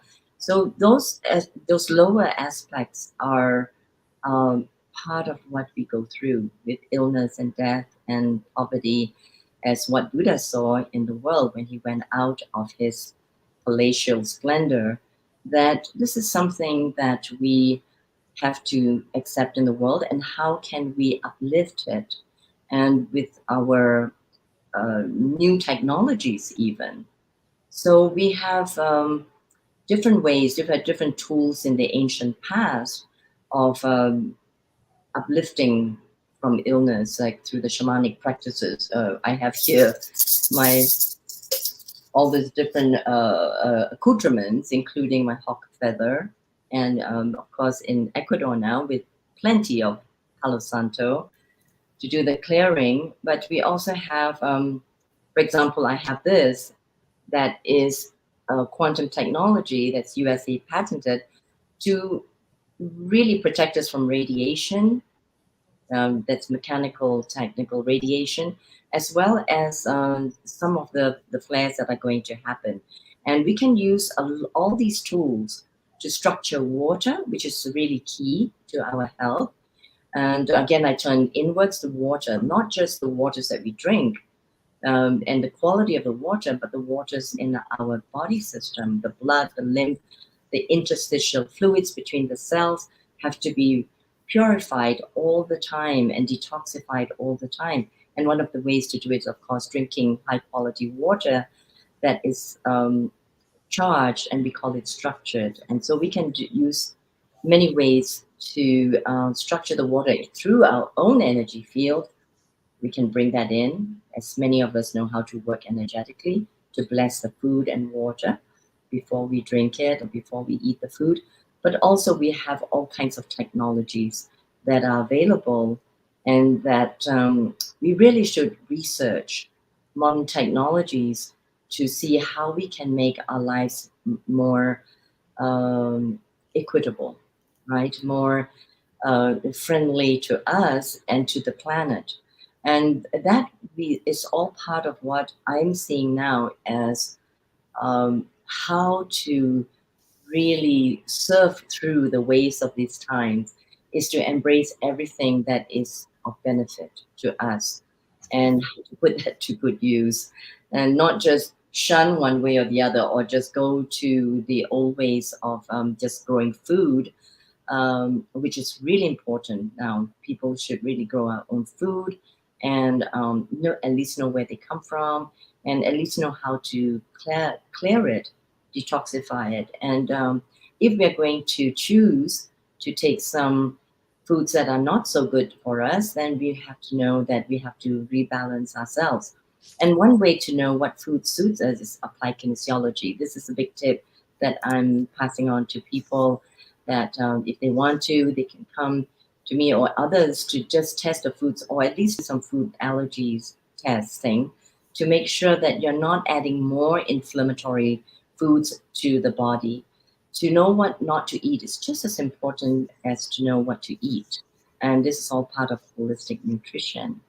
So we need to know, we need to learn who we are and how we can augment our own matrices of energy, our own organ fields, and also how to rest. And especially, when we are in front of these devices all this time, And that's why I show it again, that we need these devices as stickers and so on to protect us from radiation. This is one thing that a lot of people are not aware of, and therefore suffer this contraction of energy, in the field, and then start to have lowered immune systems, as well as headaches and back pain, neck aches, and sciatic problems, and depression, and emotional, mental issues.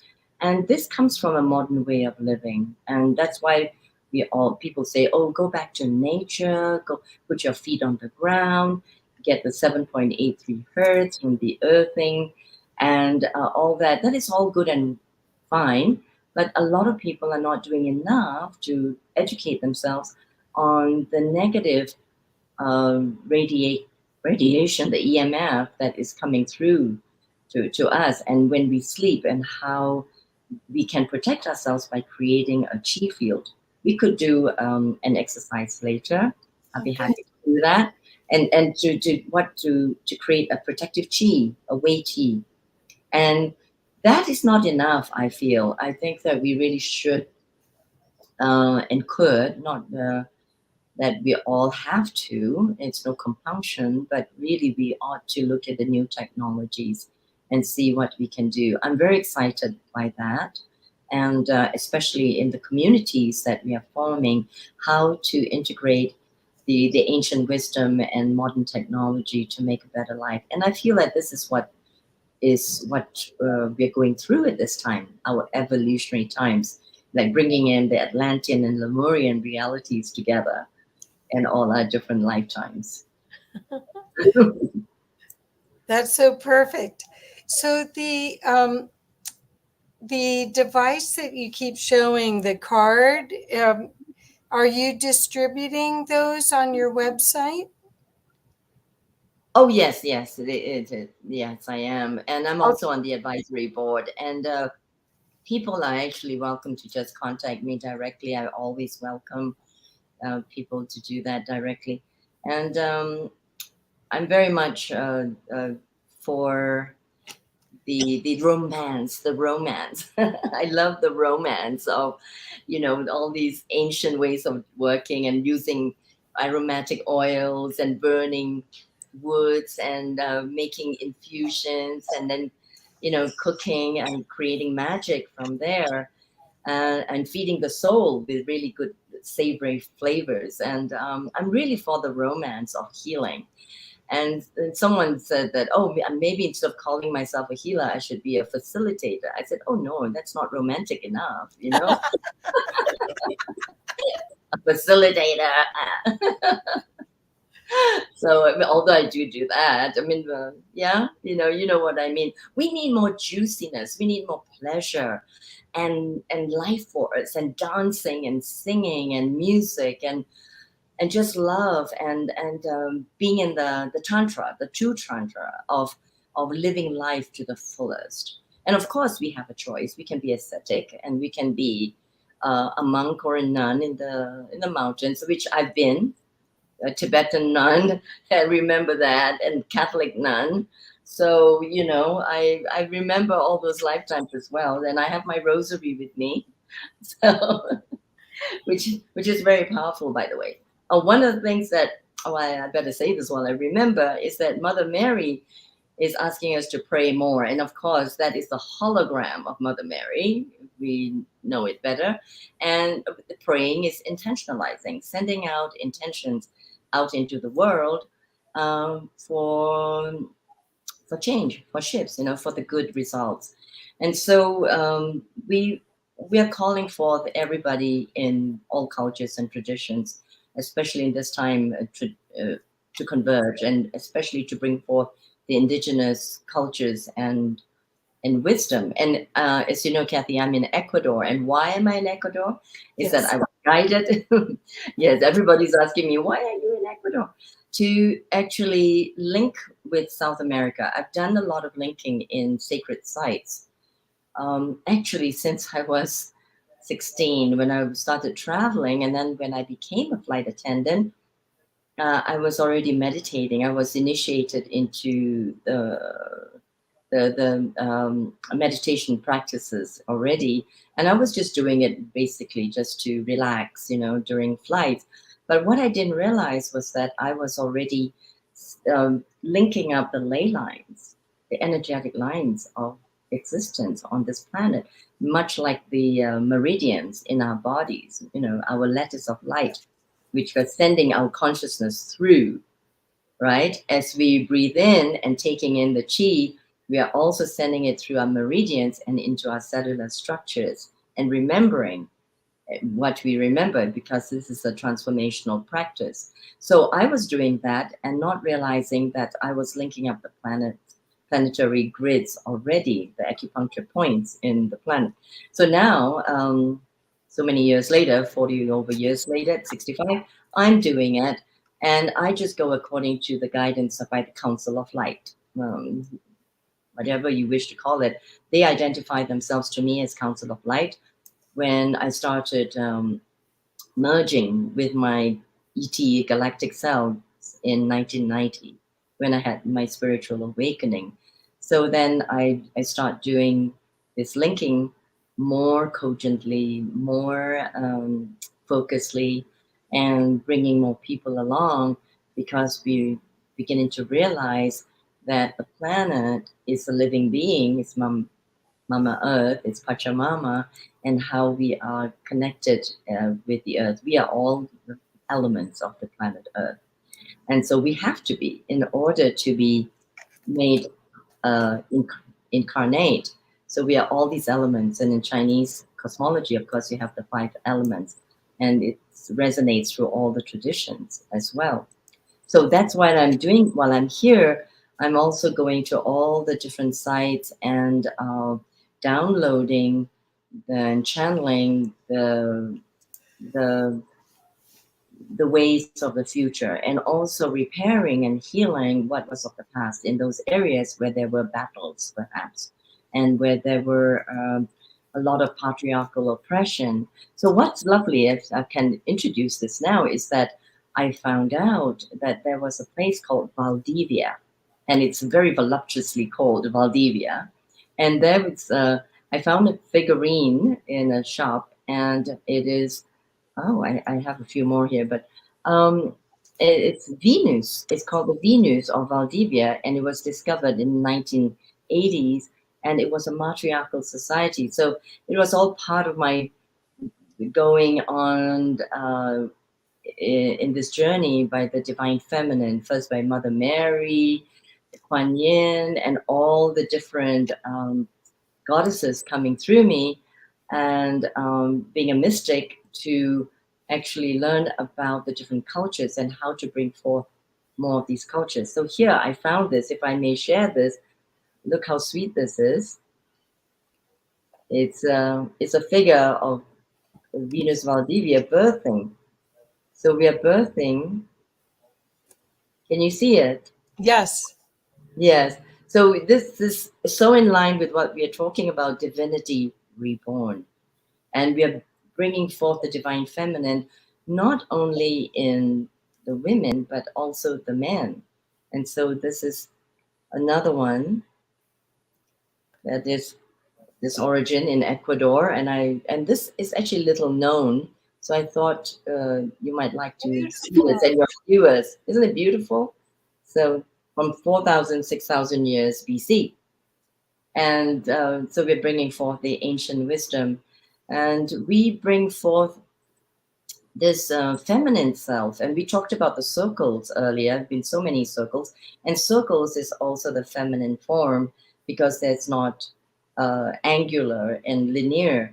And also, what I work with is actually spirals, more the spirals, the sacred geometry of the spirals, because to me, in my own meditation, I felt more of my energy as being spiraling, and it is also, to me, more dynamic. It goes up and down and to sideways, and it is more of an ascent and a descent. And during this time, there seems to be an ability to contract and contract and expand as well, and to grow. And life is dynamic, and I really like the metaphor of a spiral in our existence. And so I call my curriculum, instead of cycles 1, 2, and 3, or 4, 5, 6, and 8, that I call it spirals. So I'm following the trail of the spirals as well as the infinity. And you know that the Qigong that I teach is called Infinity Quantum Qigong. And the infinity has come to me quite naturally, as I used to draw it when I was a little girl in kindergarten. I couldn't stop drawing that. So it kept coming through already when I was at that age. And looking at the patterns of life, as we had discussed earlier, that the patterns kept showing up.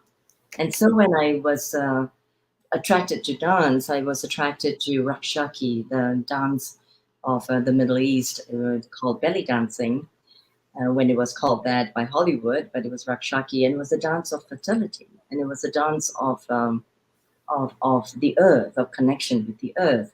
And it was based on the figure 8. If you notice that how the dancers would move the hips and the chest according to figure 8. And so I took these classes, and I was quite limber. And so when the awakening happened in 1990 in San Anselmo in Marin County, when I saw these strands of light coming through the tree line, and I thought that I was just having floaters in my eyes, but it got closer and closer, and finally interpenetrated with the letters of light within me. So the meridians, and it was like, and my spine started undulating, and I was undulating furiously while my Tai Chi class was going on.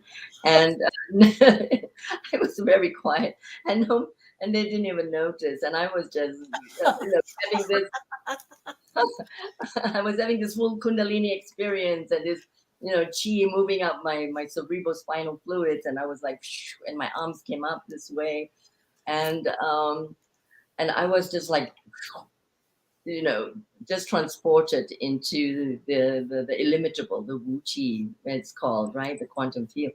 And everything was just bright and just beautiful and was floating in space. Then I was just also feeling that I really needed to come back, and took a breath and grounded it. And that made me think that this Qigong thing is real. Okay. So I've been practicing since I was a teen with my mom in the temple. But, you just practice just to practice because it makes you feel good. But, I never practiced to think that I'm just going to evolve spiritually. But when it happened, and like so many people who recounted their experiences, it is tangible, it's real, and can't go back, can't deny it. So, and during that time, Kathy, I started being able to do healing work, intuitive healing, just waving the hands, and especially through media as well. So there are stories with that, where I just put my hand with people on the screen, and we can do that if you want. And that happened, the healing work. And I'm so blessed, so blessed by the Council of Light, by all the beings to be chosen to do this work. And I know that, it's from the goodness and sincerity of my heart to help many people. So that explains how I came to do this healing work as well. And working with the Divine Feminine, working with the Infinity, working with Qigong as a basis of my healing work. But then, as you know, I've already integrated quite a lot into it through, for example, holistic nutrition, symbology, and going into more the psychosomatic aspects, and helping women who have been, just violated this lifetime as well as other lifetimes, and just helping them clear the karma, the energetic residues from other lifetimes. And of course, I remember myself as a high priestess in Egypt, and many other traditions, Taoist as well, and now Ecuadorian, Incan, Mayan, is that to support people to remembering who they are. And being here in Ecuador is actually also a catalyst for me to remember. And I just spent some time with Sachila shaman. He's a young shaman at 36, and he did a cleansing for me, and I could feel myself really remembering where I was here. And Ingapirka is a very powerful place if we want to talk about feminine spirituality. There was a priestess there who was buried, and there were all these followers were buried around her, and they were all in fetal positions. So that made me remember on how once I started developing infinity quantum qigong was why the most potent movement was the returning to seed, returning to earth, or returning to the womb. I called it that posture. And that any class that I've done, it's the most powerful, and almost just the one would just create amazing transformative experiences for people, including remembering their past lives, standing up. So this is it takes me back to this time that why is it only this one position that I teach or I help people remember is so powerful. Now I know I understand why as a priestess in Ecuador, and how this practice of burial as a fetal position is so dear to me. At this point, I'd like to invite, if anybody who would like to go to my website, there is a free exercise there of this exercise, exactly this one. And just let me know how you feel after you do it, or just let me know. And so this one, and also the being in a fetal position is so powerful. When I work with women going through any kind of sexual abuse, and men too, because I worked with quite a few men who were abused as children, and to how to rebirth themselves, how to recreate themselves. And so this is an amazing, powerful pointer or tip that I would like to share with everybody at this time, because during the lockdown, I had the impression of cocooning. Yes, like a butterfly, like a pupae.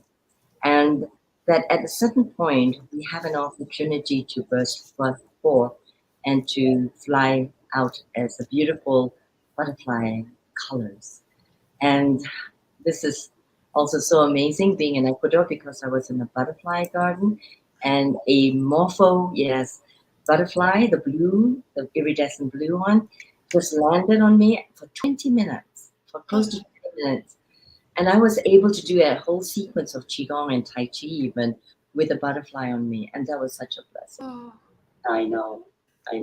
And another blessing was the hummingbirds. And I'm wearing the hummingbirds on my favorite ancient magic necklace. And I wore it for this. There's 2 colibri hummingbirds. And I was also loving this hummingbird earrings. Of course, as women, we are attracted to beautiful adornment, some of us, and I can go without anything as well, of course. And I realize now that we are tuning to them because they are really tools. They are tools of transformation. They are tools to activate our memory. And the priests and priestesses of ancient times used to wear magnificent pieces, right? And just as the sadhus, even though they're ascetics and covered with vibhuti, they are wearing these layers and layers of malas, and have tortoiseshell in their head or bone through their nose, So, and wearing animal skins. So we have this connection with the earth and memory. So I really don't apologize for my jewelry collection anymore. Oh, that's perfect. I love them, and I'm going to enjoy them while I'm on the planet, and I'm in body, and I can wear them, and then. So Amalia, we have about 10 minutes, and there aren't a lot of questions. There's a lot of wonderful comments, but there aren't a lot of questions. So there is someone, Hang Makmi wrote, "May the amazing grace and light of the Lord be with every one of us in this room and on earth. My sincere respect and thanksgiving for the kind invitation of you." to this event. Brother Hing. Yeah. So, okay. So I want you to see that, but would you like, because of, we have about 10 minutes at the most, would you like to go ahead and do, I've put your website in the comments again, so people can connect with you afterwards. But would you like to do any sort of energy work? Kathy, could you say that again, because you were breaking out for that I heard. moment? Would I like to do what? Do the meditation? We Yes. certainly can. So Yes. I like things to be very much in the moment, to be functional and beneficial. So yes, if it helps many, and I would be happy to do that. And some of the light languages may come through, as we know, with some of the 5 galactic sisters from yesterday's sharing, is that the light language also came through a Buddhist altar in Singapore, actually, in Woodlands. So we are all the same. We are all awakening to our intergalactic selves. And I feel that I could feel it sometimes coming through, that it is coming through. And that's why I was also in another altered state already. So with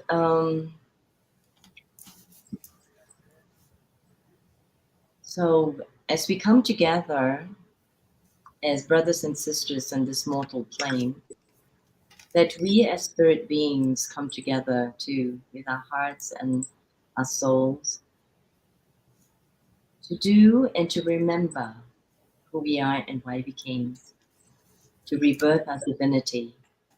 And in this divinity, we have this new dispensation of being all of who we are and all we can be in the future. So we have the past life regression. We also have future life progression. And we can bring forth our future selves into this very moment. And we bring in the 432 frequency.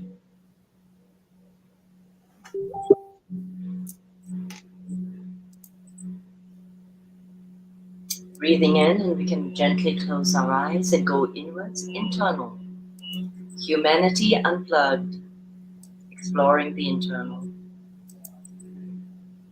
As we feel with this vibration through the airspace, the cyberspace, that we come together with our collective destiny, love at 432 Hertz, love the highest frequency on the planet, and we call in our guides, the galactic guides, God, Creator, all there is.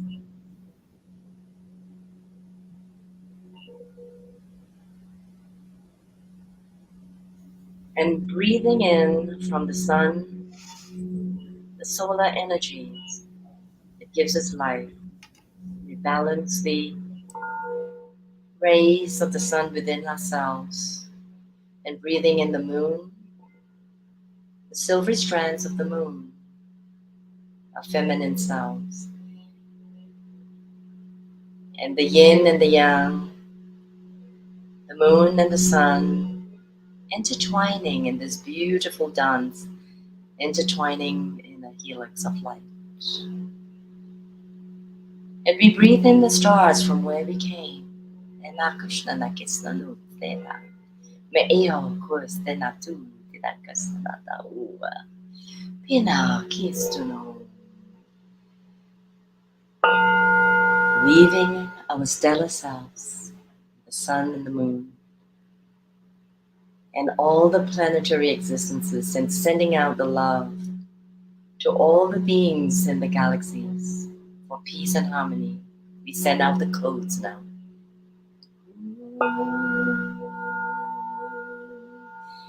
And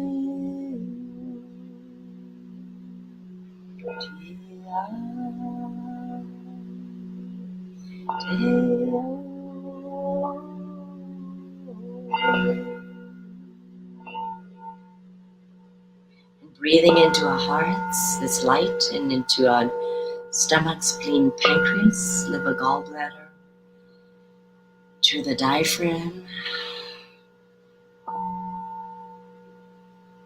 to the kidneys, the bladder, intestinal tract, and out to the sexual organs, recreating ourselves, breathing in the new matrix of light, this new soul matrix,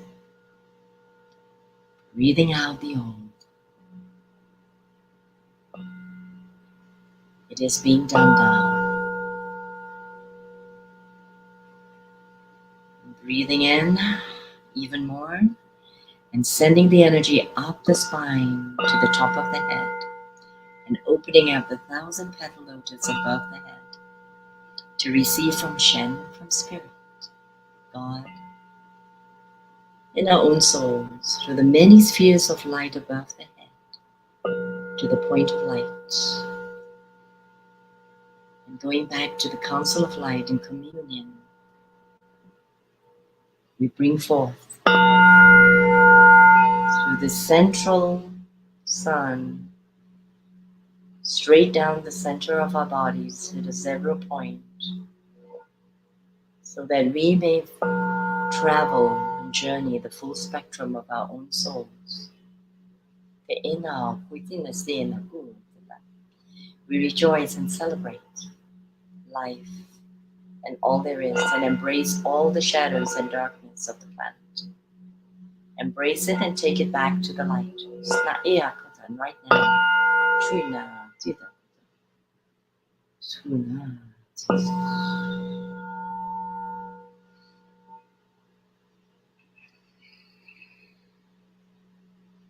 And expanding from our center, this protective shield of light around us, soft, like a cloud, about light around us, and feeling ourselves right in the center, in our pure essence, in beauty and power. Breathing in and expanding this cloud of light even further out to envelope the family, community, the planet, and seeing the planet in the crystal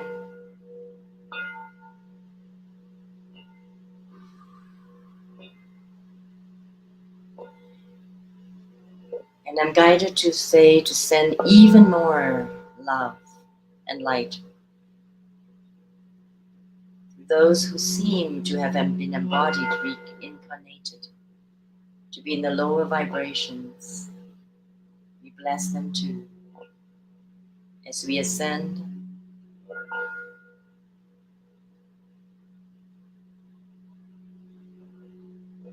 breathing in even more our light and love, remembering who we are and why we came. Shana Krishna Nasteta, the inner Kushana Theta, the inner Kuya Master.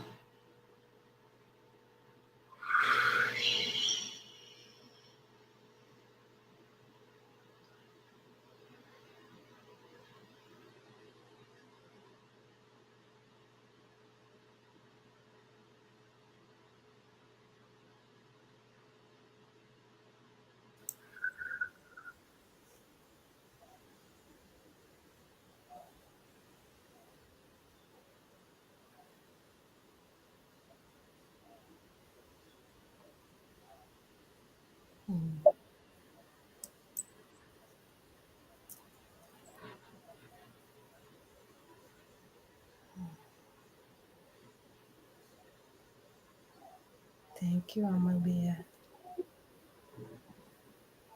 What a gift you are. Thank you so much. We'll have to do this again soon. It went too fast. And how long will you be in Ecuador? Oh. Misguided. Okay. Wonderful. Well, everyone, please. Leading up. Oh yeah, the energy's awesome. I was cold and Yeah. we did this. Please, thank you, Paul Wallace, who's one of the sponsors, says thank you, beautiful, wonderful. And there was lovely, lovely things. Amazing. I love her. You're here to get fan club from this. Amalia, what's the easiest way for everyone to reach you? Oh, just to, my website, Amalia Wai-Ching Lee at mac.com. Oh, website, amaliawaichinglee.earth. Earth, right. And Okay. at mac.com, same thing. Okay. And you're also on Facebook. On Facebook, same name, and Infinity Quantum Qigong, and YouTube as well, of course. Yes. Yeah. I can't wait. I can't wait till you have your courses up. I want to teach. Oh, yeah. All the spirals. Yeah. Yeah. Yeah, it'll be fun. We have fun. You know that. Yes, we do. Well, we have great energy together. Thank you so much. I'm afraid we have to go, but hopefully we'll get to talk again soon. Thank you, Amalia. And everyone's saying thank you, thank you, thank you. Here we go. Yes. Thank you, thank you. Thank you, everyone. Thank you for your energy. It was awesome. Love your energy. So, okay. Well, thank you. And I'm sorry, I'm going to remove you. Bye-bye. Okay. Thank you all. Bye-bye. That was a delight. And now, that was incredible. I just wanted to jump in and say that was absolutely phenomenal, especially at the end. It just aligned everything for me very quickly. It was like a real scattered day with a couple incidences that were happening behind the scenes, and that just kind of brought it right back into focus. So I just wanted to let her know that, and I will let you introduce the next guest. Well, she is an angel. She is an embodied angel. Absolutely. And as beautiful inside as out. Absolutely. Yes. Yes. Great. Okay. So next we get to invite my brother Daniel, and you are muted. Let's get you unmuted. Here we go. I think, you have to unmute. There you go. Hi, Daniel. Hey, how's it going? Oh, gosh, I can't wait to introduce you to everybody. Daniel just got married. No, 7 months ago, something like that. Well, it's like you still could be in the newlywed game. That's right. I can. I remember that. So, everyone, I've known Daniel for so long. I knew him when he had hair. Yeah, that's definitely a long time. So, oh my gosh. So Daniel Gutierrez is a Renaissance man, and you have to hear a little bit about him because you will be surprised at his journey of courage and spirituality and devotion to God, and as an innovator. He originally was an advisor to the Department of the White House personnel for the Obama administration. He was one of the top 100 Hispanics in America. And I don't see it on here, but I know he was on covers of magazines. He was the president of the Latino business, small business, was it business? It's not in here. Businesses. And let's see. Daniel realizes that underneath it all, something was missing when he was in all of that. Sitting atop Manhattan's Grand Havana room at the height of success, Daniel had mastered the outer game, but at the cost of his inner game. For his fifth book, Radical Mindfulness, which I just love, he became a best-selling author, and he takes on a truth-seeking journey to the center of ourselves, where past and future do not exist, where the real magic lies only in the present. He now lives near Cusco, Peru. And he owns a beautiful, beautiful, beautiful retreat center called Catalina, which was named after his mother. So I'm not going to keep reading this. He's a shaman. He's a dear friend. He's a father. He's a student and a teacher and a spiritual guide, I feel. And an example of that you can have both worlds if you choose. Thank you. So good to see you. Yeah, we're not any older. Oh well. Well, I don't have any hair, as you shared already. Well, I think there's a testimonial from you on my website where you do have hair. So that's the only way I remember. Well, it started turning gray, so I just shaved it off. It looks great. Yeah, thank you. So give us some more detail, because I just sort of jumped into all of this. Sure. Basically, what I wanted to hear about is this opportunity that you jumped on and had tremendous courage from going from living in LA, being the president of the Holistic Chamber of Commerce. Again, you just can't help yourself of being at the top of it all. Being in, the Evolutionary Business Council, all of this with a lot of our friends. And you couldn't help yourself to going to live in a rural area and just change everything.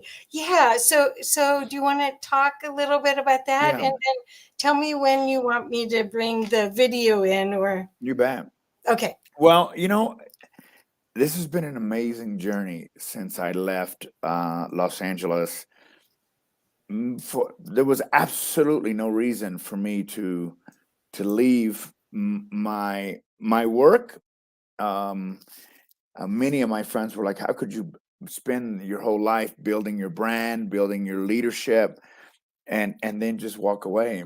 And it wasn't that easy. But what caused it? What was that moment in time?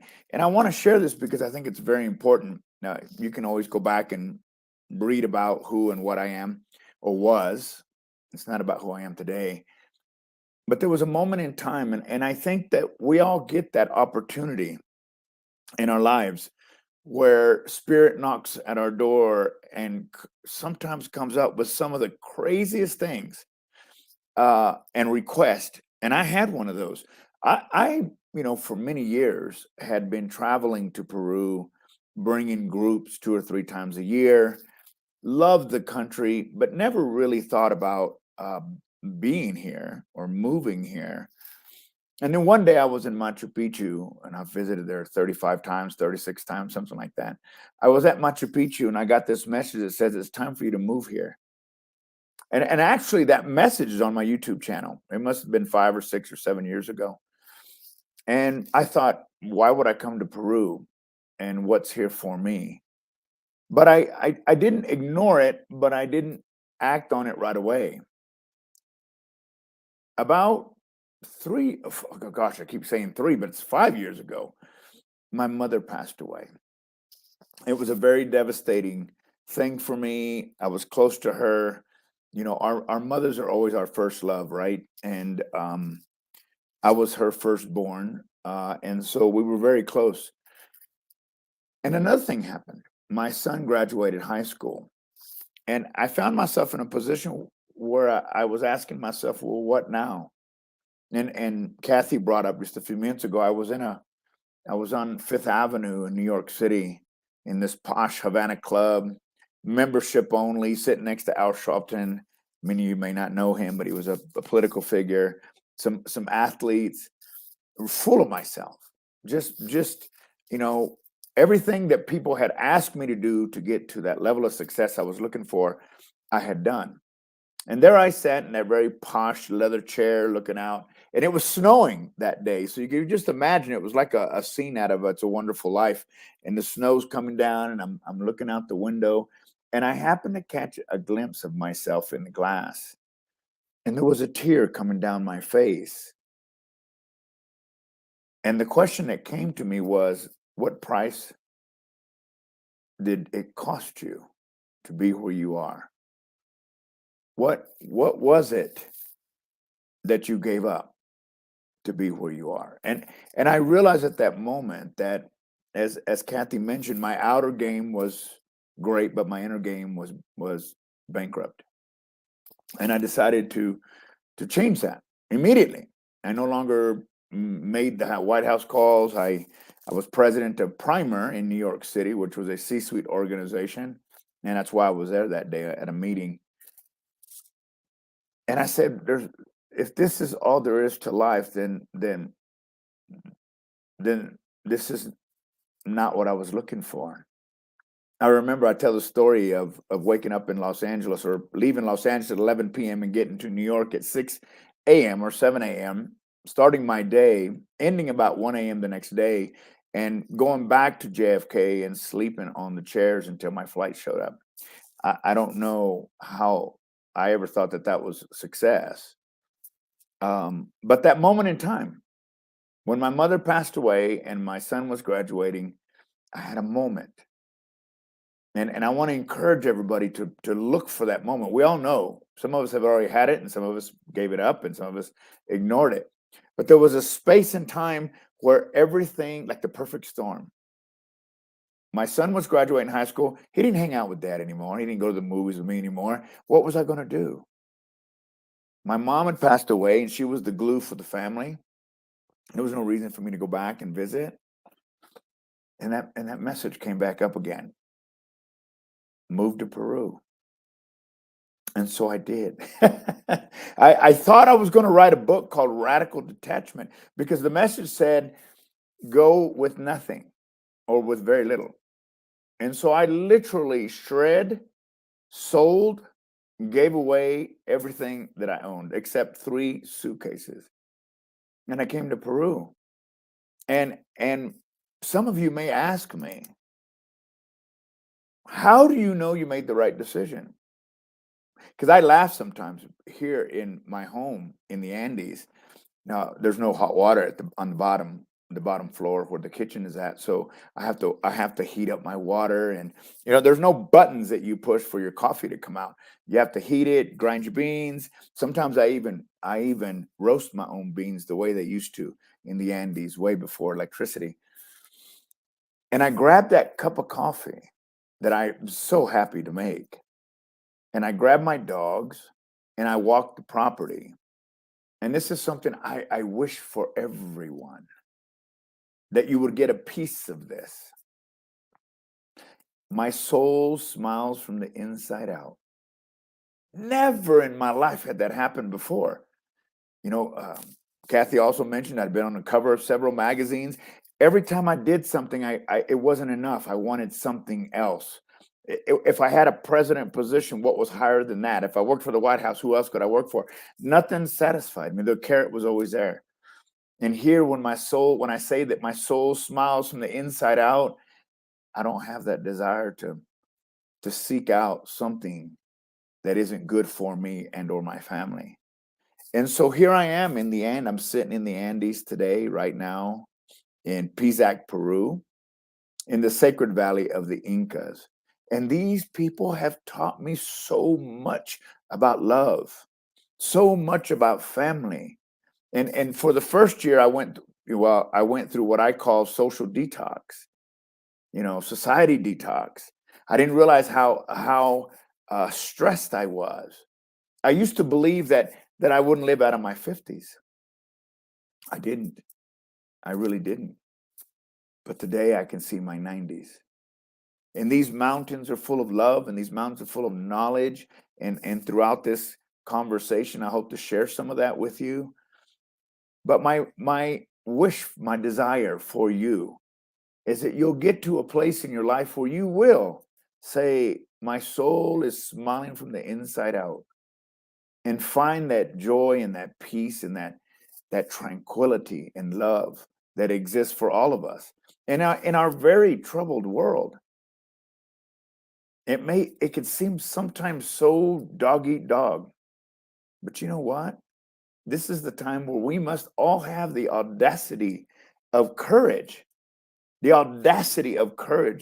to live out our lives and our dreams as we see them, not as we, as the world may tell us that it may be.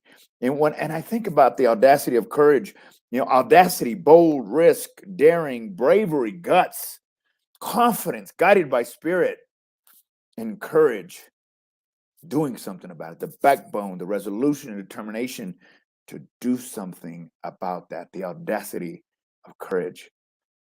That's what our world needs from each of us. Oh, we need love and peace and tranquility, but we need action. We need all of us that are willing to step into that space that I did 3 years ago. I mean, I moved here, got this beautiful space, and 6 months later, they shut me down. The world pandemic, COVID, the country shut its borders, and it did not open for 18 months.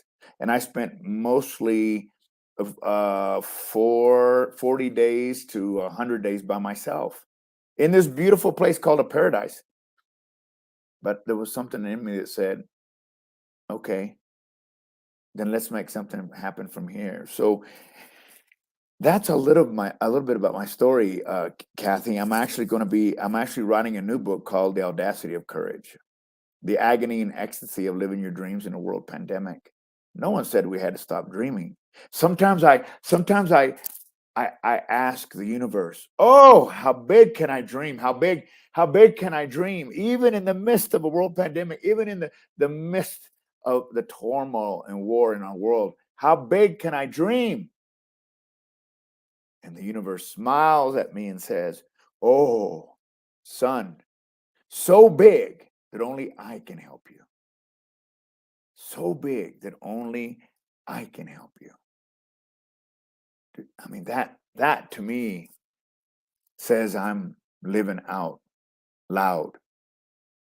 So that's a little bit about the beginning of my trip out here to the Andes. And I've had so many experiences, Kathy, out here that have taught me so much and brought me so much peace and joy, even in the midst of some of the hardships that I've endured out here. One being in a country that I know nothing about. I may have spoke the language, but I knew nothing about Peru. Now I'm married. I think Rob was saying he's getting married in 3 months. It's awesome to get married to somebody who knows nothing but love. So thank you for that, Kathy. Fantastic.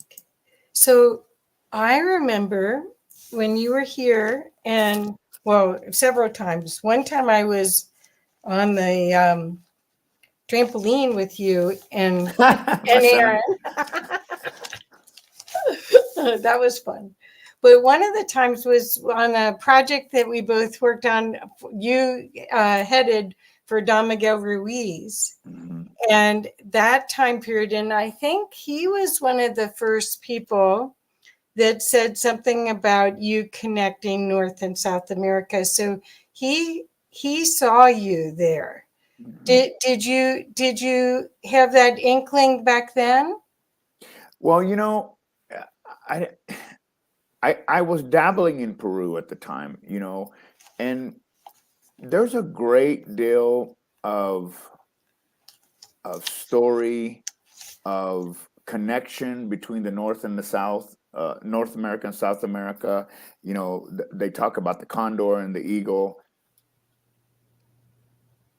and that's all true. But I want to take that one step further, and there's great legendary thought behind that. And I'm not an expert in that, but what I do know about that particular revelation that is taking place in our world today, that it's just not about the North and the South and the indigenous people of the North and indigenous people here in the South, because the indigenous people here in South America, there's just so many different flavors and types and ideas and stories. The Kiro, who live up in Asangate, up in high in the mountains, what I see, and back then you're right. I mean, who knew that I'd be living here, right? That this is where I would be. This would be my school, where I would be learning the customs of the Andean people.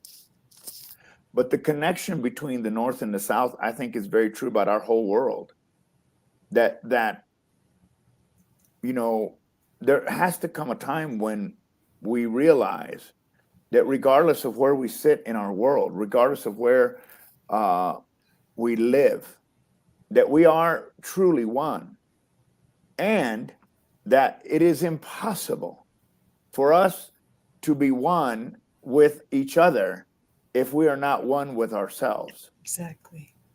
You know, and that's the piece that I always look at when I go, well, am I one with me, Daniel Gutierrez? Today I could tell you, yeah. I mean, you know, when I think about Los Angeles, New York, Chicago, Dallas, you know, Denver, someone today, I had a meeting today with someone that's from Canada, and he was saying, Daniel, how do you do this? He was here in Pisac, and he's leaving to go home, and he says, these mountains are closing in on me. This is too small. This is there's not enough going on. There's not enough busyness. And I said to him, I said, but how well do you know yourself? Because when we run like that, and I know because I did it, it was because I didn't know myself well enough. And so when we think about stories, legends, prophecies, I think sometimes we can be literal and not really understand that a lot of the stories that I hear here, a lot of the lessons that I learn here are about us on the inside.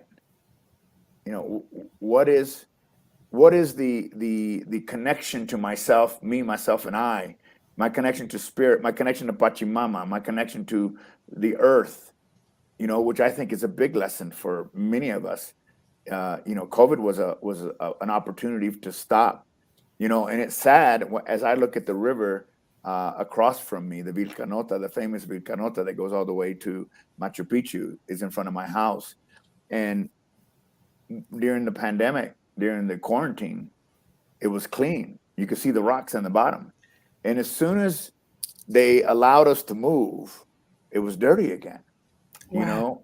And so I told a friend of mine once, not too long ago, I said, if our schedules, I was speaking to him specifically, he was in Denver, and I said, if your schedule is as busy as it was before the pandemic, then you've learned nothing.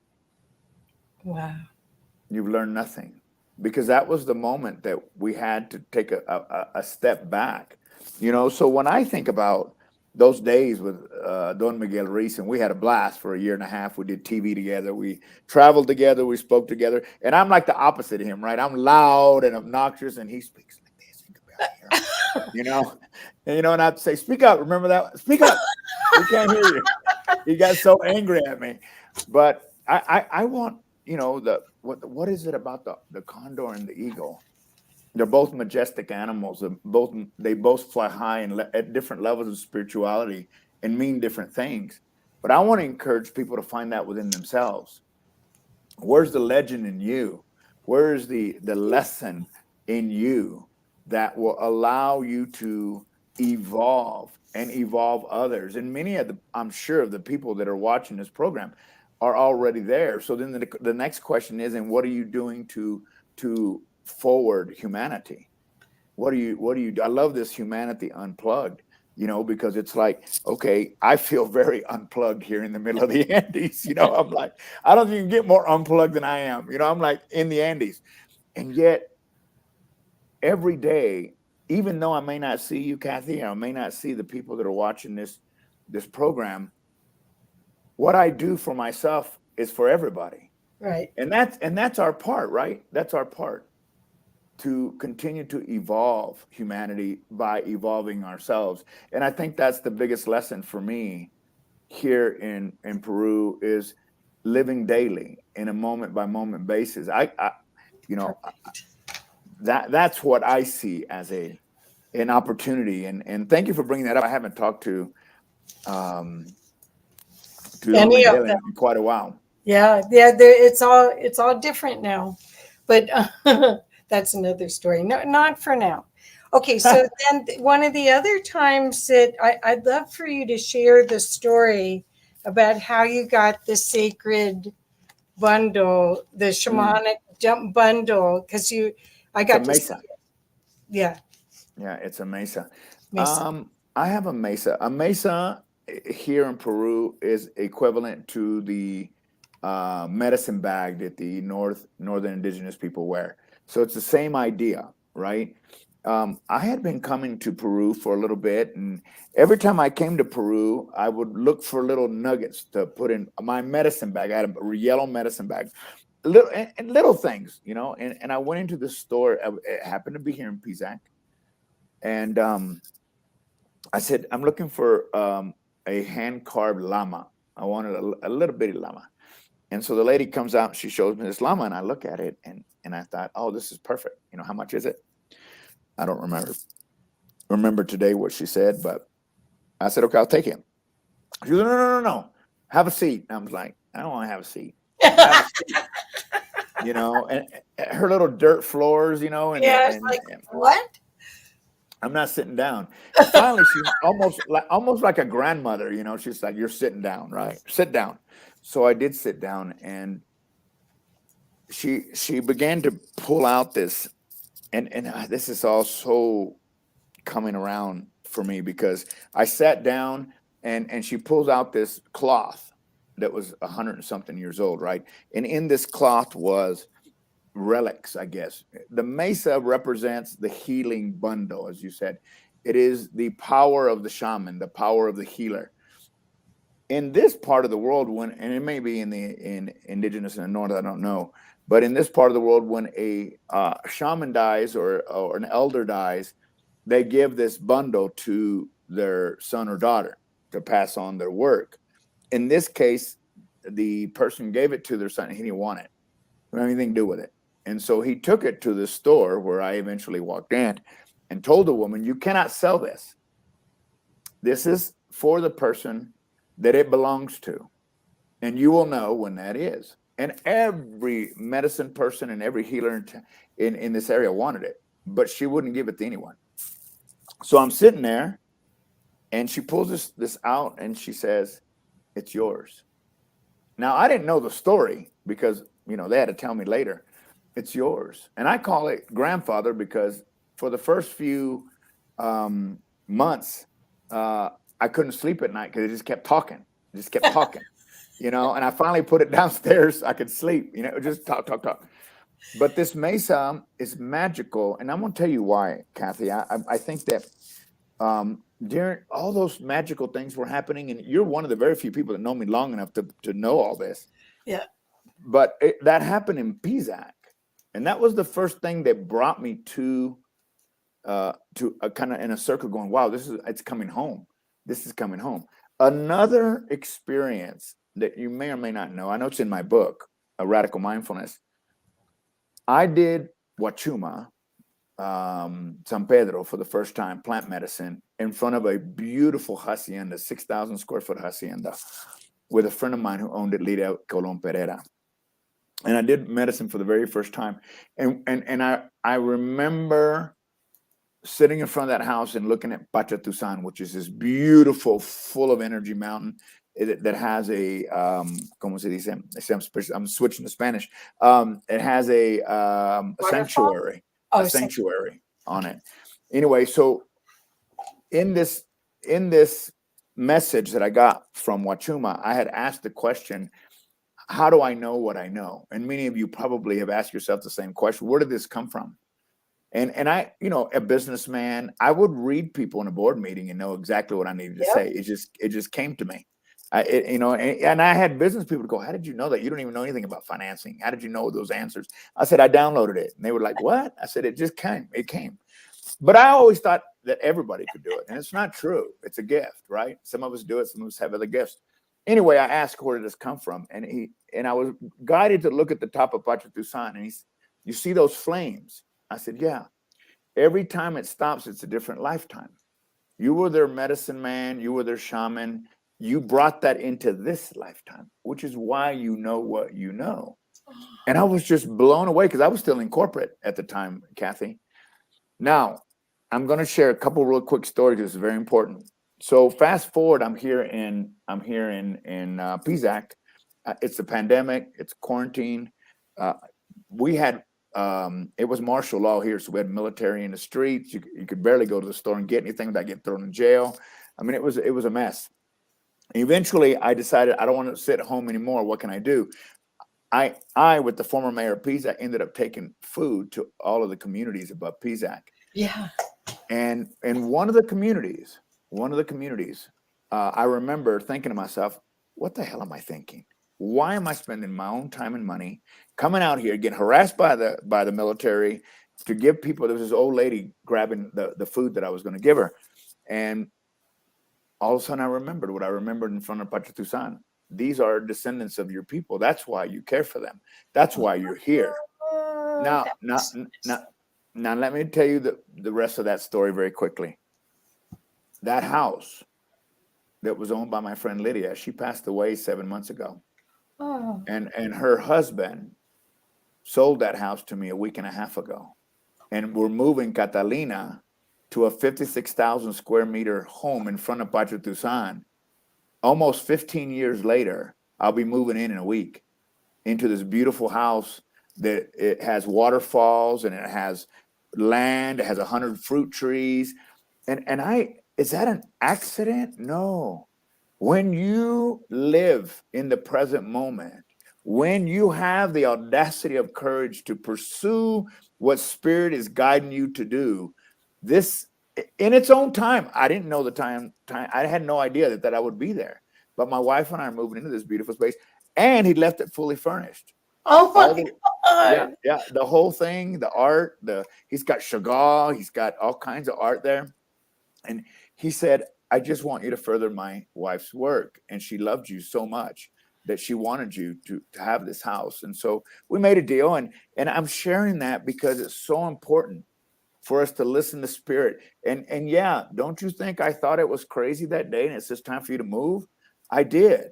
Yeah. But when we follow that which we know in our heart, when we follow the legendary stories in our heart, the stories that the North and the South and the stories of the past, and we follow that, then this is what transpires. And I haven't, I shared this with the world. I'm just barely letting people know that I'll be moving, into this new space 20 miles from here. So I sent the video to you. I don't know if you got it, of the new house. Well, I've got the video queued up that we can show, but I thought it was Catalina. It is. It's Catalina. But the new one is called Catalina also. Oh, but wow. Yeah. It's Catalina San Salvador, and here's Catalina PZAC. So will you be able to do both then? For a while. I see. But my goal is to move it all where you are. Oh yeah. I mean, it's an amazing property, and it's an amazing place for people to heal. And it's, the Inca tombs are on property. I mean, it's hard for me to explain. I mean, if you go back in your email later and you see the email, it says, here's the new Catalina. That's the video. Wow. I think because I grabbed it off of Facebook. That might be it then. Yeah, it is. I think so. It doesn't have the first 4. I didn't have time to go back and do more, but it's only a minute and 30 seconds. 38 seconds. That's it. That's the one. Well, okay. So one of the things that you're modeling for everybody is to go inward and really see what's actually, you're modeling being courageous in a lot of ways, because you actually took off the costume of the corporate, and then you even took off the costume of the metaphysical holistic guy. Yeah. Dropped all that and then went to something that is so in tune with the earth. It's a whole different existence, which I think all of the prophecies saying that's what we're to do. Yes. So how do you see us? I mean, of course, we can all come to visit because we want to. Absolutely. And I want to see Machu Picchu. I still haven't been down there.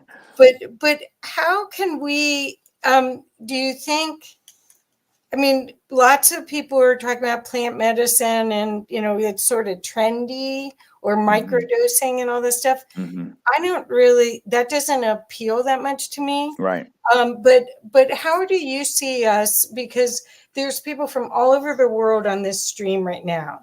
And there's people from all over the world that are going to watch this later. And they're looking for guides of how to navigate this time, because we're in huge change.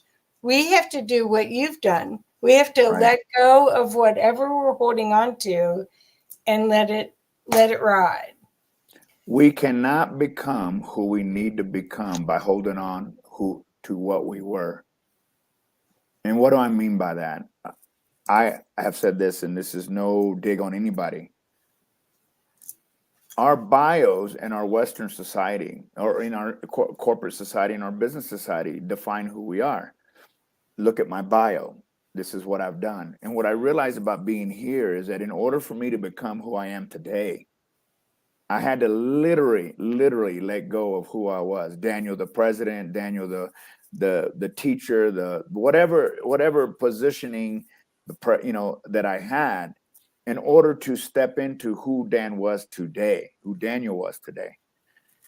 That's hard for a lot of folks, because we're taught that our past, gets us into jobs. And yes, it is true. I've often been told, you shouldn't burn your bridges. In this case, I felt like I had to. In order to become the teacher, the healer in this world, the world I live in today, I had to let go of what I thought, or what my mind conjured up at what Daniel was, or who Daniel was. Because my whole life was built on what is the next thing I can do to put on my bio so that people will respect me and know me. Only to get here and literally have all that stripped away, because nobody here, knows anything about, anything. They don't know, they don't care. They don't care. They do know Obama. So if I say I worked at the White House, they appreciate that. But everything else, they don't. And it doesn't matter to them. And so as we go through this metamorphosis, as we go through this evolution of ourselves, I would challenge you to look deep inside and ask you, who am I today? And if you were to be asked today, in a moment, who are you? Could you answer that question without saying, but this is what I did last year, this is the accomplishments? I think we as a society, we have all that backwards. Because what if before I was a horrible person, but I was successful? What if that was the truth? And what difference does it make? What makes all the difference in the world is living in the moment. This opportunity that I have to be in this, 14-acre property came from being in the moment. And I think that we just need to explore that in ourselves. Stay present and ask yourself those tough questions.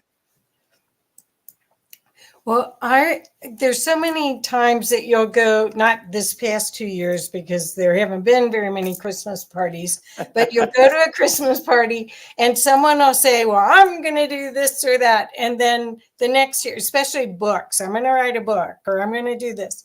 And then the next year, I'm going to do that again.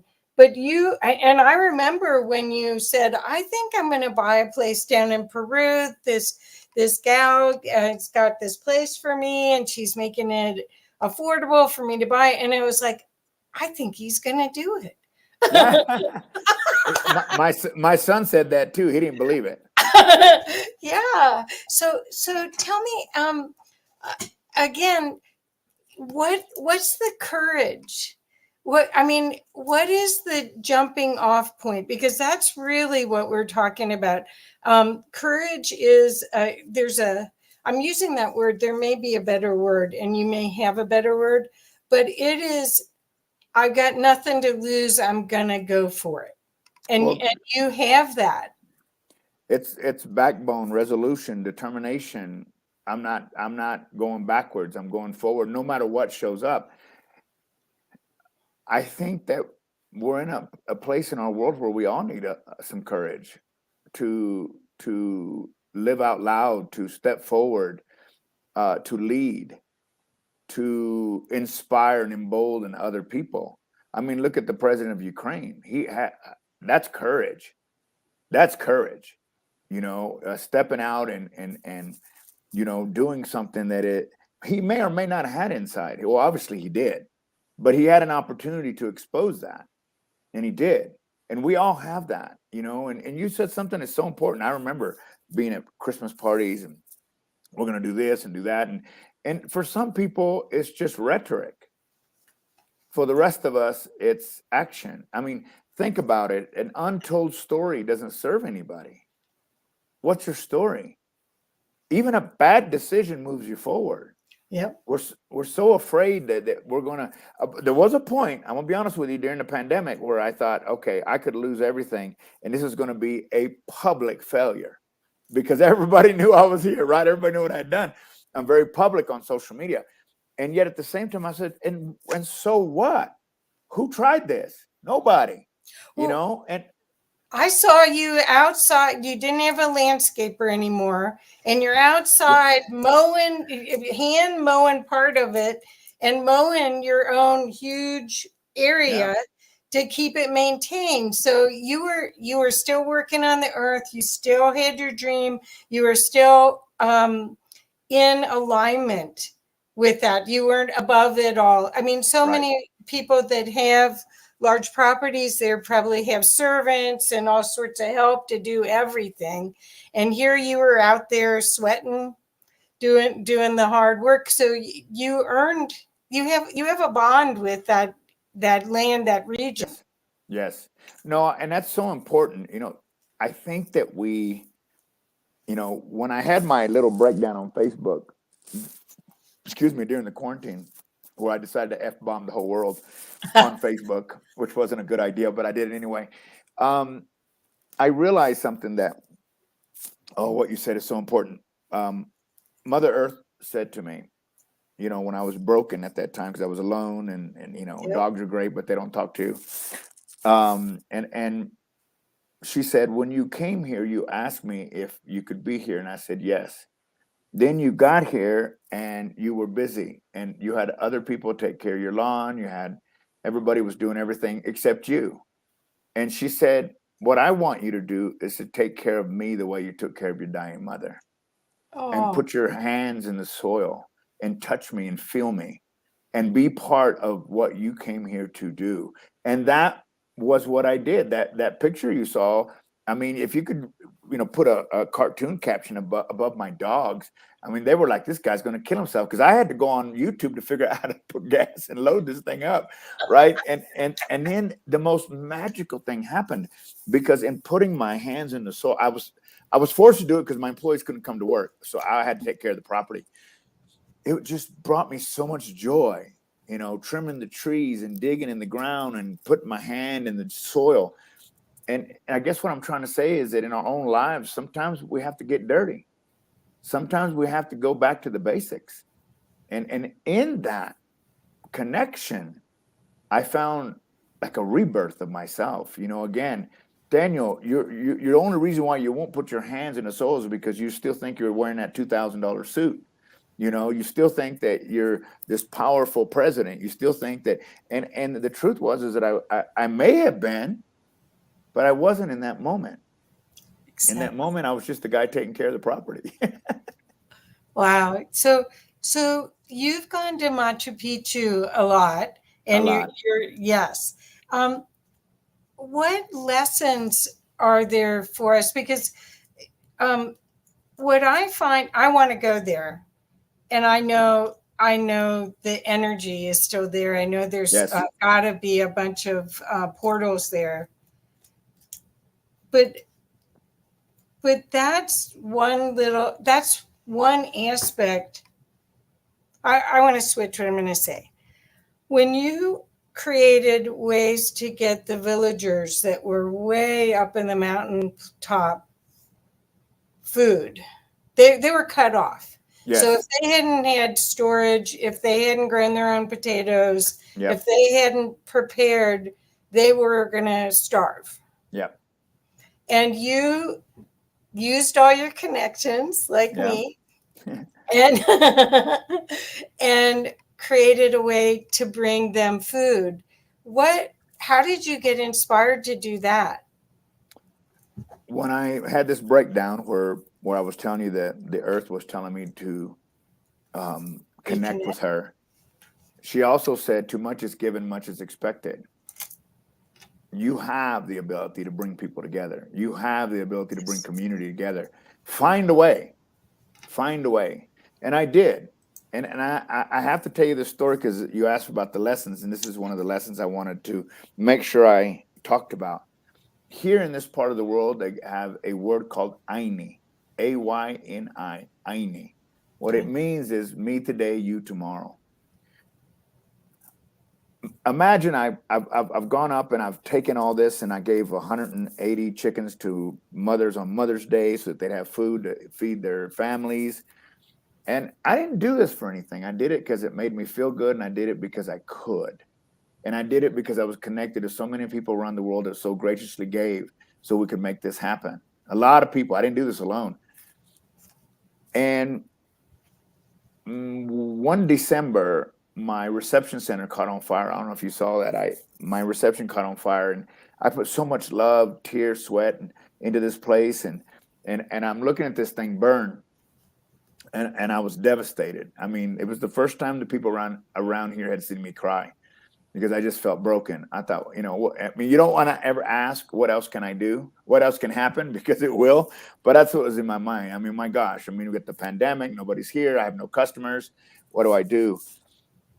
And this is when I really began to understand the people here, because the people of the communities, there's 12 communities above PZAC, indigenous communities. And I got to know them, all of them, not all of them, mostly all. And the people of the communities came to me and said, we won't let you fail. You gave to us, and now let us give to you. And they came and they quit their jobs, and they came and rebuilt my center, built my reception center in a week. They bought their own wood. They all donated mud. They donated cement. They donated wood from their trees on their properties, and they rebuilt it. And they said, you asked for nothing. This is Ayni. You shared what we believe in. And here, what Ayni means is that when someone gets married, everybody goes. And then when someone else gets married, everybody goes. And so it's like a trade-off, and it has nothing to do with money. It has to do with respect and kindness and sharing. And that was something I wasn't used to in my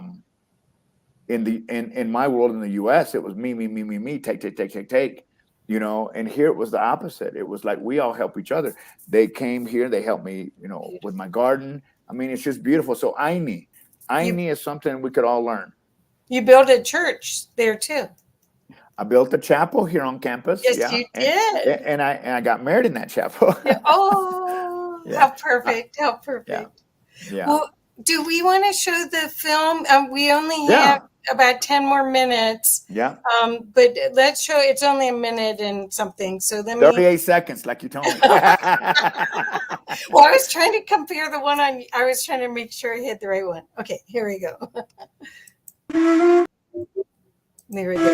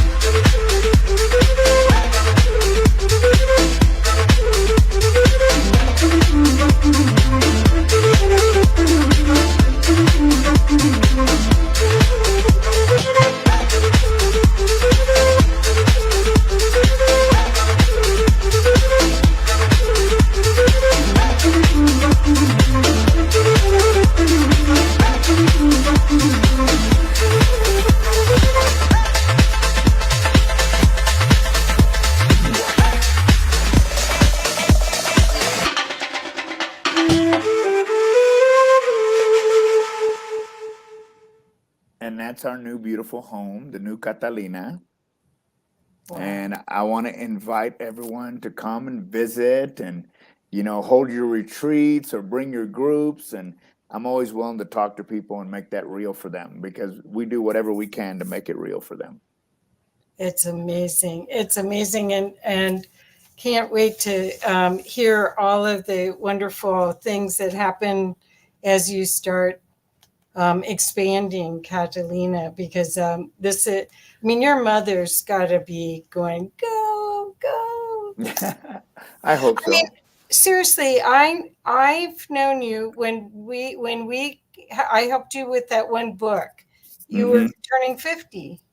50 and lessons they on were my path to peace and tranquility. That's right. And I didn't realize at that time, you said, well, my father didn't live this long. So you weren't sure. So not my brothers or my father. My two brothers died in their 20s. So I didn't have any. My grandfather didn't live long either. So I didn't have any reason to believe I would live. Wow. Well, we're so glad you did. And look at what you've created. And thank you so much for sharing it with us. Thank you. And I'm seeing if there's any questions. I know people are saying they just loved it. The earth speaks in different ways. And Paul's saying, I have to meet Daniel. I love his wisdom and energy. Somehow I think he and I would be great friends. And we share the same hairstyle. That's great, Paul. Thank you. And I'll make sure you can connect with him. You'd like him a lot. Brilliant. Brilliant. Do we have a few minutes? Do we have a minute? Yes, we've got 5 minutes. I want to share one other thing that you did that I want everyone to know about. When I met you, you were playing a American Indian flute. I was just about to do that. Oh, are you gonna? Yeah. Okay, well, I thought you gave your beautiful flute to somebody else. I did. I gave it to one of the people in the mountains because he kept looking at it, and they play in plastic. They make their flutes out of plastic. And he saw this beautiful flute, and he kept asking for it and asked for it. And finally, I just looked over and I said, it's yours. And he was so blown away that I would give him this gift, And, when you do something like that from your heart, more shows up. And now I have 5 more flutes, right? So for me, it's just, when we can be that open, we get back, right? That's really the message of life for me is I keep giving, not because I have to, but because it changes me. I don't have to. I do it because it changes me. So I just want to play my flute for a few seconds and encourage you to close your eyes and escape to that video, escape to the Andes in whatever fashion form it comes up for you in your mind. And I just want to play for a minute, and so you can enjoy a little. I taught myself how to play because people here didn't want to take the time. And so I just kept watching them until I figured it out. Just kind of close your eyes and spend a few minutes with me.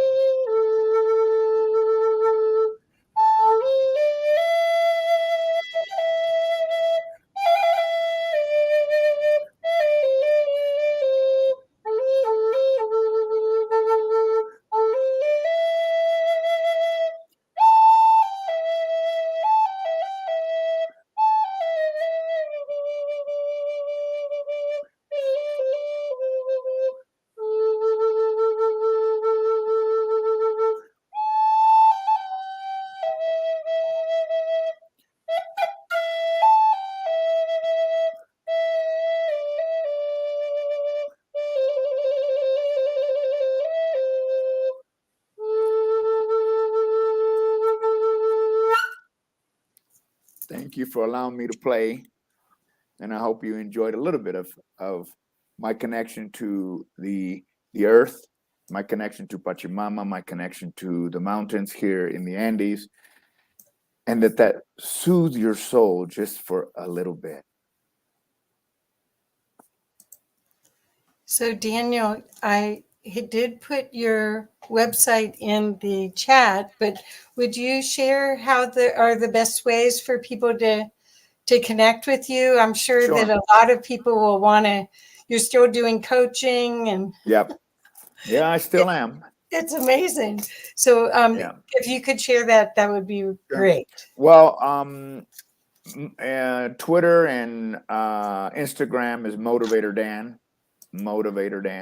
And I've had that forever. So I guess back in my speaking days. My website, I'm not sure which one you shared. There's Catalina Retreat Center Peru.com and DanielGutierrez.com. Those are the two ways. I'm on Facebook under Daniel Gutierrez, LinkedIn, same thing. I'd love to hear from you. If you're even inclined to come out and visit Peru, I would encourage you to come out and spend some time in my new home. And as you saw, the beautiful inside of the house, and I didn't get a chance to show a lot of the outside, but the goal was to show you what the inside. That particular property sleeps 15. So if you're inclined to bring a group, I'm happy to host you. Just send me a note, and we'll get on a Zoom call. I would love to bring a group and you should do that. some spiritual. Yeah, we talked about that before. We need to talk again. That would be fantastic. Well, everyone, I'm getting thank you. Awesome, talented, from the heart. Thank you so much, Daniel. So great sharing. The next Humanity Unplugged will be offsite at Catalina. Let's do it. So, yeah, you never know. He'll make it happen if you start this. You'll see. That's right. So let's do it. And then Omar put yes. So super. Well, thank you so much. Much love to you all. Love you. Love. Thank you. Yeah, Good we'll to see talk ya. again soon. Thank you. All right. Bye. Bye-bye. Wow. So proud of him. So how's everybody doing? I saw Dr. Joan was here. It's her birthday. She was here for a little bit in the back, but I guess she's not here. So everyone, is someone here with me? I'm here with you. Yeah, I'm here. Omar? I'm here, Kathy. Hi. How are you guys doing? Good. Fantastic, Daniel. Wow, so amazing, eh? What a beautiful man. Oh, what a beautiful soul. I just enjoyed everything he said, his delivery, his humor, his candidness. It was just, his heart just opened, and it was just amazing. I enjoyed listening to him. Absolutely. Yeah. What do you say, Rob? Oh, it was great. I love when he played the flute, though. It was the best. I just sat here with my eyes closed and just, let it whisk me away a little bit. I was like, oh, that's epic. I got to pick up one of those types of instruments that has, the woodwind style instrument to try and get back to my glorious form of tending to music a little bit. Yeah. Well, he had a very beautiful flute that he would carry around. He had his mesa bag and he had his flute. And so at one point he contacted me and said, I gave away my flute. And I was so shocked because it was his companion almost. Right. And, but somebody else needed it. And you heard him say he got 5 more. Yeah. Well, that's what happens when you give out into the universe. Hopefully you receive it back times 10, right? Because you gave it out willingly without hesitation. And that's part of what we're doing, especially with this conference too. This information goes out as a free conference. A lot of days, it's a lot of man hours too to cover everything. So we appreciate Kathy being here to help cover some of the storm too, because it really is a storm. Mm-hmm. But we give that information out in hopes that the universe rewards us later on. Maybe not rewards us, but just at least looks out for us when the time comes, right? No, I'm actually, I have to say, I am enjoying being with these people so much. They enrich my life and I'm learning so much. I'm not getting a lot of my work done. I get that. But I am just loving this. The people that you've collected, are just remarkable. They're It gets remarkable. addictive. You begin to love this atmosphere and the way that the energy just flows. You know, we have an intention when we start the event, but then it takes on a life of its own. And when it does that, it gives this energy off that it's unmeasurable, and you can't clock it and you can't predict it either. You know, I did a smaller event on my YouTube channel. Probably it was about a month ago, and it was 4 people. It was Ishmael Perez, Paul Wallace, Omar, and myself, and we were the 4 horsemen of the ascension as opposed to the 4 horsemen of the apocalypse, right? So we were the adverse of that, but the flow that it took on was just incredible. And just while I'm out here, I just want to say Echoes of Eden is now available for, I believe you can purchase the Kindle version and pre-order the hard copy. So go to paulanthonywallace.com and get that book, because it is amazing. You'll see some familiar people in it, and it's going to be absolutely amazing. What Paul has done with the Eden series has just blown my mind to this point. And this book is, I don't want to say they're all equally important, but this one for me was just incredible. It's a confirmation of everything. So guys, go out there and get it. You can see it. Go ahead, Omar. I was just going to say I'm halfway done reading it, because after these events, it's difficult to sleep at night. So when I'm laying there at night, I've been reading Echoes of Eden, and about halfway through, and it's amazing. I'm loving it. So yeah, that's visit. I'm doing the same thing. I'm reading it as we go. Yeah, if there's some yeah. downtime and I got to take my eyes off the screen, I'll read it really quickly, and I'll be like, "That's enough. Yeah, that's enough for a minute." But yeah, no, it's epic. It's epic. Yeah, it's a great upload, and I suggest you guys go and get it. It's available now. Go to Paul Wallace's website, paulwallace.com or paulanthonywallace.com, and order your copies and get your Kindle version as well, because it's a lot of fun. And this is like the Chariots of the Gods, right? But for us in this age and in this time, and Paul's taken it like that one step further, and really given us epic uploads. So yeah, looking forward to him coming on March 20th as well. So put your notifications and reminders on for that. Absolutely. Perfect. All right. Well, I have another book you're going to want to get in a moment because I'm about to introduce another amazing guest. So I'm going to add, thank you, Anita, for waiting for us. We were running a little behind. So thank you. I love hearing Daniel. Daniel's a friend. I know, because of the Evolutionary Business Council. Yep. Exactly. Well, I'm friends with a lot of the people that are in it, although I haven't joined it yet. But it's just been all the years of fun, actually really fun people. So I'm going to show you a book that I got at the library because I didn't have time to go get the actual book. But Dr. Anita Sanchez wrote this book called The 4 Sacred Gifts, which is it's lauded like Don Miguel Ruiz, The 4 Agreements, a lot of the work in it. And we're going to get to talk with her about this indigenous wisdom for modern times. But first, I'm going to read part of her bio. I may not get to read the whole thing, but here we go. Dr. Anita Sanchez is Aztec and Mexican American, is a transformational leadership consultant, speaker, coach, and author of 7 books, including the international award-winning book, The 4 Sacred Gifts, Indigenous Wisdom for Modern Times. She bridges indigenous teachings with the latest science to inspire and equip women and men to enjoy meaningful, empowered lives and careers while caring for the earth and each other. She is a member of the Transformational Leadership Council, Evolutionary Leadership, and board member of Pioneers and the Pachamama Alliance. Anita leads an annual journey to the sacred headwaters of the Amazon.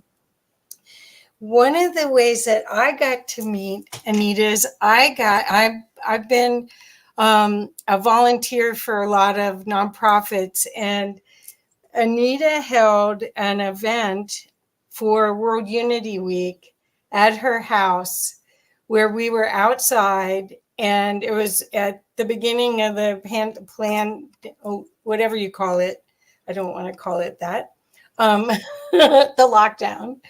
And the view from her house, she has almost a 360-degree view on the top of this mountain of other mountains, 14ers, as well as the city below.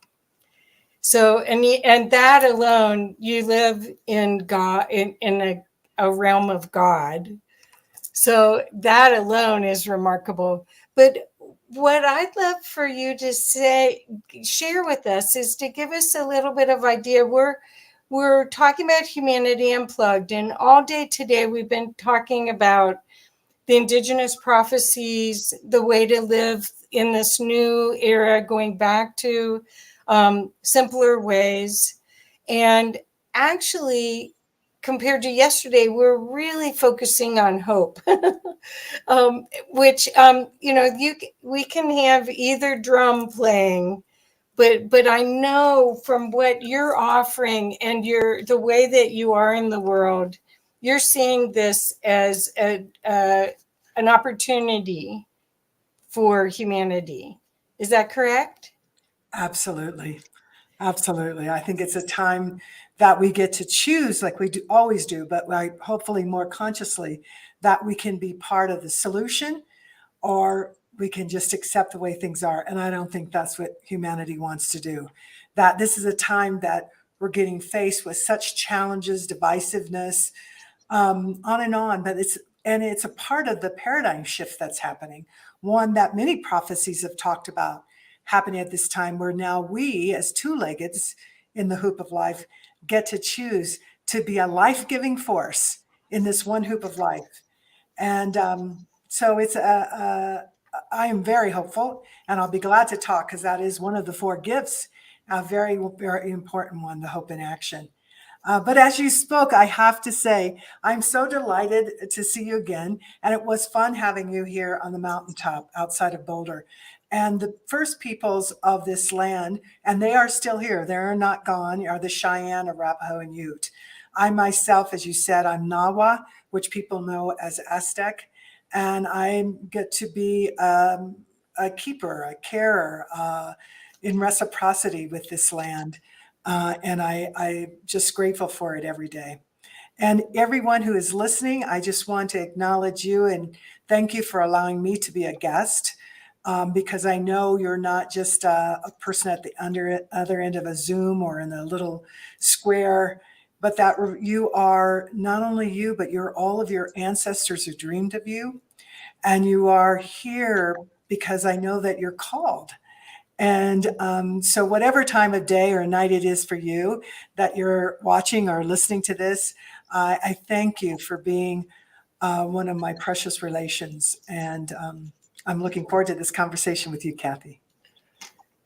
Well,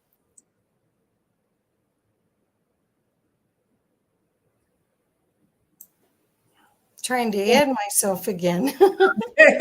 I think I've been doing this for a while. Little technical glip is no big deal. We're all sorry about that. Well, okay, so I have to apologize that I didn't get to read all of this because I was helping do this.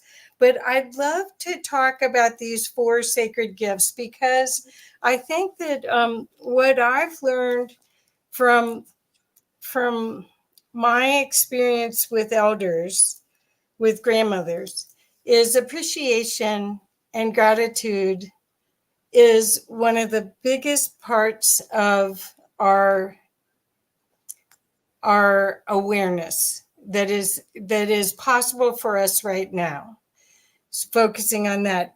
So should I read the 4 sacred gifts, or would you like to go through them? How do you want to do this? I would love to just present it in a way Okay. I think So honors the elders. So I'll just go ahead and name them by sharing a little bit about the Eagle Hoop prophecy. So there are many prophecies that we live by. And some of the prophecies are thousands of years old, hundreds of years old. this one actually came in the mid 90s, and it came to a Mohican elder, Don Coyas, who's the keeper of this hoop. But in his dream time, which actually was a vision, came a beam of light that landed on his forehead. And that light turned into a tree. And the tree turned, as it turned, went through the 4 seasons. And of course, in the last season, the leaves had all fallen off, even the branches fell off, and the trunk became a circle. And then more beams of light came down, and as every beam of light came down and touched the hoop, it turned into an eagle feather, till there were 100 eagle feathers. And then he heard the 2-leggeds, the human beings have forgotten, not that they're damaged, they've forgotten who they are and what they are. They've forgotten how to create harmony and balance in this one hoop of life. And so basically what he's told is that he had to call out to elders all over the world, indigenous elders, to come together to build this hoop and put gifts in the hoop for all humanity, everyone, to help us remember. So what a perfect time, right? So I ask you all to listen with the softest part of your ears and expanding heart as I share with you these gifts. The first gift that Spirit told them to put into the hoop was the gift of the power to forgive the unforgivable. The gift of the power to forgive the unforgivable. Take that gift and put it in the ceremonial part of your heart. And if you wish, you can even touch your heart. And as you do that, you begin to remember what you've forgiven, and you may also be able to sense what needs to be forgiven. The second gift they put in the hoop was the gift of the power of healing. The gift of the power of healing. And just think what amazing gift, and we need to use it every day. Take that gift of healing and put that in the ceremonial part of your heart. Beautiful. And breathe that in, becoming aware of this is just a wonderful gift. What has already been healed and what needs healing. And that gift's available to us every day.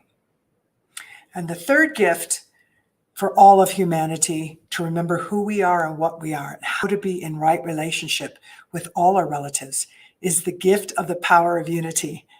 And for those of you watching, you can see my big grin, because we need unity so desperately. Take that gift of the power of unity and put that in the ceremonial part of your heart. And just breathe that in, knowing already what is intimately interconnected, and perhaps even becoming aware of the illusion of separateness and how unity needs to be restored, remembered. Take a breath. And the fourth and final gift, Spirit told all of these elders from all over the world to put into the hoop, is the gift of the power of hope, hope in action. Take the gift of the power of hope, hope in action, and put that in the ceremonial part of your heart. And as you do that, in this expanding heart of yours, you become more and more aware of what you are hopeful for. But you may also become aware of maybe of feeling hopeless at times, of wondering, when is the suffering going to end? So take this gift of the power of hope in action. It is an energy source. So with that, just take a couple of deep cleansing breaths. Inhale through your nose and exhale through your mouth. And allow this to integrate in you as we continue, Kathy and I, to talk about them. But as you already are aware, you're going, wait a minute, I know these 4 gifts. Isn't it what you were saying? Wisdom is pretty simple and straightforward. It's not real complicated, but it does require choice to use them. I think we're always thinking there's more, that it can't be that simple. It can't be that definitive, actually. I think you're right. When I received these gifts in 1995, I was volunteering, as I had done for already more than a decade. Every year I work with Indigenous youth. as there, I train them on things that I teach in corporate and with business leaders. But for them, I donate my time and teach them that. But how do you keep your worldview? How do you keep your values sometimes in places that seem antithetical to that? And so it was there that I received these gifts, and I have woven those into now, what is it, since 95. So that's 26 years into all my work with leaders, whether it's from the C-suite of global corporations to entrepreneurs, to in the depths of the Amazon, in families and communities, lots of nonprofits as well. And what I find from all of them is it has for me, it changed your life. Guess what? Spirit doesn't lie. Use the 4 gifts, not once, but you just keep using them and you begin to get clearer and clearer and remember how to be a life-giving force. And you can see my hands making a hoop, because that's what my elders would always do as they're growing up, is that we are all members of this one hoop of life. No one's higher, no one's lower. And our purpose here is to be in harmony and balance, to be in the flow, to life seek life. And when that gets out of balance, then those of us who remember it, we are called, we all have to move forward with that hope that you were talking about, as well as all of these gifts.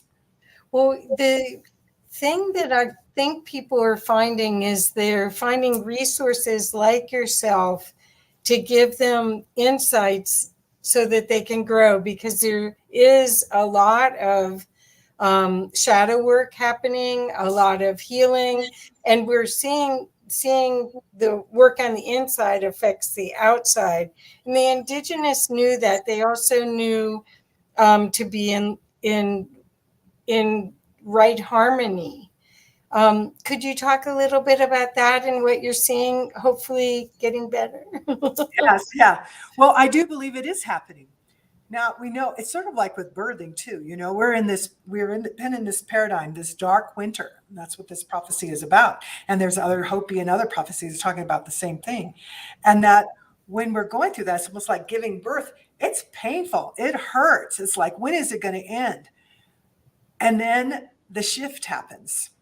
The transformation happens. And it's so beautiful. Well, in some of I talk a lot with elders from Indigenous elders from all over the world through my podcast and that. And what I find is that some of them are saying, yes, we're definitely in it. But just as that is rising, the suffering is becoming people more conscious of it. So is the awareness of the gratitude, as you talked about, of the joy. Because it is joyful to be alive at this time, to have so much meaning, but there's also responsibility with it. So being in right relationship, what you're talking about, is what I was taught from a little girl. And now I'm the teacher. I'm one of some call me an auntie, some call me an other, some call me a grandmother. You can call me Anita.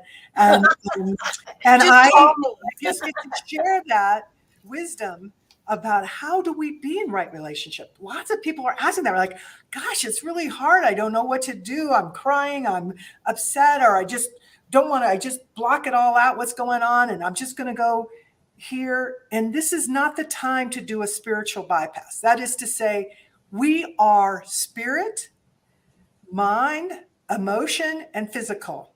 It is time to hold it all. We have the ability to hold it all.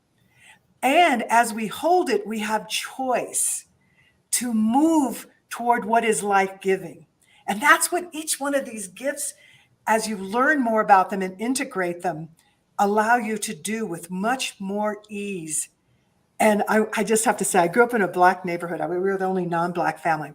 And I remember at different times we as teenagers especially get like, oh, it's so heavy, and everything. And I remember some of my Black friends, they put their hands on their hip and they go, Anita, you're not all that. And I still remember that. And each of us has to remember that right now. We're not supposed to think that we're all of that. That's more of the same cognitive mind, ego, I got a whole. No, you are part of a whole. And your gifts that you bring are part of all the gifts. And together, we're coming home together. We're unplugging and coming to who we really are together. And so that makes it just very exciting time to be alive. And at the same time, Kathy, I do want to say, when I talk about that, I do not mean that people don't get sad, that people don't feel lonely. Depression is at some of the highest. But at the same time, when I think what you can learn in part from us as Indigenous folks, genocide has been tried and continues to be, and we're still here. Yes. They forgot we were seeds. The other thing is that spirits told us in lots of different traditions in varying ways that they, through prophecy, they knew there would come these dark times. And what did they tell us to do? Continue to sing your songs, do your dance, do your ceremonies, and be in community. And so I tell people, sing your songs, do your dance, do your ceremonies, ritual, whatever it is, and be in community. That is not a denying of what is. That is a lifting up and moving us toward where we and what we're supposed to be doing. And when I say that, I don't mean just with two-leggeds. I mean with the earth. I mean with our four-legged friends, our winged ones, even the creepy crawlies, all of it, because all of us matter at this time. And it is urgent times, but I'm feeling very, well, I won't say optimistic. I just know. I know that we have the ability to do this. We can choose to do this, and it may get harder before it gets better. So I don't want to be, there's something that, what do we call it? The sacred mystery. And I give gratitude to the mystery as well. Well, this morning we had a grandmother circle on, and we also had Susan Christianson, who's done a documentary, and she's working on her second documentary, but she went all over the world to film grandmothers. And so we were listening this morning to grandmother wisdom. We were listening about circles, about how to create circle. And we actually modeled a circle. I'm still learning. They had me in it. But they meet, and one person's from Germany, one person's from Alaska, the other person's from New Mexico, all have indigenous backgrounds. And actually the lady in Germany's teaching how to create circles in corporate America. Yes. For about 45 years now, I still work in business, and I bring always circle. Circle has been around for thousands of years. And we know now with science, because I'm always weaving that, makes it a little easier for some people to understand it, but that we impact each other. We impact each other through our emotions. We know our heart rate variability will change. We know that we have the healing energy. You don't have to be close to someone. We have that ability from far away. All that's documented. Through intention, we can reduce violence in places. All of this is documented in research. The key is, do we have the will to do it? We have all the answers. What I also often say is that you can't Google wisdom. I actually said that in front of You can't Google wisdom. You got to be practicing. A handful before COVID, I was speaking at Singularity University. Of course, it's Google. And most everyone was very interested, but they're used to doing more of the science and engineering, all that kind of stuff. But I was sort of a ringer. I was coming in with, the internal work that needs to happen. And I could see a few people were like, kind of, no, I don't know that I want to be here. And I just said, came out of my mouth, I think ancestors were there, energy. And I said, you can't Google wisdom. And the looks were like, everybody started laughing, and they started paying attention. And they said that day and that afternoon, when I broke them into groups to do their work around the 4 gifts, that they had already been together for a month that summer, but had never gotten to the kind of understanding of who they are and some of their gifts and what they could bring, and that it shifted things. So it's not about either or, but what it is they're reflections of each other. So often in society, we keep talking about, well, something's wrong, so let's do this, or let's do this, let's do this. We're human beings, not human doings. We need to be about doing, but it has to come from a place that is life-giving.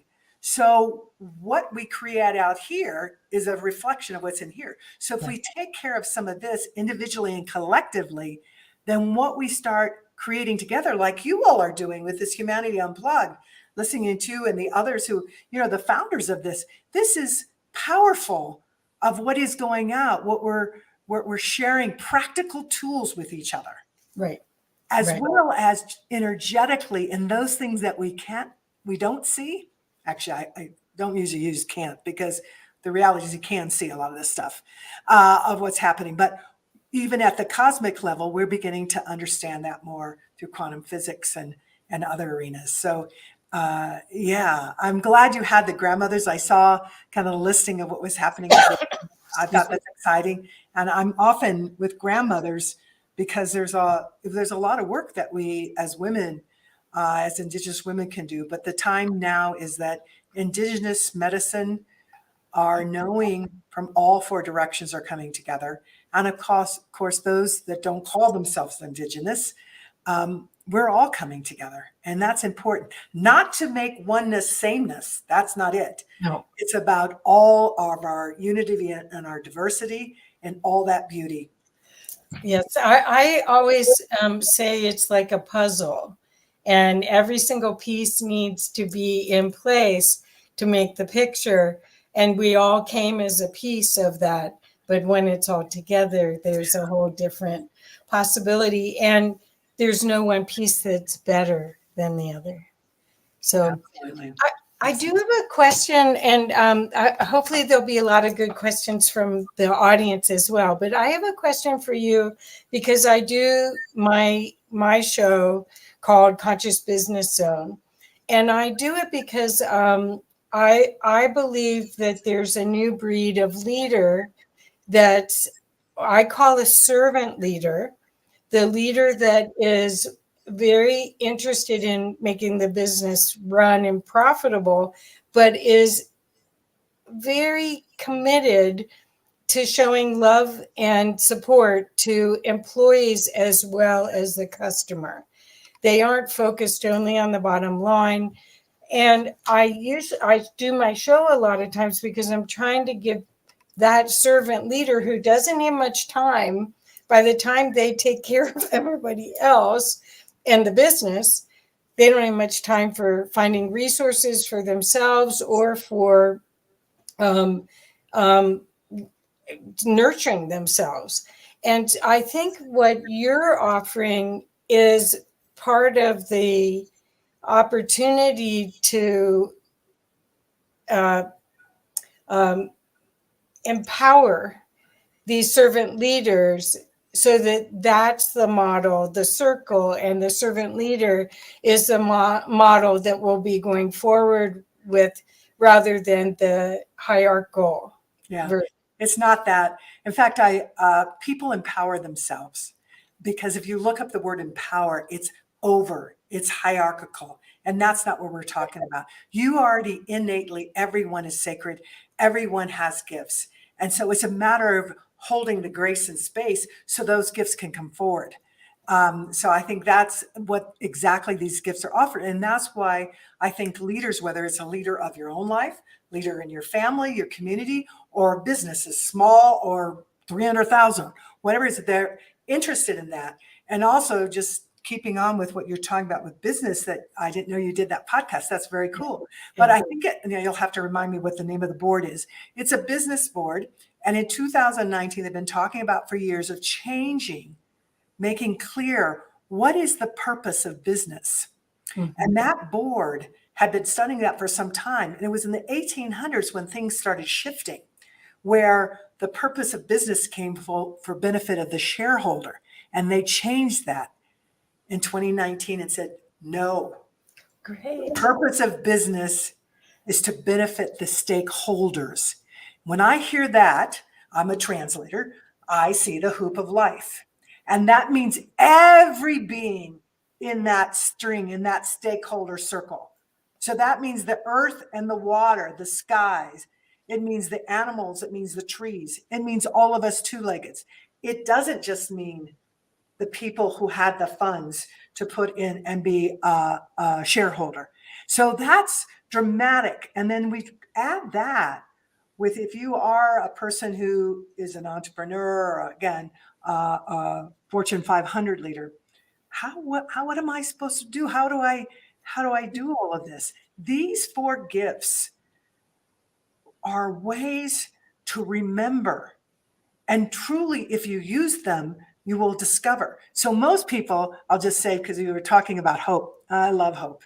In fact, in this room that I'm at, I had a big lesson on hope, and it's in the book, the story of my son who was 15 months old or 18 months old, right in there. And we had a blessing way with a Ute elder, Eddie Box. And my son was still, you could walk and speak and some, but he was still pretty little. And I took his shirt off, and Eddie opened this sacred earth, and my son pushed his hand away and put his hands in there, and he started making markings on his body in a particular way. And I'm looking at him, and Eddie's looking at him like, who is this? And then, but Eddie let him finish and close up, and then he put him down. And then he said, I'm going to go now, and I'm going to drum, and I'm going to chant, and you do what you wish. And so he sat down next to my older son, who was 6 at the time, and little Nico began dancing, but not like you would think a 15 or 18-month-old would. He was dancing, and he was mimicking, like I could see that different animals and different, it was beautiful. And like angels, it was just amazing. And I could hear my son say to Eddie, how does he know to do that? With the 13 of us circled around him, sitting. And Eddie said, it's because the ancestors are with him. Mm-hmm. He's not forgotten. And you haven't either. All you have to do is invite them, and you will remember too. And that's, in a very practical way, these 4 gifts will help you to do that. But people call me in for hope. They call me in for unity, and it's fine. You can start wherever you're called. There is no wrong way. The key is to get in action. Right. But what I will also tell them, we will go pretty far. You could have millions of followers. You could have a huge multi-billion-dollar operation. But your vision and that collective vision will only go so far unless you also do your forgiveness and healing work. And lo and behold, now after 20 some years, people come back and say, gosh, I just on my own, I did this other forgiveness piece, and all of a sudden it opened up. Of course, because if we're stuck in the pain, hurts, and mistreatment and don't forgive, then we don't have that energy to use for now and to create what we're envisioning through our hope, what it can happen in unity when we have trust. So each one of these gifts, hey, guess what? Spirit isn't wrong. What they gave to the elders was exactly what we need. And there are many ways. So I'm just offering this as one way. Again, it's not better or less, but it's what I see you all offering here is the many paths that are all ultimately interconnected in terms of love as a foundation, understanding our oneness. So we need to unplug from this harriedness, this divisiveness, and anger, and be in gratitude, but also be in collective action to create what it is that is life-giving, what it is that we want for ourselves and for at least 7 generations out. We're the future ancestors now. Wow. So I am curious about current events for you. I mean, I did get to see you, was that last year or the year before? Must have been last year when we did World Unity Week, the Caravan of Unity. Yes, it was. With Peter Milton. It was wonderful. Wasn't it? And beautiful. It was a beautiful thing. I never got to see the video footage of all that, but I'm sure it was amazing. Yes. Well, so how are you seeing, because you are working in business and nonprofits, how are you seeing the your work impacting, or are you seeing a resurgence of interest in it? Yes. Yes, I thought, after I've been had my own business for 45 years, and I thought at some point I'd start slowing down. It's gotten busier, and it feels good. I mean, I have the energy, and I never do any of it alone. The nice thing about bringing together people's hearts, minds, and spirits across cultures all over the world, doing diversity, inclusion, belonging work, is that you don't do it alone. There is no illusion of that. So I'm always with a team of people, and we're bringing all of our gifts and understanding of all the different ways to get there. And so, yeah, no, there's a resurgence. There's also what is happening there, and some people hear them more of saying, well, this is just divisiveness and we don't want that. And it is, I don't care what that board said, that business board, it's still just about profit for the shareholders. We don't care. But, you know, and we're seeing some of those voices right now and what's going on, what's happening with gas and things. But overall, what I see leaders doing and their teams is expecting their organizations to care about the individuals, the communities, the earth. And you see poll after poll, whether it's Catalyst or in any of the Harvard Business Review. I mean, I love watching all those polls, and every one of them keeps pointing back to, we want to be in organizations, we want to create organizations that care about people and the earth, about all our relatives, and they're willing to leave. That's a new thing. It used to be that people were scared to talk about their well-being, especially if it was mental health. Now, most of the polls talk about, hey, 67, 70 some percent of people will leave their current job for an organization that cares about their mental well-being, their health. Right. That's extraordinary. Yes. We're at this time. And people are looking for, you know, experienced, trained people who want to work. So we're at a time where I see it, the rise of civil society, the rise of all of us not undermining our leadership and mistaking hierarchy and these things that we created, but rather we all have something to give and to benefit. So I think this is an extraordinary time for every sector and every system to shift. So whether you're in government or nonprofit, in a local community or businesses, small or large, this is a time, an opening. The portals are open. I'm thinking of my ceremonies that I'm part of, where literally we see the portals opening. They're opening to us. And again, it's a matter of choosing. Do we want to be good medicine or bad medicine? I'm not talking about the pharmacy. Good medicine is anyone or anything that puts into alignment the spiritual, mental, emotional, and physical. Bad medicine is anyone or anything that takes that out of alignment. And we are now, with our hearts open, our minds open, listening with the softest part of our ears, being able to see what is destructive and is the old paradigm, and being able to feel the pull to want to be in our wholeness, to want to be part of this hoop that we know can feel good about not only what immediately happens for us, but what we are leaving and be a benefit to future generations. And wow, every morning I wake up just very excited about it's another day. And my kids tease me because I've been growing up. They would say, I think you're the only mom who wakes up as fixing breakfast and say, wow, it's another great day. What? I wonder what I'm going to forgive today. You know, and they go, let's talk about that hope and unity, because see, the book only came out in 2017, but I was talking about it back in the 90s all the way through. So they're very privy to it.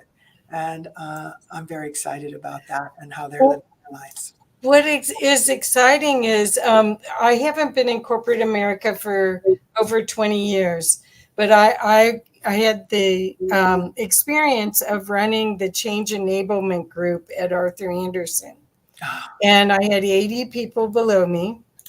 And there was a lot of lip service. There was a lot of lip service to working single mothers, which I was. And I'm highly sensitive, so it was torturous a lot because of the competition.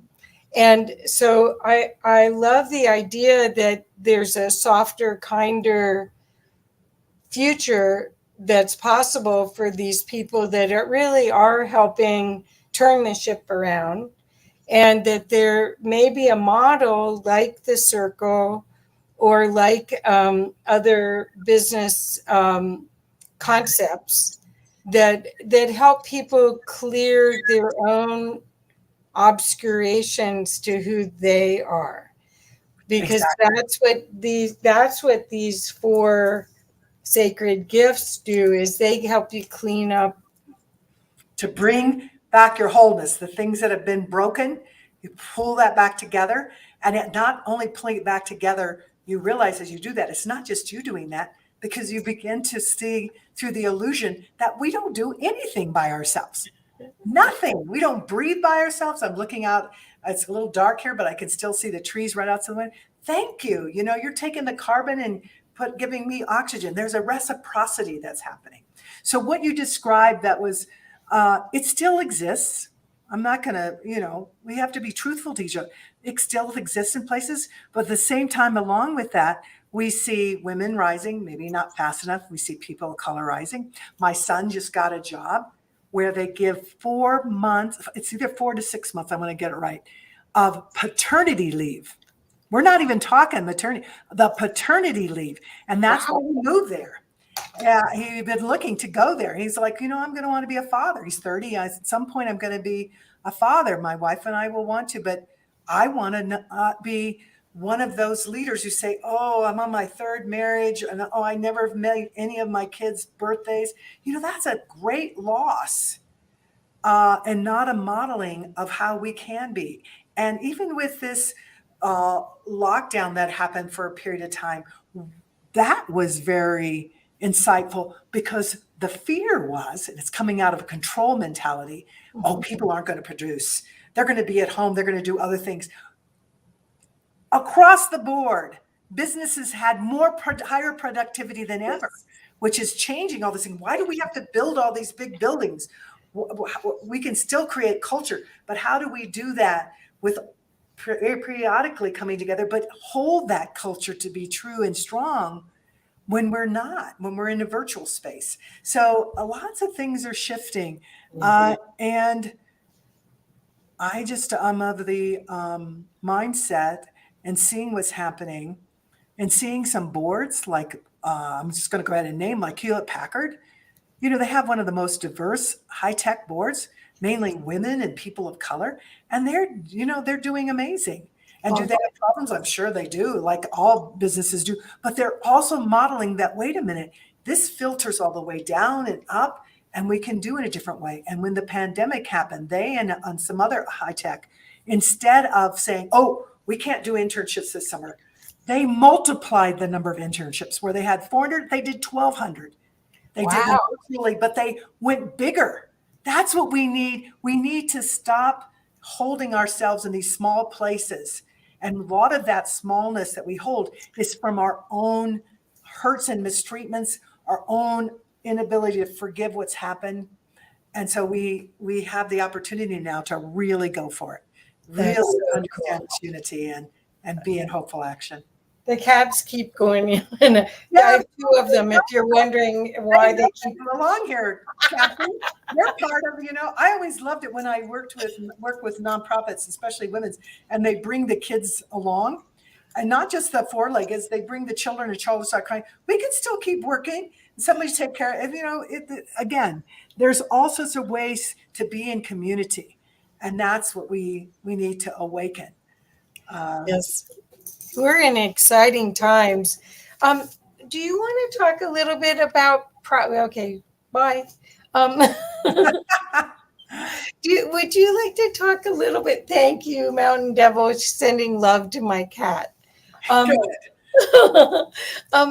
you want to talk a little bit about prophecy as far as the earth and I think there's a knowing that we're evolving, and of course 2012 started the conversation for a lot of people, but the indigenous always knew that we came from the stars. Yes. They always knew that they should hold that energy and that knowledge, and even though they were colonized, and I would say that's worldwide, they were colonized, they knew that there was going to be a returning to natural order. Could you talk about that a little bit? Yes. Yes. So, yes, there's many different prophecies as talking about this time. I will be on March 22nd, it's coming up soon, celebrating 20 years of rising with the sun. Right before the sunrise, I rise. And it comes out of exactly, which my grandmother and the elders I know had taught me, is that we think that the light comes on in our head. Everything keeps coming back to this imbalance of the cognitive. We need our mind. It's not about getting rid of your mind. You'd be dead. You need your brain. However, where we lead from, where all of this energy comes from, is from the heart, and it comes from the sun. So the seeds of light that come from the sun, from the moon, from the stars, from the cosmos, from the volcanoes, from the fire. That light, all I can say is that I am listening, and all of us get to listen. And no longer does this sound as woo-woo. It may to some, but we now have the science of it too. But we can listen. We know that trees talk to each other. We know that we can communicate. And Indigenous people have been communicating where we keep the original wisdom. We know how to do that. And what I'm getting from that is this: we are in serious time of it opening up. The light is available to all of us. It is a matter of us choosing to really move forward in that light that's within us and that's out. Because we have to change the mindset that the earth is an infinite resource. So you can just take and take and take.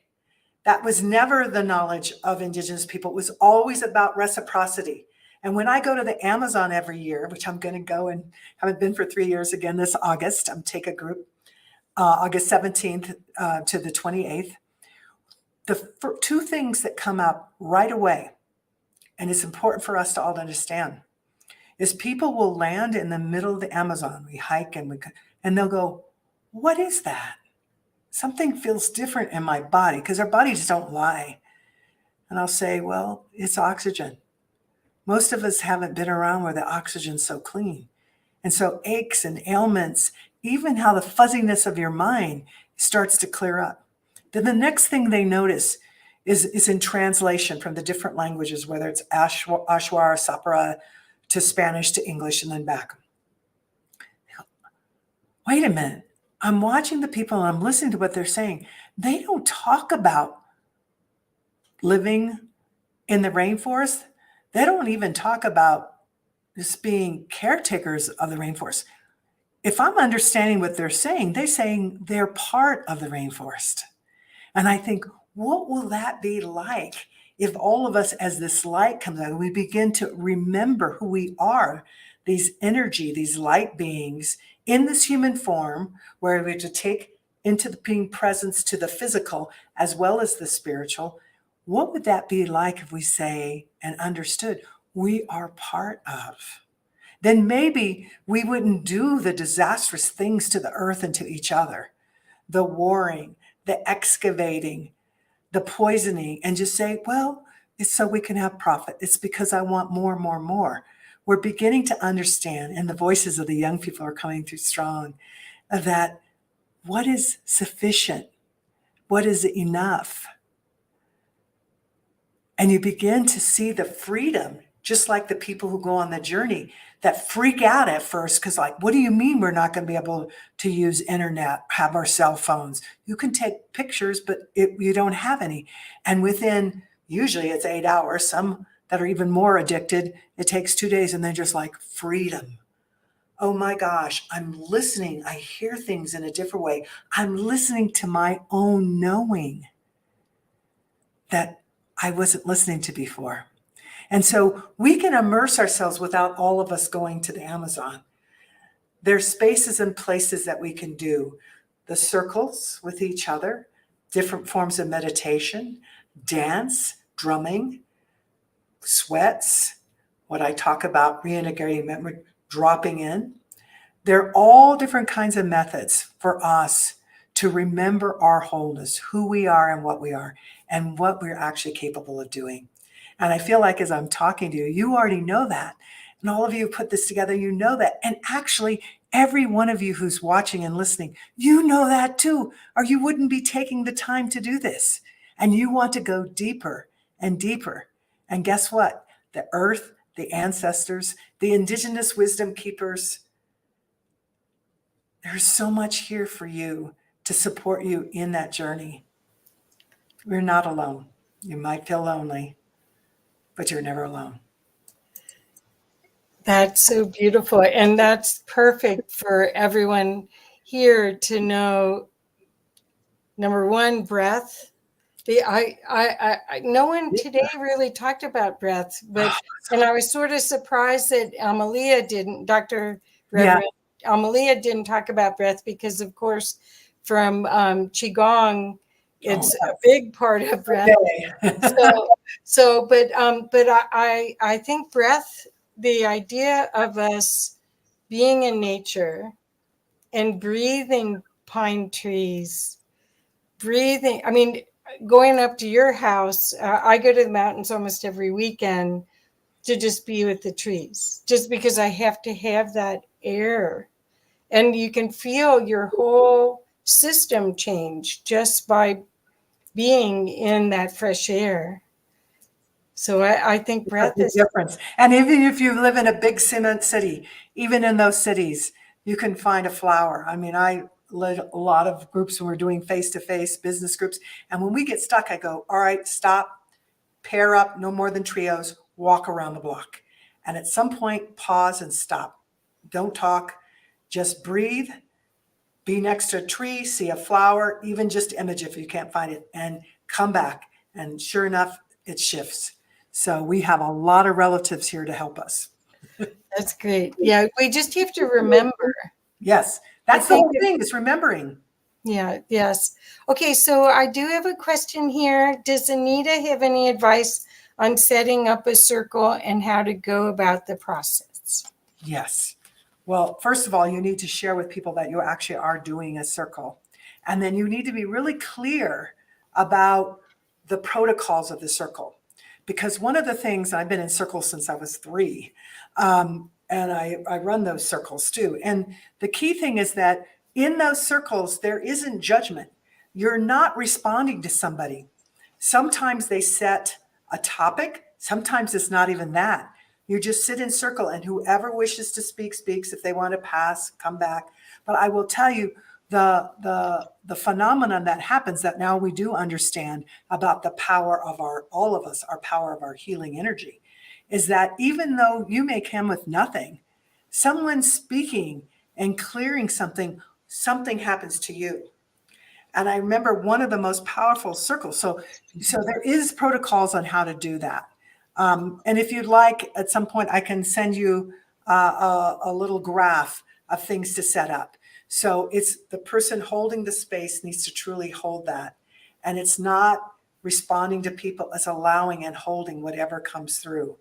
And the healing happens. But I was about to say is, when I was pregnant with the boy who my son Nico, who did the dance here in this room with Eddie Box, I was really huge and it was really painful sitting in the chair. And it was a huge circle, all girls and women for the American Indian Science and Engineering Society. Great grandmothers were there. And I got blessed so many times. But I was sitting there, all of a sudden the pain left. My back didn't hurt anymore. And I'm witnessing the stories of other indigenous people. And some of them just so beautiful and some of them so painful. But what I found for me, and then what I heard from others after we finished, is just what we brought to each other. So in just acknowledging, and Bishop Tutu, Donna Hicks from Harvard, they knew this when they traveled to different war zones and they talked to the people. The people knew they couldn't bring back their loved ones that were killed. What they heard over and over again in different languages is that what people wanted was to be seen, to be heard, to be treated with dignity, to just somebody say, yes, you are worthy of that. And in those circles, such healing medicine happens. So I'm excited that you had somebody come in and actually experience some of that, because those circles are happening all over. in all different kinds of sectors, within culture groups and across culture groups. And it's very, very important. The intention has to be clear. Right. Intention needs to be clear. The biggest aha takeaway that I got from doing it was the quality of listening, because you have to put the feather, and I don't have a feather, so I put this other thing in the center, but just the idea that you're not waiting to say something as soon as somebody's done. No, you're not constructing what you're going to say. You really listen to them. Yes. And what happens in that process too is we do learn to be better listeners. And at the foundation of those 4 gifts is listening. Listening to yourself, because how do you know when something needs healed? How do you know when something needs to be forgiven? How do you listen to what the possibility of unity in all its different levels and hope co-create together unless we listen? And too often people aren't taught how to listen. And that was some of the first things we learned as little kids. Our elders spent a lot of time helping us learn how to listen. And it's a great gift. We were trained to be seen and not heard, not listen. So Paul put, what an amazing story. We have to learn to engage with our ancestral support. I love that Anita's son knew how to do that at 18 months old. Yeah. Just ask before you go to bed. So oftentimes it's white folks, people of European descent, European Americans will say, well, I don't have what you have. I don't have a culture. I don't have it. That's not true. You do. I don't even know who they are. You can go in through now with these genetic tests, you can find out where you're from and learn more. But even if you don't do that, before you go to bed at night, just ask in dream time, could the ancestors come? And it may take you a while. It may be right away. I get lots of notes from people who say, oh my gosh, I learned all this stuff and now I've gone and researched. You know, it's real. I thought it was just me pretending. I said, well, we're amazing. We're all amazing. Yeah, am I crazy? Or Igmu said, with Creator, it is always simple. We tend to complicate it ourselves with the physical brain. That's true. That's true. And yes, we do, that's part of what we do. We make it difficult, but it really isn't. If you keep going back to the heart, back to knowing that you're not alone, you have lots of support, the way gets shown. But we get so caught in our head about the how. Now, how do I actually do this? Now, is it 12 steps? What, you know, and I think that's why Spirit only gave 4 gifts. There are many gifts. Use them all. Again, this is not a competition. It's like use all of it. This is a way, and there are many ways. But I will say that using those 4 gifts has made a huge difference in people's lives. Enough so that I know you're a writer and I've written 7 books, but that's not who I am. It's really torture. I'm a big extrovert and love to talk. But what I found is that these gifts need to be used. So it actually caused me to create an online so people could use them whenever they wanted, instead of just going back to the book and that. So there are so many things out there to use. And I'm glad you brought up Don Miguel Ruiz. His 4 agreements are wonderful. I have a quick story if I could share it. I think people, because a lot of times people think, well, they know how something is going to happen. So how that book came to be is I started writing it in 2013. And it was my mom. I had promised my mom I'd write her book. And I took a few years to just grieve her loss. She was so important in my life. And then I started writing, but her book wasn't coming through. And I then asked her, I know you'll forgive me. I'll write your book later, but my book is coming through.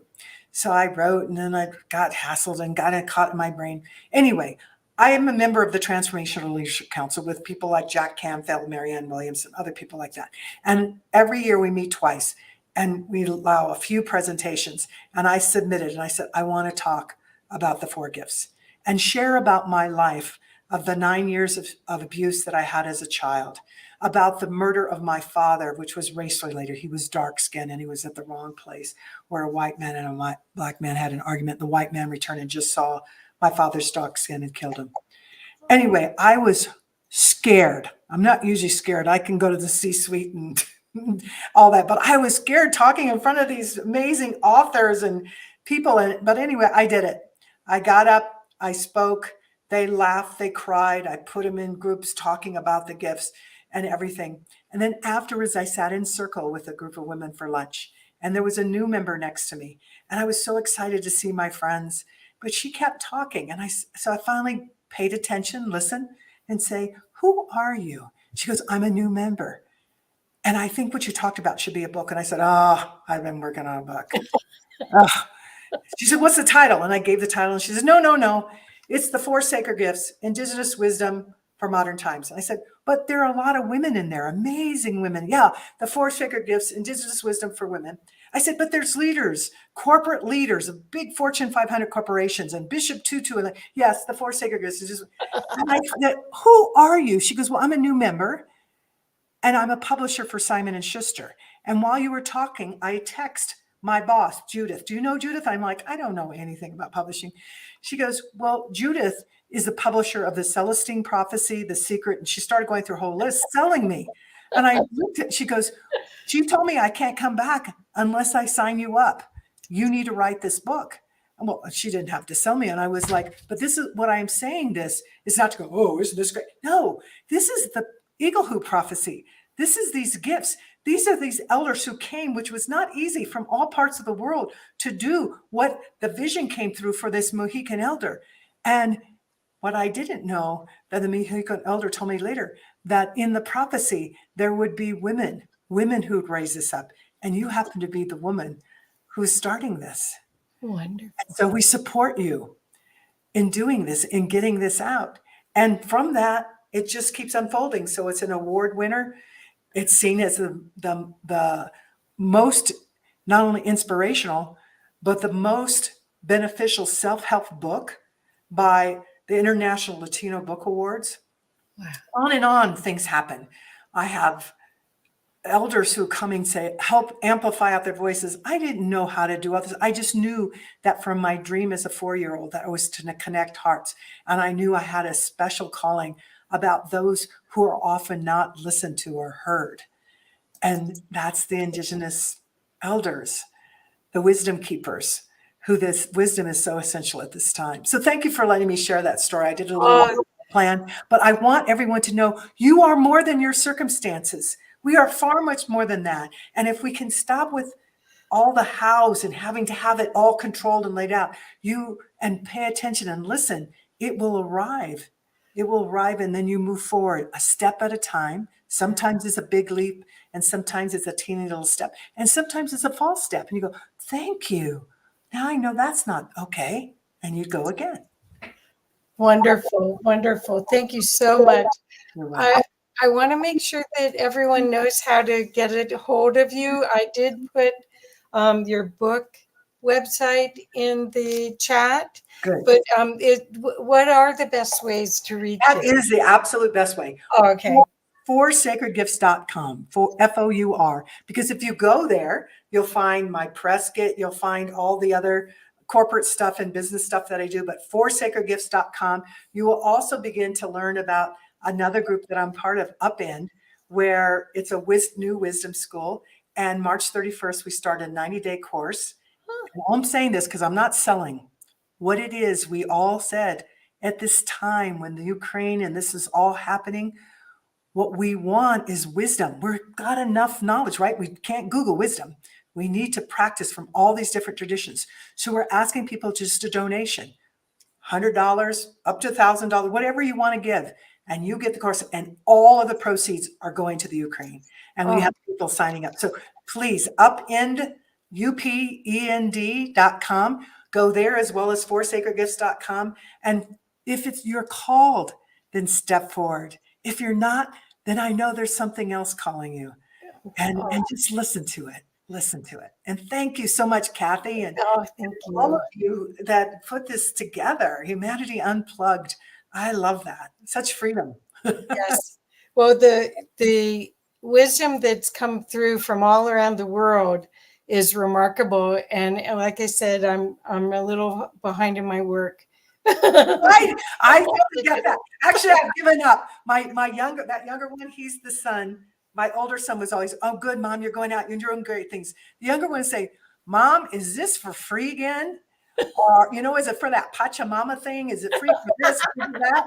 And he even said something once that I was hysterical. Hopefully it's not too, you can hear it. He said, Mom, if you keep giving away, nobody's going to pay for it. And I said, that can sound really funny, but I know you don't mean it that way. But what it is that when you give, that's part of the hoop of life, is that reciprocity. It comes back. We don't give to get back, because it may not even be the same, but you are so filled up, the universe provides for you.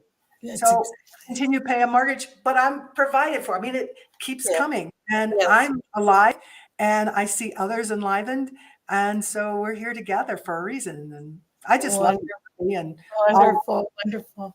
Well, thank you. We'll have to do this again. I had wanted to get you on my show, but this was a perfect opportunity. Thank you so much. And again, everyone, please do yourself a favor and check out this book. You can get it on Kindle, or I got it at the library for Sacred Gifts. And it's Indigenous Wisdom for Modern Times, which is perfect message for all of us. Thank you, Nita. Thank you so much. Okay, guys. Yay. Back in action. Anita, that was incredible. It was a great presentation, a great talk. And I am one of those people who is definitely immersed into the indigenous cultures of America.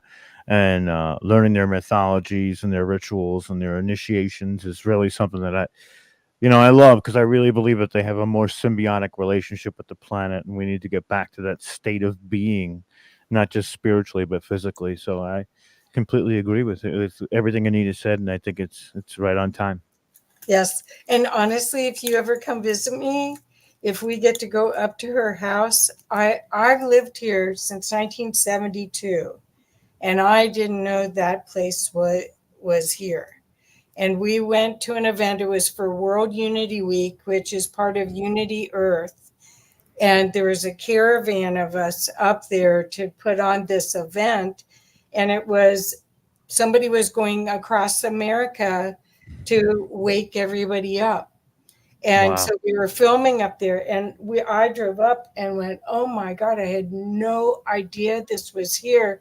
It was almost a 360-degree view from a mountain to other mountains all around it. It's like she lives in heaven. Beautiful. That's next on the list for us too, is doing the live events. We're going to be doing live and online events simultaneously and separately as well. I know we're Peru. Catalina sounds really good. Catalina's ringing in my ears, and that looks really I think I'm already there, like Paul Wallace said.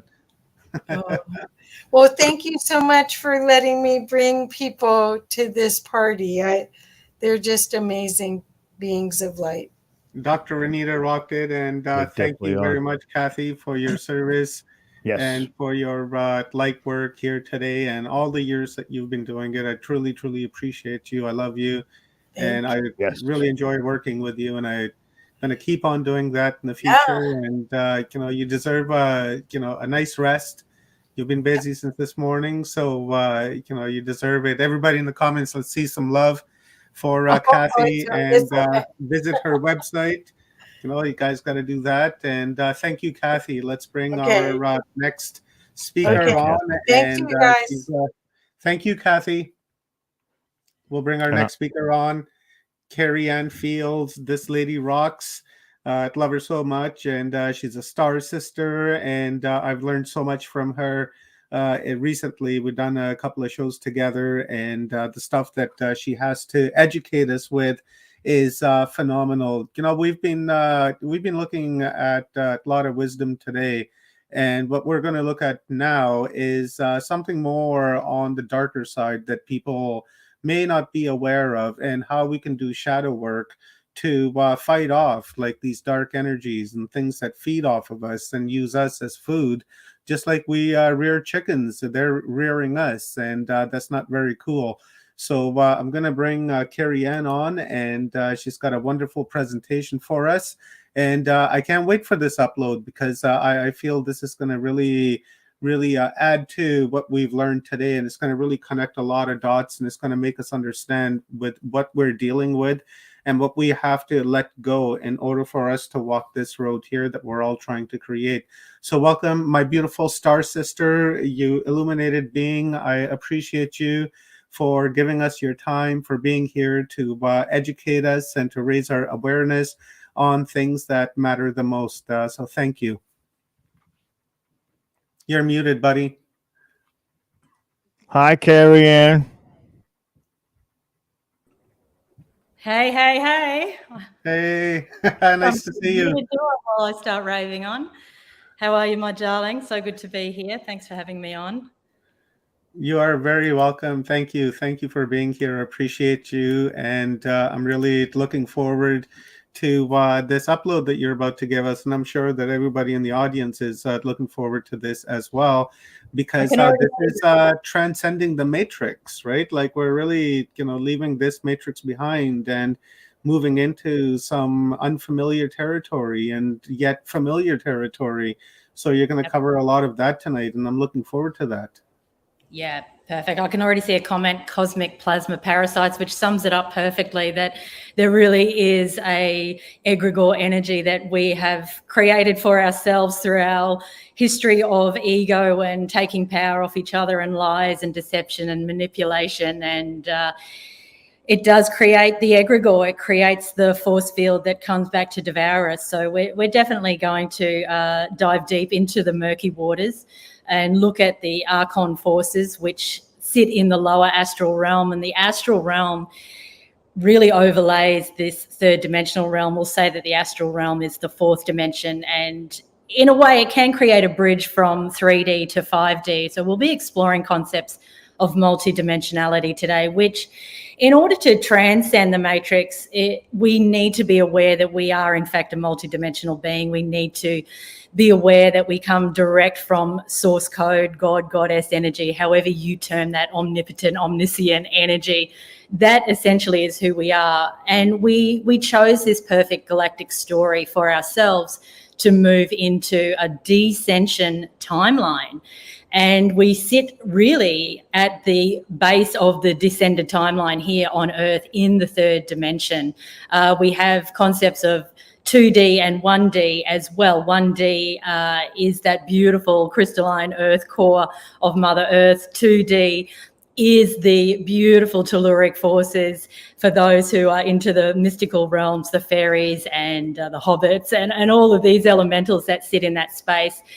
We might say that the animals are part of 2D or maybe 3D. So we can't say definitively what sits in what dimension, but we certainly need to have a concept of dimensionality and the multi ways that we can access different dimensions. Therefore, if we can access different dimensions, what we're about to explore today won't take us down, won't take our energy into doom and gloom, because it's really essential that as we explore this darkness, that we don't feed what we call loot. I'm going to see if I can upload my slides here. Let's see. Look at that. That's worked.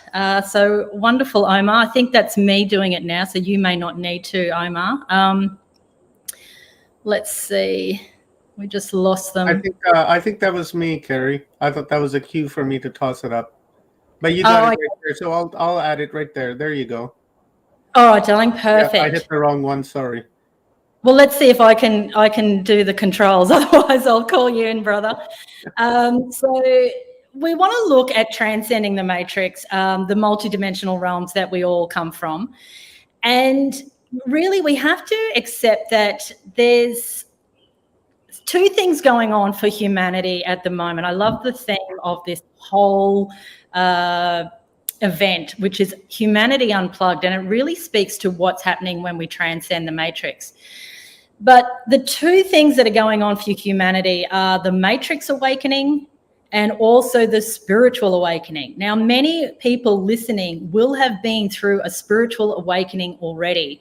And so you are aware of how the energy, to simplify it, of love is what heals all. It is the highest power that we can tap into. Love, light, light, love, however you want to call that. It is who we are. And so we must accept that if that's who we are, we even created the dark matrix for ourselves as part of our galactic story, as part of our galactic game. As we moved into the lowest point of dissension, we created the ultimate opponent, the ultimate villain.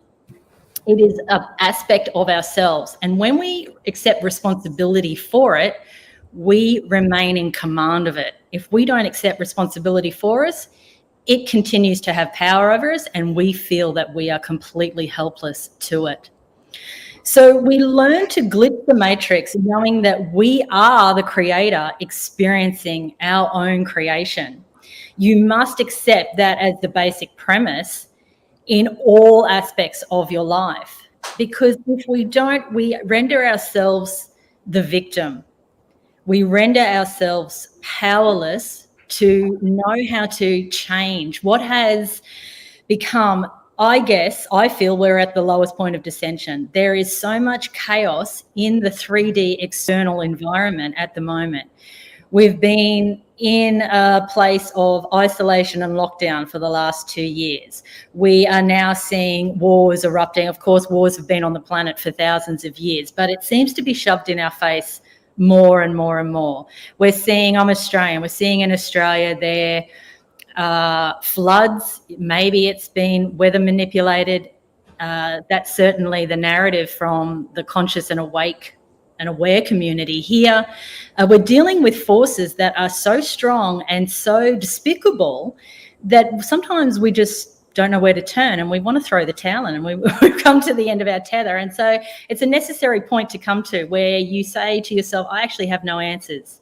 The more I try to help, maybe I'm hindering. If I'm sending energy to the Ukraine, does that mean that I'm creating division with Russia? Sometimes you don't know the way through it.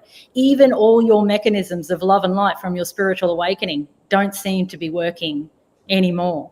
And so we must drop into that murkiness and into that darkness, and we must understand what that ancient underworld code is about in order to take responsibility for it, in order to transmute it, in order to rise out of it.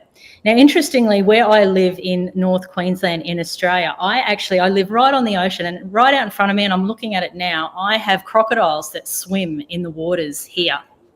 And there are many times that I have to force myself to go walking on the beach when the neighbours have told me, yep, there's been a croc sighting, yep, the crocodile even came onto the shore.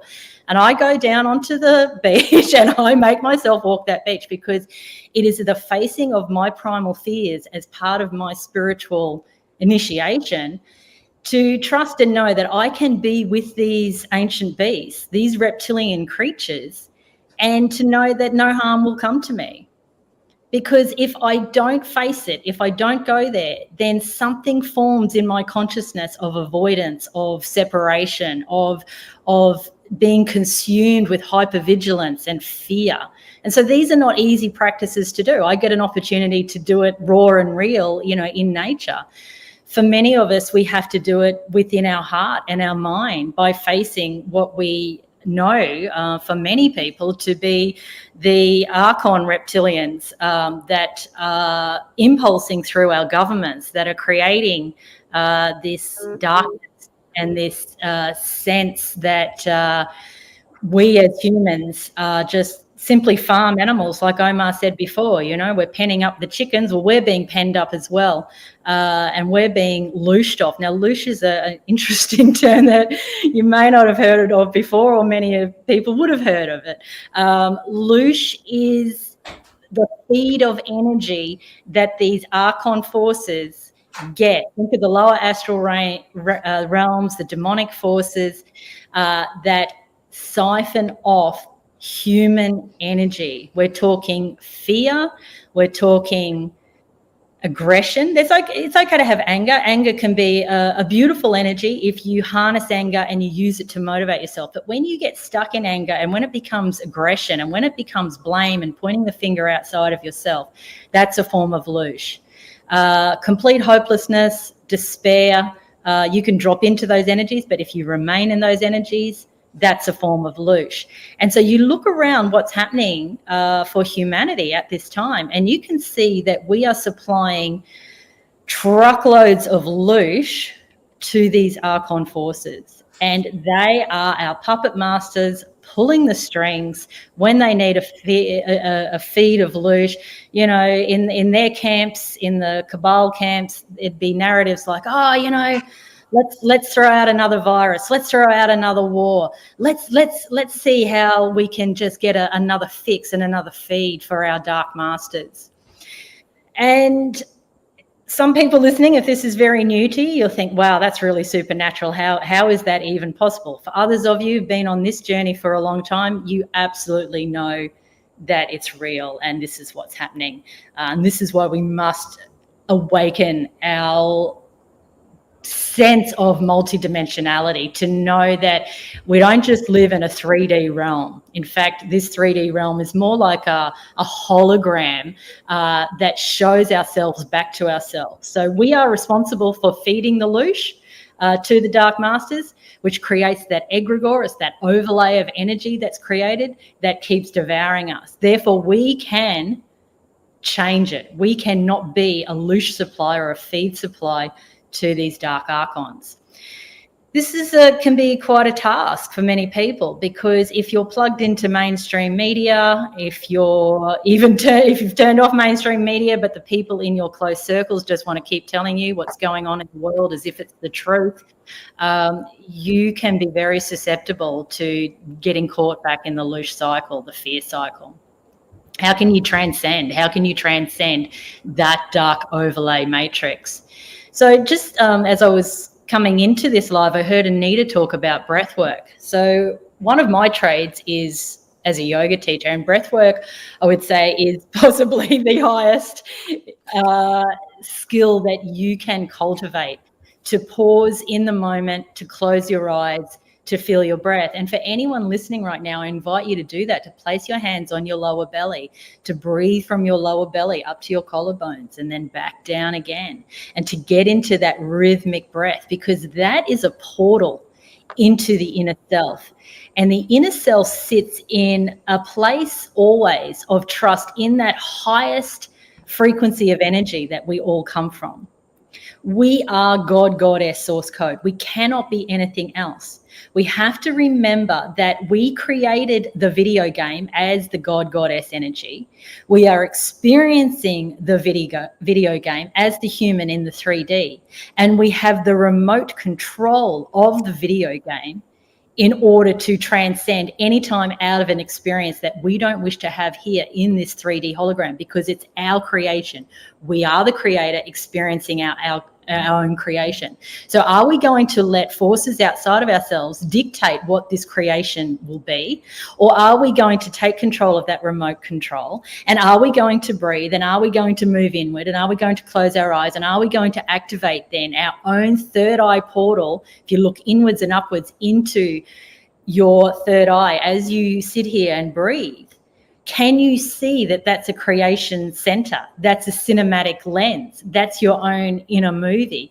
There you can broadcast at any time what you want to experience here in the 3D via that inner technology. Now, every human has got that inner technology, and it's beyond powerful. The human brain is 1,000,000 times more powerful than any AI quantum computer. And yet we keep giving our power over to that AI, thinking that it's clever, thinking that it's going to solve all of humanity's calamities. But it's not, because the forces that create the clever technology are also the forces that create the calamities. Now, there is a good use of technology, so I'm not going to throw the baby out with the bathwater. There absolutely is. And if you're multidimensional already and you understand what goes on different star systems, you know there's a beautiful use of technology. So we can maintain that technology but we have to know what we're using it for. Intention really is everything. But never negate your own personal technology as the highest form of technology. The human is here now, coming through this dissension, through, as Steiner talks about, the spheres of consciousness. We hit Earth and then we move through the ascension timeline. We move up through the Jupiter, Venus and Vulcan spheres. And we don't have time to get into that today so much, but just know that what's available for those who are of loving kindness is that you'll move through into the ascension timeline. When you move into the ascension timeline, you'll have concepts, and you'll see it in the lightworker communities, talking about the 5D Earth, New Earth, Age of Aquarius, Golden Age, Golden Era. All of these concepts are like key codes to you that awaken you really at a DNA level and support you to move through the ascension timeline. What happens to people who have malevolent intentions? Well, according to Steiner, they drop into what's called the 8th sphere. It's a sphere that sits below the Earth sphere. It's where they go really to have to learn some very, very powerful lessons about how their energy impacts the whole and how their forces of destruction cannot work. And so we might use terms like karma to describe what's going on for those regressive or divergent souls who really, instead of doing the inner work and moving through the ascension timeline, have decided that they're just going to rob energy off people. And so this is, again, the Archon forces, but you see it here in the 3D as well, through the government, through many people you would know in your life who just won't do the inner work, who just are hell-bent on destruction. This 3D realm, is set up in many ways of a dog-eat-dog consciousness, a ruthless consciousness. So people who buy into that and exercise their free will in that way to take power off others, well, they're going to go round again. They're going to go into maybe what we'll call another galactic cycle of the third dimensional universal life lessons. That's a perfect experience because they haven't become attuned enough to the love consciousness to want to move into the ascension timeline. So from a higher perspective, it's all perfect. From the perspective of the human, what we're experiencing right now, there's a lot of anguish and a lot of grief. We're looking, I brought up on the slide here, the solar flares. Now, interestingly, just earlier this week, we had a gigantic solar flare or coronal mass ejection. It comes from our central sun and it creates huge disruption in the Earth's electromagnetic field.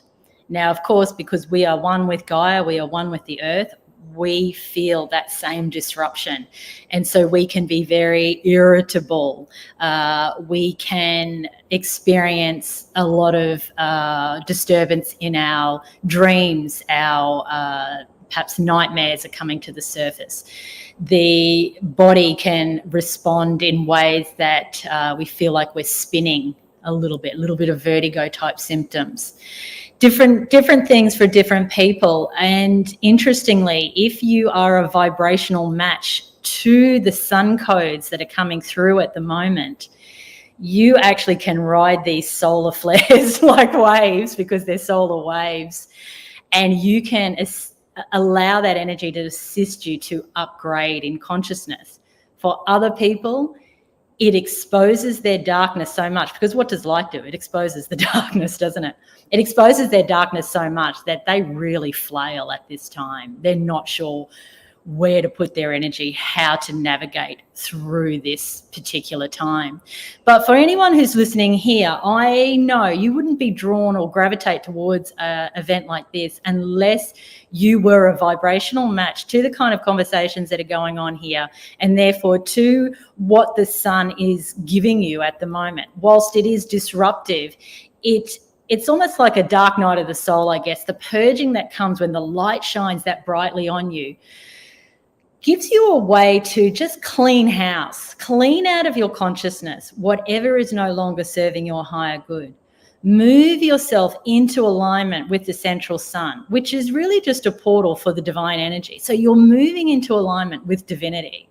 You're saying, I capitulate my ego. I capitulate what is representative of those archon forces, the lies, the manipulation, thinking that no one sees when, I think I can get away with something. No, you can't get away with anything that is not coming from the highest integrity or dignity. No, you cannot. Everything is seen by the divine. And remember, you are the divine yourself. So you, in a higher perspective, don't even want yourself to get away with some of your scams and lies and manipulations and thinking you can get ahead by treading on someone else. No, that will not work anymore. And the more these solar flares come in, the more you are going to find that karmic repercussion of you taking the low road is going to just be like a slap in the face. We are aligning with the Christ consciousness. And I'm not talking about the beautiful human Jesus here. I'm talking about the Christ consciousness. It's a stream of light consciousness that we can all choose to align with. And we can have that sense of crystalline or Christalign here also in the earth grid. So all of our hermetic principles of as above, so below, as within, so without, microcosm, macrocosm, they all apply here. What we've got going on, the lighting up of our earth grid, the crystalline, Christalign, is the same energy that's happening from the galactic center coming through the central sun to Christ align our codes. Our DNA moves from 2 strands of DNA helix into 12 strands of DNA helix. This is what's available for everyone at this time, but you must choose it. It has to be a choice because your free will is everything.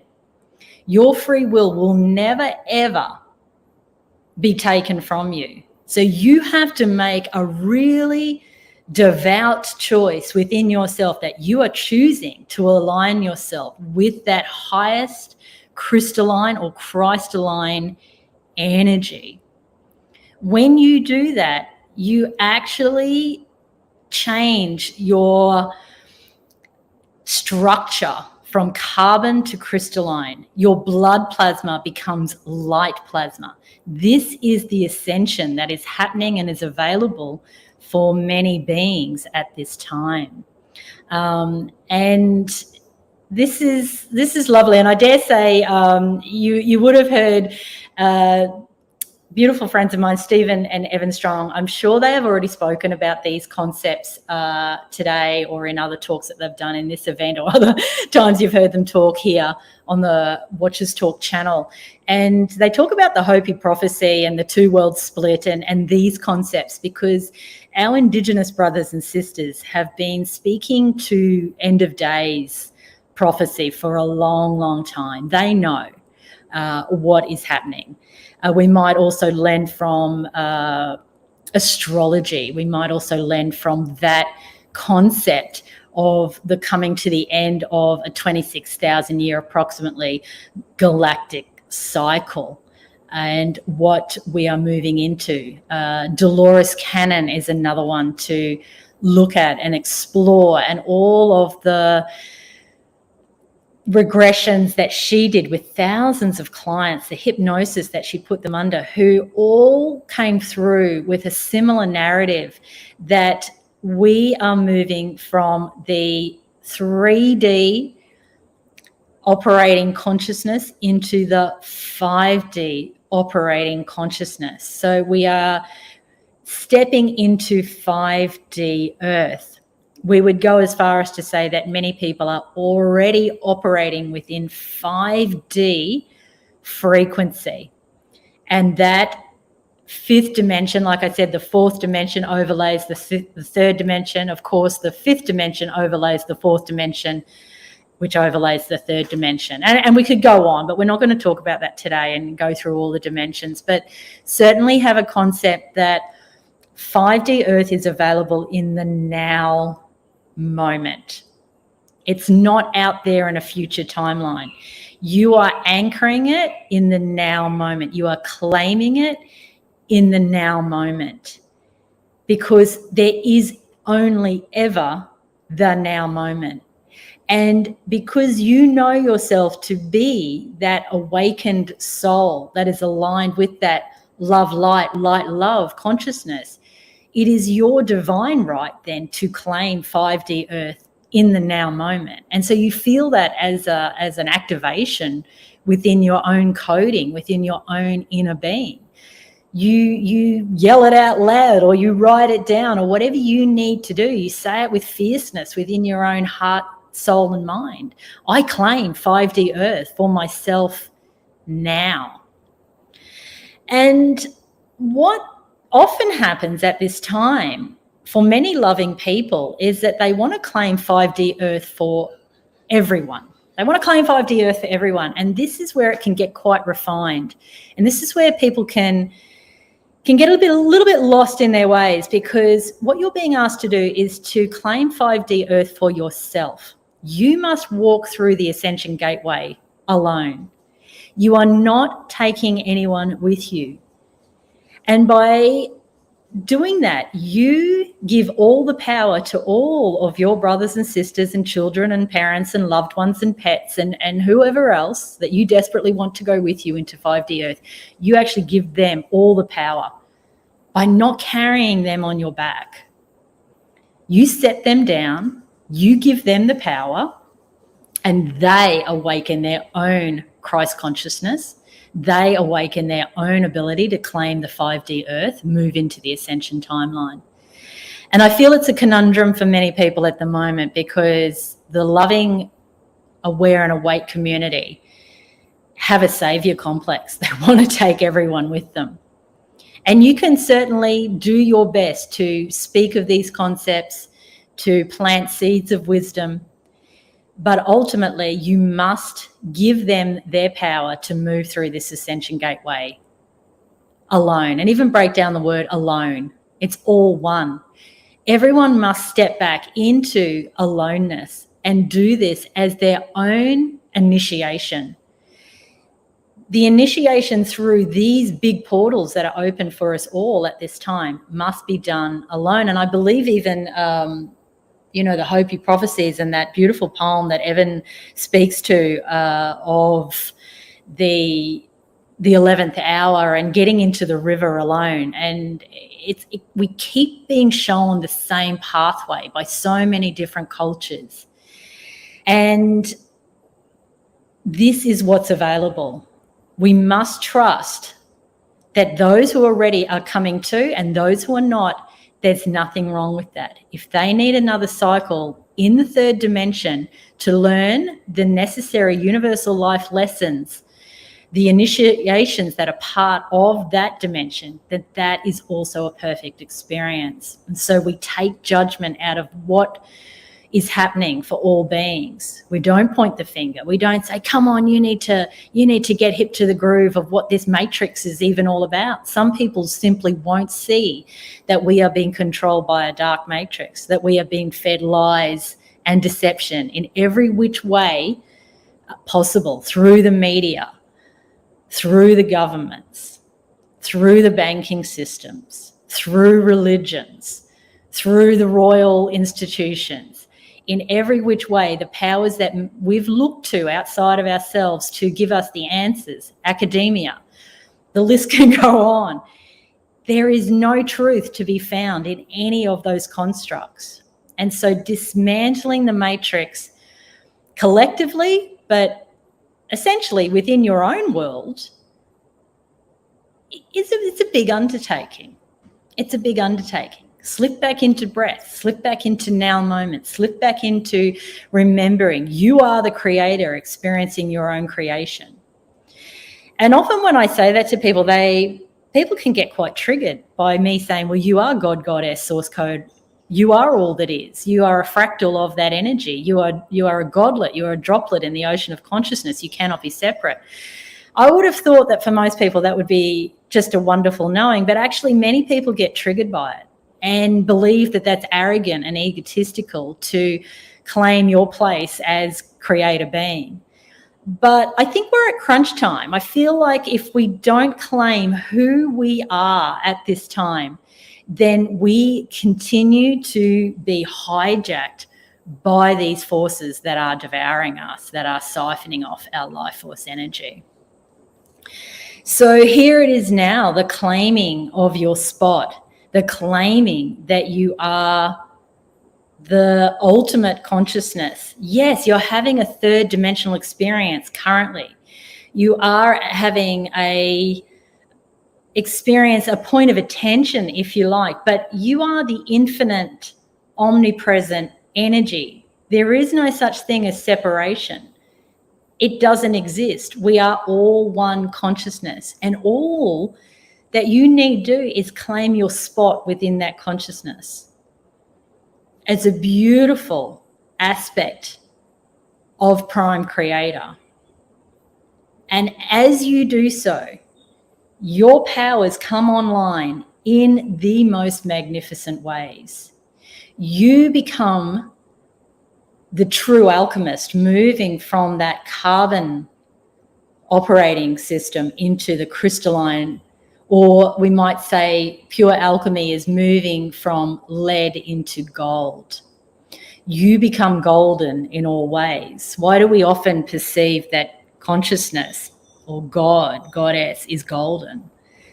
Because it is. It's a stream of consciousness that we are a part of. So you move alchemically into that golden space, into that golden consciousness. That means you are all powerful, and what you choose to create here manifests very, very quickly.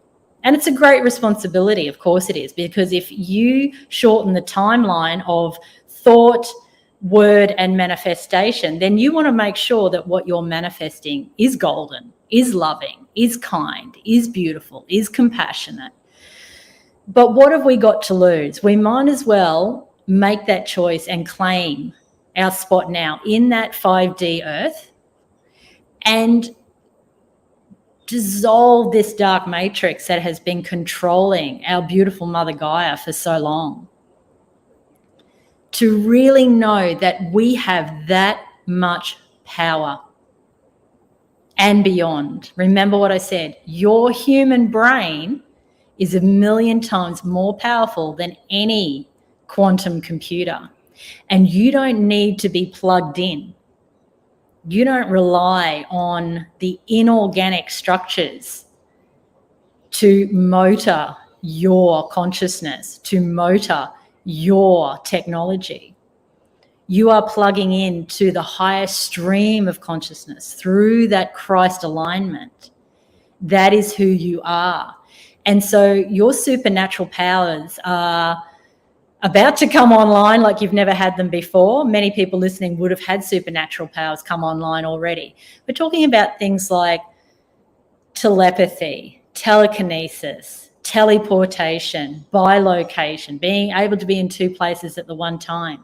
Anyone who has already become adept in astral travel will know what I'm talking about. You can be laying on your bed with your eyes closed, seemingly just looking like you're meditating, but you have gone through the portal of your own third eye and you've gone out into the astral planes, and you see so clearly what's happening in those astral planes. You see those demonic forces, but you also see all of the light beings, the fairies and the unicorns and the magical dragons, and this realm of energy that we can tap into. You look at children and how, I've got the picture of the children here walking into the 5D earth.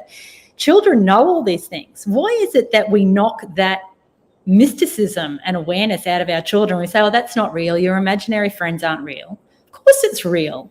They're still operating in the fourth dimension. That's why children can lay down and be off on an inner adventure for hours on end, because they haven't cut themselves off from magic.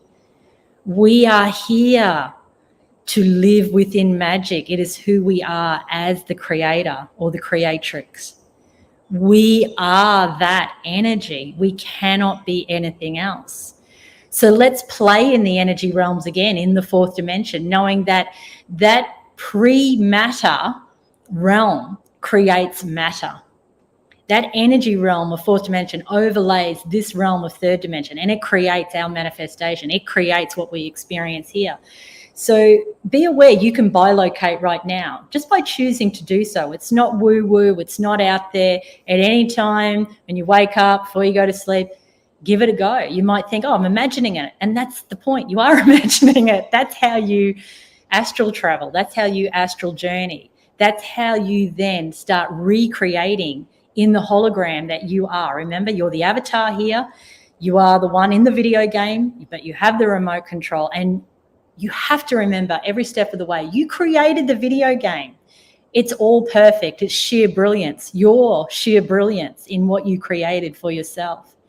And all of the chaos and all of the destruction and all of the melancholy and all of these things that have been plaguing humanity and ourselves for so long will dissolve, because it is just energy. That's all that it is.